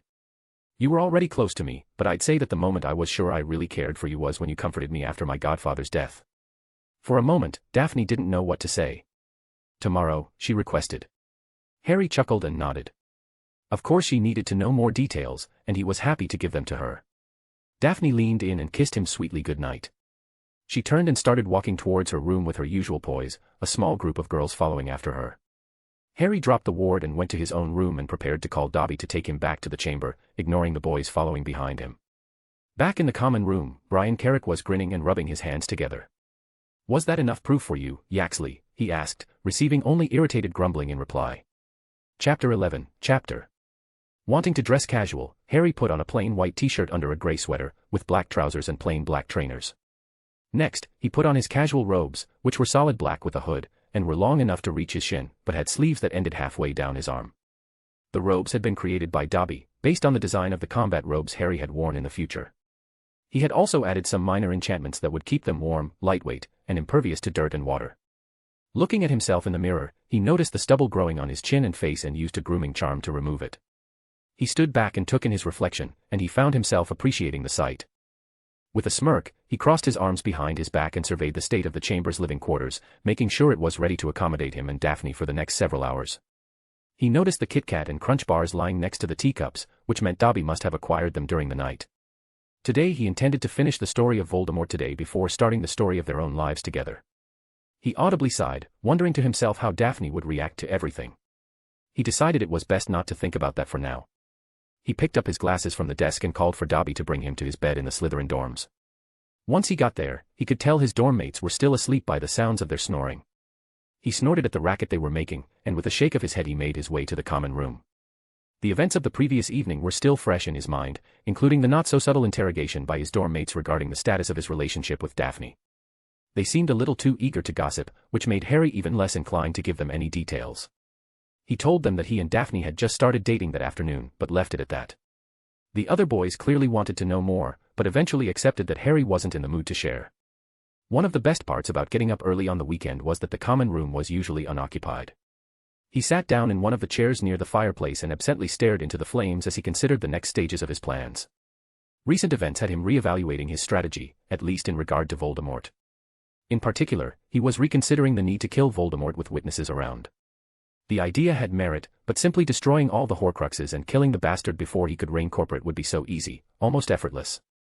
The events of yesterday had made the headmaster even more wary of him, which made Harry wonder if the original plan was worth the risk. In order for it to work, the rest of the tournament would need to play out more or less exactly as it had before. If an increasingly suspicious Dumbledore chose to meddle further, who's to say how that could affect events going forward? Ultimately, he decided against altering his plans. He would need influence in the future if he were to achieve his long-term goals, and what better way than to publicly vanquish a powerful enemy? Dumbledore himself was a prime example of this, having translated the notoriety gained from defeating Grindelwald into becoming arguably the most influential wizard of the age. He decided it might be a good idea to pay Voldemort a visit at Riddle Manor and put him under a Veritas Imperio spell, just to make sure there would be no unexpected complications. He could even save himself a trip and take care of the ring Horcrux on the same night. After letting his mind wander for a bit, his thoughts turned to the Yule Ball. He and Daphne both had everything they needed, and he had to admit he was very much looking forward to it. He was determined to make everything perfect for her, and actually enjoy himself this time around. They still had over a week to go before the event, but time would fly by quickly, especially considering all the time he'd be spending explaining his past to Daphne. Daphne. He was pleased with how well she was taking everything, especially considering how unbelievable most of it must sound to her. While her discovery of his secret had been a mere accident, she'd allowed him to explain himself, and had chosen to believe his story. He knew he could never lie to her, but she couldn't be sure of that, and yet she was still willing to trust him. Harry decided he needed to give her something more for Christmas beyond the gift he was already planning. She definitely deserved it. Break. Daphne woke up gently, the memories of the previous day flooding her as she laid in her bed. She smiled to herself as she thought back to the time spent with her new boyfriend, then frowned when she remembered the inquisition she was subjected to the previous night. She was cornered in her dorm by Tracy, Millie, Pansy, her own sister and two of her friends, 2 fifth-years and a sixth, all of whom decided they absolutely had to know details. She ended up having to tell them all about their lunch date and their first kiss, which made the other girls all sigh wistfully. Tracy then had to bemoan the money wasted on her newest acquisition, the persistent mistletoe that she bought at Zonko specifically for the two of them. The now useless mistletoe was supposed to hover above them and prevent them from separating until they kissed. Daphne got up out of bed and went to take a quick shower. While she was showering, she thought back to everything Harry had told her about his alternate past. Even the hot water wasn't enough to prevent her from shivering at the memory of him dueling Voldemort in the graveyard. For a 14-year-old, Harry had been absolutely incredible. Very few could claim to have gone up against the Dark Lord and lived, regardless of their age. She was really looking forward to hearing the rest of his story. She was especially curious to hear more about how they first got together in his original timeline, and what their relationship together had been like. Then again, she was fairly certain that their story didn't have a happy ending. She thought back to what Harry had said the day before. "I lost you, and I wasn't able to deal with it." The notion that she was destined for an untimely death frightened her, but whatever fear she felt quickly disappeared when she remembered what else he said. "That's why I worked for years on designing a ritual that would bring me back, also I could be with you again and prevent it all from happening." Harry had come back for her. How could she not feel safe with someone who had gone to such great lengths just to protect her? She smiled as she thought back to the memory of their wedding, the most beautiful thing she had ever seen, and a tear of happiness ran down her cheek. She wasn't sure what to expect from today, but Harry had promised to tell her everything, and she was anxious to get started. Daphne dried herself off and went back to her room to get dressed. She put on a simple black skirt with a warm green sweater, then threw on her dark green satin winter robes with the sheepskin lining. More than anything, she wanted to be comfortable today. She applied a bit of makeup and put on her shoes, then went down to the common room to wait for Harry. She was surprised to see that Harry was already there, sitting by the fire and gazing into the flames with a pensive expression. She almost felt like she was interrupting something. The air surrounding him seemed thicker, like she was somehow feeling the magic swirling around him. She would swear that the flames in the fireplace were burning stronger than she had ever seen them. She took a few steps towards him, and he must have sensed her coming because he instantly turned back to her. His intense look was quickly replaced by a smile, and he stood from his seat and went to give her a good morning kiss on the cheek. "Did you sleep well?" she asked with a smile, accepting his invitation to sit by his side. "I did." "How about you?" he replied, and she nodded. "Did your roommates give you any trouble?" he asked. She scowled and started counting off names with her fingers: Tracy, Millie, Pansy, Astoria, and two of her friends, Isabella Miller and Sophie Marbrand, Grace Steele and Hannah Newborn from 5th year, and a 6th year, Julie Merton. She explained all about how she had to tell the girls what had happened during their date, and how they were now officially a couple. "Apparently, my sister thinks I'm a very lucky girl." Harry scoffed at that. Tell Tori that if anyone's the lucky one, it's me, he said, Daphne raising her eyebrow at the casual use of her sister's nickname. What? We were family, remember? Daphne chuckled and nodded. So, how would you like to do this, he asked her. I have everything prepared for our talk downstairs. I suggest we go to breakfast first, then maybe take a quick walk, and then we can go down to the chamber. I can agree to that, she replied, and he rose from his seat and offered her his arm, which she took gladly. Are you sure you're fine? With what I told you yesterday, I mean, he asked her, his expression changing to one of concern. She looked at him and nodded. I'll admit, some of it is quite scary. I have no idea what you'll tell me today, but I know I won't like it, especially hearing about how I... She started, trailing off for a moment before recovering. I don't know, I'm nervous, but I know I'll be all right because you're here with me. I feel safe with you, for some reason. He smiled at her softly and gave her a gentle kiss on the lips. If you need something, Daph, please just let me know. You're dealing with this better than I expected, but parts of what I have to tell you will be hard, and I want to make you as comfortable as possible. She gave him a reassuring smile and they walked out of the common room, sharing a laugh about last night's conversations with their dorm mates. They were halfway to the Great Hall when they came across Peeves, who was writing rude messages on the walls with a piece of chalk. Potter and Greengrass, sitting in a tree, Kissing. Peeves glided around for a bit repeating his song, then approached Harry with a huge grin on his face. The twins have a stash of fireworks hidden on the second floor, near the painting of Anaclet of Sidonia, the poltergeist said, and Harry's lips curled into a vicious grin. Can you take it to a secret location? We can use them to set off a wake-up call when the next term begins. Peeves grinned and pretended to consider it. So Peevesy does all the hard work again. Peevesy should have a reward. Fine, I'll get you a box of dung bombs. 2 if you... started Harry, but Peeves interrupted him. Peeves promises not to use the bombs on the snakies. At least not on purpose, he said, putting on his best innocent look. That's all I ask, Harry replied, and Peeves gleefully cackled as he glided away. You enjoy pranking the dorks too much, she said with a mock sigh, though her smirk betrayed her. Daphne, how could you even think I would do such a thing? Harry said, feigning indignation. I never said anything about pranking only the dorks. Daphne smiled and shook her head in amusement. I don't even want to know. That's good, gives you plausible deniability, he replied, and Daphne chuckled. I thought you were supposed to be wise and mature, she teased. Why all the pranking? He shrugged. I like to think that I am, but I am also a 14-year-old boy again. My soul may be older, but I definitely feel different since I've come back in time, like being back in my younger body has affected my personality. Besides, he said, a cold smirk creeping onto his face, there are plenty of people here who are owed revenge for their misdeeds, and the dorks happen to be at the top of my list. Very few of them are innocent. It wouldn't do for me to curse them to death while we're in school, would it? Daphne decided she would keep that information to herself, but humored him by saying, no, I suppose pranking them will have to suffice for the time being. Something that had been puzzling her for a while now was Harry's unbridled hate for the Gryffindors. Much of it was justified by the way they'd treated him after his name came out of the Goblet of Fire, but Daphne felt like there was something deeper there, and she wanted to know why. She was almost positive that something else had happened between them that she wasn't yet aware of. They reached the Great Hall and found that it was still mostly empty, with only a few younger students from other houses there eating breakfast, along with the Beauxbatons champion and some of her friends, and a couple of Demstrang boys.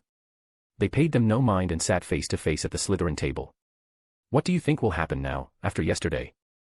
Harry asked, filling 2 cups with tea. Daphne took one and added sugar to hers. I don't know, really, she replied, looking up at Harry. But I do know that all the girls that visited me last night couldn't stop talking about you. Keep in mind that most of them are from neutral families, or at least supposedly neutral. I think your fangirl club grew by quite a lot last night. Joy, he mumbled sarcastically, and Daphne smirked. Astoria asked me if they could see the chamber, Daphne hesitantly revealed. I told them they had to ask you, but I also warned them that the chamber is a refuge and not a tourist attraction. I see, he replied thoughtfully.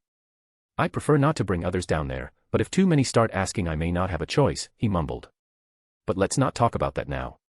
Harry drew his wand and cast the same silencing ward he had used the previous night.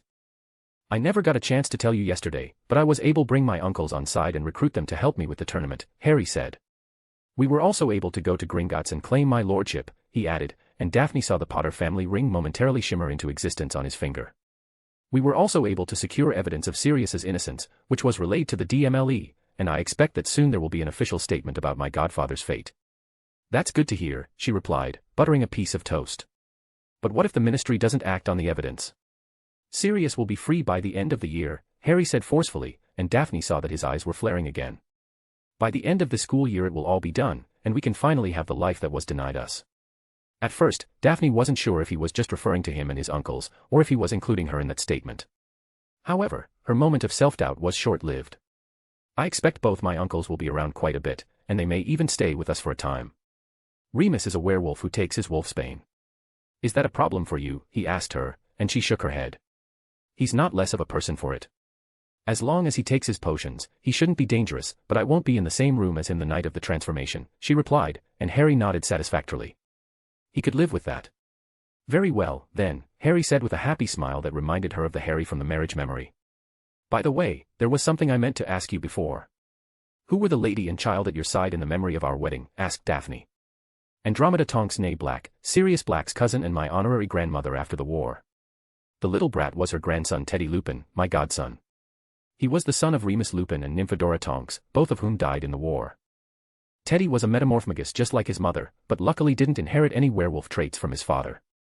For all intents and purposes, they were the only family I had left. Apart from you, of course. Metamorphomagus, she asked in surprise, and Harry nodded his head once in confirmation.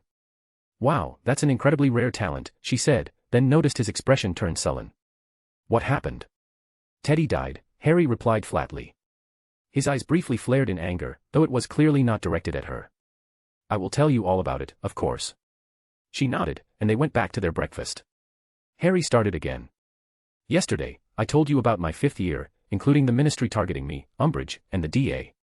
One thing I forgot to mention was that Umbridge also was installed as the Hogwarts High Inquisitor by the ministry, which essentially meant she got to inspect all the classes and make edicts forbidding clubs and such, generally making life at school unpleasant.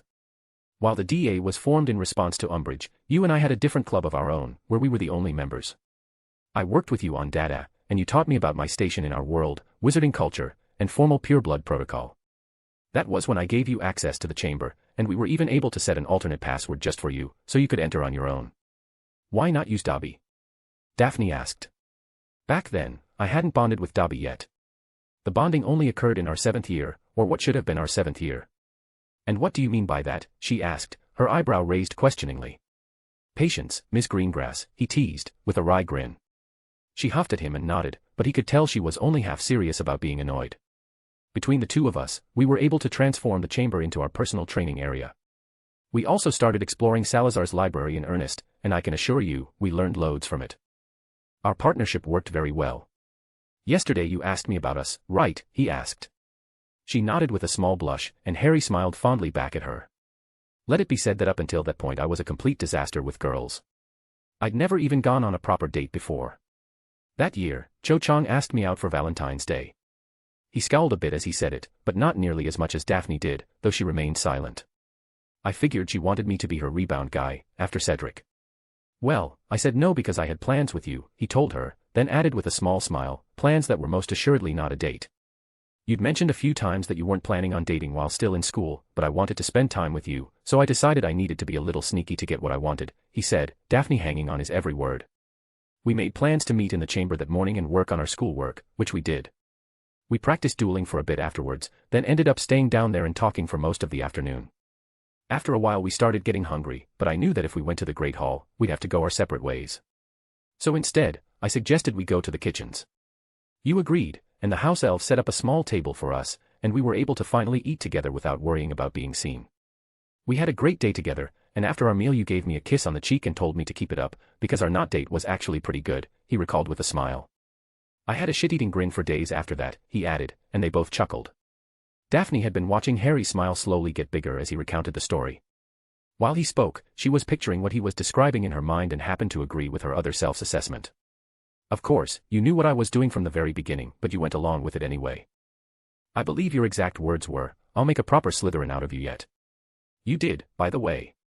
They both smiled at that, then Harry got quiet for a moment, seemingly thinking of what to say next. We started getting even closer from that day on, he started, but nothing actually happened between us until after our OWLS. That was when the Battle of the DOM happened. Sirius died, I blamed myself, and I was a total mess when we got back to school. I don't know exactly how it happened, but somewhere between chewing me out for being stupid and comforting me, you kissed me. We started dating that night. As nice as it was to hear about their first kiss in Harry's alternate past, Harry's story just raised another, more pressing question. What was the Battle of the Dom? With a sigh, Harry started explaining. Before I can fully answer that, we have to go back a bit. First, do you remember me telling you about my mental connection with Voldemort? You mentioned it briefly. That's why Dumbledore wanted you to learn occlumency, correct? Daphne replied. Yes, the old man's theory was that backlash from the failed killing curse created a connection between us. The truth turned out to be much more sinister, but I'll get to that later. One of the ways the connection manifested was that I would sometimes get visions of whatever Voldemort was doing. As if that wasn't bad enough, whenever I saw a vision, my scar would hurt so badly that I'd almost pass out. Not a pleasant experience, he added, at Daphne's horrified expression. Right before Christmas, I had a vision of Mr. Weasley being attacked by Voldemort's snake. I managed to alert Dumbledore, who was able to get help to him just in time to save his life. It was because of that incident that he decided I had to learn occlumency from Snape, though he never bothered explaining why. Had it not been for you, I never would have learned it properly. It didn't matter in the end, though, Harry said bitterly. Voldemort easily crushed my defenses, thanks to the bloody link. He managed to send me a false vision of him torturing Sirius in the Department of Mysteries. Daphne groaned and hid her face in her hands, already able to predict the rest of the story. Tell me you bloody didn't, she asked heatedly. Harry looked slightly abashed, but remained silent. Well, I'm not going to lie, he said. You bloody fool, she hissed angrily. What could have possibly possessed you to do something so foolish? Sirius was my last remaining family, along with Remus. I tried to flu-call him, but his bastard house elf answered and told me Sirius wasn't there. I took it the wrong way and... Harry hesitated, as he wasn't looking forward to telling her the rest of the story, but Daphne's impatient glare persuaded him to just get it over with. I got the vision of Sirius being tortured during our History of Magic OWL, which was our last one.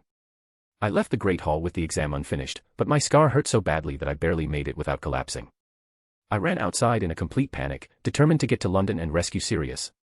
Granger talked me into trying to contact him first, so we broke into Umbridge's office and used her flu. That's when his elf lied to me.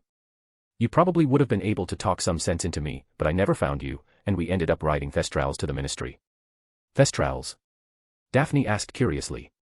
And who's we? We'll study Thestrals next year. They're a type of winged horse that can only be seen by those who have witnessed death, Harry explained. I planned to go alone, but Granger, Longbottom, Weasel, Weaselette, and Luna Lovegood insisted on going with me. Daphne's irritation at Harry's brashness deflated when she saw the pained look on his face. She took his hand and tried to look at him reassuringly. Tell me everything.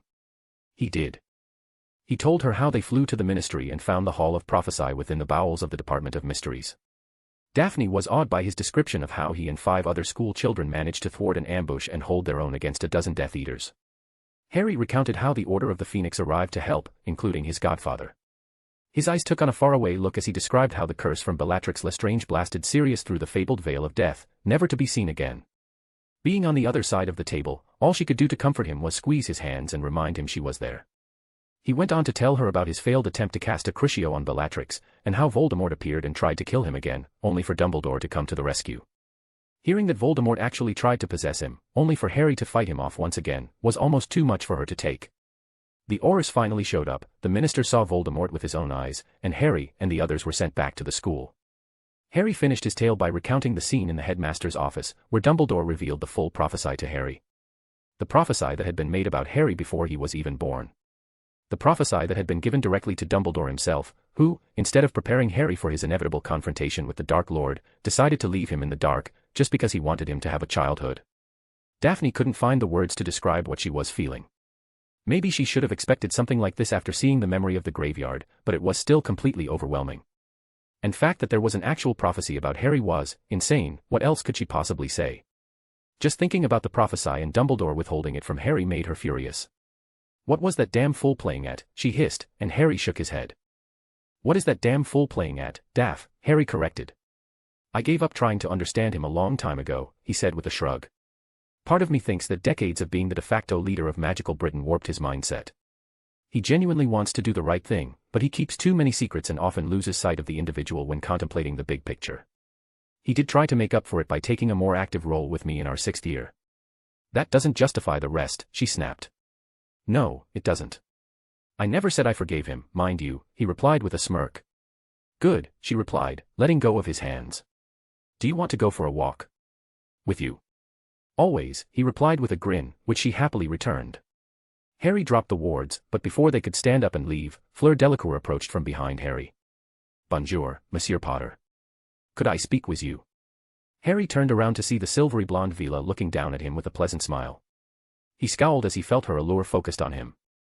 "I did tell you to mind your allure, didn't I?" asked Harry, rising from his seat at the same time as Daphne. "And no, you can't, because I have plans to spend the day with my beautiful girlfriend."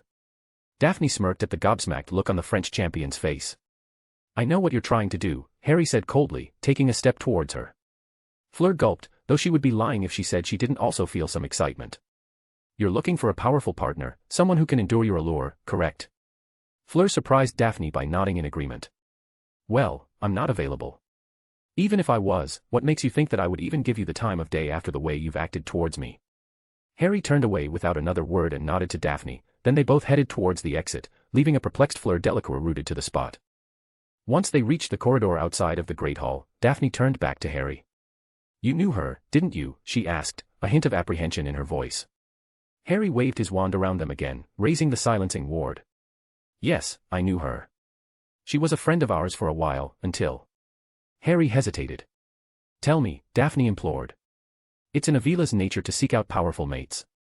They want someone who can withstand their allure, so they can be themselves without turning their partner into a drooling mess. And no, that didn't happen last time. I wasn't this powerful before." Daphne scoffed. "No, he wasn't powerful at all, he just won the Triwizard Tournament and survived a duel against Voldemort by pure luck." "Idiot." Ignoring Daphne's sarcastic snort, Harry continued, "She married an Englishman at the beginning of our 7th year, and he seemed to be all she wanted. But then her sister-in-law was an accomplice to a crime and was killed in retribution. Eventually, Fleur's husband and some of his brothers decided they were going to avenge their sister, but instead they all died at the hands of the one they wanted to kill," Harry explained. He couldn't bring himself to tell her that the crime was Daphne's own murder, and that Ginny Weasley was the accomplice. Bill Weasley was slaughtered by the Dark Lord Potter in his failed attempt at revenge, along with his brothers Fred, George, and Percy. Daphne raised an eyebrow and waited for him to continue. Fleur had been friends with the victim and refused to excuse her sister-in-law's actions, which was a source of conflict within the family. After her husband's death, she fled to France with her children. I never saw her much after that, but she would be less than polite to me whenever I did. Daphne considered Harry's story and started to form her own theory, but she decided to wait for more information before drawing any definite conclusions. She nodded and took Harry's hand, then they left the castle and started walking towards the lake. It was a nice, sunny day, and as warm as one could hope for Scotland in December. They had been quietly enjoying their stroll through the grounds for several minutes, when Daphne suddenly spoke up. "Could you show me the memory?" she asked, startling Harry. "I mean the memory when you and I kissed, after your godfather." "Oh, right, that one." "Sure, of course," he replied. Daphne noticed he'd looked briefly panicked at her question, something she made a mental note of. That was weird, she thought to herself. "Remind me when we're back in the chamber, will you?" She nodded, then asked him to continue his story. Harry conjured 2 comfortable chairs for them, then invited Daphne to sit in one while he sat in the other. He twirled his wand one more time, again raising the privacy wards. "You know, I don't recognize that spell," Daphne said, having meant to ask about it before. "No, you wouldn't. It's not something you'd find in any book," Harry replied with a teasing grin. She responded by folding her arms and giving him a critical look. "And why is that?" she asked, the look on her face making him chuckle. "Because I invented it myself," he replied, which took her by surprise. "Really?" Harry nodded. "The spell creates a warded area that's keyed to specific magical signatures. That basically means that when I raise the ward, I key us both into the actual ward structure. Once the ward is up, I can't add anyone else to it, nor can anyone not keyed into it join us. If someone came and sat down in between us, they'll still hear nothing."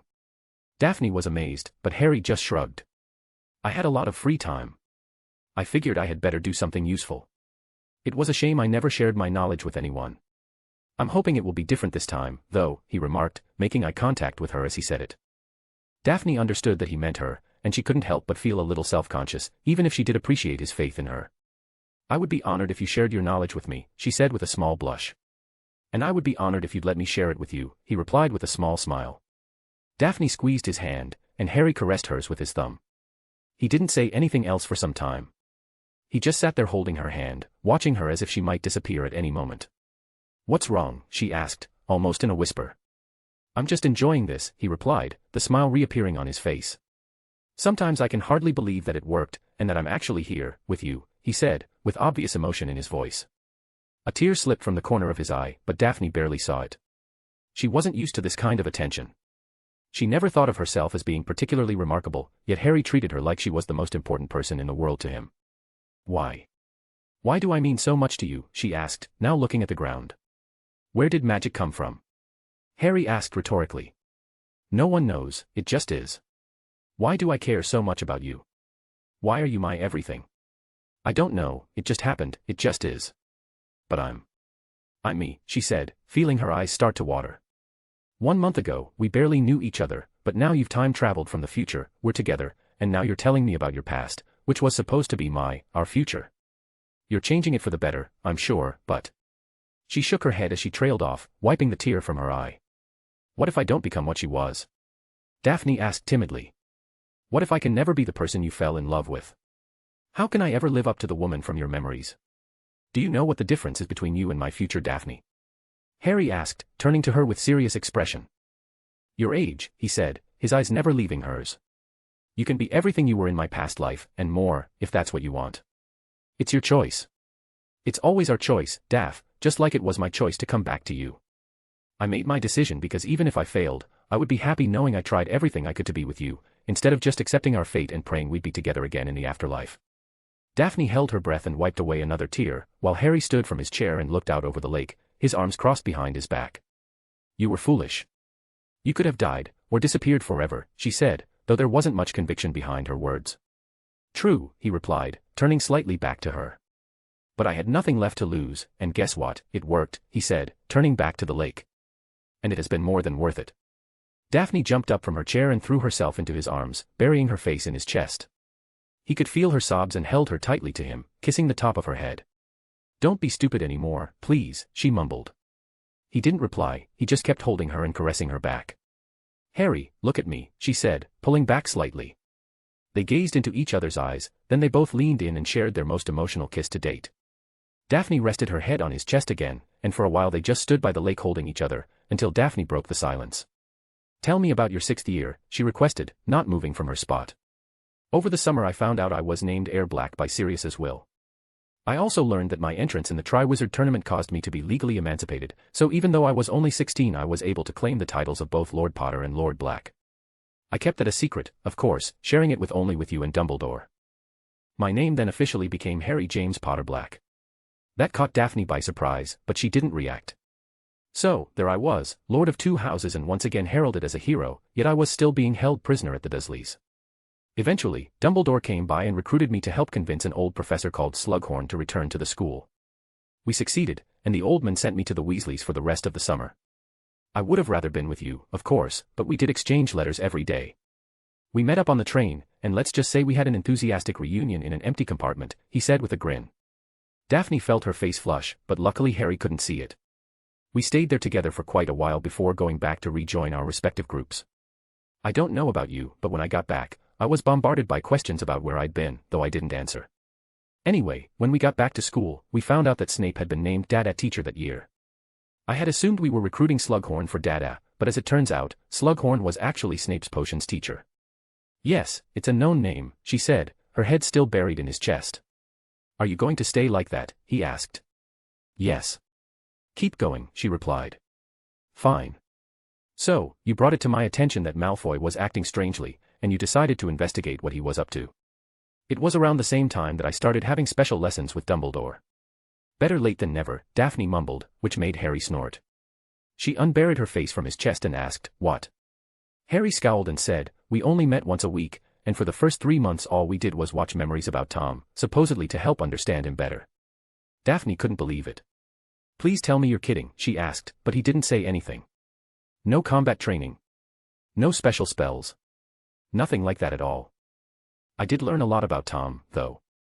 His mother was Merope Gaunt, a near-squib who lived in a rundown shack with her brother Morphin and their father Marvolo. She ensnared a local muggle squire with a love potion, then had the brilliant idea to stop giving him the potion after getting pregnant. He immediately left her, of course. Merope died during childbirth, and Tom was dumped in a muggle orphanage. Dumbledore himself came to tell him about Hogwarts, and at 11, Tom was already a pretty scary kid. He was unnaturally cruel for a child, and he had already learned to control his magic, even before he was told that magic was real. He came to Hogwarts and was widely considered prodigy. Dumbledore was the only one who was wary of him. As you might expect, he quickly rose to power in Slytherin, especially once he learned he was descended from Salazar himself. I imagine that happened around the time he found the Chamber of Secrets, but I'm not positive. Knowing what he later became, Daphne thought the tale of young Tom Riddle was somewhat fascinating, and she admitted as much to Harry. I agree, he answered, though we really could have gone through it all in one weekend. Anyhow, it turned out that all that was leading up to the task Dumbledore wanted me to take on. He asked Slughorn for a memory of one of his interactions with Tom, but Slughorn tampered with it because he was ashamed of what it showed. My task was to retrieve the unaltered memory. This ought to be good, Daphne mumbled. It did not go well, at first. He was already interested in me because of who I was, and with the help of an old note-filled potions book, I became his best student. I thought that if I could get close to him, I could convince him to give me the memory, but every time I asked about it, he would distance himself from me. I did eventually succeed, but it was all thanks to you.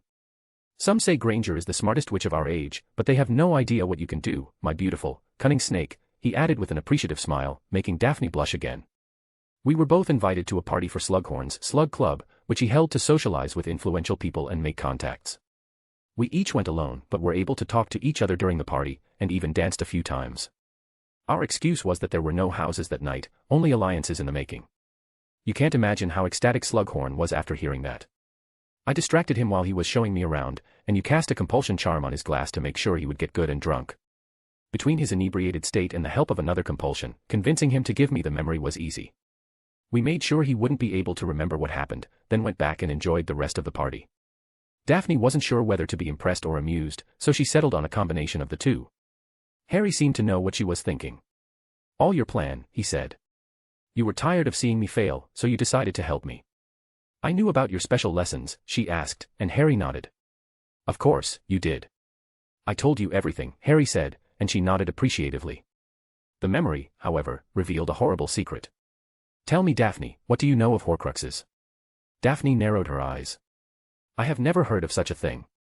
I know, he said with a smirk. Future you didn't either. Horcrux is the name for an object that houses a part of a person's soul. A wizard can tear his soul by committing murder, and then take advantage of the damage by using a dark ritual to split off a portion of the soul and encase it in an object. As long as the object remains intact, the maker is anchored to the world of the living, even if their body suffers fatal damage. A wizard with a Horcrux is essentially immortal, and Riddle made several. A piece of soul. But that's disgusting, she said. Having been raised in a magical home, she was taught to believe that the soul was sacred, and to tamper with it was a heinous act. You said several. Then, that means that he survived that night because he had. Daphne quickly concluded. Voldemort had already made several Horcruxes before that night, Harry nodded. Slughorn's memory revealed that he intended to split his soul into 7 parts, 7 being the most powerfully magical number. We believe that he intended to use my death to make his final Horcrux. Fortunately, whatever my mother did saved me and destroyed his body, reducing him to a formless wraith. Daphne was shivering in disgust, but then her eyes suddenly grew wide. The diary, she gasped, and he smiled at her deduction. Yes. That was the very first one he created. Have you destroyed them all already? She asked, her voice still filled with disgust. He shook his head. We never knew if he felt the destruction of his Horcruxes. I've collected several, but I'm still missing 3. I intend collect the rest soon and destroy them all at once, before striking him down once and for all. What are they? She asked, and he started to count them. There's the diary, which was destroyed. There's the gaunt ring, I know where that is, I just haven't had a chance to retrieve it. Hufflepuff's cup is in the Lestrange vault in Gringotts, and I have Rowena Ravenclaw's lost diadem and Slytherin's locket already in my possession. He even turned his snake Nagini into one, and she's usually with him. The last one was made purely by accident, and was me, Harry said, and Daphne gasped in horror. Turns out that extracting a piece of a soul from an item and moving it to another is relatively easy, if you know what to do, Harry said with a smile, caressing a still shocked Daphne. One of the first things I did when I came back in time was extract the piece of soul from my scar and move it into one of Dobby's old socks. Daphne was stunned speechless, and just kept looking strangely at Harry. But. Like I said, I had plenty of spare time and did a lot of research, Harry said, and Daphne huffed. You carried a piece of Voldemort's soul with you all this time. In my scar, yes, he replied, pointing at it. Daphne noticed that a faint outline was all she could see of the famous scar. Without it, the scar is mostly gone. My eyesight even improved a bit, though I still needed to heal myself before I could go without glasses. The Horcrux leached off of my magic and was the source of the link between Voldemort and me, though neither of us knew it. It's gone, she asked, and he nodded reassuringly. I'm storing them in one of the locked containers, which is why I told you not to touch them.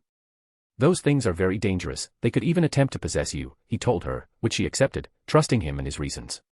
What else, then, she asked, trying to move the subject off of Horcruxes, which still made her uneasy.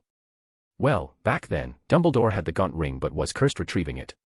There was a rotting curse on the ring that withered his hand and was slowly killing him, all because he was too careless. Daphne's eyes widened in shock. Dumbledore was dying, she asked. Harry nodded in reply. Nothing could be done for him except slow the curse's progression. What else? He paused, thinking. Oh yeah, Malfoy. You figured out that he was regularly visiting the Room of Requirement, but for a long time we weren't able to determine why. That was when my brilliant girlfriend wondered if there was a way to constantly keep tabs on him and figure out how he was using the room. That led to me calling for Dobby, who volunteered to spy on the little shit for us. 1 month later, we discovered that he was using the room to fix a vanishing cabinet, in order to bring Death Eaters into Hogwarts. What? Asked Daphne in shock, and Harry's vicious smile made her slightly uneasy. We destroyed the cabinet and left the room. Once Malfoy found out, he was so terrified that Voldemort would kill him for his failure that he wouldn't even talk. You told me that he even stopped bossing people around in the common room and just meekly sat around. They both laughed at the thought. I don't even want to imagine what could have happened if I didn't have your help, Harry added. What about your friends? Asked Daphne, and Harry snorted. Weasley became Gryffindor's keeper and started making name for himself, then wound up dating Lavender Brown. Granger was angry at him for that, and angry at me because of the potions book I mentioned before, since I got better marks than her for once. Daphne scowled. And you never would have guessed this, but the bint got herself a boyfriend too. And who was able to deal with her? Asked Daphne, seeing that the scowl hadn't left Harry's face. Longbottom. At first, Daphne was shocked, but then she started to laugh while Harry smirked at her reaction. The know-it-all and the squib, she laughed. Not really a squib, Harry grudgingly admitted, which caught Daphne's attention. The idiot is using his father's wand, which isn't compatible with him. That, and he has major self-esteem issues. The DA helped him improve considerably during our 5th year, and then he bought a new wand for 6th year. Between that and Granger's tutoring, he became a rising star in our year. Daphne could almost feel Harry's loathing as he talked about his former housemates. You had problems with them, didn't you? She asked, and Harry actually laughed, not the joyful laugh she'd experienced in their time together, but a cold, threatening laugh that promised only pain. Oh, you have no idea how much I hate those two pieces of shit. They're both wastes of magic and life, and the world will be a better place when they have neither, Harry admitted, his aura slightly flaring around him. Daphne didn't know how to react to that, aside from looking at him in disbelief while he took several deep breaths in an attempt to calm himself. Daphne thought back to Harry's interactions with the dorks. Harry hated them all, but he was much more aggressive towards Granger and Longbottom, the episode when he summoned Sale coming to mind. She knew there must be something behind it all, and it seemed that she was right, but what was the reason? Why? She asked, and Harry looked back at her with broken eyes. Later in the story, Harry almost begged, his voice torn with emotion. Daphne nodded and actually leaned towards him and gave him a soft kiss, which at Harry's encouragement gradually became more intense. It was just the two of us, Daph, Harry said after they separated. Eventually they came to me and offered their help, but by then it was only me and you.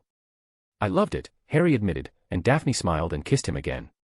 Carry on with the story, she ordered, and he chuckled. Dumbledore asked me to tell my friends everything, saying I would eventually need their help. I agreed to tell them, but like I said before, as far as I was concerned, it was only me and you that mattered. One surprise was that he finally decided to do something useful and work with me on my dueling, he said. About bloody time, Daphne grumbled. Quite, he agreed. Near the end of the year, Dumbledore tracked down another Horcrux, Slytherin's locket. He took me with him to retrieve it, and, let's just say it could have gone better. It was in a cave by the seaside, and inside it was a small lake filled with inferi. We had to take a tiny boat to the small island at the center, and on it was a stone basin filled with some kind of potion. Dumbledore concluded that someone had to drink the potion in order to get the locket from the basin. He drank it all, and on top of being severely weakened, he was hallucinating to the point where he started talking to his dead sister, and he touched the waters before I could stop him. Daphne's eyes bulged, but Harry carried on with the story. I grabbed the locket and pulled him back, but it was too late. We ran to the boat, but the inferi were closing in on us and we had to fight. How did you make it out of there? Daphne asked, in a weak voice. Flame spells are effective against inferi. I used as many as I could, along with a few blasting curses for good measure, and as weak as he was, Dumbledore still managed to cast a firestorm, which took care of most of the rest of them. We took the boat back to the other shore and left the cave and locked it behind us. We sat there catching our breath and were actually in good spirits, until we realized the Horcrux was a fake. All that trouble. For a fake, yes, Harry said, as Daphne shook her head. We came back to Hogwarts, and I brought Dumbledore directly to the hospital wing. He asked me to come back as soon as possible, and to bring everyone who was in on the secret. I went back to get my friends, and you. Me. But. She started, and Harry stopped her. You knew everything, and you had even helped me along the way. You were my girlfriend, and I wanted you to be there more than any of them. I was able to convince you to come, and believe me, it was a shock for the others when I walked in with you. I can relate, replied Daphne in a whisper, although she was smirking. Do you want to see the memory? Harry asked, and Daphne looked wide-eyed at him. Sure, she replied with a smirk. Then let's get to the chamber. I need to show you the memory of when we first started dating, too. Daphne smiled and held the hand he offered to her. Dobby. The elf appeared, and after a quick, good morning mistress, he grasped each of their hands and popped them into the chamber. Break. Daphne took a look around, and she saw that Dobby had popped them directly into the living quarters. First things first, Harry said, bringing Daphne to the table and picking up the chocolates. This is a Kit Kat, and this is a Crunch Bar, he said, presenting her with each of them in turn. Daphne smiled at his gesture. Have a taste and tell me which one you like better, even though I know you'll prefer the Crunch Bar. And you know this how? She asked with a smirk, opening the Kit Kat first just to challenge him. Harry grinned, then walked up to her and whispered in her ear, because it was your favorite, too. Daphne felt a shiver of excitement run through her, and she smiled as Harry kissed her softly before walking over to the pensieve, already focusing on the memory he wanted to extract. While he was occupied, Daphne took a bite of the Crunch Bar and decided she liked it better, just like Harry said she would. Harry placed the pensieve on the table with a wave of his wand and beckoned her over. The memory is from the night we started dating, he said, extending his hand. Shall we? Daphne took his hand, and both teens went into the pensieve.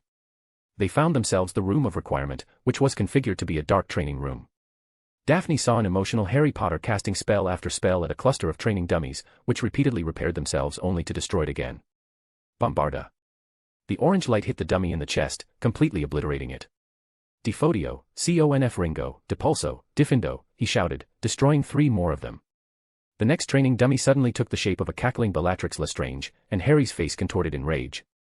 Avada Kedavra, he roared, and the green light slammed into the dummy. What the hell do you think you're doing? An angry voice shouted from the entrance of the room, startling both Memory Harry and the real Daphne, who was shocked by the spells Harry was using. What does it look like? Memory Harry responded, raising his wand to cast another spell. Before he could get the spell off, his wand suddenly flew out of his hand and into Memory Daphne's, making Harry turn to glare at her. Give me my wand, Daphne, he demanded, but she only glared back at him. Where the hell have you been? She demanded, obviously angry. Memory Harry didn't say anything, he just kept glowering at her. Harry, please, I'm concerned about you. You disappeared before the OWL finished and didn't answer my summons. Where have you been? She asked again, but this time more emotionally. Memory Harry closed his eyes, and Daphne could see tears running down his face. He's dead, Daph. He's dead and it's all my fault, he said, breaking down and falling to his knees. Memory Daphne ran to him and held him close while he sobbed. Harry, tell me, what's wrong? She asked again. He told her everything, starting from the moment he had the vision and finishing with the prophecy Dumbledore had finally revealed to him. Memory Daphne was angry. Maybe even furious. You invaded the Ministry of Magic with 5 other school children, the Department of Mysteries no less, and fought 12 Death Eaters. You survived long enough for reinforcements to arrive and managed to capture 11 of them, and then fought Voldemort and revealed him to the world, Memory Daphne asked, and Harry nodded. It would be impressive had it not been for just one thing. Memory Harry looked at her quizzically, and both Real Harry and Daphne flinched as the slap hit Memory Harry. What could have possessed you to do something so stupid? She angrily demanded. It was clearly a trap, and just because the house elf told you he wasn't there it didn't mean he had been captured. What was I supposed to do? What if it had been true? Was I just supposed to let him be tortured? Memory Harry demanded, and Memory Daphne snorted. Let's go in underprepared with no plan at all, and jump onto fucking Thestrals with 5 other unreliable school kids and hope for the best, she drawled sarcastically, and Daphne saw Memory Harry flinch. You should have told me, she shouted, tears now falling from her eyes. You could have died. I didn't think, all right, Harry shouted, his tears escaping again. I was scared that you would convince me not to go. Or worse, that you would want to come. Memory Daphne looked back at him in shock. Why? She asked in an angry tone. I couldn't stand it if something happened to you, he whispered. She slapped him again. You are a selfish bastard, Potter. You couldn't stand, what about me? What if something had happened to you? How would I deal with it, knowing that there was nothing I could have done, because I wasn't there with you? Without another word, she grabbed him by his shirt and kissed him for all he was worth, holding him tightly against her. After the initial shock, Memory Harry held her tighter and kissed her back. By the time the kiss ended, they were both crying. I'm sorry, Memory Harry begged, and Daphne looked at him and ran one hand through his hair before kissing him again. At least you're not hurt, she said, before noticing her mistake. Physically, I mean. The others are. He tried to say, but she shut him up with a glare. Well, tough luck for them, she growled. They aren't any of my concern. It wasn't your fault that they were hurt, was it? They wanted to accompany you, even though you said you didn't want them to. People get hurt in wars, Harry, and that's what this is now. The venom behind her words surprised the real Daphne, as did Memory Harry's quick agreement. She decided she needed to ask Harry about it later on. I wouldn't want anything to happen to you. Let's make one thing clear, Potter. You can't save everyone, and you are not responsible for everyone's choices, only yours. Memory Harry nodded, and she kissed him again. Now what is this about a prophecy? Harry recited the prophecy again, and Daphne frowned. That idiot knew about it all this time, and instead of preparing you he just let you be. For what? So you could have a fucking childhood. That's it, I'm going to kill him, Daphne spat, clenching her fists in anger. That, I wouldn't mind seeing, Memory Harry chuckled, earning a stern look from Memory Daphne. And what's this about love being the power he knows not? Harry just shrugged, and Daphne huffed and sighed. It's not your fault, Daphne said again, sitting close to him on the floor. I know. He was taunting Bellatrix instead of being serious, Harry said. Actually, based on everything you've told me, I think it sounds like he was being very serious. Harry snorted at the bad joke, and Daphne actually chuckled. What would I do without you, Daph? He asked. You don't want to know, she replied, and rested her head on his shoulder. They remained like that for a while. Daph. MMH. Will you be my girlfriend? Memory Harry asked hopefully. Yes, she replied, moving even closer. Besides, I spent too much time training you to let you go to some hussy. We wouldn't want that, Memory Harry said, and Daphne smiled. The memory ended with one last kiss. Harry and Daphne left the pensieve, and even though she was pleased with what she saw, Daphne was frowning. Why all the hate for the dorks? She asked, sitting on her chair. Well, while I never truly forgave the dorks for turning their backs on me fourth year, you never even considered it. According to you, it revealed their stupidity and made them nothing more than blood traitors and scum. You did become somewhat more accepting of them in our 6th year, though, he added. Daphne nodded.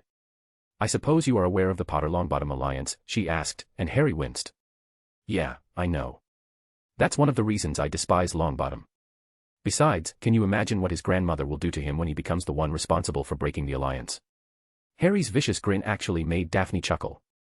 Harry placed the memory back into his head. Was it everything you expected? I don't know what I expected, replied Daphne, looking at Harry. But I liked it. I'm glad, he replied, removing another memory from his head. What did I mean when I said, my summons? Daphne asked, and Harry grinned at her. Well, your brilliant mind came up with the idea for a bracelet with a protean charm embedded, which we always wore hidden under charms so we could secretly send messages to each other. We laughed when the so-called brightest witch of our age came up with the same thing for the DA, only far more rudimentary than our method. Daphne appreciated the compliment, and almost blushed. That was also what inspired me study ancient runes with you. It was hard work, but I was able to get my OWL in it by the end of the year. Let's just say it was a surprise to everyone but you. Daphne nodded again with a smile, which quickly changed to a frown. Then why aren't you taking runes now? She asked, and he shrugged. I'll be taking a special exam to evaluate my knowledge in runes and arithmancy at the end of December, and then I can change classes. I wasn't allowed to make the change before the exam, at least that's what Snape said. And this is the first time I'm hearing about this. Why? She asked, crossing her arms. Surprise, he tried, and she shook her head in amusement. Harry then pointed back to the pensieve, and said, this is the discussion after Dumbledore and me returned from the Horcrux hunt. Are you ready? She nodded and held Harry's hand again, and they entered the pensieve together. Daphne saw herself walking through the doors of the hospital wing, along with a weary and very dirty Harry Potter. They walked in stride with one another across the room, ignoring the surprised looks Madame Pomfrey gave them, until they reached Dumbledore's bed, where Weasley, Longbottom, and Granger were already waiting. Harry, where were? Granger's words died in her mouth as she saw who Harry came in with. Real Daphne pulled Harry to a spot where they could better see everyone's reactions, and she wasn't disappointed. Granger looked absolutely shocked, her mouth still hanging open from where she froze mid-sentence. Longbottom was also surprised, but had half a smirk on his face, and as expected, Weasley's face was turning red as if he was primed to explode. Dumbledore looked half surprised and half amused, his twinkling eyes darting between both Memory Harry and Memory Daphne. "She's the one you said you still needed to get," Weasley shouted, but was quickly silenced with a wave of Harry's wand. "Now, we are all here because the headmaster asked me to bring you, the only people who I've told about my special lessons with him," Harry said in a serious voice, his gaze mostly focused on Weasley. "We will go no further in this conversation until I have an oath from each you not to say a word to anyone about what we will speak of in here." "Harry, I hardly think that's necessary," said Dumbledore, looking at Harry with tired eyes. "With all due respect, Headmaster, it's essential that this be kept secret." "Your opinion is appreciated, but I prefer not to leave any loose ends," Harry replied, and Daphne could swear she saw a proud smile briefly cross the ancient man's face. "I agree," said Memory Daphne, holding up her wand. "I, Daphne Persephone Greengrass, swear upon my life and magic to keep this meeting a secret, and will not share its contents with anyone, unless given explicit permission by Harry James Potter Black, so mote it be." A golden light surrounded her, and Memory Harry looked at her with a hint of amusement. "Potter Black?" Longbottom asked with wide eyes, looking at the both of them. "Since when are you Potter Black?" demanded Granger, but Harry was looking at Longbottom and ignored her. "Do you trust her, Harry?" asked Longbottom, earning himself a glare from the Ice Queen. "With my life," Harry replied. Dumbledore smiled. Longbottom looked from Memory Daphne to Memory Harry, then gave a stiff nod and gave the same oath. "Neville," shouted Granger, shocked that he had sworn the oath so willingly. "Meoni, just make the oath," the boy said. Granger huffed to show her disapproval, but relented and gave the oath, though she had to be corrected when she didn't use Harry's proper name. They all turned to face Weasley, and Harry dropped the silencing charm. "She's a slimy Slytherin whore." Memory Daphne twitched, but she kept her cool and settled for glaring at the buffoon. Memory Harry, however, immediately pulled his wand on Weasley. "Harry!" shrieked Granger. Longbottom recoiled slightly at the hostile looks coming from both Harry and Daphne. "Let's try again, 1-1. Either make the oath or piss off, I won't give you another chance." Ron shrank under their glares, and having been properly chastised, he gave the oath in a shaky voice. Harry nodded and hissed in Parseltongue to raise some wards around them, everyone but Daphne shuddering at the sound. "What was that, Harry?" Dumbledore asked curiously.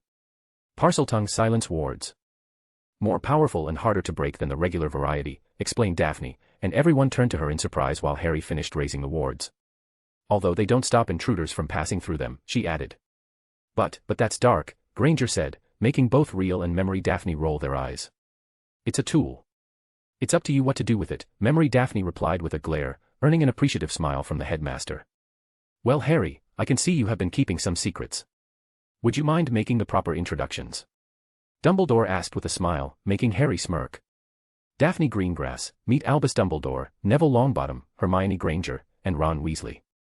Everyone, meet Daphne Greengrass, my girlfriend for the past year." "What?" shouted Weasley, while Granger and Longbottom's eyes practically bulged out of their sockets. "A pleasure," Memory Daphne smirked, obviously amused by their reactions. "I see," replied an even more amused headmaster. "Well then, Harry, would you please tell everyone about our evening?" Harry recounted the entire journey, and by the end of his tale everyone was gaping at him, including Real Daphne. It seemed that Harry had given her a very abbreviated version of the story. When he came to the end of the tale, Memory Harry opened the locket and revealed the note hidden inside, reading it aloud. "To the Dark Lord. I know I will be dead long before you read this, but I want you to know that it was I who discovered your secret. I have stolen the real Horcrux and intend to destroy it as soon as I can. I face death in the hope that when you meet your match you will be mortal once more. R.A.B." They all looked around at each other, and Daphne noticed her older counterpart appeared deep in thought. "Any ideas, Headmaster?" asked Harry, and Dumbledore shook his head. "It most likely is a discontented pureblood, but I am not sure. Braddock, Bainbridge, Baldock, Boggart, Botia, Bishoper, Black, Bletchley, Bowl, Boyle, Brodie, Bulstrode, Burke," she said, and everyone looked at her. "Those are a few of the pureblood families that start with AB." Memory Harry had a huge grin. "That's my witch," he said, kissing her soundly in front of everyone.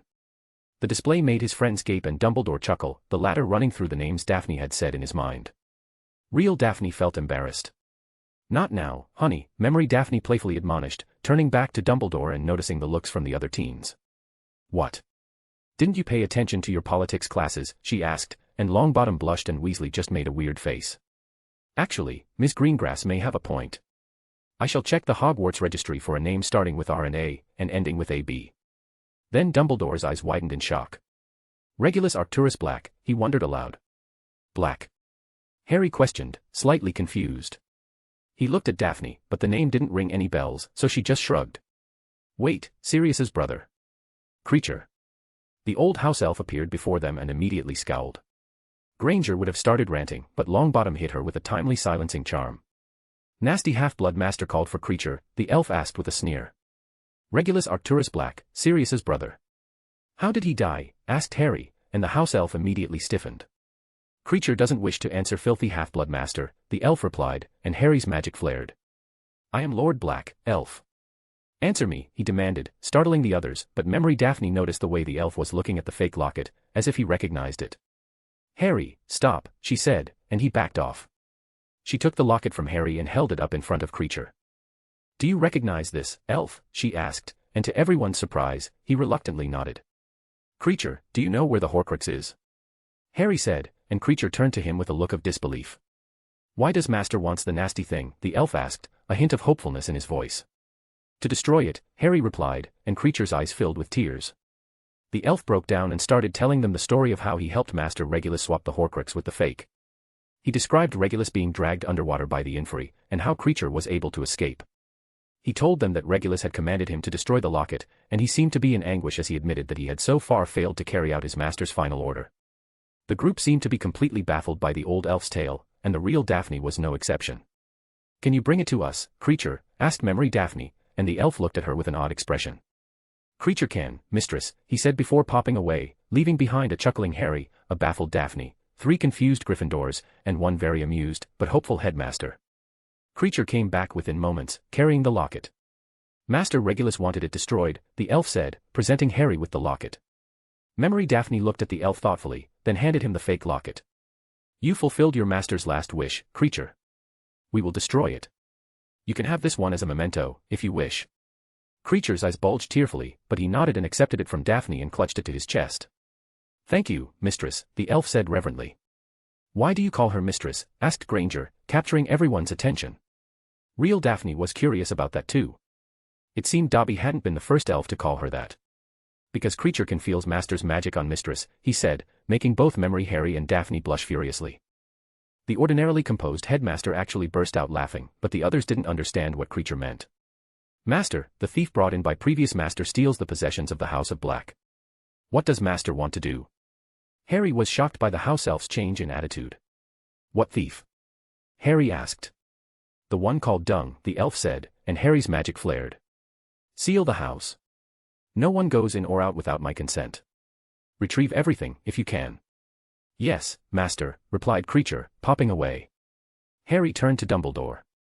You better do something about Dung, or he will pay for stealing from my house, Harry threatened. Dumbledore nodded contritely. He was actually shocked, both by the revelation that Mundungus had been stealing from headquarters, and also at Harry's behavior. Now, about this thing, Harry stated. Should we destroy it? Before we do that, it is possible to use one Horcrux to locate the others. Daphne asked the headmaster hopefully.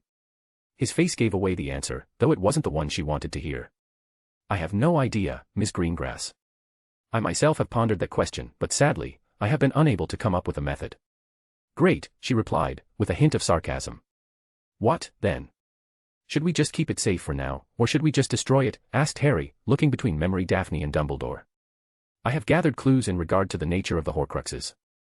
I believe we may destroy it. In the meantime, I'd suggest we keep it in a silk bag, which should reduce the influence of the Horcrux upon us. Harry immediately conjured a red silk bag and dropped the Horcrux into it. Too flashy, Daphne mumbled with a sniff, and conjured a green one of her own and placed Harry's bag inside hers. Harry grinned at her, and she stuck her tongue out and flashed him a playful smile. Real Daphne figured it must be an inside joke between the two of them. Are you sure we should destroy it now? Daphne asked Harry. Wouldn't it make more sense to hang on to it for a while? Maybe we can come up with a way to use it to find the others. Or what if he feels it when we destroy it? What then? Asked Daphne, and Granger looked like she wanted to snap at her for daring to question the headmaster. I am sure, Miss Greengrass, Dumbledore interjected. Daphne snorted. As sure as you were when you decided to leave a 1-year-old orphan on a magic-hating muggle's doorstep on a November night, she snapped, making Dumbledore flinch.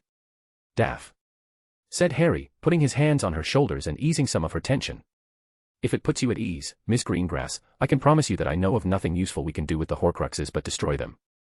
Daphne sighed. Fiend fire or basilisk venom, right? She asked, and Dumbledore nodded while both teens grinned at each other. See? I told you it was a good idea to keep a gallon of the venom for ourselves, Daphne said in triumph, making Harry chuckle. I'm pretty sure I remember agreeing with you, he replied, and they both laughed. Fine, let's go deal with it now. Can you come, Headmaster? Asked Harry, but as curious as he was, Dumbledore didn't feel he was able to join them in his current state.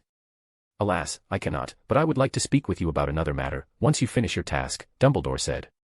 Harry and Daphne looked at each other and she shrugged. I can just go do it myself. You'll join me down there later either way, so. Daphne said. Harry nodded and kissed her in front of everyone. I assume you mean the Chamber of Secrets? Dumbledore asked curiously. How will Miss Greengrass gain entrance, if she's not a Parselmouth? It's not a problem for her, he said, and turned to the other three teens. Why don't you three make yourselves useful and go with Daph, and make sure she's safe? I hardly need anyone's help, Harry, she replied, crossing her arms with the green bag in her hand and a mock pout on her face. Indulge me, will you? He teased. Harry turned to Longbottom and said, pretend she's the Lady Potter. Longbottom nodded immediately and stepped forward with a huge grin on his face, Granger right behind him. Weasley sneered at Daphne but followed the others, after a slight prodding from Dumbledore. I can see you've kept your secrets very well, Harry, the headmaster said with a grin. I must say, I never saw it coming. There's a lot of things you never saw coming, headmaster, Harry replied politely, but with a hint of amusement, which made the old man chuckle. True, but if you would indulge my curiosity, how exactly will Miss Greengrass gain entrance to the chamber? He asked again. I recorded the Parseltongue password on a memory crystal, which she always carries with her. I also managed to add her magical signature to the ward of the door as added security. All she has to do is touch the door and use the crystal to say the password, and the doors will open for her. It will only work for her, though. Very ingenious, indeed. I suppose I should award you house points for it. 20 points each, Dumbledore said with a smile. I finally understand the changes I've seen in you since last year, Harry, he continued. Miss Greengrass has been a most positive influence on you. I like to think so, too. Tell me, Harry, would you say you love her? With all my heart, though I don't understand how that's relevant, and please don't mention the prophecy. Dumbledore chuckled at Harry's words. Love is a most powerful magic, Harry. I believe that soon you will understand it. However, that is not the reason I wish to speak to you. Then what was it? Asked Harry, sitting down and making himself comfortable at Dumbledore's invitation.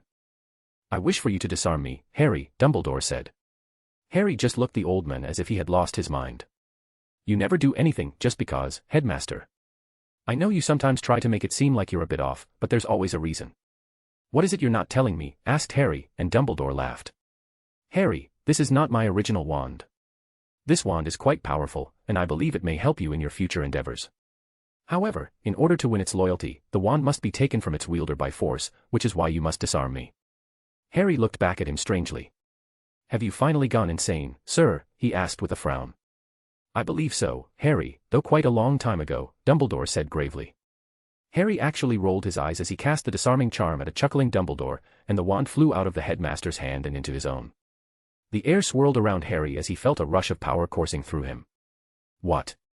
What was that? The teen asked, looking at Dumbledore with a frightened expression. Promise me to keep the wand a secret, Harry. Promise me that you will use it wisely. Harry nodded, and Dumbledore believed he would. Sir, what type of wand is this? Asked Harry again. Does it matter, Harry? It is a wand, no matter how powerful. As Miss Greengrass put it so eloquently, it is nothing more than a tool, and it's up to you to decide what to do with it. I know you're hiding something else, sir, Harry said, and Dumbledore actually looked sheepish. There are some things of which I'm not actually certain, Harry, and I need more time to investigate before I share with you. But for now, off you go. Go and meet your beautiful girlfriend. You're only young once, you know. Harry smiled, and the memory started to fade. Harry and Daphne exited the pensieve, and Daphne looked curiously at Harry. So, what kind of wand was that? She asked. A legendary one. Do you remember the tale of the three brothers? Harry asked, and Daphne looked at him as if he had grown two heads, but then she paled. Merlin, that's the Elder Wand, she gasped, and Harry nodded. Daphne felt slightly dizzy and collapsed into her chair. But, it's only a story. The Deathly Hallows are only a story. No, they are very real, Harry replied, kneeling at her side to check on her. At one time, I had all three Hallows. As of right now, Dumbledore has the Elder Wand, Riddle has the Resurrection Stone, even if he doesn't know what it is, and I have the cloak. The cloak. Daphne gasped again, and Harry chuckled. It has been passed down in my family for generations without losing any of its power. I'd say that's a good indication it's something special, wouldn't you? Harry asked, and Daphne could only mumble to herself. Her mind was spinning, trying to assimilate the knowledge that her time-traveling boyfriend was in possession of a Hallow, and had been the master of all three in the future. What? What was it like? To be the master of death, she asked, her shaky voice betraying her bewilderment. I don't know, I never felt any different. Maybe it was a mistake, but I never attempted to fully embrace the power of the Hallows, and just kept them safe. To be honest, I barely used them, he lamented, and Daphne could tell he was feeling regretful. Why do you think it was a mistake, she asked. Because if I did, I might have been able to save you, he replied in a whisper, and her heart broke for him. She caressed his face with one hand, then wrapped her arms around him and brought his head to her chest, his shoulders shaking as he silently cried. Maybe, she said, trying to channel the wisdom of the older self she had come to admire. But it doesn't matter now. Not anymore. They stayed that way for a while, until Harry had fully recovered. It was almost noon, but neither of them was hungry, so they opted to continue with Harry's story. What happened after that? Asked Daphne, playing with Harry's hair, which they both seemed to find relaxing. You destroyed the Horcrux by dipping it in the venom. Granger threw a fit because we didn't let her go through the library and the chamber, and then we all came back.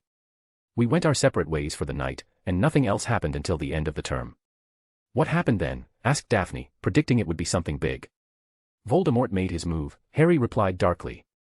Chapter 12, Chapter. What exactly do you mean by, Voldemort made his move? Asked Daphne. With a sigh, Harry explained, Dumbledore died while we were aboard the Express. We didn't even hear about it until the day after, when it was reported by Daily Prophet. Daphne's head was swirling as she considered the implications. How? She asked, and Harry snorted. It was announced as natural causes, but we knew it was because of the rotting curse and the potion. What we didn't know was that he had some help from Snape, and all because of Malfoy. What do you mean? Asked Daphne.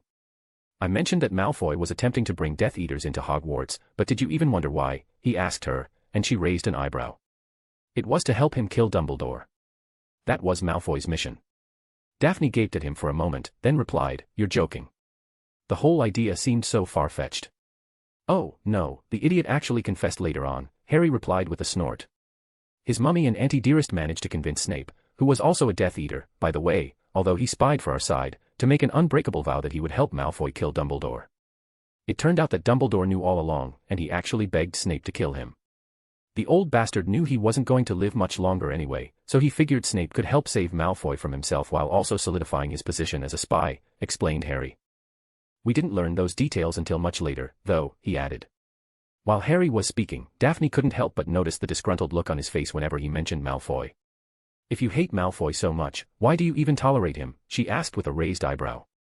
Malfoy fancies himself a leader, but in reality, he's a spineless coward that hides behind his daddy's money and power, Harry snorted. He's a little shit that doesn't even deserve my attention, let alone my respect. It's hard for me to disagree with you there, Daphne allowed. I've been tempted to make him cause his own death by breaking the oath from my first night as a Slytherin, Harry responded. Why I haven't yet is beyond me. My only excuse is that I want to break him first. I'll make him see what a pathetic wizard and a person he really is, and then I'll crush him once and for all, he said, his eyes glinting. However, I do have more important things to deal with at the moment, so he'll have to wait his turn, he added, as an afterthought. Daphne gave him a slight smirk and considered his words carefully. You wouldn't happen to know anything about what happened to Lucius Malfoy, would you? She asked, again raising her eyebrow. Harry sat back and examined his fingernails, considering his next words. The thing about that is, Dobby and I needed some equipment to start collecting the Horcruxes. One night, we decided to pay a visit an armor shop in Nocturne Alley, and who should we come across but dear old Lucy. He was rather inebriated at the time, so Dobby and I decided to help sober him up. Go on, Daphne said. She tried to give him a stern look, which was undermined by the obvious amusement in her voice. Dobby beat the crap out of him first, as payback for the horrific treatment he received when he served the Malfoys. After that, I may have, hypothetically, damaged his magical core, he said, saying it more like a question, since he was a bit uncertain of how she would react. Harry didn't have to worry though, because it didn't seem to bother Daphne at all. If anything, she was curious about what he did and how he did it. You can do that, she asked. You can, but it takes time and power, he said. We brought Lucius here, and I completed the ritual to damage his core, then Dobby took him back to the alley. Assuming I did everything right, he'll eventually wake up when his magic is fully drained, then he'll have to live as a squib with no memory of what happened to him. Of course, if I made a mistake with the ritual, then he might not wake up at all. I may have been in a hurry and forgotten to take all the proper precautions. Oops, Harry added in mock concern. Daphne was speechless for a few moments, before a few snickers escaped her. Fitting, she said. Nothing that he or his worthless son don't deserve, Harry snorted. I completely despise Draco. I had to tolerate him for a time, but I never stopped hating him. I agree that both Malfoys are terrible, but for you it feels like there's something extra there, just like with Longbottom and Granger. There has to be more to it than that, so tell me what it is, Daphne demanded, her expression leaving no room for argument. Harry just looked at her in wonder, once again impressed by her perceptiveness. You're right, as always, he said with a small smile. I never needed a reason to detest Malfoy, but he did end up doing things that made him irredeemable in my eye. Daphne just waved at him to continue. Lucius died in the war. As soon as Tom's victory was in doubt, Narcissa and Draco turned their backs on him. Between their change of heart and a lot of gold, they managed to secure pardons for themselves and even help rehabilitate their image. He actually got married to a nice girl, and I was forced to be civil to him, Harry said, with a sigh of frustration. His wife had a complicated pregnancy with their second child, a daughter. They discovered that the baby had a damaged core, which meant she would in all likelihood be a squib, or at best a very weak witch. The bastard got drunk one night and killed their baby point blank with a killing curse. His wife actually ended up killing him for it and got herself sent to Azkaban. Their firstborn, a boy, was a total copy of Draco, and he hated his mother for killing his father. He ended up dying young, and he refused to speak to his mother even after she got out of Azkaban. Daphne was horrified. Do I even want to know more, she asked, and Harry actually looked at her as if he was deciding whether or not to tell her. The marriage was a lie. She only got together with him because she'd been dosed with potions, Harry replied, looking at Daphne and seeing her disbelief.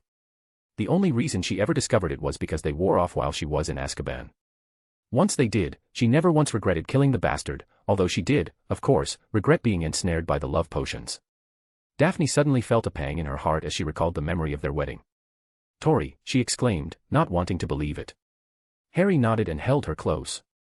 I don't know much apart from what Tori told me years later, but she made him suffer. Don't, she said, burying herself into his hug. I'd rather not know for now, she said, almost begging him. That's fine, Daph. She stayed in Harry's arms, processing everything he'd told her, when she suddenly became angry and pulled away from him. Wait, he used potions on my sister. I'm going to kill him. No, you won't, Harry said, regaining her attention. I'm not saying we should let him live, but first he needs to suffer, and nothing will hurt him worse than to let him watch his power dwindle until he finally understands that he's nothing. When the time comes, I'll be the one to kill him. I owe it to Tori. Thank you, she said with a small smile, and then froze when she realized what he had said. Wait, you don't mind killing, she asked uneasily. Regardless of what she had just said, she wasn't sure that she could ever actually kill someone. I learned my lesson fighting the wars, Harry stated. The Battle of the Dom was the turning point for me, after a fashion. Fighting the Death Eaters and watching them revive each other forced me to realize that in order to survive the war, I'd either have to kill or be killed. Harry looked into Daphne's eyes and asked her, wouldn't you, if you knew it was either you or them? A look of steely resolve slowly appeared on Daphne's face, and she looked back at Harry and gave him a determined nod. Harry smiled at her and reached up to caress her face. I know you would. You insisted on drilling that lesson into me during our 5th year. That's one of the reasons why I wasn't that injured at the DOM, I didn't hesitate. I still held back from killing back then, but like I said, I learned my lesson, he told her. What was the other reason? That's easy, I wanted to get back to you. I needed to get back to you, he said sincerely, making her heart flutter. With a chuckle he added, Dumbledore was right all along, love was the power he knew not, but more to himself than to her. Daphne frowned slightly at the last part, not really understanding what he meant. Wait, did you say wars, she asked, breaking the moment. As in more than one? Yeah, that's what I said, he sighed quietly. There was the Second Wizarding War, also known as the Second Blood War, which is what they called Voldemort's second rise. Then there was the Third Wizarding War, which later became known as the Magic Traders' War, and then the last one, the Culling, or Witching Wars, he listed, and Daphne stared at him with wide eyes. What? What does that all mean, she asked, and he shook his head. I'll tell you, naturally, because it's all part of the story, he sighed, sounding slightly exasperated. Let's get back to the original topic, all right. Daphne agreed, but she wouldn't forget what he said. Taken off topic because of Malfoy, this is priceless, he mumbled sarcastically, playing with her hair and making her giggle. Go on, then. What happened after Dumbledore's death? I was at Durskaban, as usual. I knew something was wrong when I suddenly got letters from you, Longbottom and Granger, the Order of the Phoenix, and the Weasleys all within minutes of each other. At your insistence, I had an emergency portkey with me that would take me to the Longbottoms. I packed everything I needed and took the portkey to Longbottom Hall, where you were already there waiting. It was a harsh blow for everyone, but especially for our little group. We didn't attend the funeral for safety reasons, but I did get one last package from Dumbledore with some items he had bequeathed to me, Granger, and Weasley. Mine was the first snitch I ever caught. Granger got an original copy of the Tales of Beedle the Bard, and Weasley got the old man's Deluminator. He also gifted us his notes on the Horcruxes, along with clues about possible locations. Noticing her puzzled look, he just shrugged. I don't know what the old man was thinking, he said resignedly, and Daphne just scowled. By then we were missing Hufflepuff's cup, Ravenclaw's diadem, his snake, and myself, Harry said, standing up and inviting Daphne to follow him. With a hiss of Parseltongue and a wave of his wand, he opened the sealed container, revealing its contents, a diadem, a locket, and an old sock. As she looked into the container, Daphne was overcome by the feelings of revulsion, of wrongness radiating from the box. Are those? Yeah, 3 of the bastard's Horcruxes, Harry replied. I think the diadem would look good on you, but I don't think I'll let you try it on yet, he joked. Daphne gave him a look, and with a grin he closed the box and they both went back to their chairs. After they sat back down, Harry didn't say anything for a while, seemingly lost in thought. Daphne waited patiently for a few minutes before deciding to get his attention. Harry. Sorry, I just thinking about how best to tell you everything, he murmured. We laid low for the next several weeks. I stayed at Longbottom Hall for the remainder of the summer, but you and Granger visited often. The only other people who knew our location were Weasley and a few Order members. We spent most of our time planning out the best way to track down the remaining Horcruxes. We still needed to find the cup and the diadem, knowing that the snake would be with him. Voldemort and his Death Eaters conquered the Ministry in July. They didn't even have to do much, their people had been infiltrating it for years, and many of them had been in place since the First War. With Voldemort's supporters already entrenched in the Ministry and the Wizengamot, all it took to take over the entire country were a few key disappearances and liberal use of the Imperious Curse. Daphne couldn't believe it. That's unbelievable, she exclaimed, shaking her head in disbelief. You make it sound like nobody even put up a fight. It's scary when you realize how fragile our way of life really is, Harry lamented. The coup was virtually silent. Those who would resist were swiftly dealt with, and the rest just kept their heads down and tried to go about their lives. I was declared undesirable number 1 by the new regime and had a large bounty on my head, so I couldn't show my face in public. Those were really dark times. Then, around half July you told us you wanted to bring some of your friends into our group. The others initially rejected the idea because they were Slytherins, but I trusted your judgment more than anyone's. You set up a meeting with Tracy, Theo, and Millie, who were the friends most opposed to what was happening. What about Blaise? Asked Daphne with a frown. He isn't one to be a bigot. He went away to Italy, I believe, Harry replied, and she nodded. The plan was to meet them at the Leaky Cauldron and convince them to join us. I went with you so I could watch your back, but I stayed under my invisibility cloak at first, he recalled. The meeting went well, and I can tell you that Theo earned my utmost respect that day. What did he do? Daphne asked, and Harry smiled sadly and brought his wand to his temple. He removed a memory and placed it in the pensieve, then extended his hand to Daphne. They entered the pensieve together, and Daphne saw her older self sitting in a room along with Millie, a sullen-looking Theo, and Tracy, who seemed to be distracted. We all know what is happening out there, Memory Daphne said to the other 3. What do you propose we do, then, sighed Millie. You know me, I'm not a blood supremacist, but we all know what will happen this year. There are rumors that Death Eaters will take over teaching positions at the school, and you know what that means for the Muggle-borns. If they're even allowed back at Hogwarts, supplied Tracy, who glanced over at Theo, who was sitting with his arms crossed. With a sigh, Memory Daphne tried again, look, you know I don't believe in pure blood supremacy, and I know none of you do either. What I'm suggesting won't be easy, but change has to start somewhere. So what, then? Are you suggesting we put our lives on the line against the Dark Lord and the Death Eaters? Theo spat. The 4 of us against a bunch of animals that show nothing but contempt for those they consider beneath him. Theo's tone was so cold and vicious that it made real Daphne shiver. She had known Theo for years, and she had never heard anything like that from him. Do you have any idea what they will do to you if they find out? Theo added ominously. What they will do to us, or to our families. Theo, I know your father is a Death Eater. Daphne started, but she was quickly cut off by Theo. Don't you dare mention that bastard in my presence again, he shouted, leaping out of his chair. Tracy stood up and tried to put a hand on his shoulder, but he shrugged it off and moved over to the window overlooking Diagon Alley. Tracy's face took on a pained expression, and she went to him and hugged him from behind, crying softly. Theo turned around and embraced her, and they both held each other in silence while Daphne and Millie exchanged looks. Tracy, Theo. What happened? Asked Millie, and Tracy just sobbed and buried her face more deeply into Theo's chest. 2 days ago, Tracy was at my house, and my father came home from a meeting, drunk. Theo hesitated, then held his girlfriend a little tighter before continuing. He tried to rape her while I was using the toilet, he grimly revealed, and Tracy started shivering. I heard her screaming and ran back to her, only to find the fucker already on top of her, trying to push her skirt up. I pulled him off of her, but he started ranting about me. How I embarrassed him by cavorting around with half-blood whores instead of proper purebloods, and how his friends mocked him and constantly asked when I was to take my place among them. Theo spat the last word in anger, making it clear about whom he was speaking. Theo was trembling with anger and holding on to Tracy for support. He ordered me to rape Tracy in front of him. He said if I didn't, then he would, and that she was useful for nothing more than pleasing her betters. He scoffed in disgust while Tracy buried herself further into his hug. I crucioed him, Theo admitted, making the others gasp in shock. I don't know what happened, I just snapped and couldn't take it anymore. I hated him.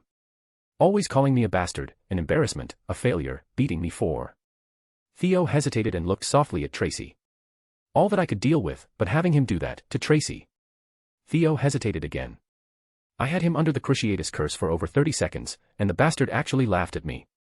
He called me a failure and a disappointment, again, because my Crucio had nothing on the Dark Lords. He actually got up and ordered me to move away, saying that he would take care of the half-blood bitch by himself if I wouldn't, and that he and I would be having a proper discussion later about me being a man and doing my duty by taking the mark. Theo scoffed again, still trembling in anger. I hit him with a reducto in both knees, vanished the bones in his wand arm, cast another Cruciatus, and the fucker was still laughing at me. He kept calling me a failure and a blood traitor, all while he was on the ground bleeding and spitting blood. I couldn't take it anymore.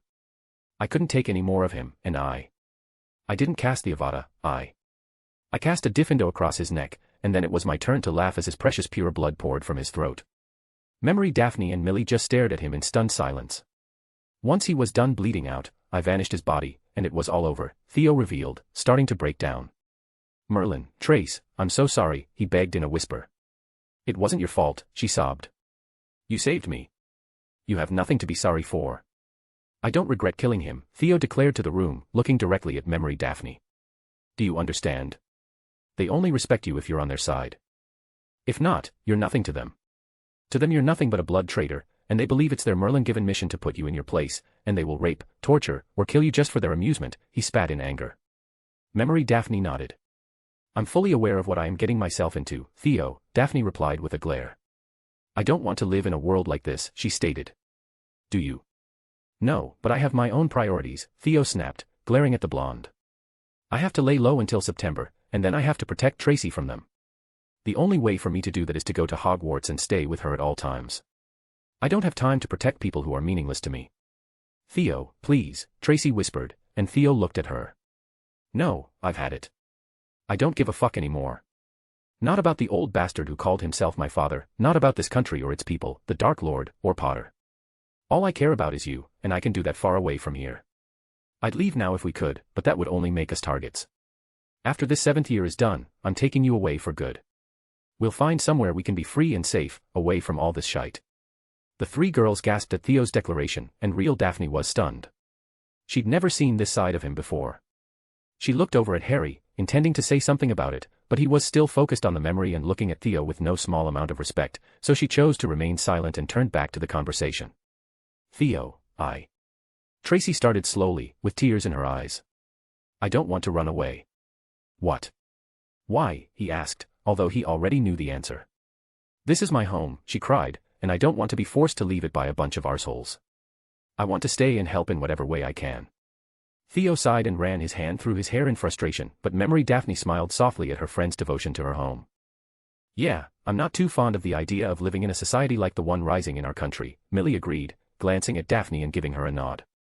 Millie wasn't one for making speeches, but she was outraged by Theo and Tracy's story. She knew she wouldn't have anyone to save her if she ever got into a similar situation, and she decided to actually do something about it, even if it meant ignoring her own self-preservation instincts. Theo sighed and looked down at the floor. Theo, I love you, I really do, and I wouldn't say no to being with you forever, but I need to do this. I need to help. I want you to stay with me, but I won't ask you to do this, Tracy said, looking down as her tears fell to the ground. I'm not a hero, Theo replied, looking up at Tracy. You're my hero, she whispered hopefully, and he sighed again. I don't give a fuck about cowards who can't help themselves and allow them to just round them up for slaughter, he said again with a sneer. Tracy nodded sadly, and a tear ran down each of her cheeks. She kissed him softly on his lips and left his embrace, turning her back to him. I understand, Theo, she said again, and walked away from him. I don't care about them, but I care about you, he said, and she turned back to him expectantly. If you really think I'm letting you do this without me, you're sadly mistaken.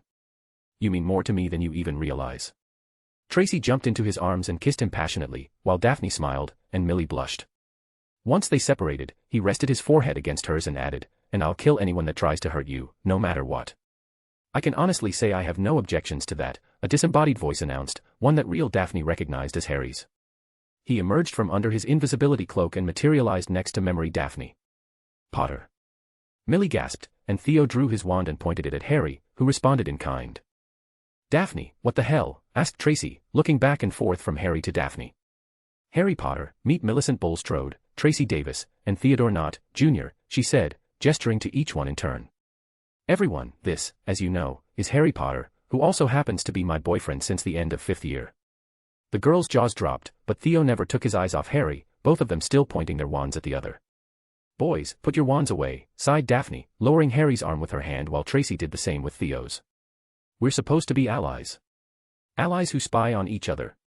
Theo asked with a glare. How else was I to ensure my girlfriend's safety? Harry responded with a shrug. Theo looked at him suspiciously, but at the same time seemed to understand. The two continued to stare each other down when Harry spoke again. I can't promise you that she'll be safe. Our world isn't a very safe place at the moment. As much as it pains me to admit it, I can't even guarantee Daphne's safety, but what I can promise is that we will stand together. We will watch each other's backs, and we will do whatever it takes to protect one another. And if you need to kill? Theo asked in a cold voice. Harry looked at him appraisingly. They offer no mercy. Why should I? Harry responded in an equally cold tone, which seemed to surprise everyone but Memory Daphne. You're not what I expected, Potter, Theo said with a nod. You know nothing about me, not, Harry replied. Tom has been intent on killing me since before I was born. I want to live and have a family of my own, preferably with the hot blonde next to me. Damn woman, that hurts, Harry complained after an elbow to the ribs from a smirking Daphne, while the other girls snorted. Memory Harry turned and looked into Daphne's blue eyes. If I'm ever going to live the life I want, I have to win, and in order to win, I have to be willing to do whatever it takes to succeed. He turned to Theo again and their eyes met, and in that moment an alliance was made. Can I count on you? Theo looked first to Millie, then to Daphne, who were both looking back at him expectantly. Theo felt Tracy's hand intertwine with his, and he knew his answer. This better be worth it, Potter, Theo replied. The memory ended, and the pair found themselves back in the chamber. Daphne was still trying to process everything she'd seen in the pensieve. I knew Theo's father was abusive, but I never expected that. She mumbled, and Harry nodded. Turns out Theo and I have a lot in common, he replied. Daphne looked back at him expectantly, but all Harry would say was, I'm sorry, but I can't tell you anything more than that. It's his tale to tell, not mine, and I won't betray my brother's trust. Daphne raised an eyebrow. Your brother, she asked in surprise, and Harry nodded. Theo and I became good friends in my past life, and he stood by me until the end, Harry supplied with a smile. Everything we went through forged a bond between us, and in time I came to see him as family. I see, Daphne replied, sitting down in her chair and thinking about what she had seen.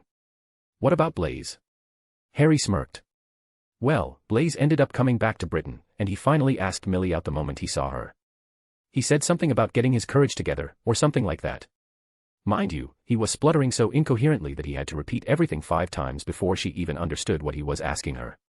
Once they started dating, she asked him to join your group, and he agreed. What do you mean my group? Asked Daphne.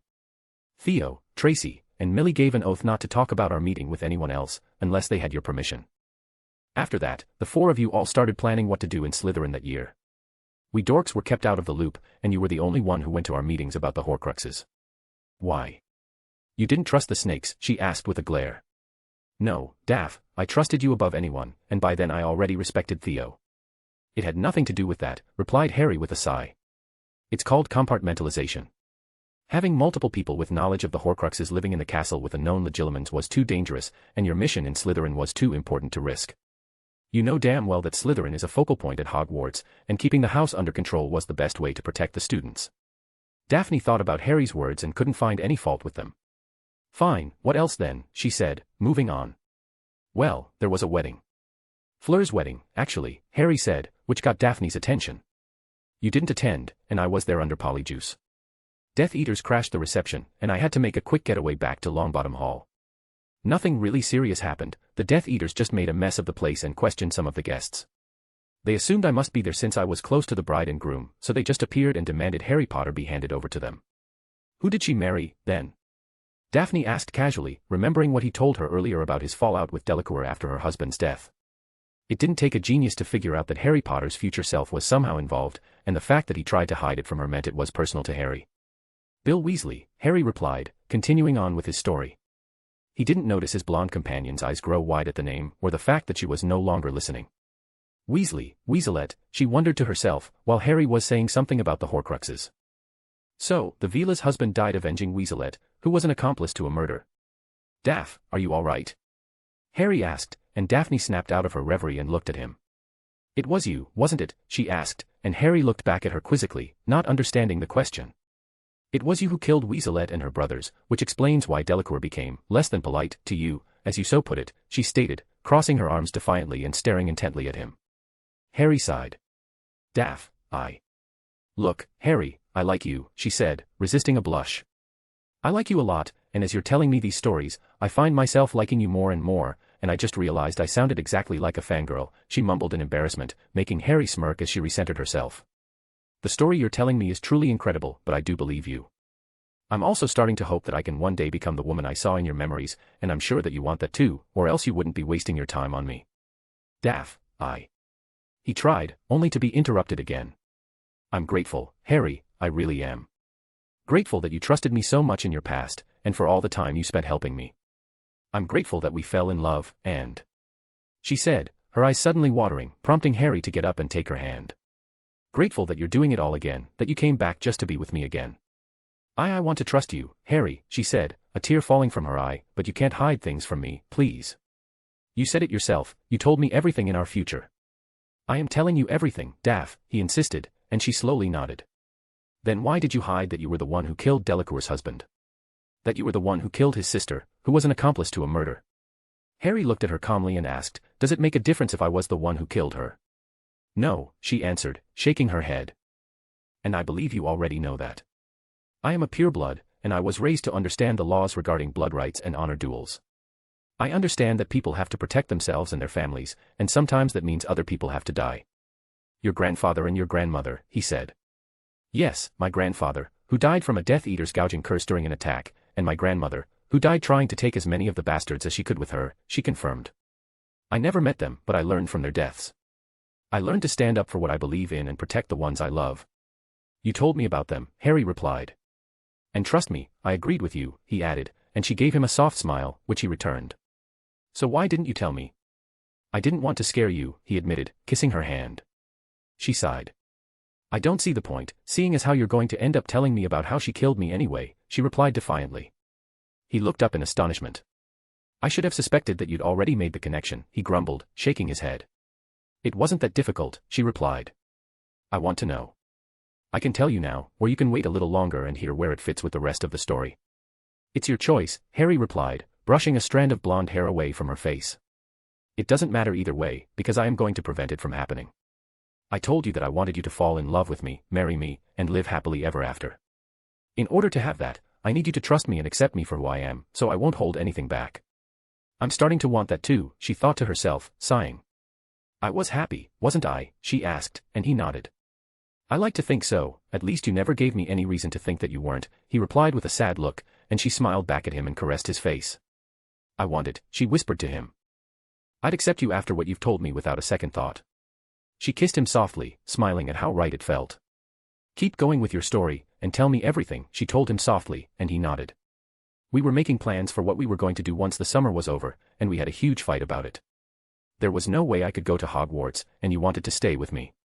I thought it would be safer if you went back to school, where you would be protected by your blood status, plus I wanted someone I could trust on the inside. We eventually managed to reach an agreement, though you weren't thrilled with it. You would go back to Hogwarts, along with Longbottom, Theo, Tracy, Millie, and Blaze, and work from the inside. Granger and Weasley would stay with me and work on finding the other Horcruxes. We had our bracelets so we could stay in contact, and I also gave you the Marauders map. That's the map of Hogwarts you showed me a couple of weeks ago, right? The one that was a relic from your father and uncles, she asked, and he nodded fondly. Yeah, that's the one. We had to travel light, and I had no use for it outside of school. I even released Hedwig to the wilds, but she seemed to have stick around Longbottom Hall for a long time. You released Hedwig? Why? Asked Daphne, curious. Snowy Owl. Too flashy, and too many people associated her with me, Harry replied, and Daphne understood his reasoning. She hated it, of course, but she forgave us after we gave her some bacon, he added with a smirk. I can't tell you how much it sucked to be away from you, he continued. I don't know everything that went on, but what I can tell you is that your plan worked, and your group held most of the power in Slytherin. You managed to coordinate a resistance of sorts to the Death Eaters, and even aided the other resistance group the DA had formed, although they didn't know it. What surprised me the most was that even Pansy, Greg, and Vince joined you for the final battle. Daphne flinched. That all sounds rather ominous, she admitted, and he looked back at her sadly for a moment before resuming the story. He went on to tell her how they stayed hidden in the country, but had no luck finding the remaining Horcruxes. They knew Hufflepuff's cup was last seen with Hepzibah Smith, but it had disappeared after her death, and the only other known Founder's artifact was Ravenclaw's diadem, which had been lost for over 1,000 years. Aside from Dumbledore's sparse notes, they had very little to go on. Harry told her how Weasley had thrown a tantrum and deserted them, leaving them alone in the middle of nowhere. Granger stayed with him, which led to some bonding between them and the healing of some old wounds. Daphne listened to this apprehensively, fearing some kind of reconnection between the two, but she needn't have worried. No, nothing happened, Daph. I loved you too much to do anything that would jeopardize my relationship with you. I can even swear it if you want, he said, but Daphne shook her head. Besides, we spoke every night through our bracelets, and I told you everything. In fact, Granger also had her own way of communicating with Longbottom. Then, something amazing happened, said Harry, pausing to smile at Daphne, who impatiently waved for him to continue. You sent me a message. And how amazing could a message possibly be, she asked with a raised eyebrow. How about spoke with the Grey Lady?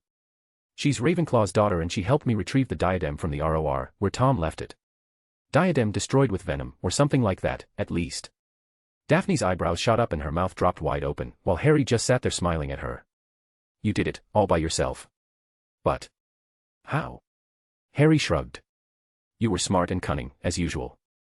You were researching the diadem and approached the Grey Lady for help, since she was the ghost of Ravenclaw Tower. You somehow got her to admit that she was actually Rowena's daughter, Helena, and that she had stolen the diadem and fled with it to Albania, where she was murdered by the Bloody Baron. The diadem remained hidden for centuries, until Riddle manipulated her into trusting him and giving him the location. After defiling it, he brought the diadem back to school and hid it in the room of requirement. I see, Daphne replied, somewhat in awe of herself and beaming at the praise he had given her. Daphne kept listening as Harry told her about how Weasley used Dumbledore's Deluminator to come back to them and ask their forgiveness, and how that led to them finding the Sword of Gryffindor. She was fascinated to learn that goblin-made blades absorbed substances that strengthened them, meaning Harry had accidentally imbued Gryffindor's sword with basilisk venom in his second year, making it capable of destroying Horcruxes. She heard how they were captured by Voldemort's minions after breaking the taboo of the Dark Lord's name and taken to Malfoy Manor, where Granger was tortured by Bellatrix Lestrange. That was when Draco Malfoy had told them about his mission to kill Dumbledore, and how Snape had killed the old man because he had made an unbreakable vow to help Draco. Up until then, we had assumed Dumbledore had succumbed to the curse on his hand. I was absolutely furious at Snape's betrayal, and I vowed to kill him myself, Harry said angrily. We learned later on that it was all part of Dumbledore's plan, but that didn't make me any less angry. Old Git and his bloody secrets, he muttered, before picking up the story again. Harry described being tossed into the dungeon with the other prisoners, which included Mr. Ollivander, a goblin named Griphook, Luna Lovegood and her father, along with a few others, and how they were all rescued by none other than Dobby himself. Being the Malfoys' former house elf, he was tasked to spy on the house by old Headmaster Whiskers's brother, who happened to be Aberforth Dumbledore, the owner of the Hog's Head. Dobby had helped them all escape, but he was critically injured by Bellatrix Lestrange while operating them all to safety. Daphne looked over at the elf, who popped in and was standing by his master like a valet. When he got to that part of the story, Harry placed his hand on the elf's shoulder. I was dying, mistress, Dobby said in a low voice. Master Harry remembered some of the lessons you had given him about my kind, and he pushed his magic into me to try to help me. He succeeded in feeding my magic enough to save my life, but that caused our magics to bind us together, and from that moment on I became a Potter house elf. I didn't say anything at the time, because I didn't want the bushy-haired bitch to start raving about house elf slavery. Was it then, when you became? Asked Daphne, gesturing to his changed body, but Dobby shook his head. That may have been the beginning. My real change occurred many years later, after we made an oath of loyalty and friendship. We made a pact, and my magic fed from my masters, changing me into what you see now, a wiser, more powerful Dobby. We will also cover that later on, Harry commented with a dark chuckle, and Dobby stood up straighter, losing his smile. I was loyal to the family, and Master Harry saw me as more of a friend than a servant. So did you, actually, the elf said, and Daphne nodded. What happened next? Granger suspected there was a Horcrux in the Lestrange vault, based on some of the things Bellatrix said while we were at Malfoy Manor. We needed to move fast, and with no other options we decided to break into Gringotts. Daphne paled. Not only was that incredibly dangerous, but it was also incredibly stupid. Come again, she demanded, rising slowly from her chair with a fierce look. We made a deal with the goblin we rescued to let us to enter Lestrange vault, he said quickly, trying to head off the anger that usually came with that look. How? She asked, sitting back down, her expression changing to one of curiosity. Harry sighed in relief and exchanged looks with Dobby, who actually started laughing at him. What do you know of goblin law? He asked her. Nothing, she replied. As it turns out, Gryffindor's sword was considered an heirloom of the Goblin Nation. We knew the sword was goblin-made, of course, but they alleged that the sword was stolen from a goblin king, and they wanted it back. I made a deal promising Griphook the sword and a significant quantity of galleons in exchange for his help destroying the Horcrux in Lestrange's vault. That, and an oath to keep our deal secret. How many galleons? Asked Daphne. 10,000, replied Harry. 10,000 galleons, she shouted, and he just nodded and shrugged. I made that back with a couple of investments. As an added bonus, Griphook was declared a hero to the Goblin Nation for obtaining the sword, and was grateful enough that he provided us with some inside information to help increase my revenue. It was a win-win situation for both of us. Daphne was still appalled, but Harry just chuckled and continued on. Granger used Polyjuice to look like Bellatrix, we transfigured Weasley to look like some foreign wizard, and I went under my invisibility cloak. We met Griphook in the atrium, and he brought us down to the Lestrange vault and opened the door. I identified the Horcrux and dropped a vial of basilisk venom on it, then we came back up to the surface. I handed Griphook the sword and a sackful of galleons, and we never spoke about it again. It was that simple, asked Daphne, and Harry nodded. I know it seems hard to believe, but it's true. I did have to promise not to steal anything, of course, and we didn't. Aside from us, no one ever knew.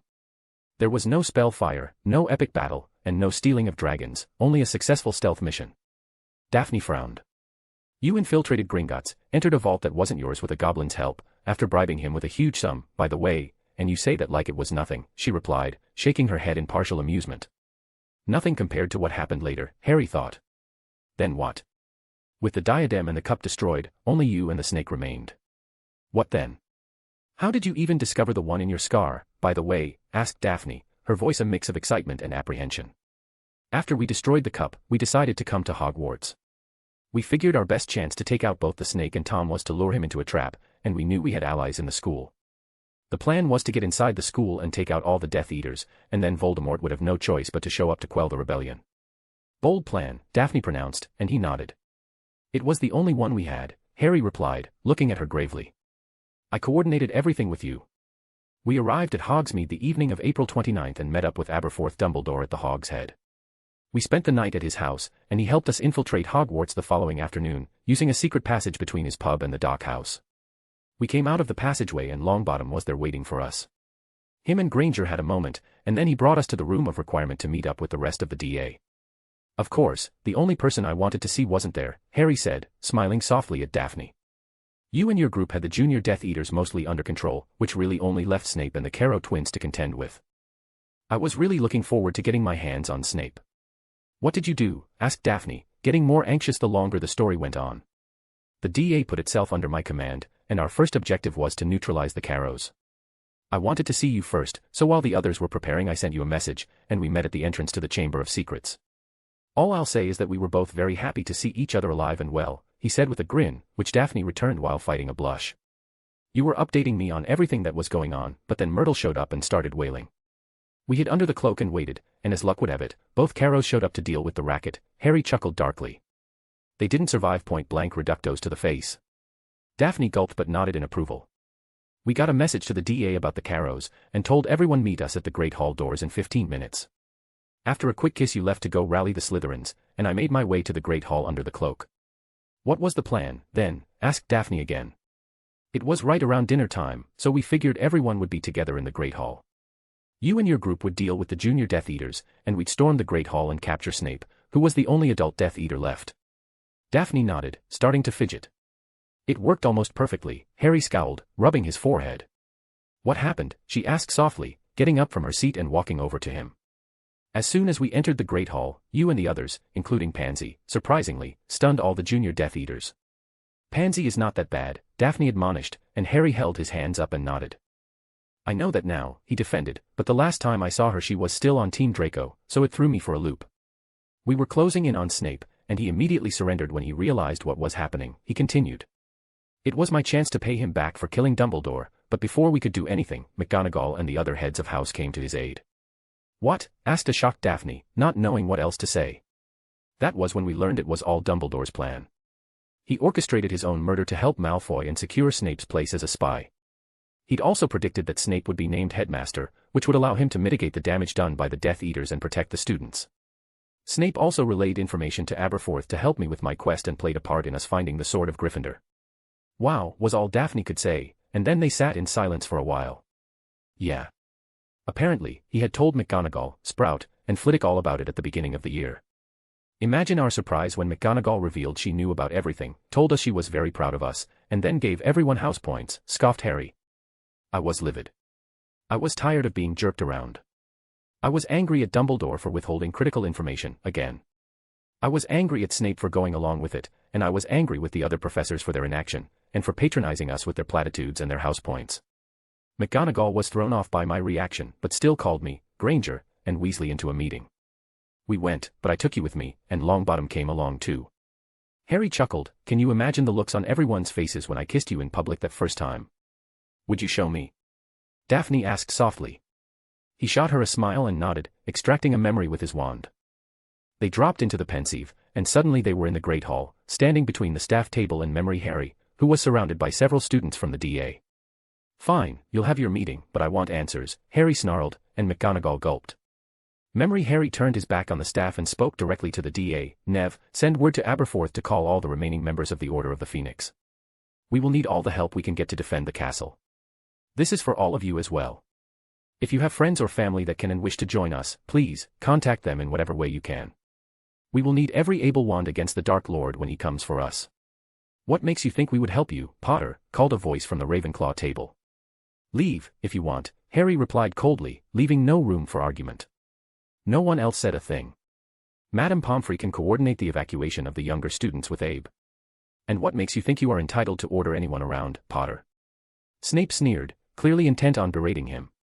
Your predecessor's training, Death Eater. The men you killed, remember him? Harry growled, making several people gasp and others nod in agreement. Now, Hermione, Ron, Neville, come with me, Memory Harry said, turning and walking to the Slytherin table. Potter, where are you going? Asked McGonagall, seeing him going the wrong direction.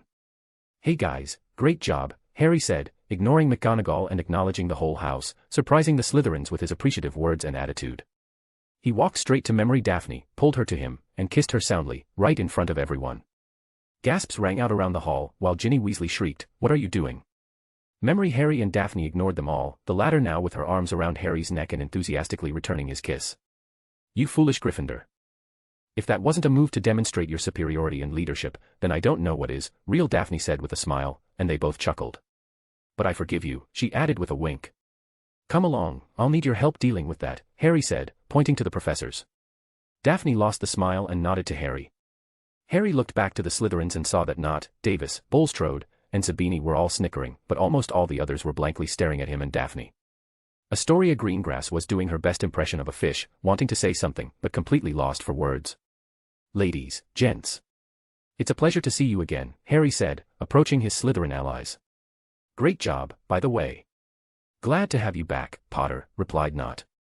Your girlfriend had been almost unbearable since you told her you were coming back, he added with a smirk.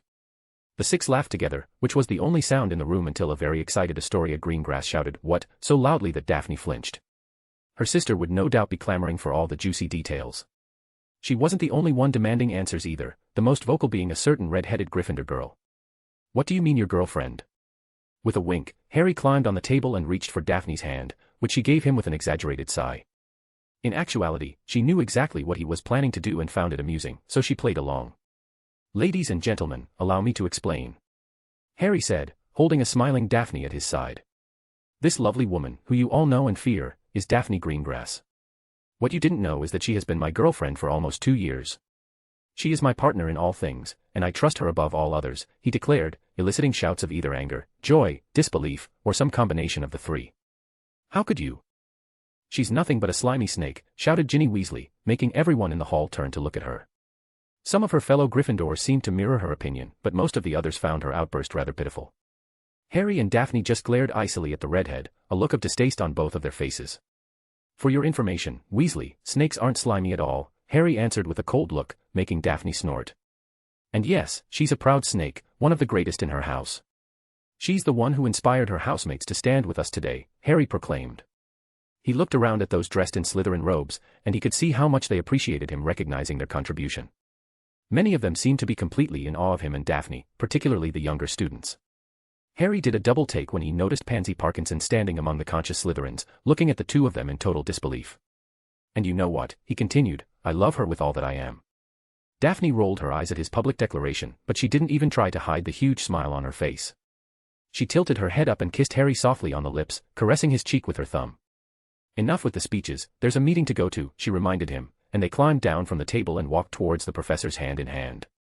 Real Daphne couldn't keep the smile off her face during the memory, especially when Harry stood up and declared his love for her in front of everyone. She took a glance at the Slytherin table and saw Tracy cuddling into Theo's side and Millie leaning on Blaze.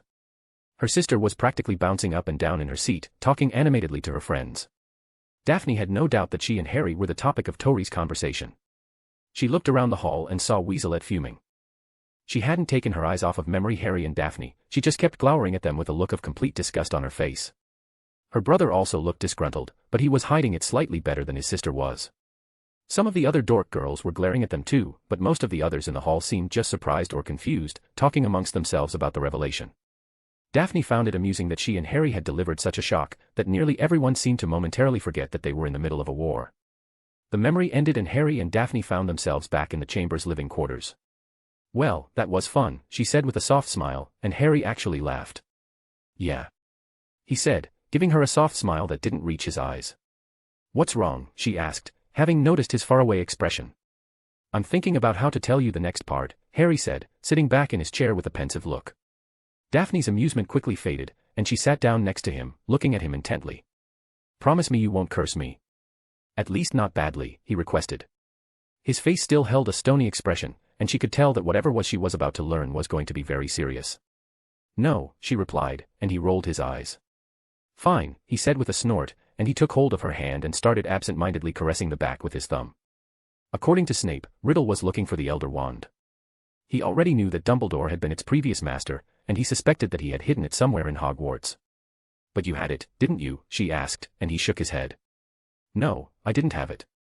"You did," he confessed, and Daphne's eyes widened in surprise. "We talked about it, and we decided that you should keep it safe. We were mostly afraid of what could happen if someone took it from me while I was on the Horcrux hunt," he explained, shaking his head. "You kept it in your trunk, and we were the only two who knew about it. Even if someone was searching for it, like Voldemort, who would think to look for it there? Of course, we denied all knowledge of the Elder Wand to Snape, who didn't believe us one bit. He tried to use legilimency on me, and I have to admit I took extreme pleasure in punching him in his greasy, hooked nose," Harry gloated. "You approved, as well," he added with a wink. Daphne vaguely nodded, still trying to wrap her head around the fact that she kept the most legendary wand in history in her school trunk. "You punched him?" she asked, catching up with the conversation. "Broke his nose, too," Harry replied with a smile. "After I got an earful from McGonagall and Granger, we all calmed down and discussed our next steps.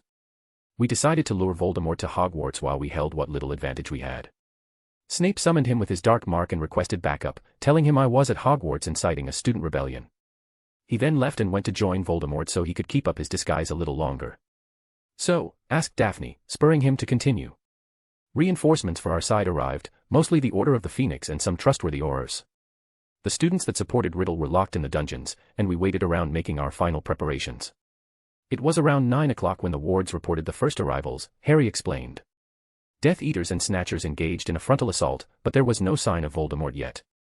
We managed to repel them, but we lost several people, including my Uncle Mooney. He threw himself in front of a killing curse to save his wife. She took Remus's death badly, very badly. She completely lost herself in her despair and threw herself into the battle, and she ended up dead the same night. They left behind a small child, Teddy, who at that point was only a couple months old. Daphne saw the pain in Harry's eyes and tried to comfort him as best she could.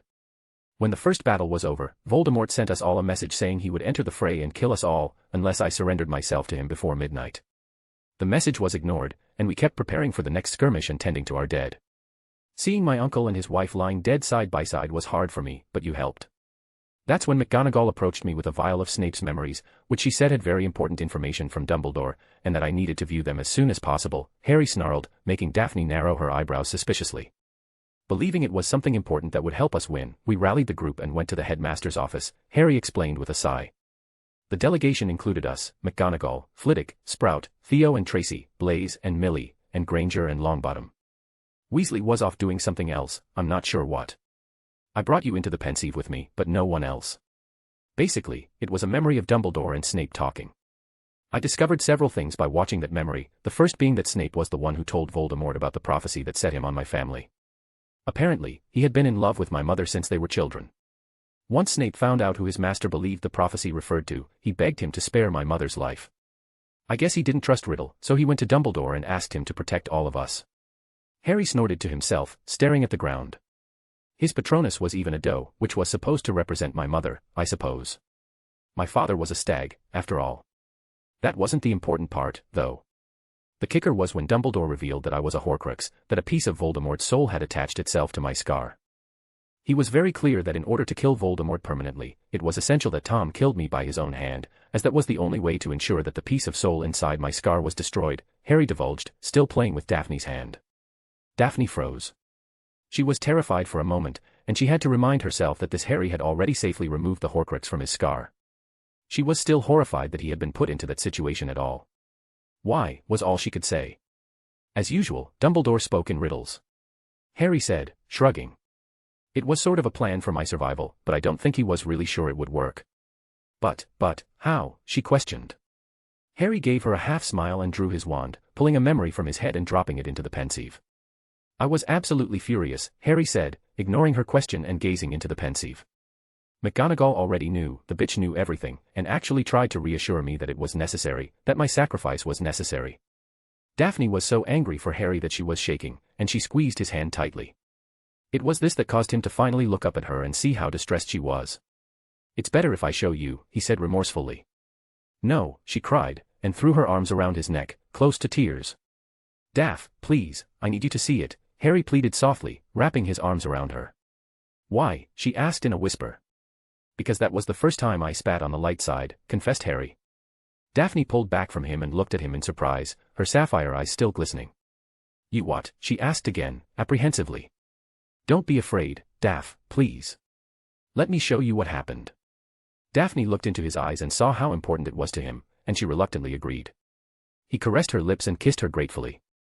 When the kiss ended, he took her hand and walked back to the Pensieve. Daph, this memory will be long and emotional. Please, don't think any less of me, he implored her, and she nodded and squeezed his hand. The two teens went into the Pensieve, and Daphne saw herself in what must have been the headmaster's office. There were several shelves filled with books and trinkets, and the magical portraits of dozens of former headmasters and headmistresses lined the walls. In other circumstances it would be a very nice office, cozy, even. However, there was nothing pleasant about the head's office at this particular moment. McGonagall was currently on the receiving end of a tirade by an irate Harry Potter, and Daphne's slightly older self was looking completely inconsolable, standing by the Pensieve and crying. As for the rest of the room's occupants, the other students stood as far away from the angry teen as they could get, with the exception of Granger, who was attempting to help her teacher by calming Harry down. Professor Flitwick was leaning against the wall with a neutral expression, and Professor Sprout seemed like she was appalled by Harry's behavior. This was your plan. Harry bellowed, letting me have a shitty life all for this moment. Break me, so that I would accept it without a second thought. Mr. Potter, please. Tried McGonagall, while Flitwick shook his head in disappointment. Harry, watch your language, tried Granger, not making any headway. Fuck you. Fuck you, and the fucking Death Eater, and the fucking meddling old bastard. You had no right to do this to me. I gave all I had, blood, sweat, and tears. In first year, I had to do your fucking job and save the fucking stone, all because you were sitting on your ass and refused to believe me. In second year, everyone accused me of being the fucking heir of Slytherin, and get this, I am. Through my mother's side, he shouted, and everyone's jaw dropped. Real Daphne looked at real Harry inquisitively, and he nodded in confirmation and turned back to the memory. You let them make me a pariah, and made me go alone again to the chamber, because none of you could be bothered to do your fucking jobs, again. In third year, instead of explaining everything about Sirius, you kept me in the dark, and guess what? My parents' betrayer was a ratanimagus and had been sleeping in my dorm for almost 3 years. Sirius was innocent and was locked in Azkaban for 12 fucking years for fucking nothing, all because no one could do their fucking jobs properly. In fourth year, again, you allowed the entire school to mock me and forced me to compete in the fucking tournament. What else happened? Oh, I remember, I got kidnapped during the third DASK and used for a ritual to bring fucking Riddle back. Let's not forget your brilliant advice to keep my head down in my 5th year, and the stupid lessons with Snape who did everything to me but fucking teach me. And let's not forget last year, where instead of teaching me how to survive, the old fart made me watch memories for half the year. But now I know why, don't I? It all finally makes sense. My life sucked because you wanted me to die, but you were all too cowardly to do it yourselves, weren't you? Raged Memory Harry, not showing any sign of calming down. Memory Daphne was whimpering and being held up by Tracy, and the rest were all staring at Harry in varying degrees of shock or distress. Give me reason. Give me one fucking reason why I wasn't told. Tell me why you dragged this out for 17 years. Tell me. I didn't know, replied McGonagall, herself already in tears. I just want to say that I only discovered Dumbledore's plan at the beginning of this year, and I found it abhorrent, Flitwick said with his arms crossed. I know it means little to you at this point, Mr. Potter, but I fully understand and agree with your reaction. Sprout lowered her eyes to the floor in shame, saying nothing. Harry, calm yourself down and behave. Granger admonished, stepping forward. What is so wrong that would justify all this shouting? It's not only the snake that needs to be destroyed before Riddle can be killed. So do I, Memory Harry spat. The Slytherins were looking at each other doubtfully. Longbottom didn't seem to understand what was happening, but Granger gasped and covered her mouth with her hands. No. No, it can't be, she said fearfully, and Memory Harry actually nodded. It makes sense when you think about it, and it explains the link between us. It may have been done accidentally, but like it or not, I am a Horcrux. And Dumbledore knew, and he did nothing. Granger turned around to embrace Longbottom and cried into chest. What's a Horcrux? Asked Blaise, drawing everyone's attention. Riddle's little secret. In an attempt to become immortal, he tore his soul into pieces and bound them inside items. While these items remain intact, he can't be killed. That's what we've been doing for the past year, locating his Horcruxes and destroying them. We believed we had destroyed all of them except one, his snake, but apparently, I am one too. I have been living with a piece of him in my scar for 17 years, and never knew it. Now that I've done my job, or at least most of it, I am once again expendable, just like always. Only this time, I'm not getting sent back to the muggle filth I live with, instead I'm actually expected to allow Riddle to kill me. Harry's revelation left everyone floored. No one dared make a sound, until Professor Flitwick spoke up. I hope you're proud of yourself, Albus Dumbledore, you idiotic old fart, he grumbled, glancing over at the previous headmaster's painting, which was hidden in a corner, apparently still asleep. It finally all makes sense, doesn't it? Harry said.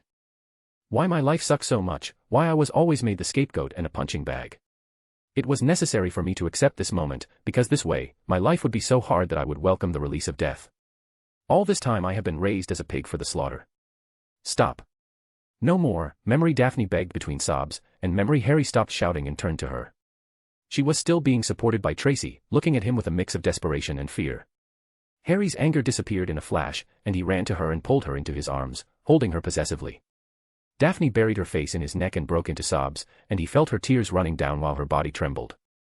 There was nothing Harry could say at that moment, so he just held her tighter. It's not fair, Harry mumbled after a while, and all Daphne could manage in response was a choked, no. Neither of them suggested they flee, it just wasn't in their character. They remained in that spot holding each other for several minutes, with no shortage of tears on either side. The others felt like they were intruding on something private, but they couldn't bring themselves to look away either. I hate them, Harry confessed. Both of them, Tom and Dumbledore, he had 17 years. Daphne hugged him tighter and shook her head, clearly not wanting to talk about the two old men who had ruined Harry's life. Harry refrained from saying anything further and refocused on Daphne. I love you, Daph, Harry said after some time. I wanted nothing more than to marry you, for you to be the mother of my children and grow old together. I wanted us to be all we could be and find out how far we could go together. Partners, as always. I'll always love you, Daphne. Forever. No. You are not going, she sobbed, attempting to sound forceful. You know I have to, he whispered in a broken voice. It was obvious that he didn't want to go, and that he was holding on to his resolve by a thread. I love you, she bawled, and the two kissed for several minutes. You helped me become who I am. Daphne said in a whisper, leaning her forehead against his. Had it not been for you, I wouldn't be who I am today either. Lord Potterblack, heir of Slytherin, she joked, attempting a small chuckle, which was immediately drowned by a sob. I love you so much, my Harry. If I could, I'd stay with you forever, he mumbled. I know, memory, Daphne said, looking into his eyes and seeing the decision there. I'm going with you, she declared, shocking the others in the room out of their stupor. But Daph. Attempted a panicked Tracy, who now being held in Theo's arms. Daphne ignored her friend and looked Harry in his eyes again. I am going with you, and that's final, Daphne stated again. I wouldn't have it any other way, my love, Harry replied with a small, teary smile. Daphne leaned in and kissed him again, then they pulled back and regarded one another again, each of them seeing the resolve on the other's faces. Always remember, my Daphne, I love you and I always will, he said. Daphne looked slightly puzzled, then her eyes widened slightly as she felt something poking her in her ribs. Stupefy. A flash of red surrounded memory Daphne, and she collapsed into Harry's arms. He lifted her up, bridal style, and glared at McGonagall while ignoring the confused shouts and questions coming from the others. Make yourself useful and transfigure a bed for me, he ordered spitefully, and McGonagall complied at once. Why? Asked Flitwick, approaching the young man. Because she doesn't need to die tonight, replied Harry to the diminutive professor, placing Daphne gently down on the bed. He sat with her for a moment, caressing her face, then kissed her one last time in the lips, and again on the forehead. Harry took something from his pocket and placed it into Daphne's hand, curling her fingers around it. Make sure she gets this, he asked, looking to the Slytherins. Blaise and Theo nodded to each other, and Millie and Tracy nodded to Harry. She loves you, said Tracy. She would have gone with you to the end. I know, he replied with a soft smile. And that's why I need her here, to make sure someone sees this through to the end and kills the bastard. That, and I don't want her to have to watch me die, he sighed. Tell her I love her, and I'm sorry, he requested the other teens in the room. The girls were all openly weeping, and the boys were trying to keep it together but didn't bother hiding their tears. I guess this is it. Oh, and please don't wake her before you see the sign. I don't want her coming after me. What sign? Asked Theo. Don't worry, you'll see, Harry said ominously, getting up and walking to the door. Potter, Harry, wait, McGonagall pleaded, and Harry stopped without turning around to face her. I'm sorry, the elder witch said, unable to come up with anything else. I'll walk with you to the doors, Theo said, after whispering something to Tracy. I'm going too, replied Flitwick. Harry nodded to the others, and the three left the room in silence. It may not mean much, Mr. Potter, but I am incredibly proud of you and grateful for everything you've done for us. Your parents would feel the same way, Flitwick said. Do your best to kill the son of a bitch, Professor, Harry responded, and the professor actually chuckled. I will, Mr. Potter. I can't promise you that she'll be safe, but I promise you we'll have each other's backs, Theo told him, echoing the same oath Harry had given them several months before. I wouldn't expect any less from you, my friend, Harry replied with a smirk. Thanks for giving me the chance to actually redeem my family's name, Potter. Harry. Tell that to Daphne.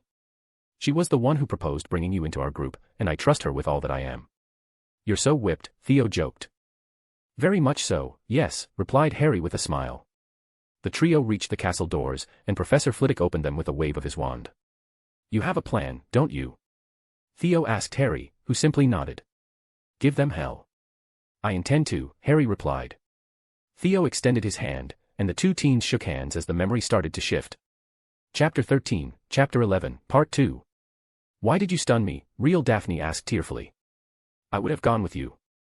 I know, Harry replied, as the location of the memory transformed into the Forbidden Forest. Then why? She asked again, but Harry didn't answer, and she turned her attention back to the memory. Harry stood near the entrance of the forest. In his hand was the snitch that Dumbledore had bequeathed him in his will. This is it, you old bastard. All your fucking plans brought me to this moment. The moment of my own death, he snorted. But don't worry, I'm ready. No thanks to you, though. He heard a metallic click, then looked down to see that the snitch had opened, revealing a small black stone hidden inside. As much as he despised the old man, Harry knew that he didn't do anything without a reason. Harry picked up the stone and held it in his palm, focusing his magic into it. When he looked up, he realized he wasn't alone anymore, and his eyes grew as wide when he recognized the faces surrounding him. His mother, his father, Remus, and Sirius were all standing before him, each of them looking back at him proudly. "Wah," he mumbled, looking around. "You've been so brave, my son," Lily Potter pronounced with a smile. "Mum. Dad. Padfoot. Mooney," mumbled Harry. "That's us, son," James Potter replied, also with a large smile on his face. "Is this real?" "Are you real?" asked Harry, and Remus smiled back at him. "You're holding the resurrection stone, Harry," the werewolf replied, and it seemed that memory Harry understood. Real Daphne had also made the connection, and she was completely astounded by what she was seeing. "I never wanted this to happen. Remus, you and Tonks, your son, he'll be fine," Remus said with a sad smile. "We knew it was possible we wouldn't survive, but we came, nonetheless. One day, hopefully, he'll understand that we did it for him, that we were fighting for his future." Harry nodded. "Your death was kind of anticlimactic, wasn't it, Padfoot?" Harry asked Sirius, who smiled back at him. "I'm sorry Your heart was in the right place, Harry. Had I fought more, I would have survived, and I would still be around to help you, so I'm sorry." Harry grinned and rolled his eyes at Sirius's horrible pun, then turned to his parents. "Thank you for giving me a chance at living," he said, and his parents beamed at him. "It wasn't long, but it was, thank you," he whispered, mostly thinking about his time with Daphne. "I have to know, though, why didn't you have the cloak with you that night? Why didn't you have escape plans in place? Why Godric's Hollow instead of Potter Manor?" Lily and James looked at each other sadly. "We never considered the cloak, actually," James revealed. "We went to a smaller cottage because few people knew about it, and it was more well hidden. Dumbledore actually added extra wards to the house, your mother cast the Fidelius on top, and we never thought we would need more than that." Harry sighed. Daphne was right, as usual. "We Gryffindors always charge ahead with the least amount of planning possible," he lamented, and the four apparitions smiled. "I'm sorry you won't be able to be with her, honey," his mother said. He nodded and looked up to the sky. "So am I," he replied, looking down again with teary eyes.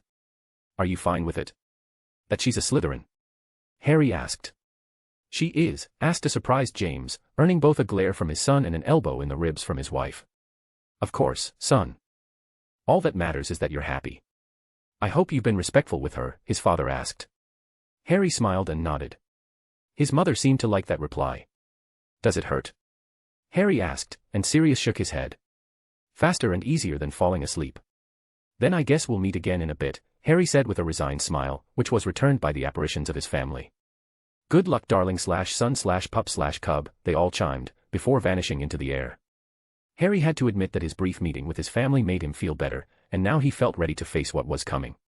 He considered throwing the stone into the forest in hopes that it would never be found, but instead he decided to affix it to the root of a tree with a sticking charm and left it there. Harry started walking deeper into the forest, then smacked himself in the forehead when he remembered he hadn't said goodbye to Dobby. "Dobby," he called, and the hyperactive house elf appeared before him. Harry's little friend must have been secretly keeping tabs on him this whole time, because he had tears in eyes. "Master Harry Potter, sir," called, the elf sobbed, and Harry put a comforting hand on his shoulder. "Hey, Dobby. I've never really thanked you for everything you did for me, have I, my friend?" Dobby was completely overcome, wailing through his tears that the great Harry Potter, sir, wanted to thank Dobby. Dobby is honored that the great Harry Potter, sir, called Dobby his friend. Harry looked at the elf with a serious expression and asked, "Can I ask one last favor of you, Dobby?" Dobby nodded. "When I fall, please take my body and my wand to a safe location inside Hogwarts. After that, I want you to tell Daphne where my body is and bond with her, all right?" Dobby nodded tearfully, and Harry bent down and hugged him, making Dobby start bawling again. "Creature!" Harry called, and the ancient elf appeared before him. "Master called," the old elf asked, clearly distraught. "We didn't actually see eye to eye at first, Creature, but I think we eventually managed to understand each other. I want you to go to Andromeda Tonks Black, and help care for her grandson, Teddy, whom I name my heir." "Creature will, Master," the old elf said, his ears drooping. "Don't forget, I may still need you, so remain hidden but be ready for my call. If I don't call you, then go, my friends, and farewell." The two elves disappeared, and Harry sighed and drew his wand. The memory shifted again, and Daphne saw memory Harry walking into a clearing with his head held high. She let out a gasp when she crossed into the clearing behind him and saw dozens of Death Eaters there, not to mention the Dark Lord himself. "Harry Potter," the Dark Lord said solemnly. "No, Harry, what are you doing here?" shouted Hagrid, who was apparently a prisoner of the Death Eaters. "Shit. Harry mumbled after noticing his half-giant friend, bound to a tree. The boy who lived, comes to die. Voldemort raised his wand, and Daphne looked back and forth between real Harry and memory Harry. She could hear loud hissing coming from where one group of Death Eaters was standing, and judging by the shift in his posture, memory Harry had heard it too. "Dobby, creature, take Hagrid away from here," whispered memory Harry, and at once there were two audible pops, followed by confused shouts from the Death Eaters. Even Voldemort looked back, trying to see what was happening. Harry saw Hagrid disappear and knew that both him and the elves would be fine, so he held his wand aloft and pointed it in the direction of the hissing. His wand immediately began spewing fire from the tip. The flames grew unnaturally quickly, and started taking the shapes of flaming serpents, chimeras, and dragons, all of which started consuming everything in their path. Screams of pain and terror rang out across the clearing, as the Death Eaters closest to Harry were reduced to ashes by the fiend fire.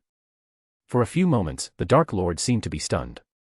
He clearly wasn't expecting this tactic from his young adversary, but he quickly recovered and started furiously casting dark curses at Harry, who was doing his best to defend himself against the onslaught. All of a sudden, a loud hiss could be heard over the din. Harry chanced to look in the direction of the sound, and he saw a greenish-black cloud hovering above the roaring flames for a few seconds, before it dissipated with a pained shriek. Harry internally celebrated at the destruction of Nagini, Voldemort's final Horcrux. He had done everything he could, and he could now meet his fate knowing his sacrifice would ensure the Dark Lord would once again be mortal. In the meantime, Harry's fiend fire had started raging out of control. Among those gathered in the clearing, only 3 of them had the power to reign in the flames, and 2 of them were busy dueling each other. The other was Bellatrix Lestrange, and she seemed too preoccupied watching her lord's duel to bother dealing with the cursed fire herself. At this point, most of the gathered Death Eaters had either been incinerated or had fled. Daphne was thoroughly captivated by the memory, looking on in complete astonishment. She recognized the spell and was in awe of its power, not being able to cast it herself. She understood Harry's plan at once, and celebrated with him when she realized he had succeeded in taking out the snake. Daphne looked at real Harry out of the corner of her eye and her heart swelled with pride. She let out a deep breath, and then turned back to the duel between the 2 mortal enemies, who were now trading spells inside a ring of fiend fire. Harry dodged Voldemort's spell chain and cast a Reducto and a Conf Ringo in close succession, which were easily stopped by the Dark Lord's shield. Voldemort retaliated with a Crucio, a blood boiler, and a flaying curse, but Harry managed to duck the first and deflect the others. Voldemort stopped long enough to order Bellatrix to deal with the fire, then resumed his attack. Harry hadn't been able to deal any real damage to the Dark Lord, but he'd at least succeeded in keeping him occupied long enough to let his fiend fire do its work. "Curse you, Potter," shouted the Dark Lord, and Harry smirked. He knew he was outclassed, but winning the fight wasn't his goal. "Less servants for you means less problems for my friends back in the castle," Harry replied. "Ah, you realized my deception." "Yes, after I kill you, I will of course make my way to Hogwarts. Let me assure you that I will make an example of your meddlesome friends, and then there will be no one left alive foolish enough to oppose the might of Lord Voldemort. We'll see about that. I'm still here." "All that bravado from you, and the boy who lived is still alive," Harry taunted, intentionally provoking him. "You insolent boy." "Avada Kedavra," the Dark Lord shouted. It was time. "I love you, my Daphne," Harry whispered, a moment before the green light impacted his chest. The memory started to shift again, changing from the orange glow of the cursed flames to a blinding white. Daphne was crying again. It was all so overwhelming. Harry had been so brave, marching alone into the lion's den and inflicting a critical blow against the Dark Lord, knowing he would pay for it with his life. She was so proud of him, proud of being the one that this man had chosen to love, and heartbroken at all the hardship he'd had to suffer. She looked around as the white space surrounding them started to take shape, and curiously resumed observing Memory Harry, hoping to find out exactly where this unusual place actually was. Memory Harry was cautiously walking around the White Hall, which seemed to have vaguely taken the form of King's Cross Station. As he was trying to figure out exactly where he was, he saw something under a bench that caught his attention. Curious, he walked over to the bench and knelt down, only to recoil in horror at what he saw. It had the form of a small, naked child, curled on the ground. Its skin was raw and rough and looked mutilated and weak, as if it had been flayed, and it was making rattling, gasping sounds from its mouth. Harry almost felt like he should help it, but it repulsed him. He shuddered as he was suddenly reminded of the childlike form Voldemort had occupied at the beginning of his resurrection ritual. "What the?" he asked himself. "You can't help him, Harry," he heard a voice say. Harry froze in place, not bothering to turn to the source of the voice. "You wonderful, brave boy." "Dumbledore," sneered Harry, rising slowly and glaring at the source of his anger. Dumbledore was obviously taken aback by Harry's reaction, clearly not anticipating his anger. "You bastard. Why? Why did you do this to me? Why did you condemn me to a miserable life?" Why did you allow me to live with that thing in my forehead? You knew all along, didn't you? Answer me. Harry, I didn't. Don't lie to me.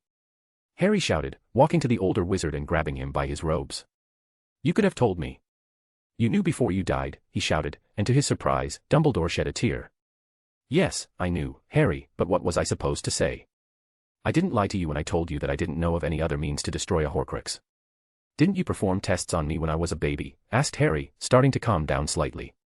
We did, but we made the mistake of believing that what we were detecting was only a leftover trace of the curse. It wasn't until your 5th year that I started to suspect Horcruxes, Harry, even considering the incident with the diary in your 2nd year. It was only your visions that year that confirmed my suspicions, particularly the one of Arthur Weasley being attacked. And you still said nothing, he snarled, and Dumbledore dropped his head. To my shame, I admit that is true. I was terrified by what I had just learned, and I had no answers. I didn't want to burden you further, and I'd hoped that I'd be able to find a solution before it was too late. Why should I even believe you? Harry asked with a glare, then let go of Dumbledore's robes. Bah, it's too late, now. Maybe I don't really hate you, but you sure screwed up a lot of things for me. You could have told me more. You could have trained me better. You could have realized that the blood wards that kept Voldemort out did nothing to protect me from the Dursleys themselves. You could have done more to help Sirius, then maybe I could have stayed with him instead. Harry looked away from Dumbledore, failing to notice the old man's satisfied expression.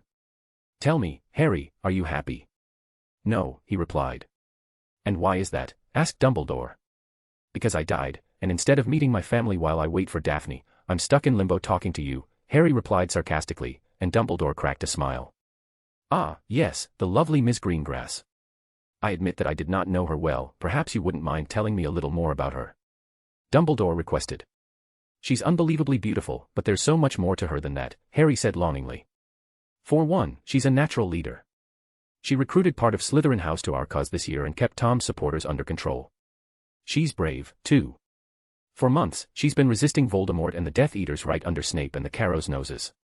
Right now, however, Harry sighed, she's probably devastated, because instead of letting her die by my side, I stunned her and left her behind to sacrifice myself. Dumbledore replied with that maddening smile of his.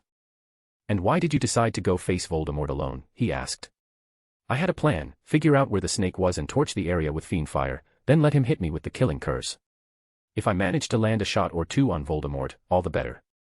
If I had let Daphne come with me.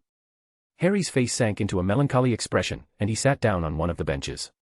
She would have died a meaningless death if she'd come with me. There's so much more she could do. She should survive, and live a long life, and... Harry trailed off for a moment, not even noticing his tears until he felt them drip off his cheek.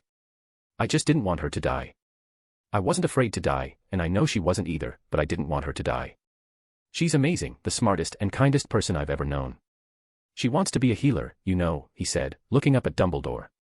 She actually studied under Poppy the last couple of years. There's so much she could do for the world, and I didn't want to see her give it all up just for me.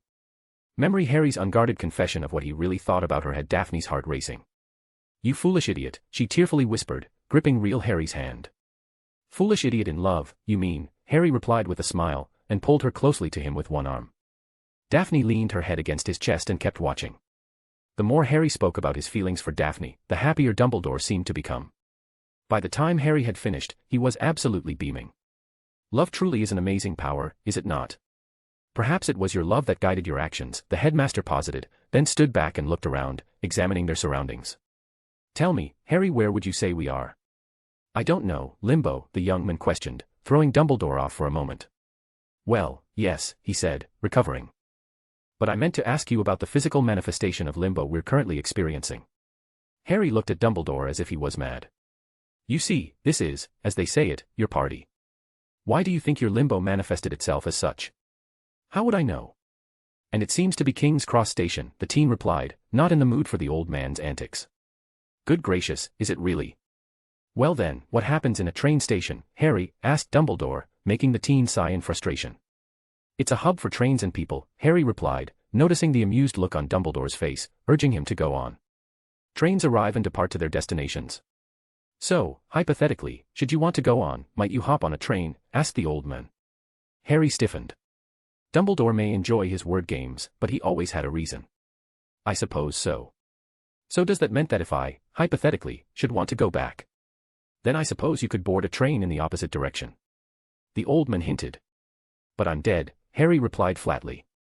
Ah, you see, only one soul needs to move on, Harry, and as fortune would have it, we have a piece of a soul here that can make the journey, Dumbledore replied, gesturing to the flayed-looking thing under the bench. So, I could go back and be with your lovely girlfriend. I don't see why not, replied an amused Dumbledore, while Harry picked the piece of soul up by the ankle and willed the train to go on, as Dumbledore had put it. When the train arrived, as flawlessly white as everything else, the carriage doors opened, and Harry chucked the piece of soul inside.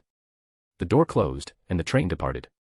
I want a train to go back to the world of the living. I want a train to go back to the world of the living. I want a train to go back to the world of the living.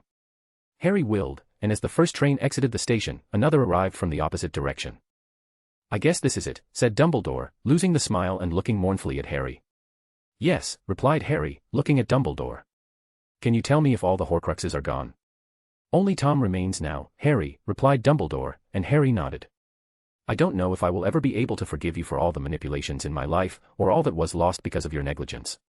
I'll always wonder how much better everything might have been if you had just tried a little harder. Dumbledore looked down in shame, accepting Harry's words. He, in fact, wasn't amused in the least by Harry's difficult life, but he believed it to be necessary. He was wrong, though. Very wrong. However, Harry continued, I am grateful for the help you gave me. It wasn't perfect, but I don't think we would have had a chance of succeeding without it, so thank you, Harry said, extending his hand to the older man, who was momentarily stunned. His surprised expression was soon replaced with a grateful smile, and he gladly shook the teen's hand. I wish you a long and happy life, Harry Potter, the former headmaster said. May you finally find the peace you desire, replied Harry, turning back and moving to board his train. Had he looked back, he would have seen a look of pride on the older man's face, but instead, the doors closed behind him, and his train left the station. The memory started changing once again, this time to a darker setting. Harry woke up in his bed in the Chamber of Secrets. His hands were folded across his chest, with his wand tucked between them. He moved to get up so he could find out what was going on, but then Creature shrieked from somewhere next to him, making him jump. Harry sat up in bed and turned his attention to the elf, who was currently gawking at him with his overlarge eyes. Master, the ancient elf questioned, before fainting on the floor. Harry held back a chuckle and stood up, but he felt a little dizzy and had to lean against the bedpost for a minute. Once he regained his balance, he went and picked up Creature and placed him on the bed.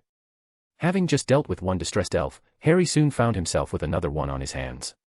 Dobby popped in right behind him and shrieked even louder than Creature, then started rambling something about Master Harry Potter sir being a nasty dead who walks, or something odd like that.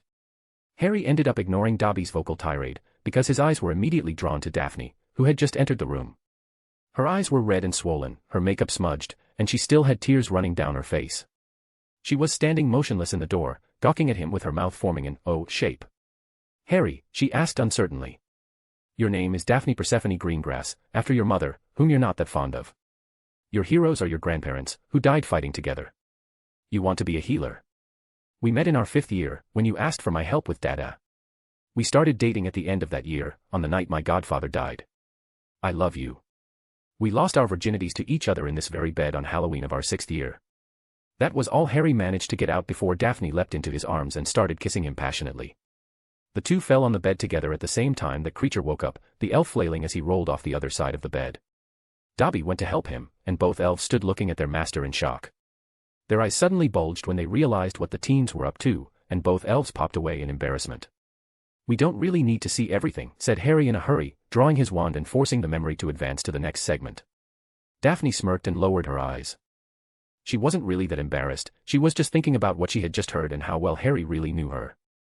That, and seeing herself ripping older Harry's clothes off made her feel a little hot and bothered, more than she ever got when she touched herself. I don't mind, she mumbled with a tiny blush, earning a naughty smirk from her boyfriend. I know you don't, he said, and she blushed, wondering exactly how he knew that. If you want, you can watch it later, he chuckled. Would you watch it with me, she asked hopefully, not having any idea where she got the courage to ask him that. If you want me to, he replied, tilting up her chin and looking into her eyes. But you'll have to keep me in line to make sure nothing unwanted happens. Daphne nodded demurely, and Harry gave her another kiss that did no good whatsoever for her excited condition. The next memory started with the two of them dressed in basilisk hide battle armor. They were huddled under the invisibility cloak, right behind the Hogwarts defenders as they awaited the approaching Dark Lord. They listened into the conversations around them, and they could tell morale was low. It seemed that Hagrid had returned and announced that Harry was killed in the forest by Voldemort, and there was also talk of how no one had heard from Daphne Greengrass. "Are you ready?" whispered Harry, and she kissed him softly. "I'll be waiting for my marriage proposal," she replied with a grin, trying to hide her nervousness. "I love you, Daph." "I love you too, Harry." The Dark Lord entered Hogwarts and started making his victory speech, claiming to have killed Harry Potter and burned his body.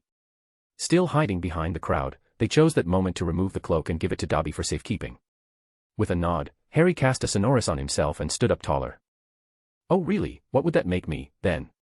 The Hogwarts crowd parted for Harry and Daphne, jaws hanging down to the ground. "Impossible." "I killed you," shouted Voldemort, ignoring the disquiet among his own Death Eaters. "Clearly you didn't do a very good job," Harry replied with a grim look, having eyes only for Voldemort. "I'm curious though, how many of your Death Eaters died in the fiend fire?" Voldemort screamed in rage, and immediately turned his wand on Harry, who deftly avoided the incoming spells. Bellatrix decided to focus on Daphne, who had just given the order to retreat into the castle. Disheartened by Harry's reappearance, some of the more cowardly Death Eaters fled to the field. The newly emboldened defenders started providing support to Daphne and were launching curses at the remaining Death Eaters. "This memory doesn't show your duel with Bellatrix, but I may show it to you later," Harry said. "Let's just say that it was quite impressive. You hit her in the knee with a reducto, and then took her out with a conf ringo to the face. When your duel was done, you turned your attention to helping take out the other attackers, and many of them fled. It turned out that nobody was eager to take on the witch who just killed Bellatrix Lestrange." Did you face him alone?" Daphne asked, and Harry nodded. She closed her eyes and took a deep breath. "I don't think I want to see it. Just give me the overview, please." Harry nodded once more and waved his wand, breaking the memory and forcing them out of the pensieve. Back in the chamber, they both got comfortable again while Harry thought about what parts to tell her. "We fought along the east wing and wound up in the main courtyard. By that time, we were both getting tired. We'd both landed several blows and were bleeding in multiple places. The duel culminated in us get locked into Priori Incantatum again, just like in the graveyard in my 4th year. While our Phoenix wands were connected, I drew the Elder Wand with my other hand and hit him with a light spear. He wasn't expecting it and couldn't manage a shield in time, but I put everything I had into that spell with the Elder Wand, so I'm not sure it would have mattered either way. Voldemort was dead, for good this time, and the battle was over. Some reinforcements arrived, late as usual, but by then the Death Eaters that hadn't already fled or died had dropped their wands and surrendered. I ignored everyone around me and ran around until I found you. As soon as I did, I got down on one knee and proposed in front of everyone. There was no ring to give, because you already had it with you. That's what I put in your hand after I stunned you before I went into the forest. You said yes, and pretty much everyone either cheered or squealed, but there were probably some groans from the dorks too. Tori was there when it happened, and she was so excited that it looked like she was going to pop," he added with a grin. "Anyhow, we rested for a while then jumped right into helping repair the castle. Your parents showed up later that afternoon. They had already found out about us from Tori, and they were very supportive of us and accepted me immediately. I bet they did, social climbing bastards." Daphne spat. Harry smirked. "Let's see, Snape died defending some students from Death Eaters, and Malfoy Sr. burned up in the fiend fire. Our friends were fine, nothing worse than a couple bruises. Theo dueled to kill, and Tracy acted as his shield. They made a heavy team. Blaise and Millie fought well, too. Neither of them is a particularly skilled fighter, but they worked well together and made a good team. Millie also helped with brewing potions for the healers." Daphne nodded approvingly. After a while, the damage was repaired, and things started slowly getting back to normal. The Ministry needed to make sure they were involved, so they decided to start giving out awards. I was given an Order of Merlin, 1st class, you got a 2nd class, and everyone else who fought in the final battle got a 3rd class. We spent every day together, either in Potter Manor, in Greengrass Hall, or out and about. As you might expect, we had a hard time going out on dates without being mobbed by well-wishers, so we decided to go explore the Muggle world. You loved it. Daphne was very surprised to hear that, but didn't interrupt him. The powers that be decided the previous school year had to be repeated, so we all reconvened at Hogwarts in September, and all in all we were content. For some reason, they named me head boy. Yeah, I'm sure there was no reason at all, Daphne thought to herself, rolling her eyes. And Granger got head girl. That I really didn't get, since you'd proven you were better than her. I mean, you did kill Bellatrix Lestrange, after all. Anyway, we had a picnic every Sunday at the place I showed you by the lake. We graduated as the best students, and we were both very happy. It was around that time that Malfoy started courting your sister. He and his family had fallen into disgrace, but he still had money and was using it to try to rehabilitate his image. I'm sure you wouldn't be surprised to learn that your parents had no objections to your sister being courted by a wealth pureblood, even one with a reputation like Malfoy's. No, I can't say that surprises me at all, Daphne scowled. Once school was finished, we took a trip around the world. I decided on pursuing a mastery in Dada while you studied to be a healer. Once they read my name on the application, they just handed me the mastery, so you suggested I go for another. I studied light, grey, and dark arts as an associate student at the Munich Academy of Sorcery, and you went on to earn your healing qualification from St. Mungo's. Your parents nagged us constantly about the wedding, so we married on the summer solstice in the year 2000, but you already know about that. Our lives didn't change much after we were married. You still worked as a healer, and the people absolutely loved you. Our Lady Healer, they called you. Daphne smiled, liking what she was hearing. I studied and worked as an auror as well, Harry continued. We had each other, and we were happy. Between our studies and our work, we only considered having kids about 5 years later. Daphne made a mental note of how Harry hesitated when children came up. Theo and Tracy didn't want to wait, so they got married before we came back for our 8th year. Millie and Blaze married shortly after we did, and then Granger and Longbottom the year after us. Blaze ran an import-export company, Millie became a successful potions mistress, Theo became an auror, and Tracy worked as a prosecutor. We were happy, our world was at peace, and we were living our lives. Even though Daphne knew that bad things were still coming, she felt relieved. Experiencing the harrowing story of Voldemort's rebirth up through his final defeat had been incredibly stressful for her, so it was nice to hear that those closest to her had gone on happy lives, at least for a while. I think we should stop here for today, Harry said, looking at Daphne to make sure she agreed. She nodded with a bright smile, and kissed Harry with all the passion that had been building up inside as she viewed Harry's memories of her. That's for everything you did, both the amazing and the stupid, she said, and he grinned. You know, if it earns me more of that, I think I may have some more stories to tell, he said cheekily. Not today, she smirked, pulling him up into a standing position. Tell me, how different is the training you're putting me through now, compared to the training you did in your past? It's not really much different, to be honest. We're working a little more on your magic control and nonverbal casting this time, but otherwise it's basically the same program. Do you think I'll become as powerful as? Even more so, Harry replied confidently, and Daphne smiled. Do you want to do some training while we're down here, or would you rather go take a walk? We skipped lunch and it's nearly 4 o'clock. Let's go outside, said Daphne, and with a wave of Harry's wand she was cloaked. Harry did the same to himself, and they were ready to go. Why are your sleeves shorter? She asked, looking at his robe sleeves, which cut off halfway down his forearm. Harry looked at his sleeves and smiled. Well, there was a stupid fashion trend for a while with longer, baggier sleeves. Wearing them this short is a counter-trend that got its start because of a little girl who hated getting her sleeves in her food. Must be an important little girl, then, she said with an amused look, shaking her head. Harry gave her a sad smile and said, yeah, she sure was. That aside, these are much more practical for combat, believe me, I would know. Daphne remembered what he had said earlier about the 3 wars. With Voldemort gone, there were still 2 wars remaining, and Harry had fought in both. She hadn't. Let's go, she said, her good mood evaporating. What's wrong? Harry asked, noticing her change in demeanor. I was just thinking about everything. You said you lost me. You just finished telling me about how happy we were. I'm starting to wonder if I even want to know what happened to me. Why, and how I... Daphne couldn't bring herself to verbalize the rest of her thought, so Harry hugged her gently to try and comfort her. It's up to you, he replied with a haunted look. Figuring she could decide later, she gave him a noncommittal nod and sank back into his hug. Let's go, she said a moment later. Harry called for Dobby, and he popped them to the lakeshore, where the two started walking side by side along the water.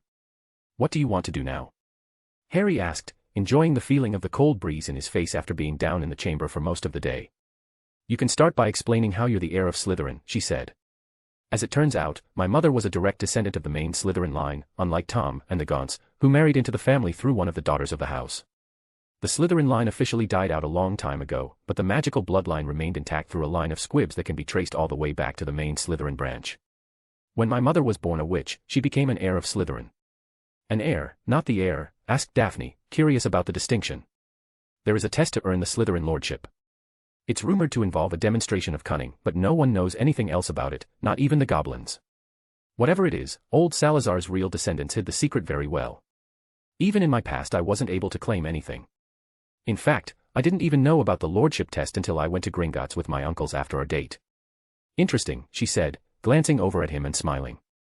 So, 2 years ago, when everyone was calling you the heir of Slytherin, they were actually right. Yes, he smirked, looking back at her. There is no such thing as normal for me, I suppose.